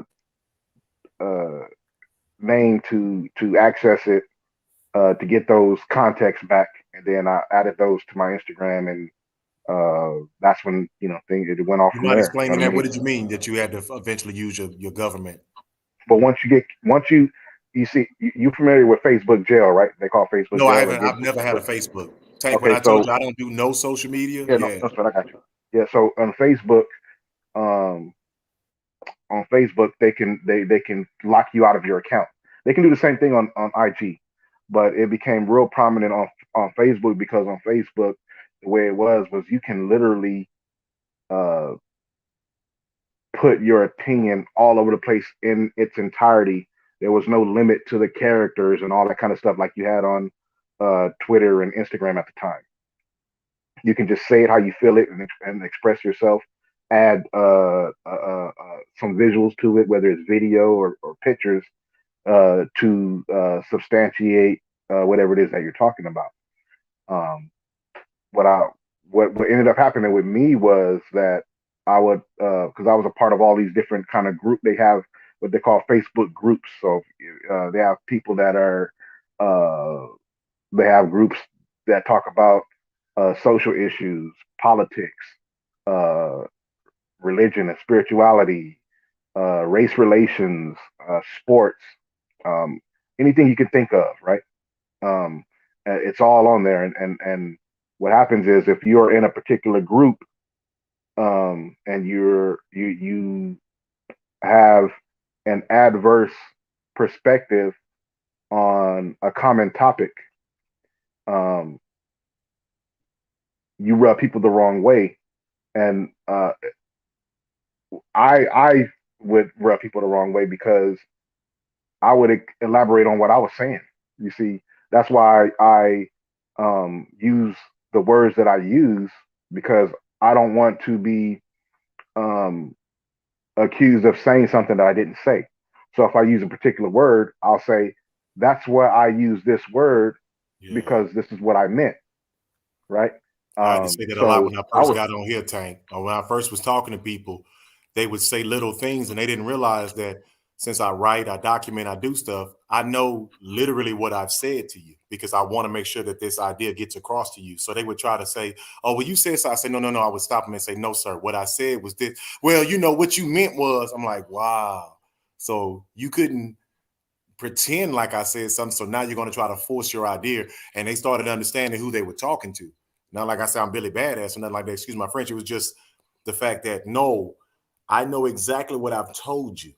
See, when people talk like that, they tend to want to be able to lie to you. And I told them, I said, I'm not going to lie to you. And if you see that I'm wrong, I'm going to say I'm wrong. So when you're very selective in your words, I understood what you were doing. And you have the like the intonation and the pause is like Barack Obama. You like to take a little pause. And I was like, yeah, this brother here has been through something. So he had to learn to make sure that he speaks a certain way so people don't try to turn that back on him. Right. Exactly. What up, Jay Dixon?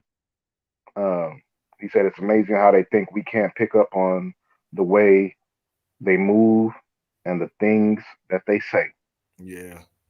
And I used to want to prove to them all the time, J.A. Dixon. Then I realized that was a weakness on my part. It would be better to be quiet and just sit and watch, and then be able to survive because you're not letting them know.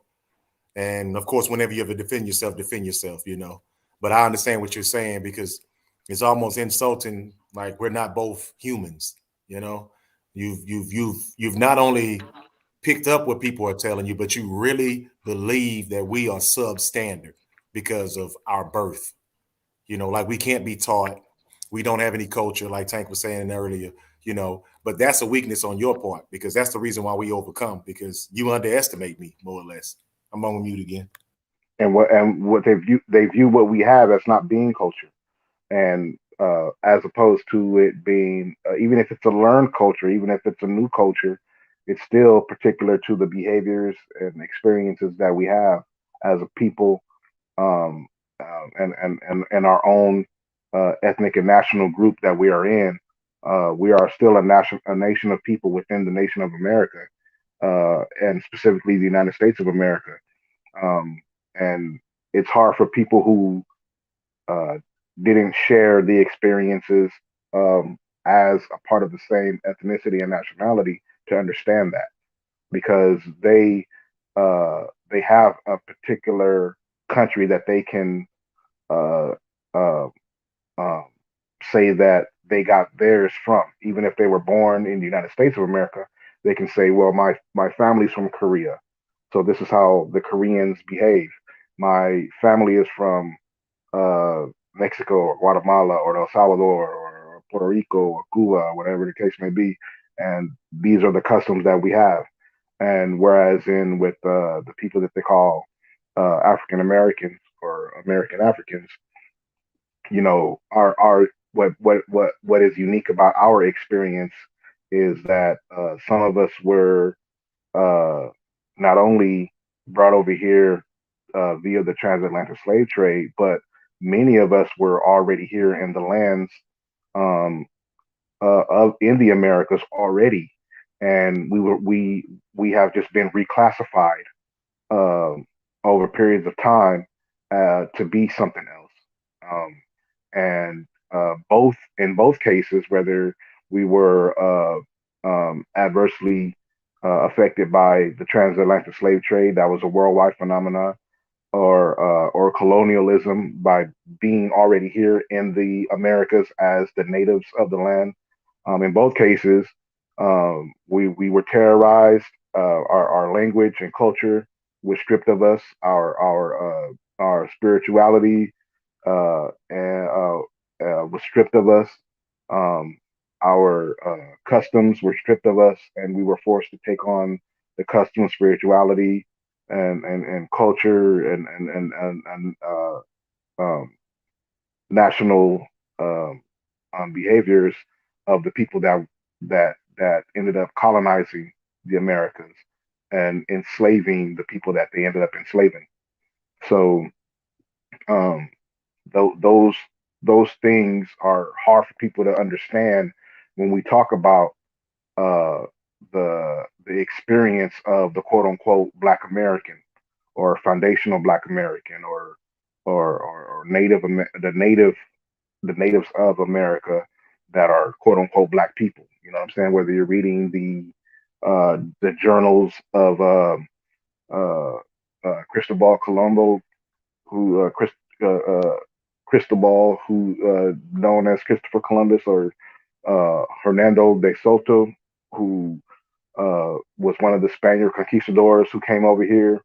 Um, you know, regardless of who you're reading, you'll see that they describe the people that were here being no different than the Ethiopians in appearance, from the texture of the hair to the phenotypes of the features of the lips and nose and things like that, the body types.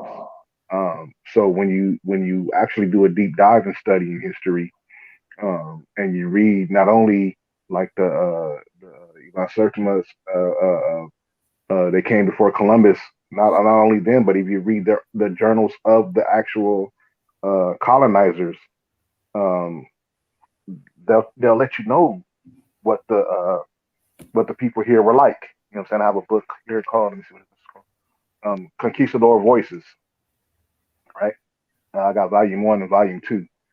Uh, and it has, this one is Francisco Pizarro and his brothers, Alvar Nunes, Cabeza de Vaca, and Hernando de Soto.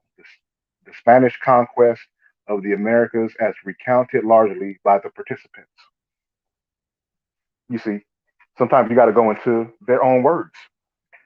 Oh, Tank, and I their have. own accounts. At times that I explain that to certain people, they just be at a loss. Because I was like, see, they didn't have your ideas yet that you guys are trying to perpetrate now. They were just really explaining what they saw. They were Right. documenting. So they didn't have any ulterior motives at that time because they hadn't really time traveled till now to where you want to oppress the people because, like I told you, skin color and hair texture. So when it's hard for you to refute that then. So what do? You just hide the information or you try to make it like it's something else. So say when you started hitting them with that, because I've told people when I bring them about the Muskogos, which is like, a black tribe in the Yucatan Peninsula and, just little stuff like that, they were always surprised. And they say, well, they weren't really black though. It's like, okay, so now you can't even pretend like it didn't happen. Now you're going to just say they weren't black. That's your last resort. So believe you me, I'm picking up what you're putting down because that's the stuff that lit my mind on fire and made me have pride when I tell people. I used to always think that we didn't look like anybody. But as I got older, I realized, no, nobody looks like us. That's the reason why we're so different, as people say, as are the original man, the Eve gene and a black woman. But they've turned everything on its head. You understand what I'm saying? And now I understand that as an older man. I didn't need that to feel better about myself, but it did help me feel better about myself, is what I'm saying. So, yeah, if we the original man, we already been everywhere, is what I'm saying, too. Yeah, whether through exploration, trade, and business, or like I said, also the transatlantic slave trade. People want to knock down one for the other, and I noticed that lately, these concepts being taught lately, but to insinuate that the transatlantic slave trade didn't happen, you are in a way absolving uh, um, the perpetrators of it of a particular heinous crime that Yeah, they crimes shouldn't be against absolved from. humanity. Yes, crimes against humanity. Say it for real. You know what I'm saying, Tank? Yeah, that's a crime against humanity, period. Yeah, like they try to take everybody after war, the Nazis and everybody else for that. That's one of the things they don't want to bring up that is going to be considered a crime against humanity. And all the descendants of are going to have to be taken care of. It just is what it is. Right. But I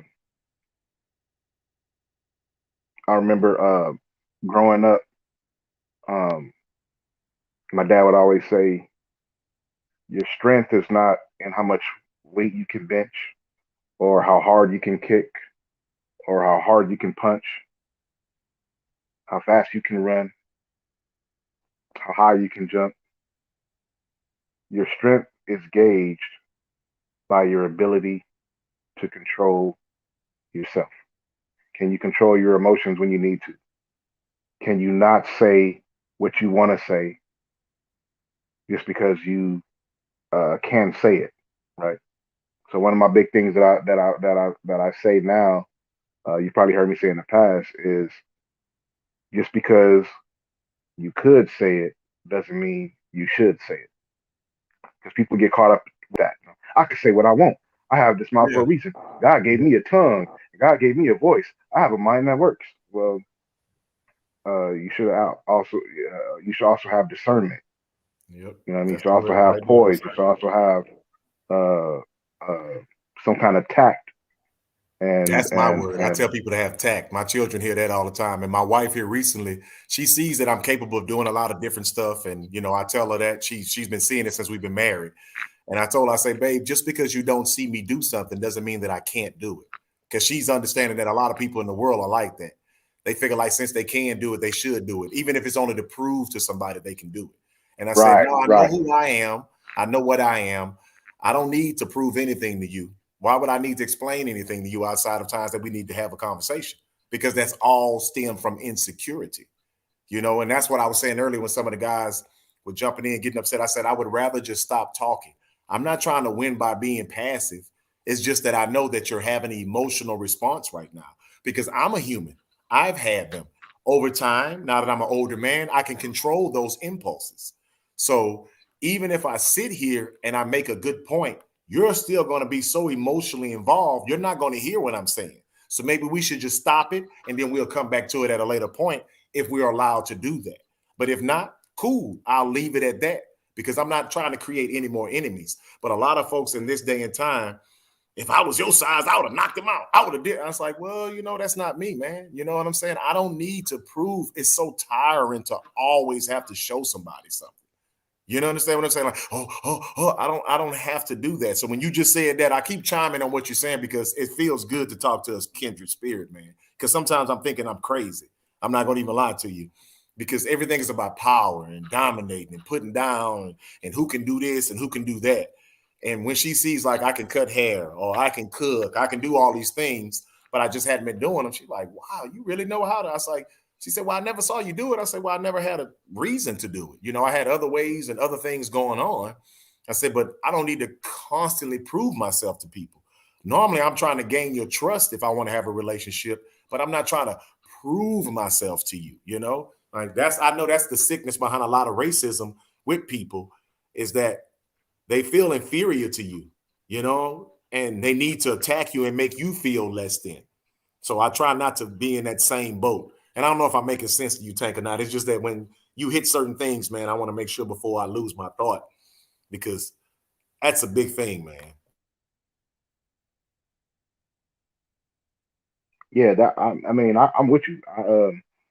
I'm that way too. You know what I mean? I like to, uh, I like to think that I have a grasp of my memory. The older I'm getting, but sometimes I gotta, get it off before I forget.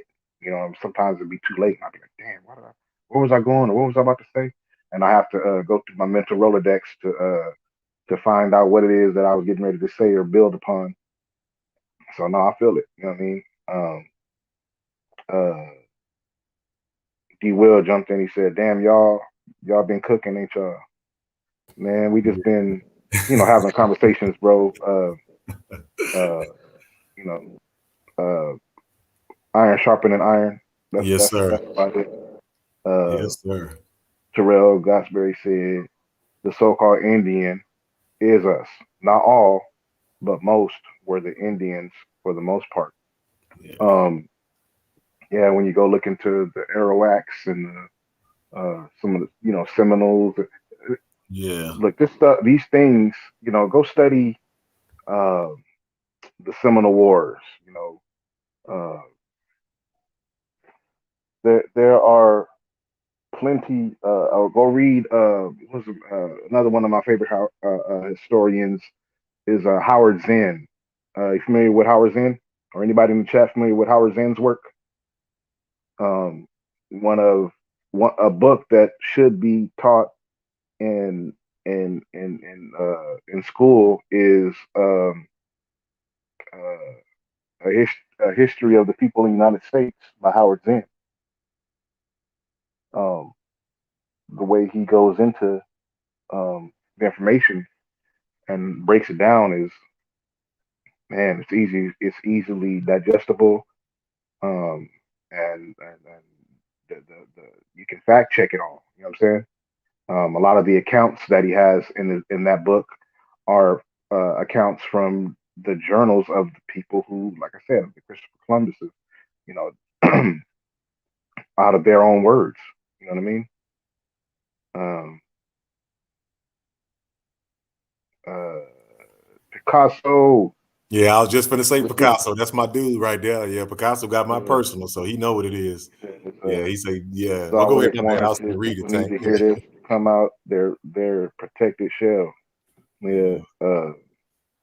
Terrell said, I'm working on my emotions because I'm passionate and I'm gonna stand on my square. Yes, it's you know, we are passionate people, and there's nothing wrong with being passionate. There's nothing wrong with emotions. The key is not to let those emotions or that passion um, um, force you to take action while you're in the state of passion or the state of emotion that you're in at that time. You Yes. know, because a lot of times when we act in these emotional states or highly passionate states, uh, we're not thinking through all of the repercussions that can happen in committing the act. And that's what youth Because is. once you do whatever you do, it's done. Even when it's just verbal, you know, we like to say that, oh, I didn't mean that, or I should have said that. But the reality is, once the thought leaves your body, you have put life into a thought, and you really can't take it back. You know, you can do your best to elaborate or articulate why it is that you said what you said, but you know, you can never take it back. You know, you can never take back the way you hurt somebody's feeling or the way Yes. you made someone the you gave an impression of yourself towards somebody. Yes, You sir. know, once the words leave your mind through your mouth or through your fingers through typing, it's out there. You know what I mean? People screenshot things nowadays, so you could think that, oh, I take that back, I deleted that tweet or that post or that IG or that video from YouTube, but in reality, we live in a day and time where as soon as it's posted, you never know who's seeing it.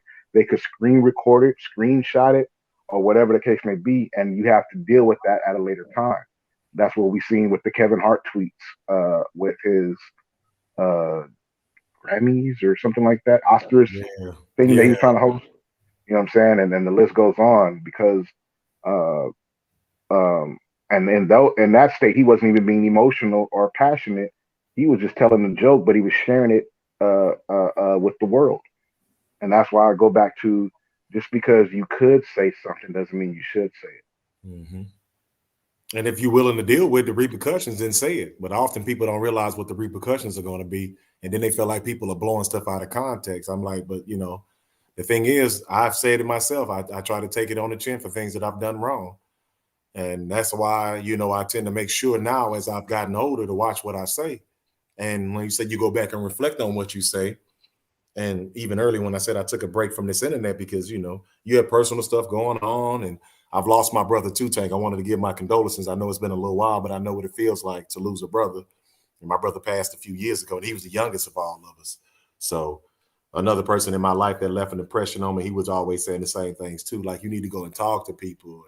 You've always been good at the gift of gab, but you're kind of a solitary creature, and you know you need to get out of that. People need to hear about your experiences because your experiences run parallels with theirs. And like you said, I like my anonymity. I like to be, I'm talking about, I've been involved with women who are all over social media and everything, and they always hate when I'm like, please don't put my pictures up there. Please don't put my children on there. You know, I've come to a major disagreement with my daughter's mom behind that. Like, man, she's just so internet, so internet. Now that things have come around, you know, of course, she regrets a lot of it, you know, because it was just so exciting in the beginning. I'm like, yeah, but you're just giving away your freedom. You're giving away your privacy. You're giving people so much to use as, you know, fuel and fire and, you know, against you because you just want to be part of the group. So, you know, kind of sit back and watch. Let the first ones go. Let them do everything. You learn, you know what I mean? You don't want to learn from experience. You want to learn from history. You know, that's how I was. And just because, like I said, my mother was real big on that because she realized that just as a people, we don't have any privacy. You know, we're always at the mercy of somebody else. So she wanted to give us that protection in our home. And you know, when you're young, oh, my mom don't want to let us. And then when I became a teenager, and seen a lot of my other friends falling by the wayside or being embarrassed by things from the past, I was like, oh, okay, mama. I'm so worried about you being cool all the time, but nah, she was knowledgeable. Like, no, I'm trying to let you have a future. So when the internet and everything took off, I just did the same thing that she taught me. Picasso said, if I joked or if I said anything on here or any platform, hold me to it. I have one life to live, and none of us will be here in 100 years. I lost my younger brother too in shape. Yeah, that's what Tank was telling me earlier, how it kind of started with him. And it's weird, like I say, some of the parallels. Yeah, I felt like it was my job to protect him. Yeah, I see what you're saying, Picasso. Yeah, my little brother got sick and there was some other stuff that went on. And it started with when I was talking to a few of the brothers on here for therapy, to be able to deal with something, to speak with strangers and just kind of get it off your chest.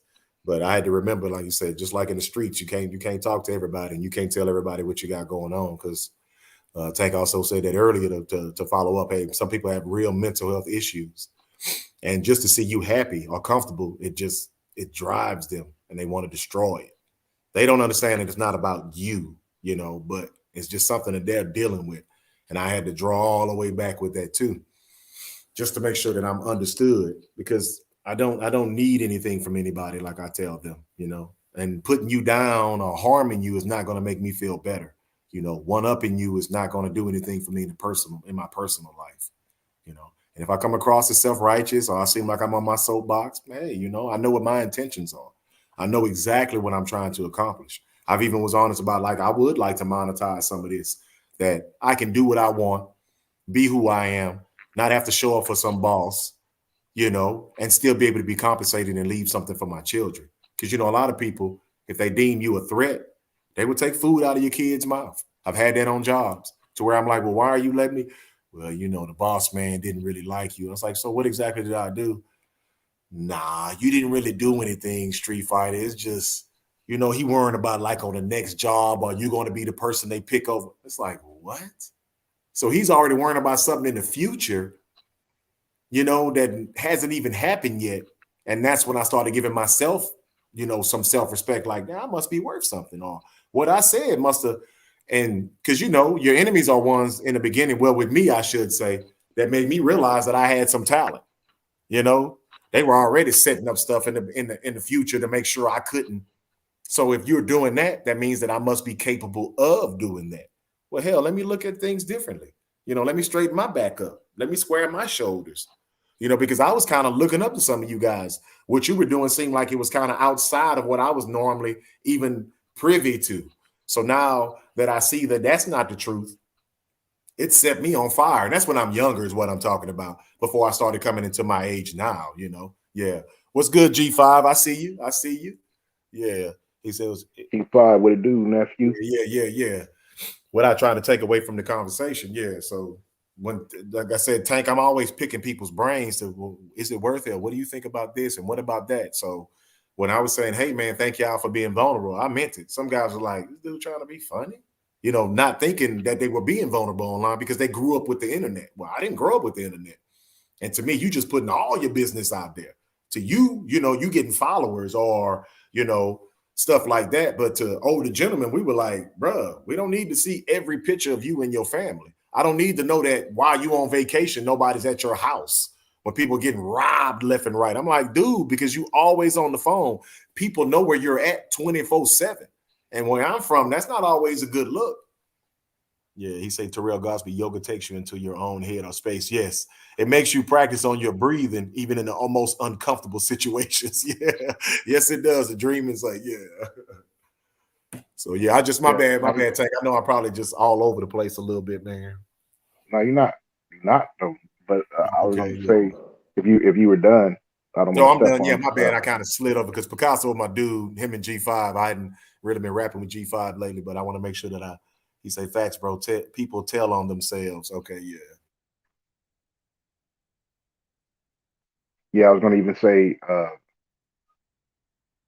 not even just vacation, just period. Like I don't even like announcing where I'm going or where I'm going. A lot of times when I post, I make sure that I post on my Instagram or whatever the case may be, wherever I'm posting, I've already been there, done that, already gone. You know, that may be a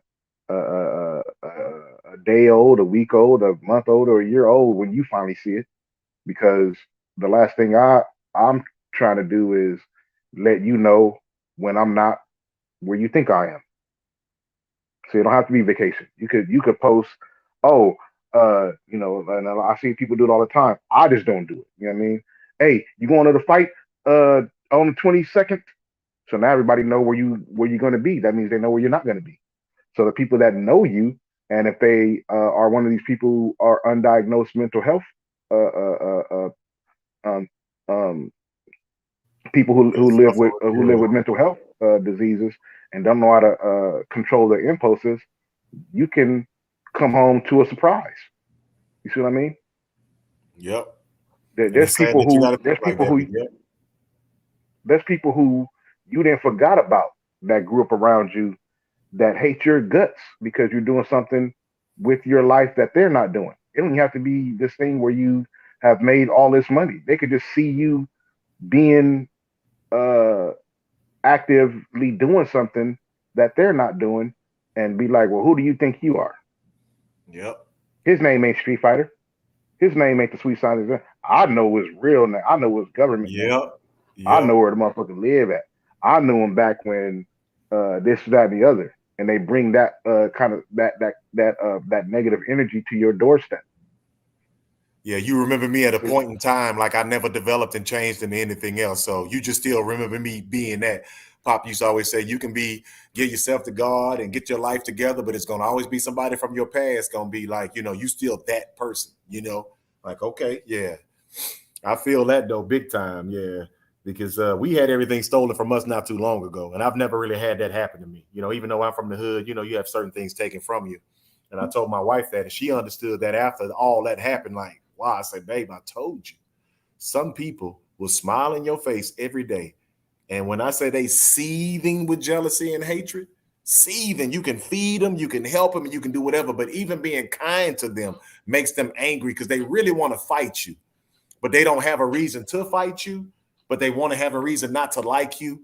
And so when you kind to them, man, that sets them over the edge. And when all that stuff came up missing, like everything, she was just taken aback because we were moving at that time. I said, we'll never probably know who it is, but I explained to her almost 85 to 80% of the time, it's somebody that you know. And we didn't know very many people where I'm at now. So I didn't make any enemies. I wasn't anything like that, but we stayed to ourselves. And I said, baby, people watch us because we're a black couple. My wife's a tall woman too.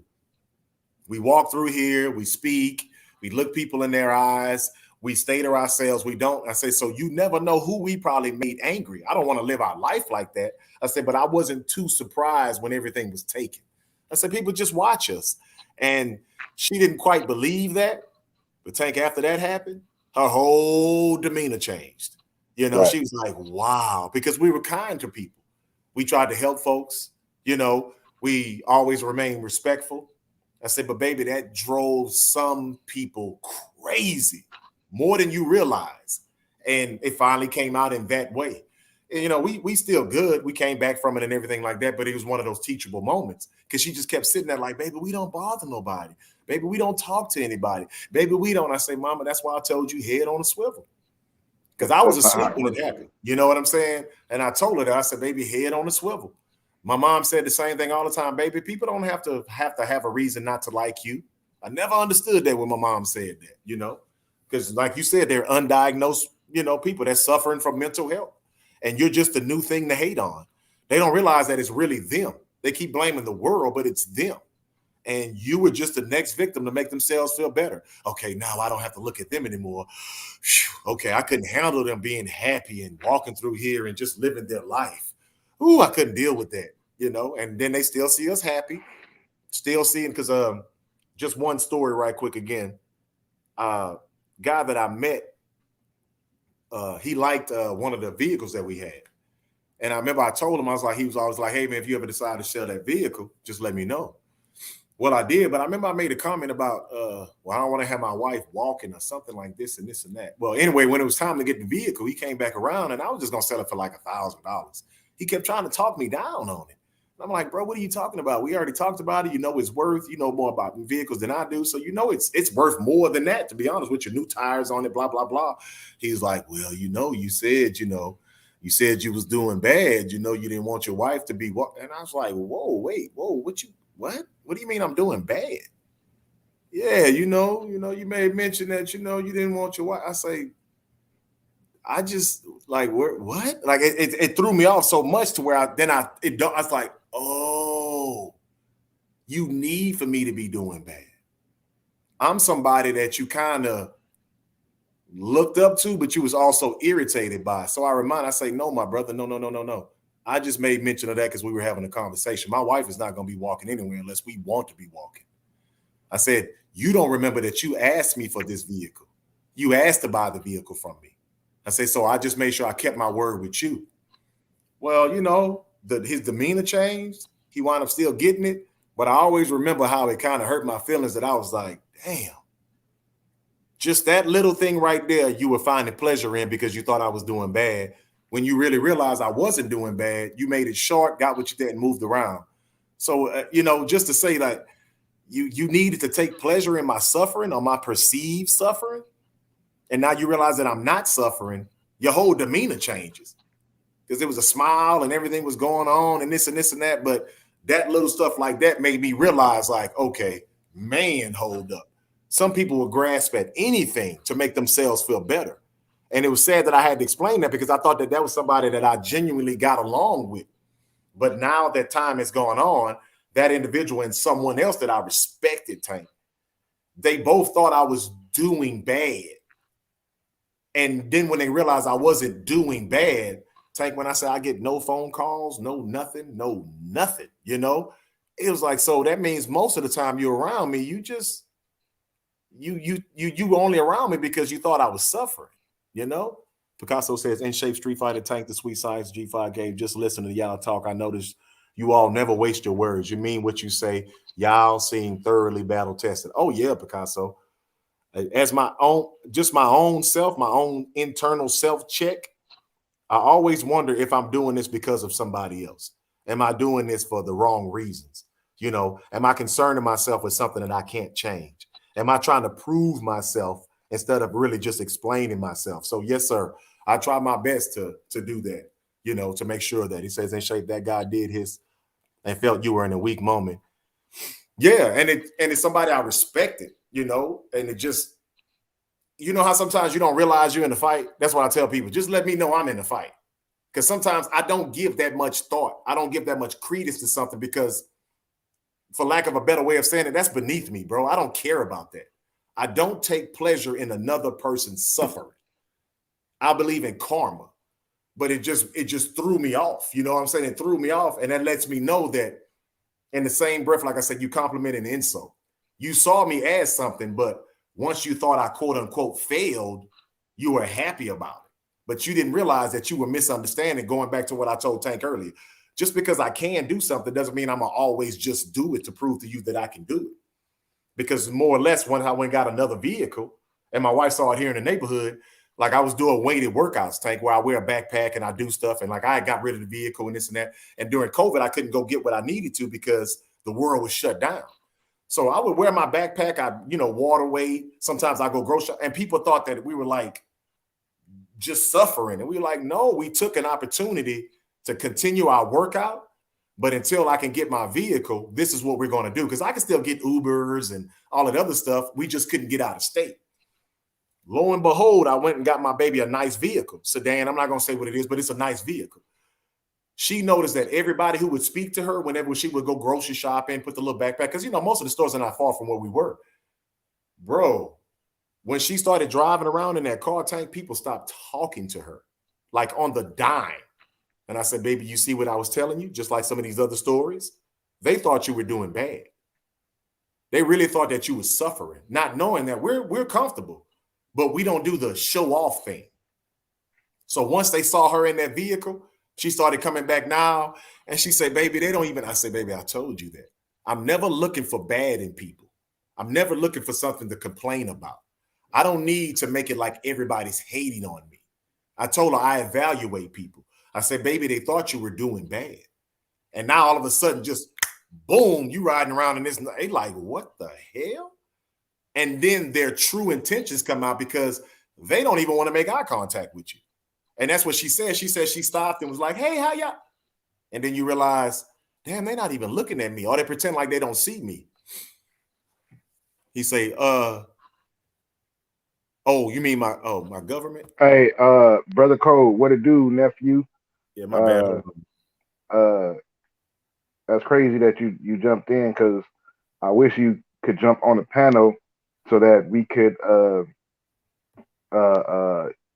verbally talk about what I was trying to ask you in the barbershop last night with the comment, because I wanted you to elaborate on that and so that we can build on that, so you can get a better understanding of my perspective on it. Because I've talked about that on, several occasions, and sometimes in text, things get lost in translation. You know what I'm saying? We only have so many. What do you call it? We have only so many.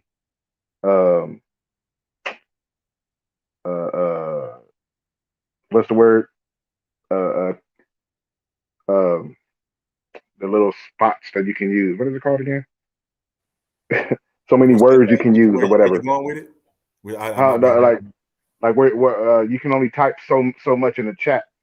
Characters. You can only type so many characters. Yeah. So Brother Code and I was kind of, I was actually more or less really questioning Brother Code on something that he said in the chat in the barbershop about belts. And I have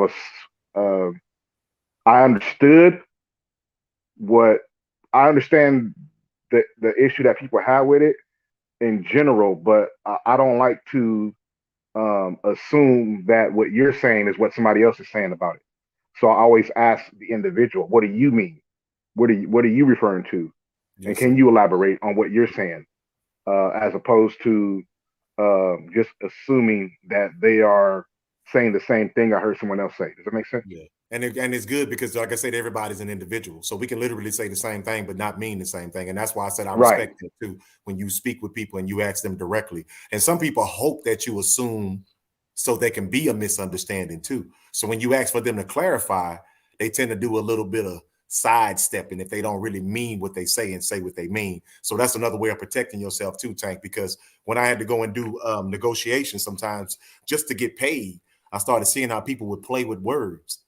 And I was like, well, no, that's not exactly what I meant. So I've always done the same thing too. Do you mind clarifying, Tank? Because I can assume, but I just want to make sure that I don't treat you like anything but an individual. And you tend to see what people are from that point on. Oh no, well, don't worry about it. I was just so it also, everything is protection. I told my wife that I don't always want to seem like I'm on guard, but I've been naive when I was young and been hurt because I wasn't on guard. I take things lightly. Since I mean no harm, sometimes I get caught up in other people not meaning harm. But I've learned in my age that, some people do mean you harm. And it's just the way you got to move sometimes. Tank, I don't know if that's where you were going with what you were saying, Tank, but that's what I'm saying. And I'll probably email you, Tank, because you said something about, I see what you in the private chat. Okay. Yeah, because I okay. You got my email. Okay, yeah. I don't know if you follow my IG, right? Yeah. I'm finna get your information here when I get off. Yeah. Okay. Yeah. Once I go to your YouTube, I'm pretty sure that has in your about, right? You go to the about. I don't even know. I probably need to update that. And I was going back to what my was IG. really, I was going to ask you, how do you do the DMs on IG, Tank? Because my IG is the same as this. It's In Shape Street Fighter, so you'll be able to find it on there. And I've been wanting to talk to some of the guys, man, but I don't. And my wife, she doesn't do IG. She has the other stuff, but I want to know, like, once I click on you, you're the only person that can see what I'm typing. You know what I'm saying? Or is there? You know what I mean? Like right now. You talking about on IG? Yeah, like even like right now, it's like where we have like the private chat. Only you and I can see that, or like on it's like that on IG. Like there's a button on there that says message or arrow, depending if you're using it from your phone or whatever, or your laptop, and then it'll let you know that it's a direct message, and only the two parties can see it. Okay, You know what I'm so saying? if I put your name with unless you're the in a thumbnail group, on it, you mean? huh? Like the thumbnail, like if I like, because people ask to follow me, and I was like, okay, they follow me. Now, when I see their picture pop up, and I know I sound like an old man, do I just touch theirs where they at, and then I can send a message just to them, like a text message? Because I see it pop up like that. But you know me, I'm still not that savvy. It'll I don't say want to. I gotta be looking at it because I don't want to misspeak, but Yeah. I know there's a part where it says message, and then there's something like a little arrow that you can click the arrow, and it'll directly link you to their inbox. Okay. But I have to be looking at it. You know what I'm saying? Okay. Yeah, But because the first page it says Instagram, and then your story, and it's got the little stuff popping up. There's a little cloud up the upper hand right with a heart, with a plus sign, and a little lightning bolt looking thing. That little lightning bolt. Okay, I touched that. Okay, my name. All right. Oh, okay. Okay. All right. Yeah, I'm telling on my age again. Okay. All right. I see what's cracking. Like, okay, yeah. And if I want to, So that's how it goes. what I do, request, and then I just put your name in or something when it says. If you want to find me, you talking about if you want to find my Instagram? Yes, sir. Do I just search at the bottom? Hit that search thing. Yeah, you see the little search icon. Yes, sir. Yeah, like a magnifying glass thing. Yeah, Yeah. the magnifying glass. You put the Sweet Science Examiner. That's this page. That's my boxing page. But then if you put Tank Obadiah, you'll get my personal. Okay. Yeah, you popping up. Everything popped up. Yeah. Okay. But you got to let me know who you are, my personal, because I just want to accept. I don't accept everybody on my. You know what I mean? Me either. That's why I said I got a few of them that I did accept, and some of the other guys that be in the chat, I hadn't really accepted y'all. I don't really know y'all like that. I know Will as best as I can, because Will was one of the first person really to push me over. I know G5, they're some of the first people that I was in a chat room with, and then Picasso and all them. Yeah, but they know how I am, man. Okay, and I see right here. So then I'm gonna send a message. Okay, hold on, wait. Okay, now I got yours up. I see how many posts you have, followers, and everything. Now, if I touch it on here, I touch message, or do I touch follow? You follow. You got to follow first. Okay, I'm because following. if you don't follow somebody and you send them a message, it won't go into their regular inbox or direct message. It'll go somewhere else. Following on yours now. All right. Yeah, it says. Yeah. Okay, I tapped it twice. Now it says mute, restrict, unfollow. Yeah. But I hit following, and you'll see it come up because it's gonna be me and my wife. The only thing I got on mine now is just me and my wife. I'm acting like I don't. Hold on. Boom. What you said, Picasso?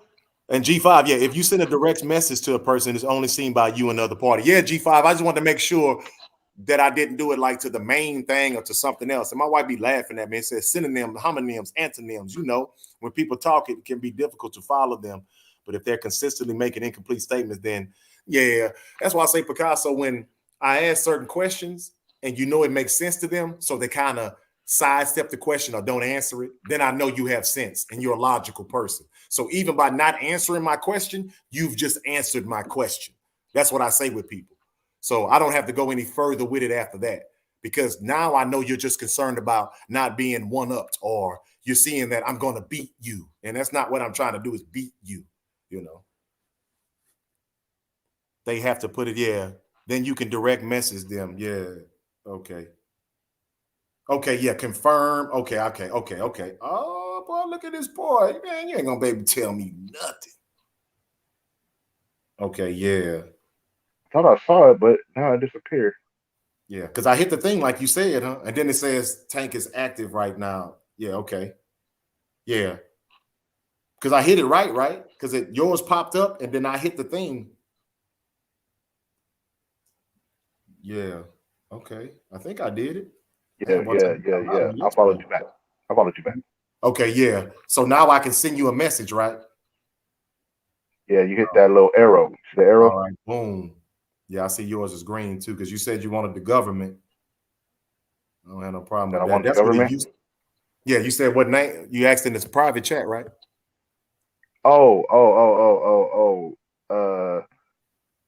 You talking about the Yeah, that is you. yeah, You I was said asking yeah. what the yeah. So where blah blah blah blah. I'm trying to because I'm not used to doing it on the laptop. So because I don't want to. I'm on. I'm in. I'm on the panel on my phone, Okay. and I don't want to check my phone because that's Oh what I no, no, you usually. good. I'll wait. Yeah, yeah. And That's why I said I'll wait because I got you now. no, And no, if no. you, Let me finish. Let me finish. Let me oh, okay, okay, my bad. Let me go back on mute. finish. Yeah, so on my phone is what I'm on the panel with, so I don't want, and that's what I usually use. And I forgot that I have my laptop right here, so I can actually bring it up on my laptop. That's how I followed you back.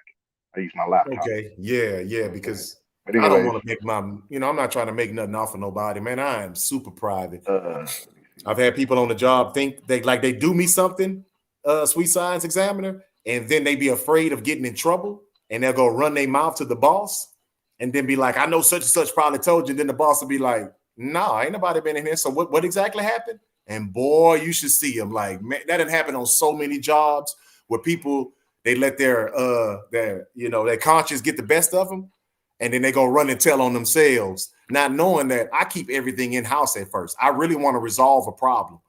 I'm not trying to set you up. I don't want to take any money. You know what I'm saying? Or nothing. Because some people, I hated even trying to fire people when I was a man. I hated it because I always feel like I'm taking food and clothing from children. And they told me to stop thinking like that. But I told them it's the truth. And I've even had men that I've had disagreements with on the job. I tell them, bruh, I'm not finna fire you because you and I don't get along. And I said it to their face. It's not your children's fault that you're a moron. And what?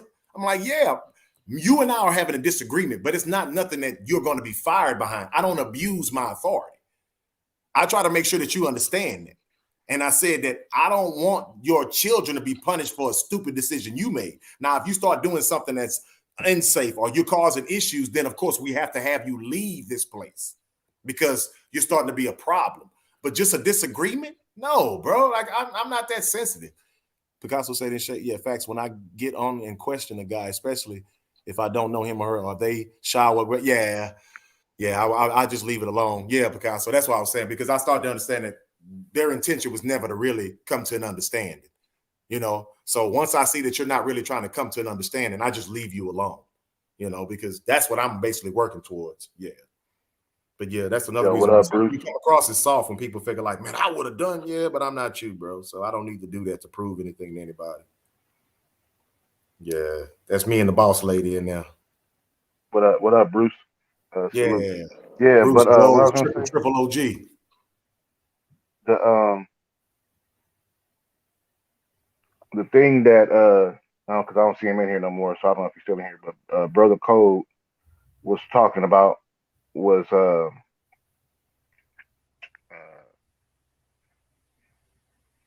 think the statement that was made was something to the effect of uh, the belts being a problem in boxing.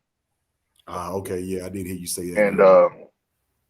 yeah, and I was like, how so? You know what I mean? Because I didn't want to elaborate. I didn't want to assume. I wanted him to elaborate on his comment. Because the thing, him and Champion Heart were giving me their take on what was kind of being said because they were also in the conversation. Um, because they agreed with each other, so they knew what the other one was saying. And I think Champion Heart was trying to let me know what he was saying. Um, but I wanted to get some kind of clarification because with me, it's just about knowing that I just need to know what who has the world title. You know what I mean? Um, the issues with the belts that I have uh, is just that when they have like a belt made for interim champions, the diamond champions, and the franchise. You know what I mean? They should have like with me personally. There should be no super or franchise champions. That's just my opinion. I man, this what is that See that comment that keep getting popped up by these different names that keep changing the name? I've been seeing that in the chat over the last It's few been times. Yeah, that's it's just been some. other people's Yeah, chats as well. You know, I've been noticing it, so I don't even know what yeah, that is. I'm getting rid of it. yeah. You You know guys what I see what mean? he talking about? That whatever tech thing. I've been noticing that over the Yeah, last few times that I've gotten on Kyle's platform. Oh, it's a virus. Bruce said it's a virus. Okay. yeah, and it be on other platforms. You know what I mean? Yeah, It because be I on was wondering what it it be on was, a but I lot know of other sometimes they just platforms. be trolling the chat. You see, I'm like I said, I'm still learning on the fly. Is that Yeah, I be somebody that's coming and try to listen to the brothers? yeah, it be on especially you know, these independently owned platforms, uh, black owned platforms. I've been seeing that a lot lately, and so I've been, you know, getting it up out of there whenever I Yeah, see like it. you I don't said, know what head it on the is swivel. or whatever, Yeah. but Bruce Gold says it's a virus. So Already, he said he shot it on site too. That's what I'm talking about. Load back up again, Bruce. um, but yeah, that's my take on it. You know what I'm saying? I don't. I think that those are the confusing ones. You know, as long as it's a world title, I need to know who the world champions are, what the world titles um, are, and even if I don't, like, um, there's a place where you can look up on the websites of these different sanctioning bodies to um, to to to gain clarification on what each title is in terms of the world titles. Like for example, the super. A lot of people don't know this, but um, to become a WBA super champion, you don't even have to have a WBA world title. Wait, whoa. Say that again. That don't what? See what I'm saying? A lot of people don't know this, but according to the WBA, in their words on their website, you do not need to be a WBA champion in order to be a WBA super champion. What? Yeah, you can. If technically speaking, by the way they have their rules set up, if you have any combination of two or more of any of the other three sanctioning body titles, you can be a super champion for the WBA. So, uh, So you mean in that just layman's give it to terms, you without having to go through the what? see, that's what I'm saying. There shouldn't be any super champion. There shouldn't be any franchise champion because I know this. Like if you are like for example, Errol Spence Jr. is the IBF and WBC champion at welterweight, correct? Yes, sir. By the rules of the WBA, he has a claim that he is the WBA super welterweight champion of the world. So that means no matter if he's ranked or not with them or anything, it's just because he has two other titles from two other sanctioning bodies, is what you're saying? Yes, sir. Yes, sir. Now that's not what I'm saying. That's what the WBA's own website is saying. Yeah. So You see what I mean? And if so people don't why is know this that? How does that benefit them, no Tank? What are they just because wanting to have their hand in the mix for sanctioning fees or what? What is don't know, don't care. I'm just saying what it. That's what it is. You know, I don't even try to understand these guys and these. You know what I okay? mean? Yeah. I'm just saying that's what it is. That's things. These are things that people don't even know about. I can't share the screen. I don't think. Yeah, I can't share the screen, but um, No, it has to be if DJ. anybody in the chat, knows what I'm talking about, y'all can vouch and validate what I'm saying. If you go to the WBA's website and look up what they define as a super champion, you'll see that that it's any combination of the other three sanctioning bodies um, in that they all have an agreement with, right? Because people, contrary to popular belief, um, there are more than four sanctioning bodies in boxing. These are just the four that have an agreement amongst each other Yeah. to be considered unifications. That's it, and undisputed. But there are other sanctions like the IBO. IBO's been around for um, um, long enough to be able to be considered amongst the rest of them. They just use a computerized system in their ranking, as opposed to you pay us and you'll move up the rank. in our sanctioning body. You pay your dues and then you move up. You petition to be in a position and you could be in that position. But like the franchise champion or designation or title in the WBC, a lot of people were running around repeating what they were hearing people say instead of reading what it is that they have written in black and white. So they, for example, they kept saying, "Well, why doesn't Devin Haney petition to fight Teofimo Lopez? Why doesn't Devin Haney petition?" Have you ever heard that? Oh my God, that got on my nerves, man. Yes. Okay, so now what they don't understand is that's not how it works with the WBC franchise designation. If you are the person who has the franchise designation, then you have you have priority to choose to fight for the world title in whatever division that you're in that a franchise is at.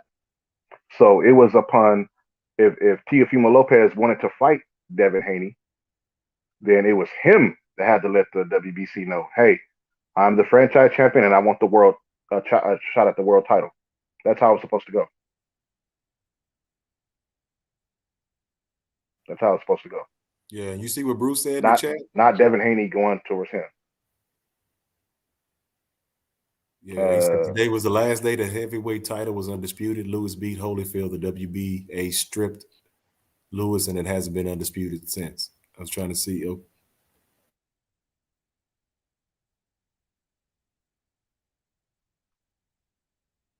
Yeah, they get with this, 4-belt era and all these kind of things,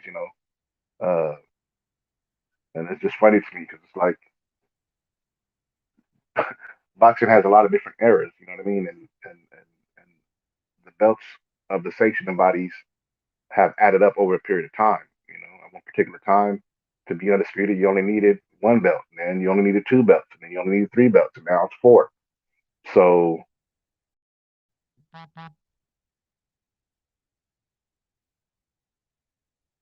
I don't discredit people who can you hear me? Oh yeah, I got you. I'm right here. I don't discredit the champions who came before the 4-belt era. You know what I mean? Oh, I know. Like we said, we do know being now. undisputed. Just because they have decided that the WBO belt matters now. When in years past the WBO that belt didn't matter. You see, but now it matters. So now they're really undisputed. You know what I mean? But anyway, you my said point. the IBO earlier, isn't it? That a lot of people tend to say that one. Well, it's good to which one is it? Is it the WBO or the IBO that they say that's really an add-on belt? That's what you were saying. Yeah, it's one of the two. No, they said.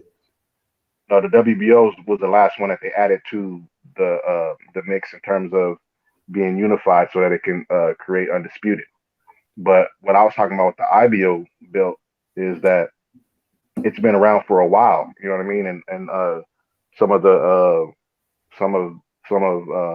boxing who's who have held the IBO belt or are right now the IBO champion in their division.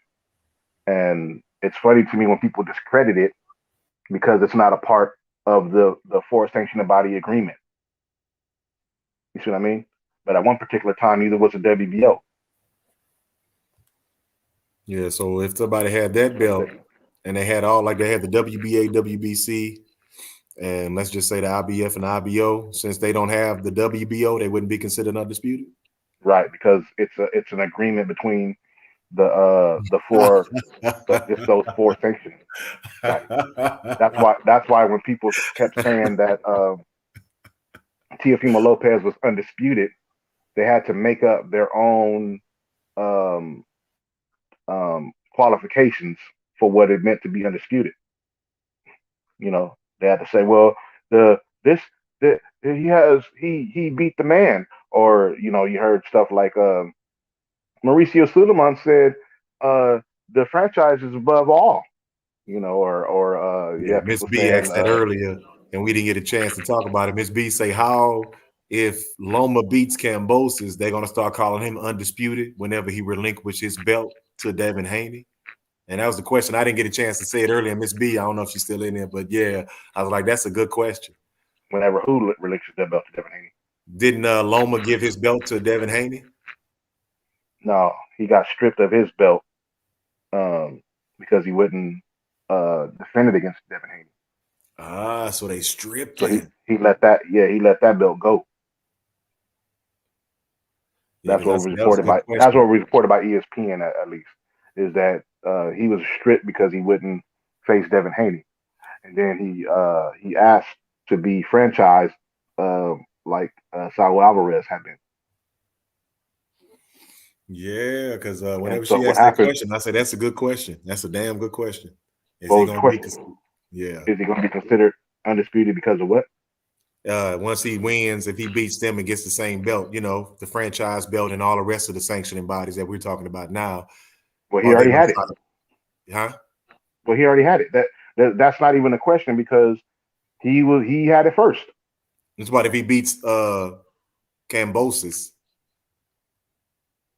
Oh, because he'll have the IBF now as well.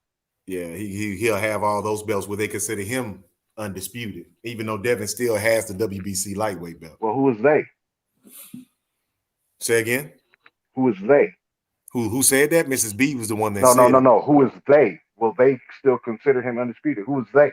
Oh, like the WBC is trying to do right now. They trying to discredit their own WBC belt, saying that Kambosos is undisputed, even though he doesn't have the lightweight belt by fighting Devin. That's not how it works, though. The WBC doesn't dictate who's undisputed. Yeah, that's what I'm saying. They said she was saying where they keep trying to push that narrative, and how would they sell that when they know that now you're saying he was stripped of the WBC belt. So even if he fights and gets all these other belts again, he still won't have the WBC belt at lightweight. The world title. We gotta put that in there. It's world title. You are only what? You said the world. I was making sure I said it like you said, the world title belt, I should say. Yeah, the world belt, the world championship or the world title. Okay. In order to be the undisputed world champion at a weight division, you must have all 4 world sanctioning body titles that are recognized by each of the 4 sanctioning bodies. Okay. The reason I say it that way is because I see what you mean, and they can take that and turn it on your head. Yeah, you need to make sure you say world title. Yes, you have to say world title. Yeah, so many belts, bro. You're right. And the reason I say it that way is because you see how I put in there that the 4 sanctioning bodies recognize. The reason I say it that way is because they have to recognize it.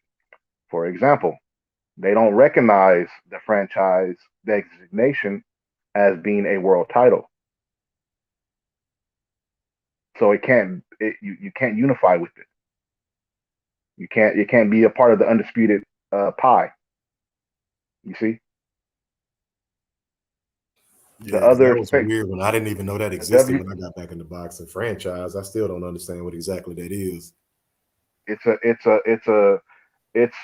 a designation. It's a position. Yeah.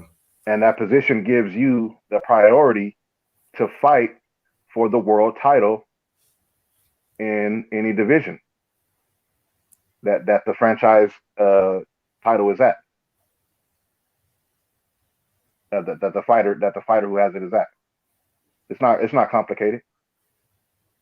It's I'm just just not a saying, what world was the title. need for him to even try to invent this belt, though? Like, I don't, because if I know how they're supposed to use it, but some people are feeling like they're using it to avoid certain fights.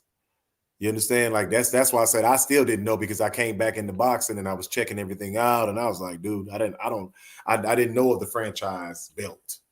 Well, franchise title, because like I said, they shouldn't have made it a belt. Like I said, I'm just learning, just still it's just a designation. Yeah, what did they need to create this designation for, though? Was there something? Well, it used to be. I'm a bad. Go ahead. No, I was saying, was Let's there finish the something question. missing, and they feel like they're fixing it with that? So once particular time, and let me finish. Let me finish what I was saying first, though, before I move on. Okay, yeah. On the playback, it's going to sound like I was incomplete in my thought. All right. So just like the other three sanctioning bodies don't recognize the franchise as being a world title belt to be considered as a unification or undisputed. It's the same with the WBA world title. The WBA world title is not considered a part of the undisputed puzzle because the WBO, IBF, and WBC recognize the super. You see, the Okay, now WBA you really super, threw me for a loop there. So they got a super, and that's above the world. and WBA, yes. And so when Lennox Lewis came up with the idea for the WBA super status, it was so that he didn't have to fight his mandatory in the WBA at a particular time frame, and he can go fight or try to make unification bouts.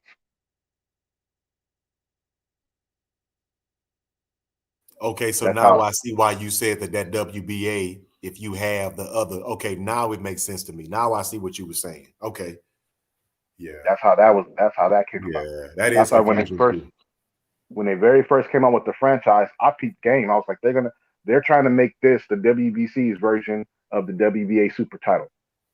They're just not coming out and calling it that right away, and they're not defining it as such. But there's too many similarities in it. There's too many similarities in it. So the whole time I'm thinking that the super is just because you know how they do that super and regular. So the super is like you said, it's not even a legitimately fought for belt. Like the It doesn't world have title, you fought for that belt.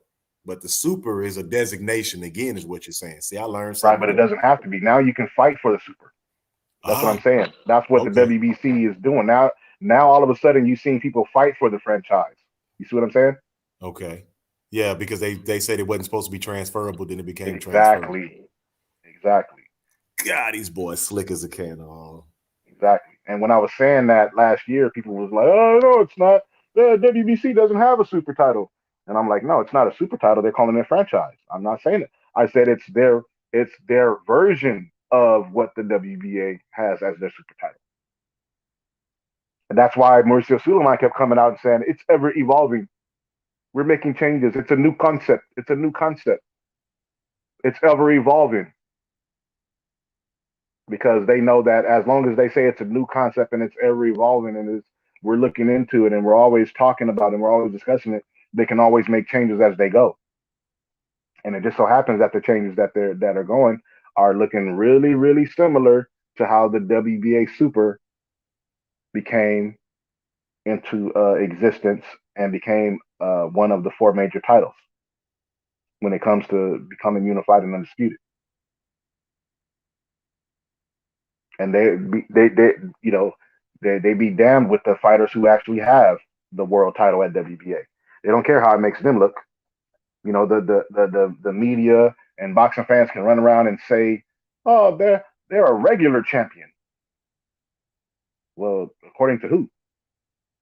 Because if you go look at the WBC website, if you go look at Box Live, or you go look at what's the other one where people look at BoxRec, they're listed as the WBA world title or world champion. If you go look up Gervonta Davis right now on Box Live, I believe it's going to say that he's the WBA world champion. And if somebody in the chat sees it, y'all can correct me if they updated that to say something else. Yeah. But this term regular being added is something that the media started doing to discredit whoever the WBA world champion was. That's just a regular belt. That's just a regular belt. They're the regular champion. And then people just started parroting that because they were saying it. That's why I call it's called mass media propaganda. Yeah, But if you because look up, I really you just see it. learned something, bro. You see That it. is crazy. Oh no, okay, my bad. I'm trying. No, I I'm wish I just could oh, share my the bad. I screen. thought I was on mute. I thought I was on No, mute. I wish I could share. I wish I could share the screen because I would literally go to Box Rec uh, Gervonta Davis because he's the WBA world champion, and to see what it'll say on there. Let me see real quick. Boom. Yeah, because I know they just said he gave up what 2 of his belts. I think I read somewhere. I think it was 2 of them that he gave up. Davis. Was it the regular at 140? Because I know because of Barrios, and it was this other belt at 130 or something. I think they said. Yeah, he's the WBA super champion at 130, and the world champion at 135. At 135. Okay, he kept the 135 belt though, right? Yeah, he has the world 35 belt. Yeah, but didn't he have something at 140 too? Yeah, he had the world title. He won the world title versus Barrios, huh? Mario Barrios. Yeah, yeah. I just wanted to make sure because I was like, yeah. And he fought Leo Santa Cruz for the 130 WBA Super World title belt.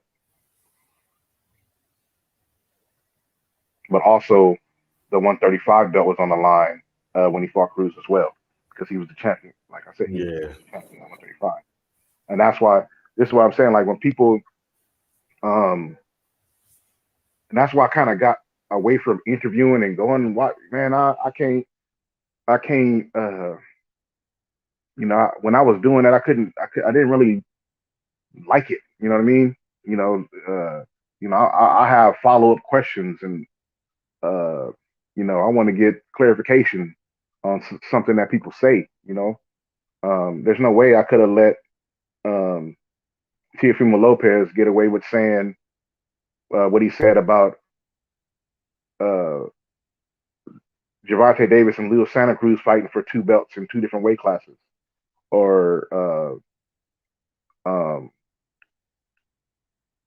Floyd Mayweather when he fought Marcus Maidana for I believe he put the 154 belt on the line, or you know what I mean? Yeah, because I know you probably wouldn't be able to keep your credentials because you don't play the game. Seem like, and I know a lot of these games.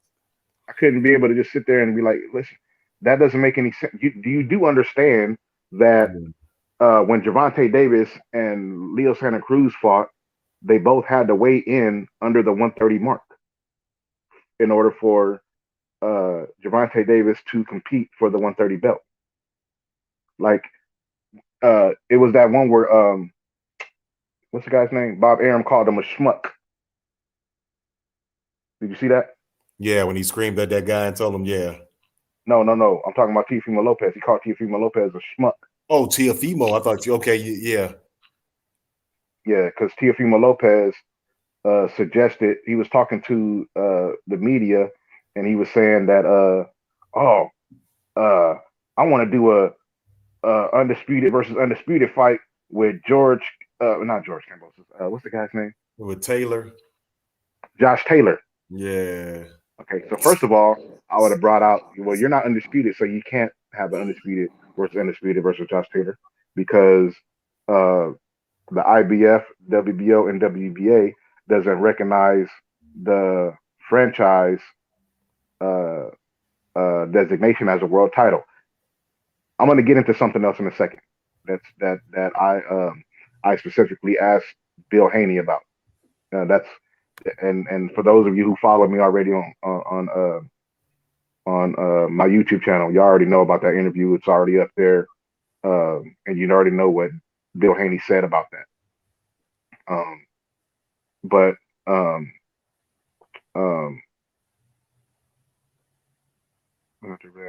on, I'll get to the chat in a second.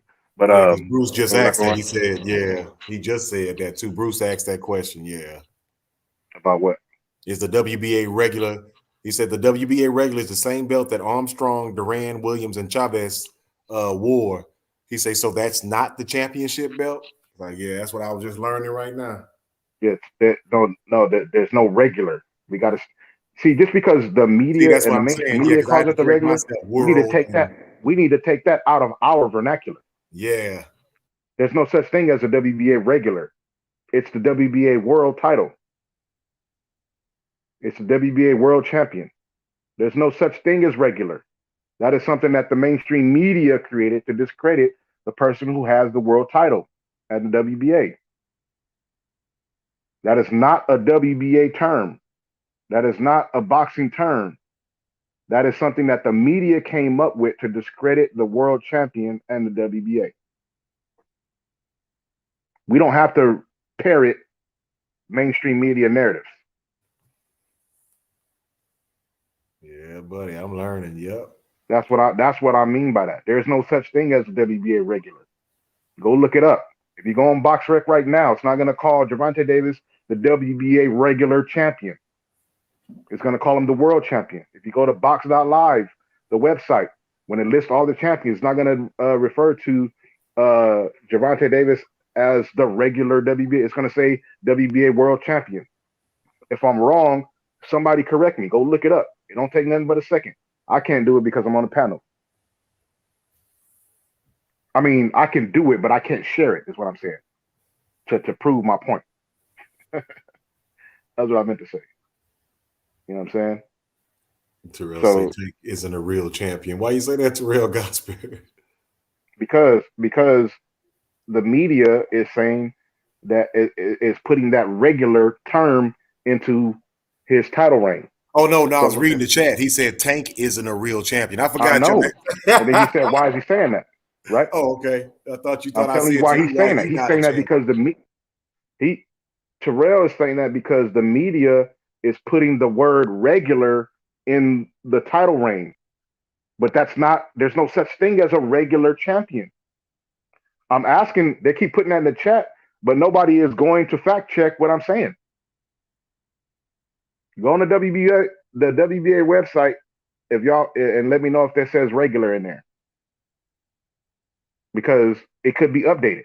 But as far as I know, from the research that I done when I did the research, I didn't find anything on the WBA's website when they list their titles as being regular. It says world title, world champion. When I go to BoxRec, it says WBA world champion. When I go to Box.live, the Box Live website, it says WBA world champion or world title. Last time I checked. They say that because Josh Taylor's no, that's not why they say it. They've been saying it before Josh Taylor was undisputed.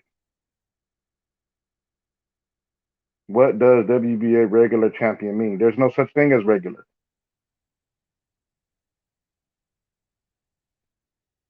See, they're not looking it up.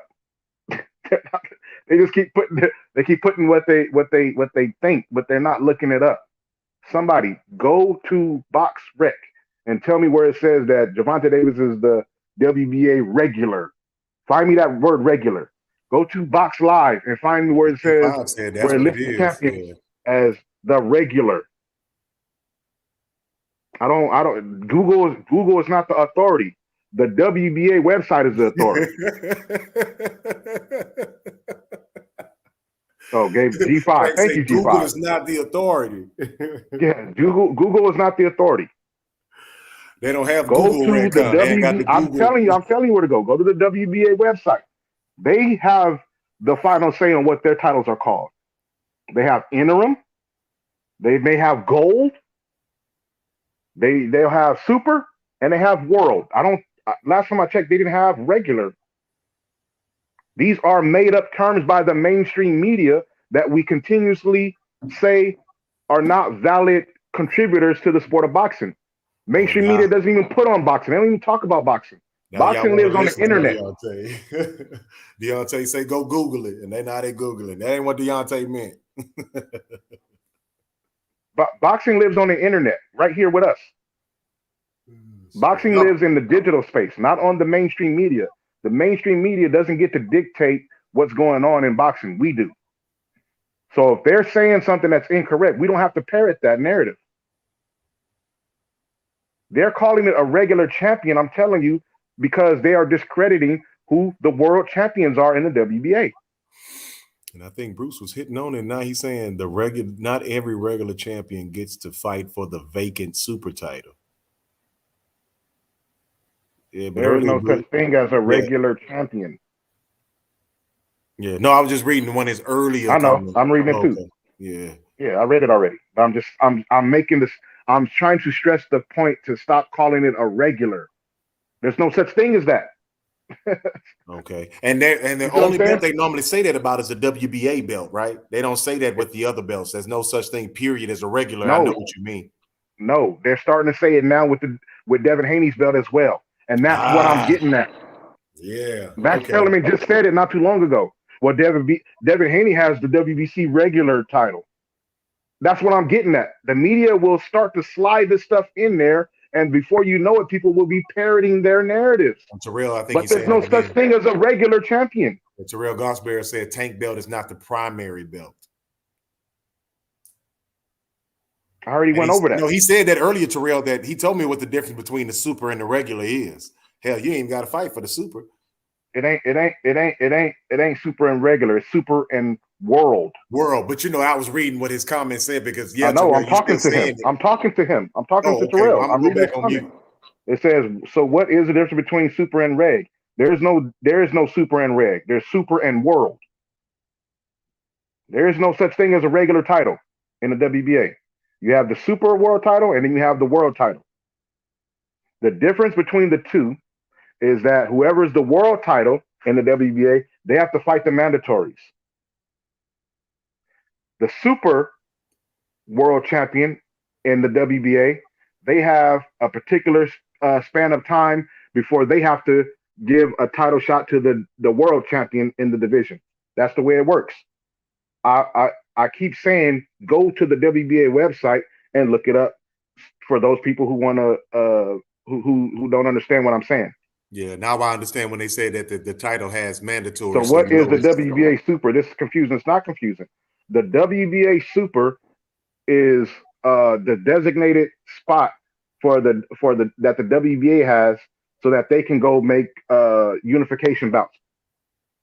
And the WBA Super has a specific period of time before they have to defend against the WBA world champion or they're stripped of their super status. That's what happened with Manny Pacquiao. He didn't defend the WBA super title against the WBA world title in the designated time that they said. And then word got out that he was trying to have exhibitions with Ryan Garcia instead. That's why he came out and denied that. Oh, no, I wasn't doing that. But he only denied it and came out after he got wind that the WBA was getting ready to strip him of his super status. No, I'm not being funny. Tank can't be undisputed with that belt. And then he says later, you're not listening. You guys are not listening, or you must have stepped out and you didn't come back. You didn't come back in time when I already explained the undisputed aspect. The undisputed happens when all four sanctioning bodies agree what are the major world titles. If you have all of the world titles that they consider to be a part of unification, the IBF, the WBO, and the WBC all consider the super world title of the WBA as being the title that you can unify and become undisputed with. That's why it happens like that.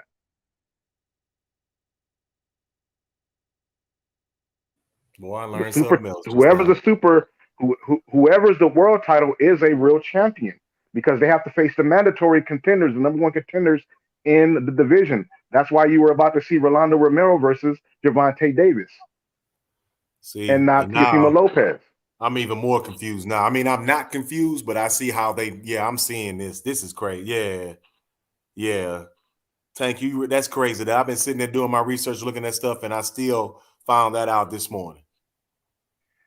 Now, I knew about the no Mandos. Like G5 saying there's no Mandos. See, I knew about all that.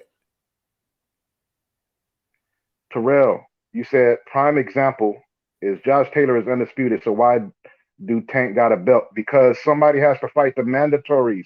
Tank is the world champion at the WBA. Josh Taylor is a super. The super means that you can go unify with other titles and become undisputed. You don't have to fight the mandatories. You're not beholden to a time frame to fight mandatories.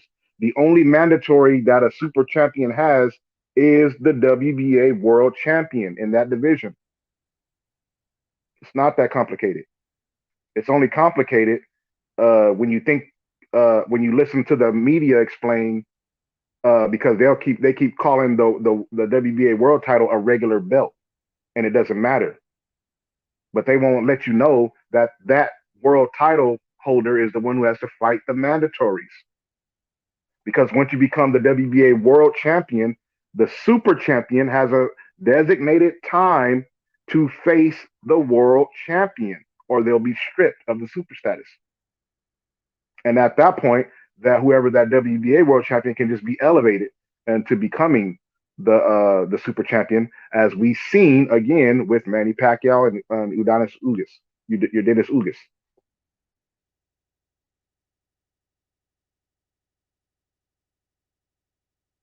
What says regular? K Savoy. Don't say it. What website or what are you referencing? Where you said it says regular. K Savoy. Can you put that in the chat so I can look it up real quick?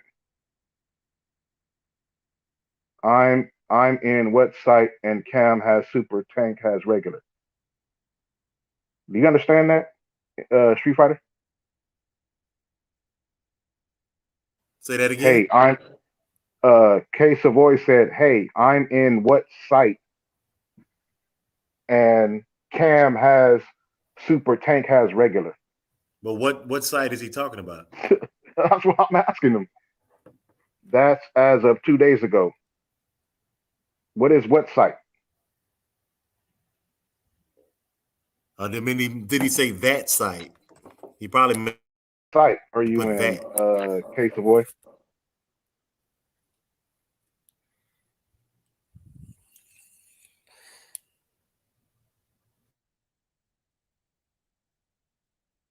Can you, K Savoy? If you're still in the chat, what site are you talking about?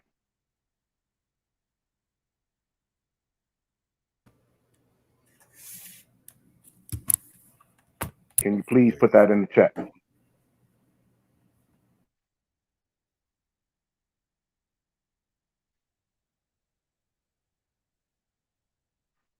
I don't know if the chat is refreshed. He said 2 days ago. What was 2 days ago? Still here. What site?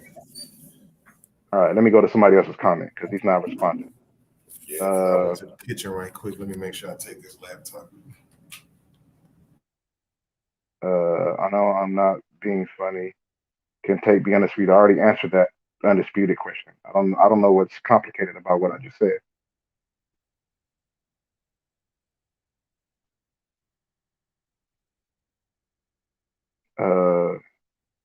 WBA, Picasso says WBA, IBF, WBO lightweight super championship winner was George Kambosos Jr.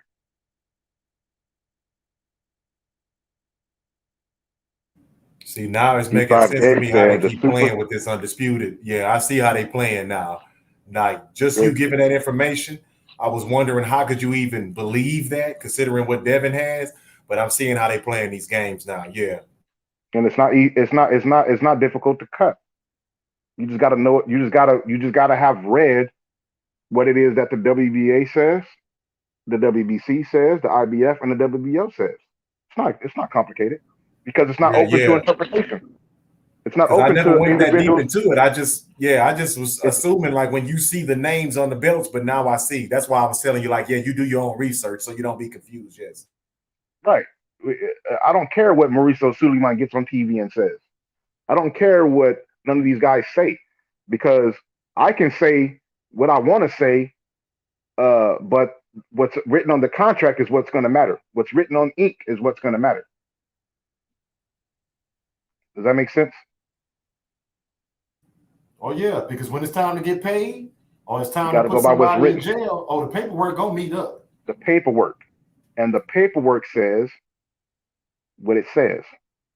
Did he put K Savoy? Still hasn't put it in the chat. Okay.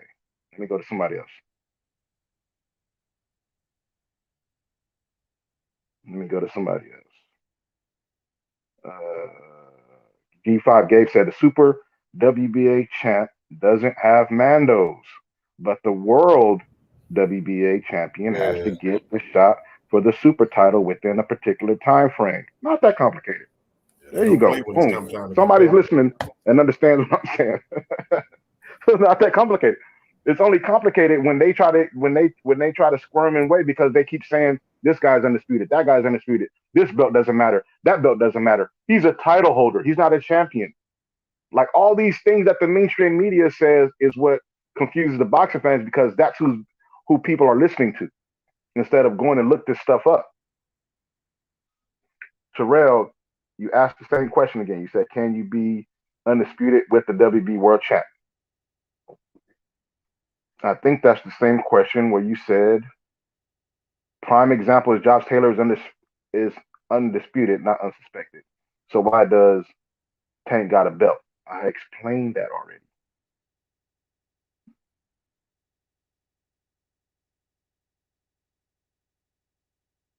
Picasso says I was reading the winners from the WBA website.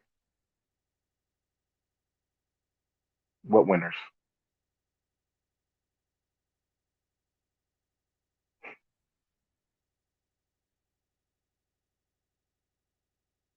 Um, right, boxing. No, it's not. It's really not boxing. It's the media. That's what I'm saying. Boxing is clear. If you go to the WBA website, it's clear. If you go to the WBC website, it's clear. If you go to the WBO and IBF website, it's clear. They're not confusing. It's the media. The mainstream media is confusing the people because each media outlet, whether it's Matchroom and the Zen or Top Rank and ESPN or Showtime and PBC, they all have networks that they work with because they have Fox if you're the PBC and PBC, right? They have ESPN if you're Top Rank, right? So what they do is they protect the fighters that are on their networks by creating these different um, um, things that they say. Thank you, Terrell. He said, he said on the WBA website, Tank is the world champion. That's what I've been trying to tell y'all. There's no such thing as regular. Get that out of your vocabulary. That is not a part of the vernacular when it comes to the WBA. That is something that the mainstream media created in order to discredit whoever the WBA world champion is. I keep trying to tell y'all.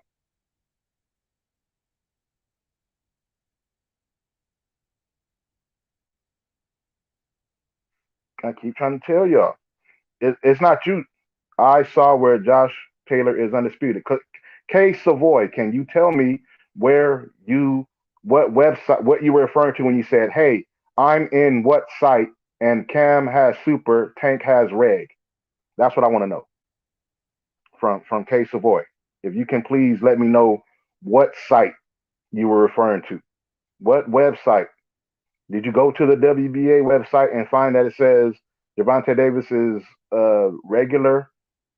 Did you go to BoxRec and see that Gervonta Davis is regular? Did you go to Box Live? Like what did you go to, or did you go to who said somebody said something about Google earlier, right? Or did you go to Google or Wikipedia or something? We already know that Josh Taylor is undisputed because he has the super title at the WBA. And the WBC, IBF, and WBO recognizes the WBA's super title as the one that they consider being a part of unification and undisputed.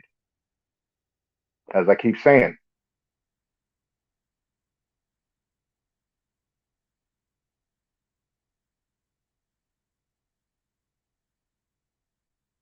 He's really undisputed. Saul Alvarez, he's really undisputed.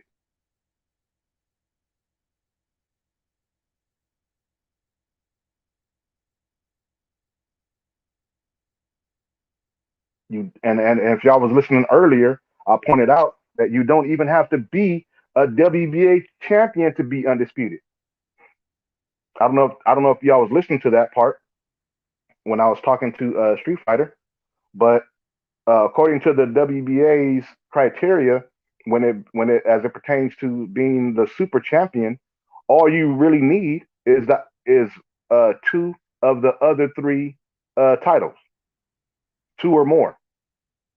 So like right now, literally, Errol Spence, when Manny Pacquiao was put in recess of being the super champion at the WBA at welterweight, Errol Spence uh, had a legitimate claim to it because he has the WBC and the IBF world titles. It is different than the gold and silver. The gold and silver are not world titles. They're just like they're like ranking belts. The gold and silver are like ranking belts. They're statuses. They're not world titles. Like when people say there's too many belts in boxing, that's what I refer to. You need to get rid of the gold belt, the silver belt, the franchise, the super. But if they're not going to get rid of the super and the franchise, they definitely need to get rid of the gold and silver. Oh, I see what you're saying. You're saying the WBC gold and silver. But yeah, even that, those are not world champions. Those are not world titles. You don't have to defend the WBC gold or the WBC silver.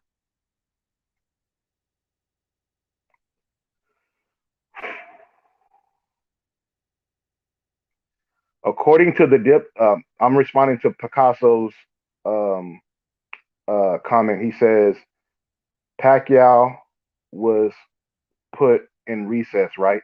Can they do that? Now, um, if you go to the WBA website, it tells you what is a super champion, right? And it tells you what the mandatory for a super champion is. The mandatory for a super champion, Picasso, is the WBA world champion in the division. And you have a designated time. If you do not defend the super title against the WBA world title champion holder, you are relieved of your status. That's what happened with Pacquiao.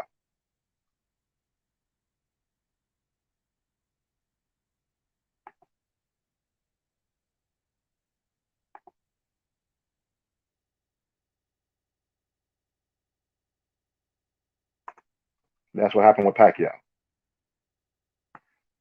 Pacquiao did not defend the WBA super status versus the WBA world champion in the allotted time that it was given. So yes, they are allowed to do that because it's in their it's on the website. It's in writing. It's a part of the bylaws. I know people don't like to read, so they don't go to these websites and read what's in the websites. But that's what it says when it talks about the mandatories. That's what it says. That's what it's talking about.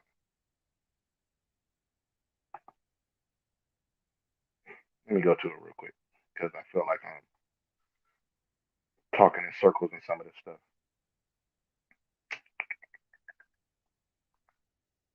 Mm.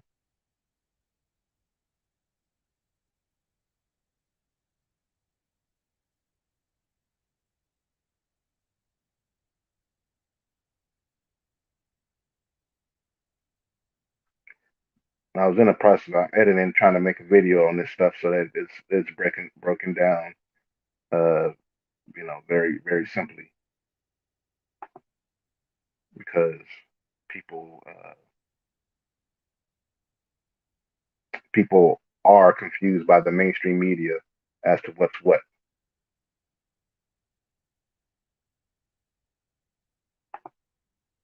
Let me see. How do I minimize this? Boom. So I can still see the chat. Oh, that didn't minimize it that much, did it?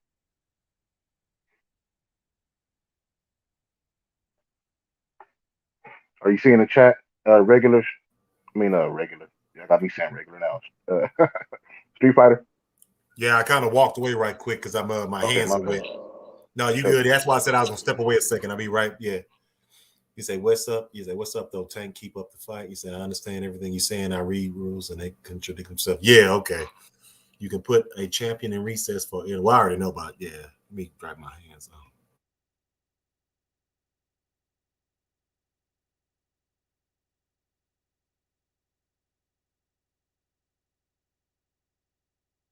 Let me go to it. Let me go to it. Let me go to it.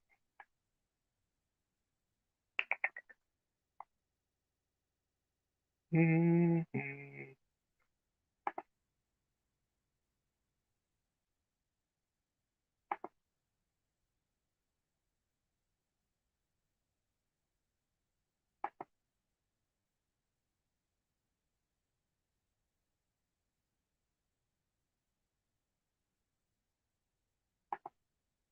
See, it's different on my laptop, and I can't look it up on my phone because it kicked me out, and I don't know if DJ or Kyle is up to let me back in. Okay, let me try to look it up this way. Go back. Uh,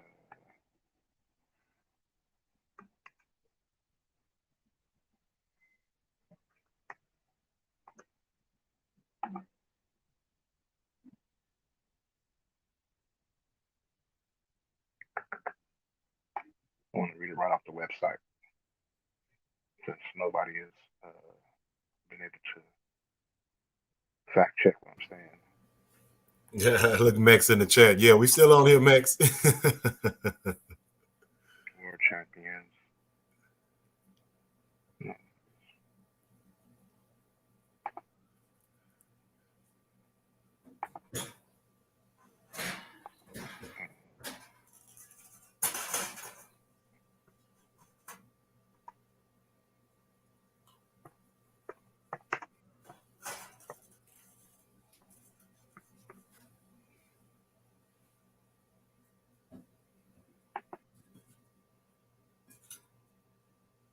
All right, here we go. The definition of the WBA Super Championships.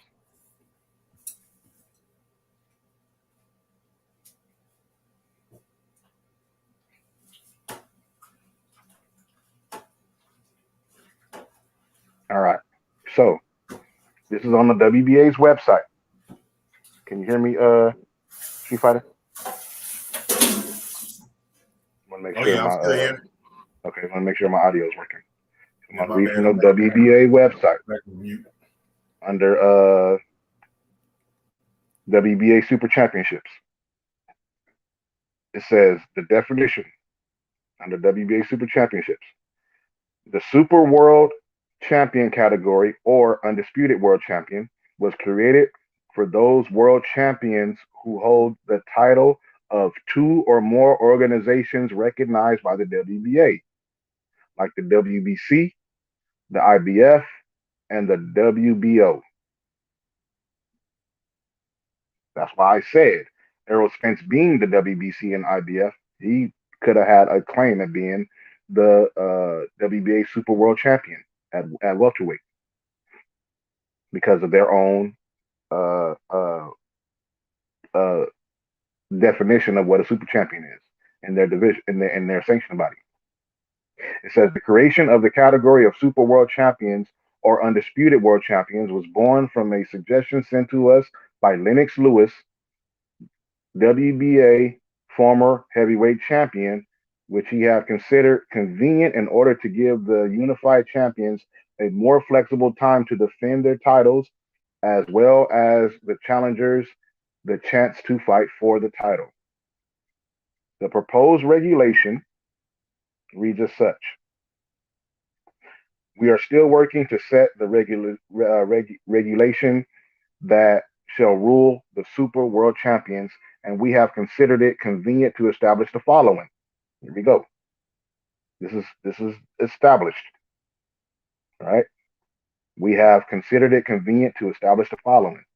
The super champions will be obliged to make the mandatory defense of their titles in a period of no longer than 18 months against the boxer recognized as the World Boxing Association champion of the corresponding division. That's it. That is the only mandatory that the super champion has, is to face the WBA champion of that corresponding division.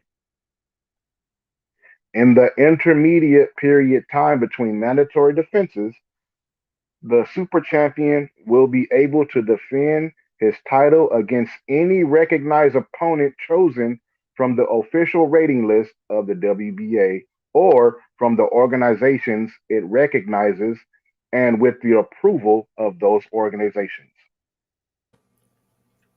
Yeah, Picasso, I'm getting it in a little bit. The WBA, WBC, IBF, and WBO will coordinate whenever necessary their respective ratings to minimize any incompatibility in them for the unified titles, thus easing the optional fights of the unified super champions. In those cases of controversies that make difficult the selection of the mandatory contender to fight with the super champion, the organizations will be able to order mandatory fights to determine the mandatory contender previously agreed. In those cases, when they do not reach an agreement to make the mandatory fight, as it is stated in point A and B, previously stated in this provisional regulation, the purse bid procedure will be ordered. Now that source is the official WBA website that I just read from.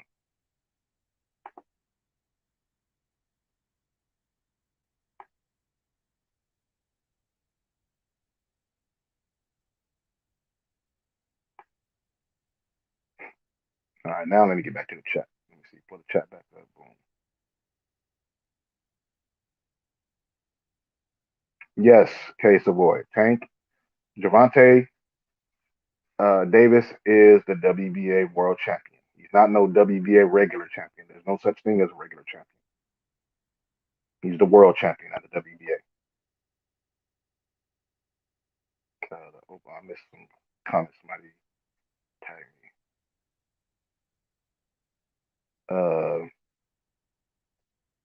Deuce Time said y'all been on here for 12 hours talking about shit that ain't gonna happen. I don't know what you mean because uh, we've talked about a lot of things in the time that I've been on. So, I don't know which hour you're talking about. Because everything that we talked about didn't really have anything to do with boxing. So some of the things that we talked about were off the boxing topic, so to speak. D5 Gabe says, I understand everything you're saying. I read these rules and they contradict themselves all the time. Picasso says, you what?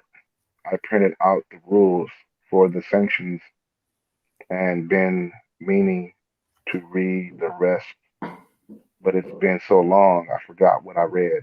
Plus, I don't read so much. I'm lazy. I don't understand that. You say you what as a question to me. Um, uh,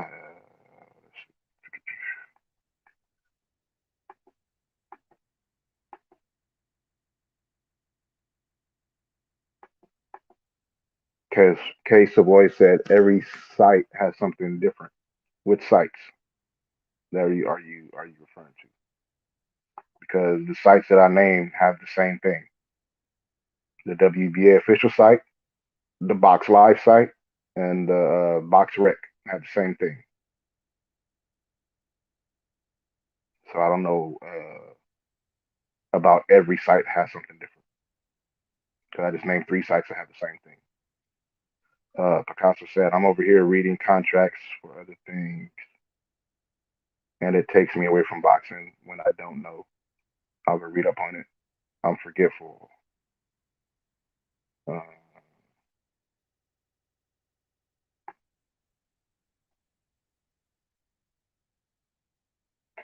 Terrell says it should be 1 belt per weight class.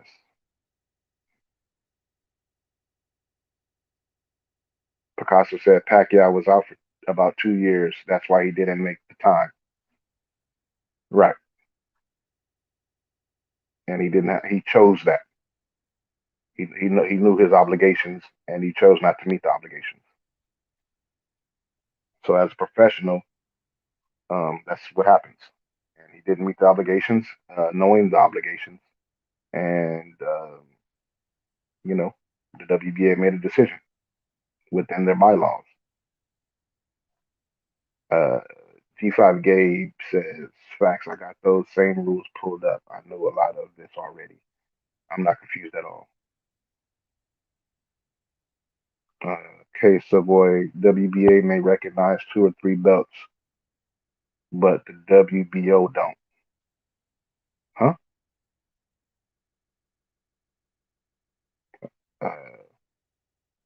The WBO doesn't recognize 2 or more belts. Is that what you're saying? Because I think they do. The WBO recognizes uh, the IBF and the WBC and the WBA. That's how they decide on who's unified and undisputed because they recognize those belts. Um, Picasso says, oh, he's talking to G5.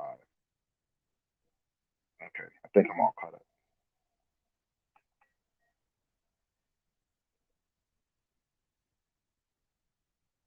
Yeah, I think I'm all caught up. Oh yeah, that's it. Okay, cool. That took more time than it, but it was necessary. Hopefully. Oh yeah, you know that was necessary. And even Case the boy Yeah. coming around and saying, yeah, he understands that now.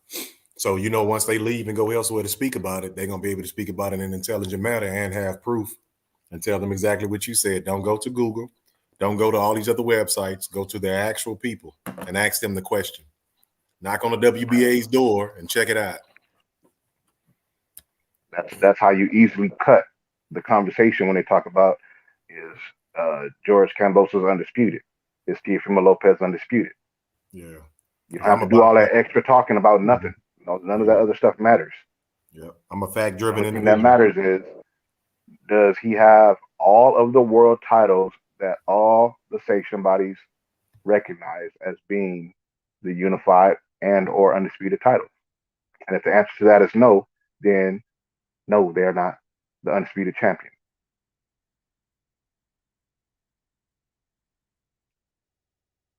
You know what I'm saying?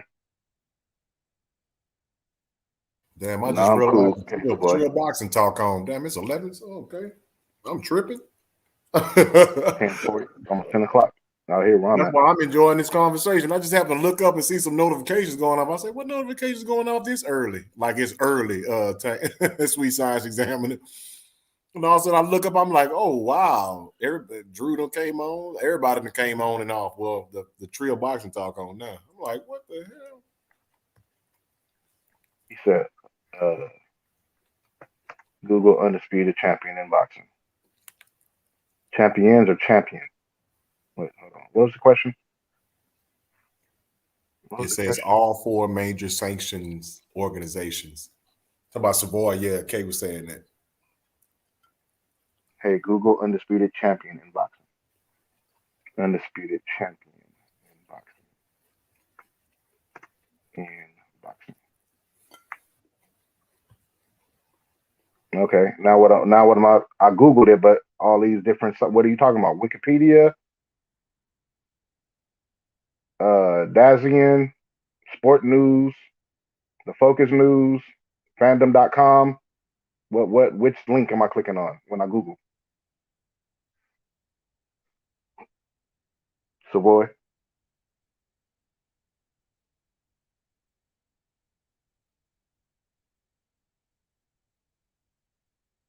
He said it says all four. What says that? What is it? Which website are you talking about? What is this? What is the source? Wikipedia, uh, Dazian.com, SportingNews.com, TheFocus.com, Fandom.com. What is the source? What are you referring to? What is the it you're referring to?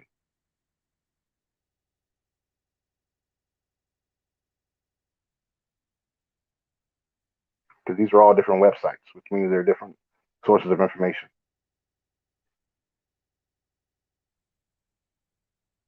Google is a tool that leads you to other websites. What website? Google is not a website. Google is a search engine. I need y'all to tell me, what are you talking about? Go. You're saying Google it. So I'm going to the search engine, and everything that I just asked popped up. Are you? Is the resource you're referring to Wikipedia? Is a media is a resource you're referring to uh Dazian, SportingNews.com, The Focus News, Fandom.com, NBCSports.com? That's what pops up when I Google undisputed champion in boxing. I got the. That's what I'm saying. You see, I'm the right one. You can't just say Google this and Google that, because Google is just a search engine. It's going to lead you to websites. Which website are you getting your information from?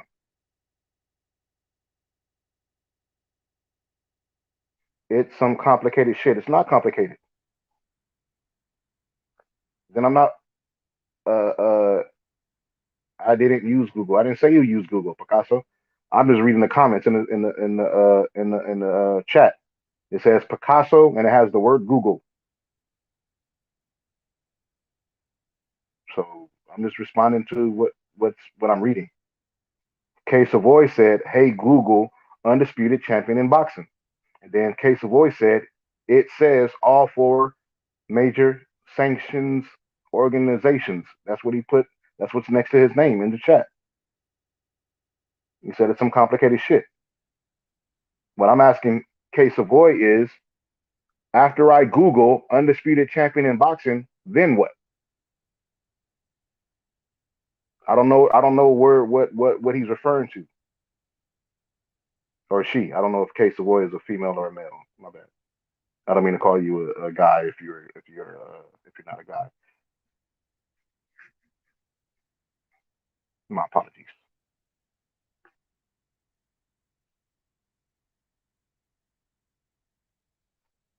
The when I use a resource, I said go to the WBA website, go to BoxRec, go to Box Live, because that's where after you Google BoxRec, you go to that particular website after you go to the search engine. That's why I said it that way. So I don't like I said earlier, Google is not a credible source. Wikipedia is not a credible source. It's the source that they're citing that's credible or not. They are not the standard. They don't have the final say.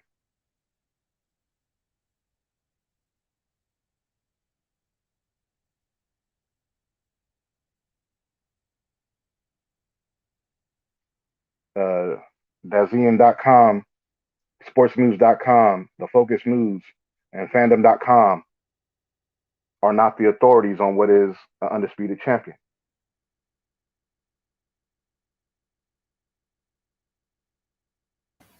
Oh, I see what Picasso said. He was just making a statement about Case and Boy statement. Okay. No, he doesn't say that. He says, I'm looking at Case of Boy statement. He didn't say he was making a comment about Case of Boy statement. So I'm He looking says, at I'm looking at Case of Boy statement that he Googled it. I went to the WBA website, 11/24. That's what I was saying. My bad. I'm still kind of chewing. So it's like he was saying something about Case and Boy statement. I didn't even read the whole thing. Okay, now what am I looking for Wikipedia for? He said the first one, Wick. But hey, I'm gonna go ahead and jump off, y'all, man. I enjoyed this. I really did, man. And I guess I'll catch y'all on the rebound, man. Oh yeah. Well, yeah. Anyways, Wikipedia is not the authority on it, so I don't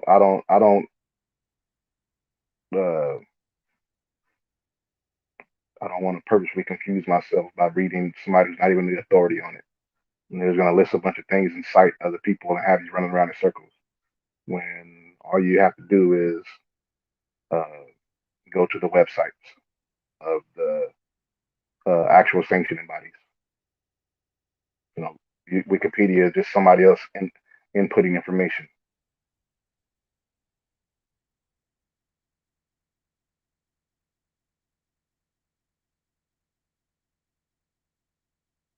You know what I'm saying? And I'm going to do it just because you asked. But it says in professional boxing, the undisputed champion of a weight class is the boxer who holds world titles from all of the major sanctioning organizations simultaneously. There are currently 4 major sanctioning bodies: WBA, WBC, IBF, and WBO. There were many undisputed champions before the number of sanctioning bodies increased to 4 in 2007. But there have only been 10 boxers to hold all 4 titles simultaneously as of November of 2021.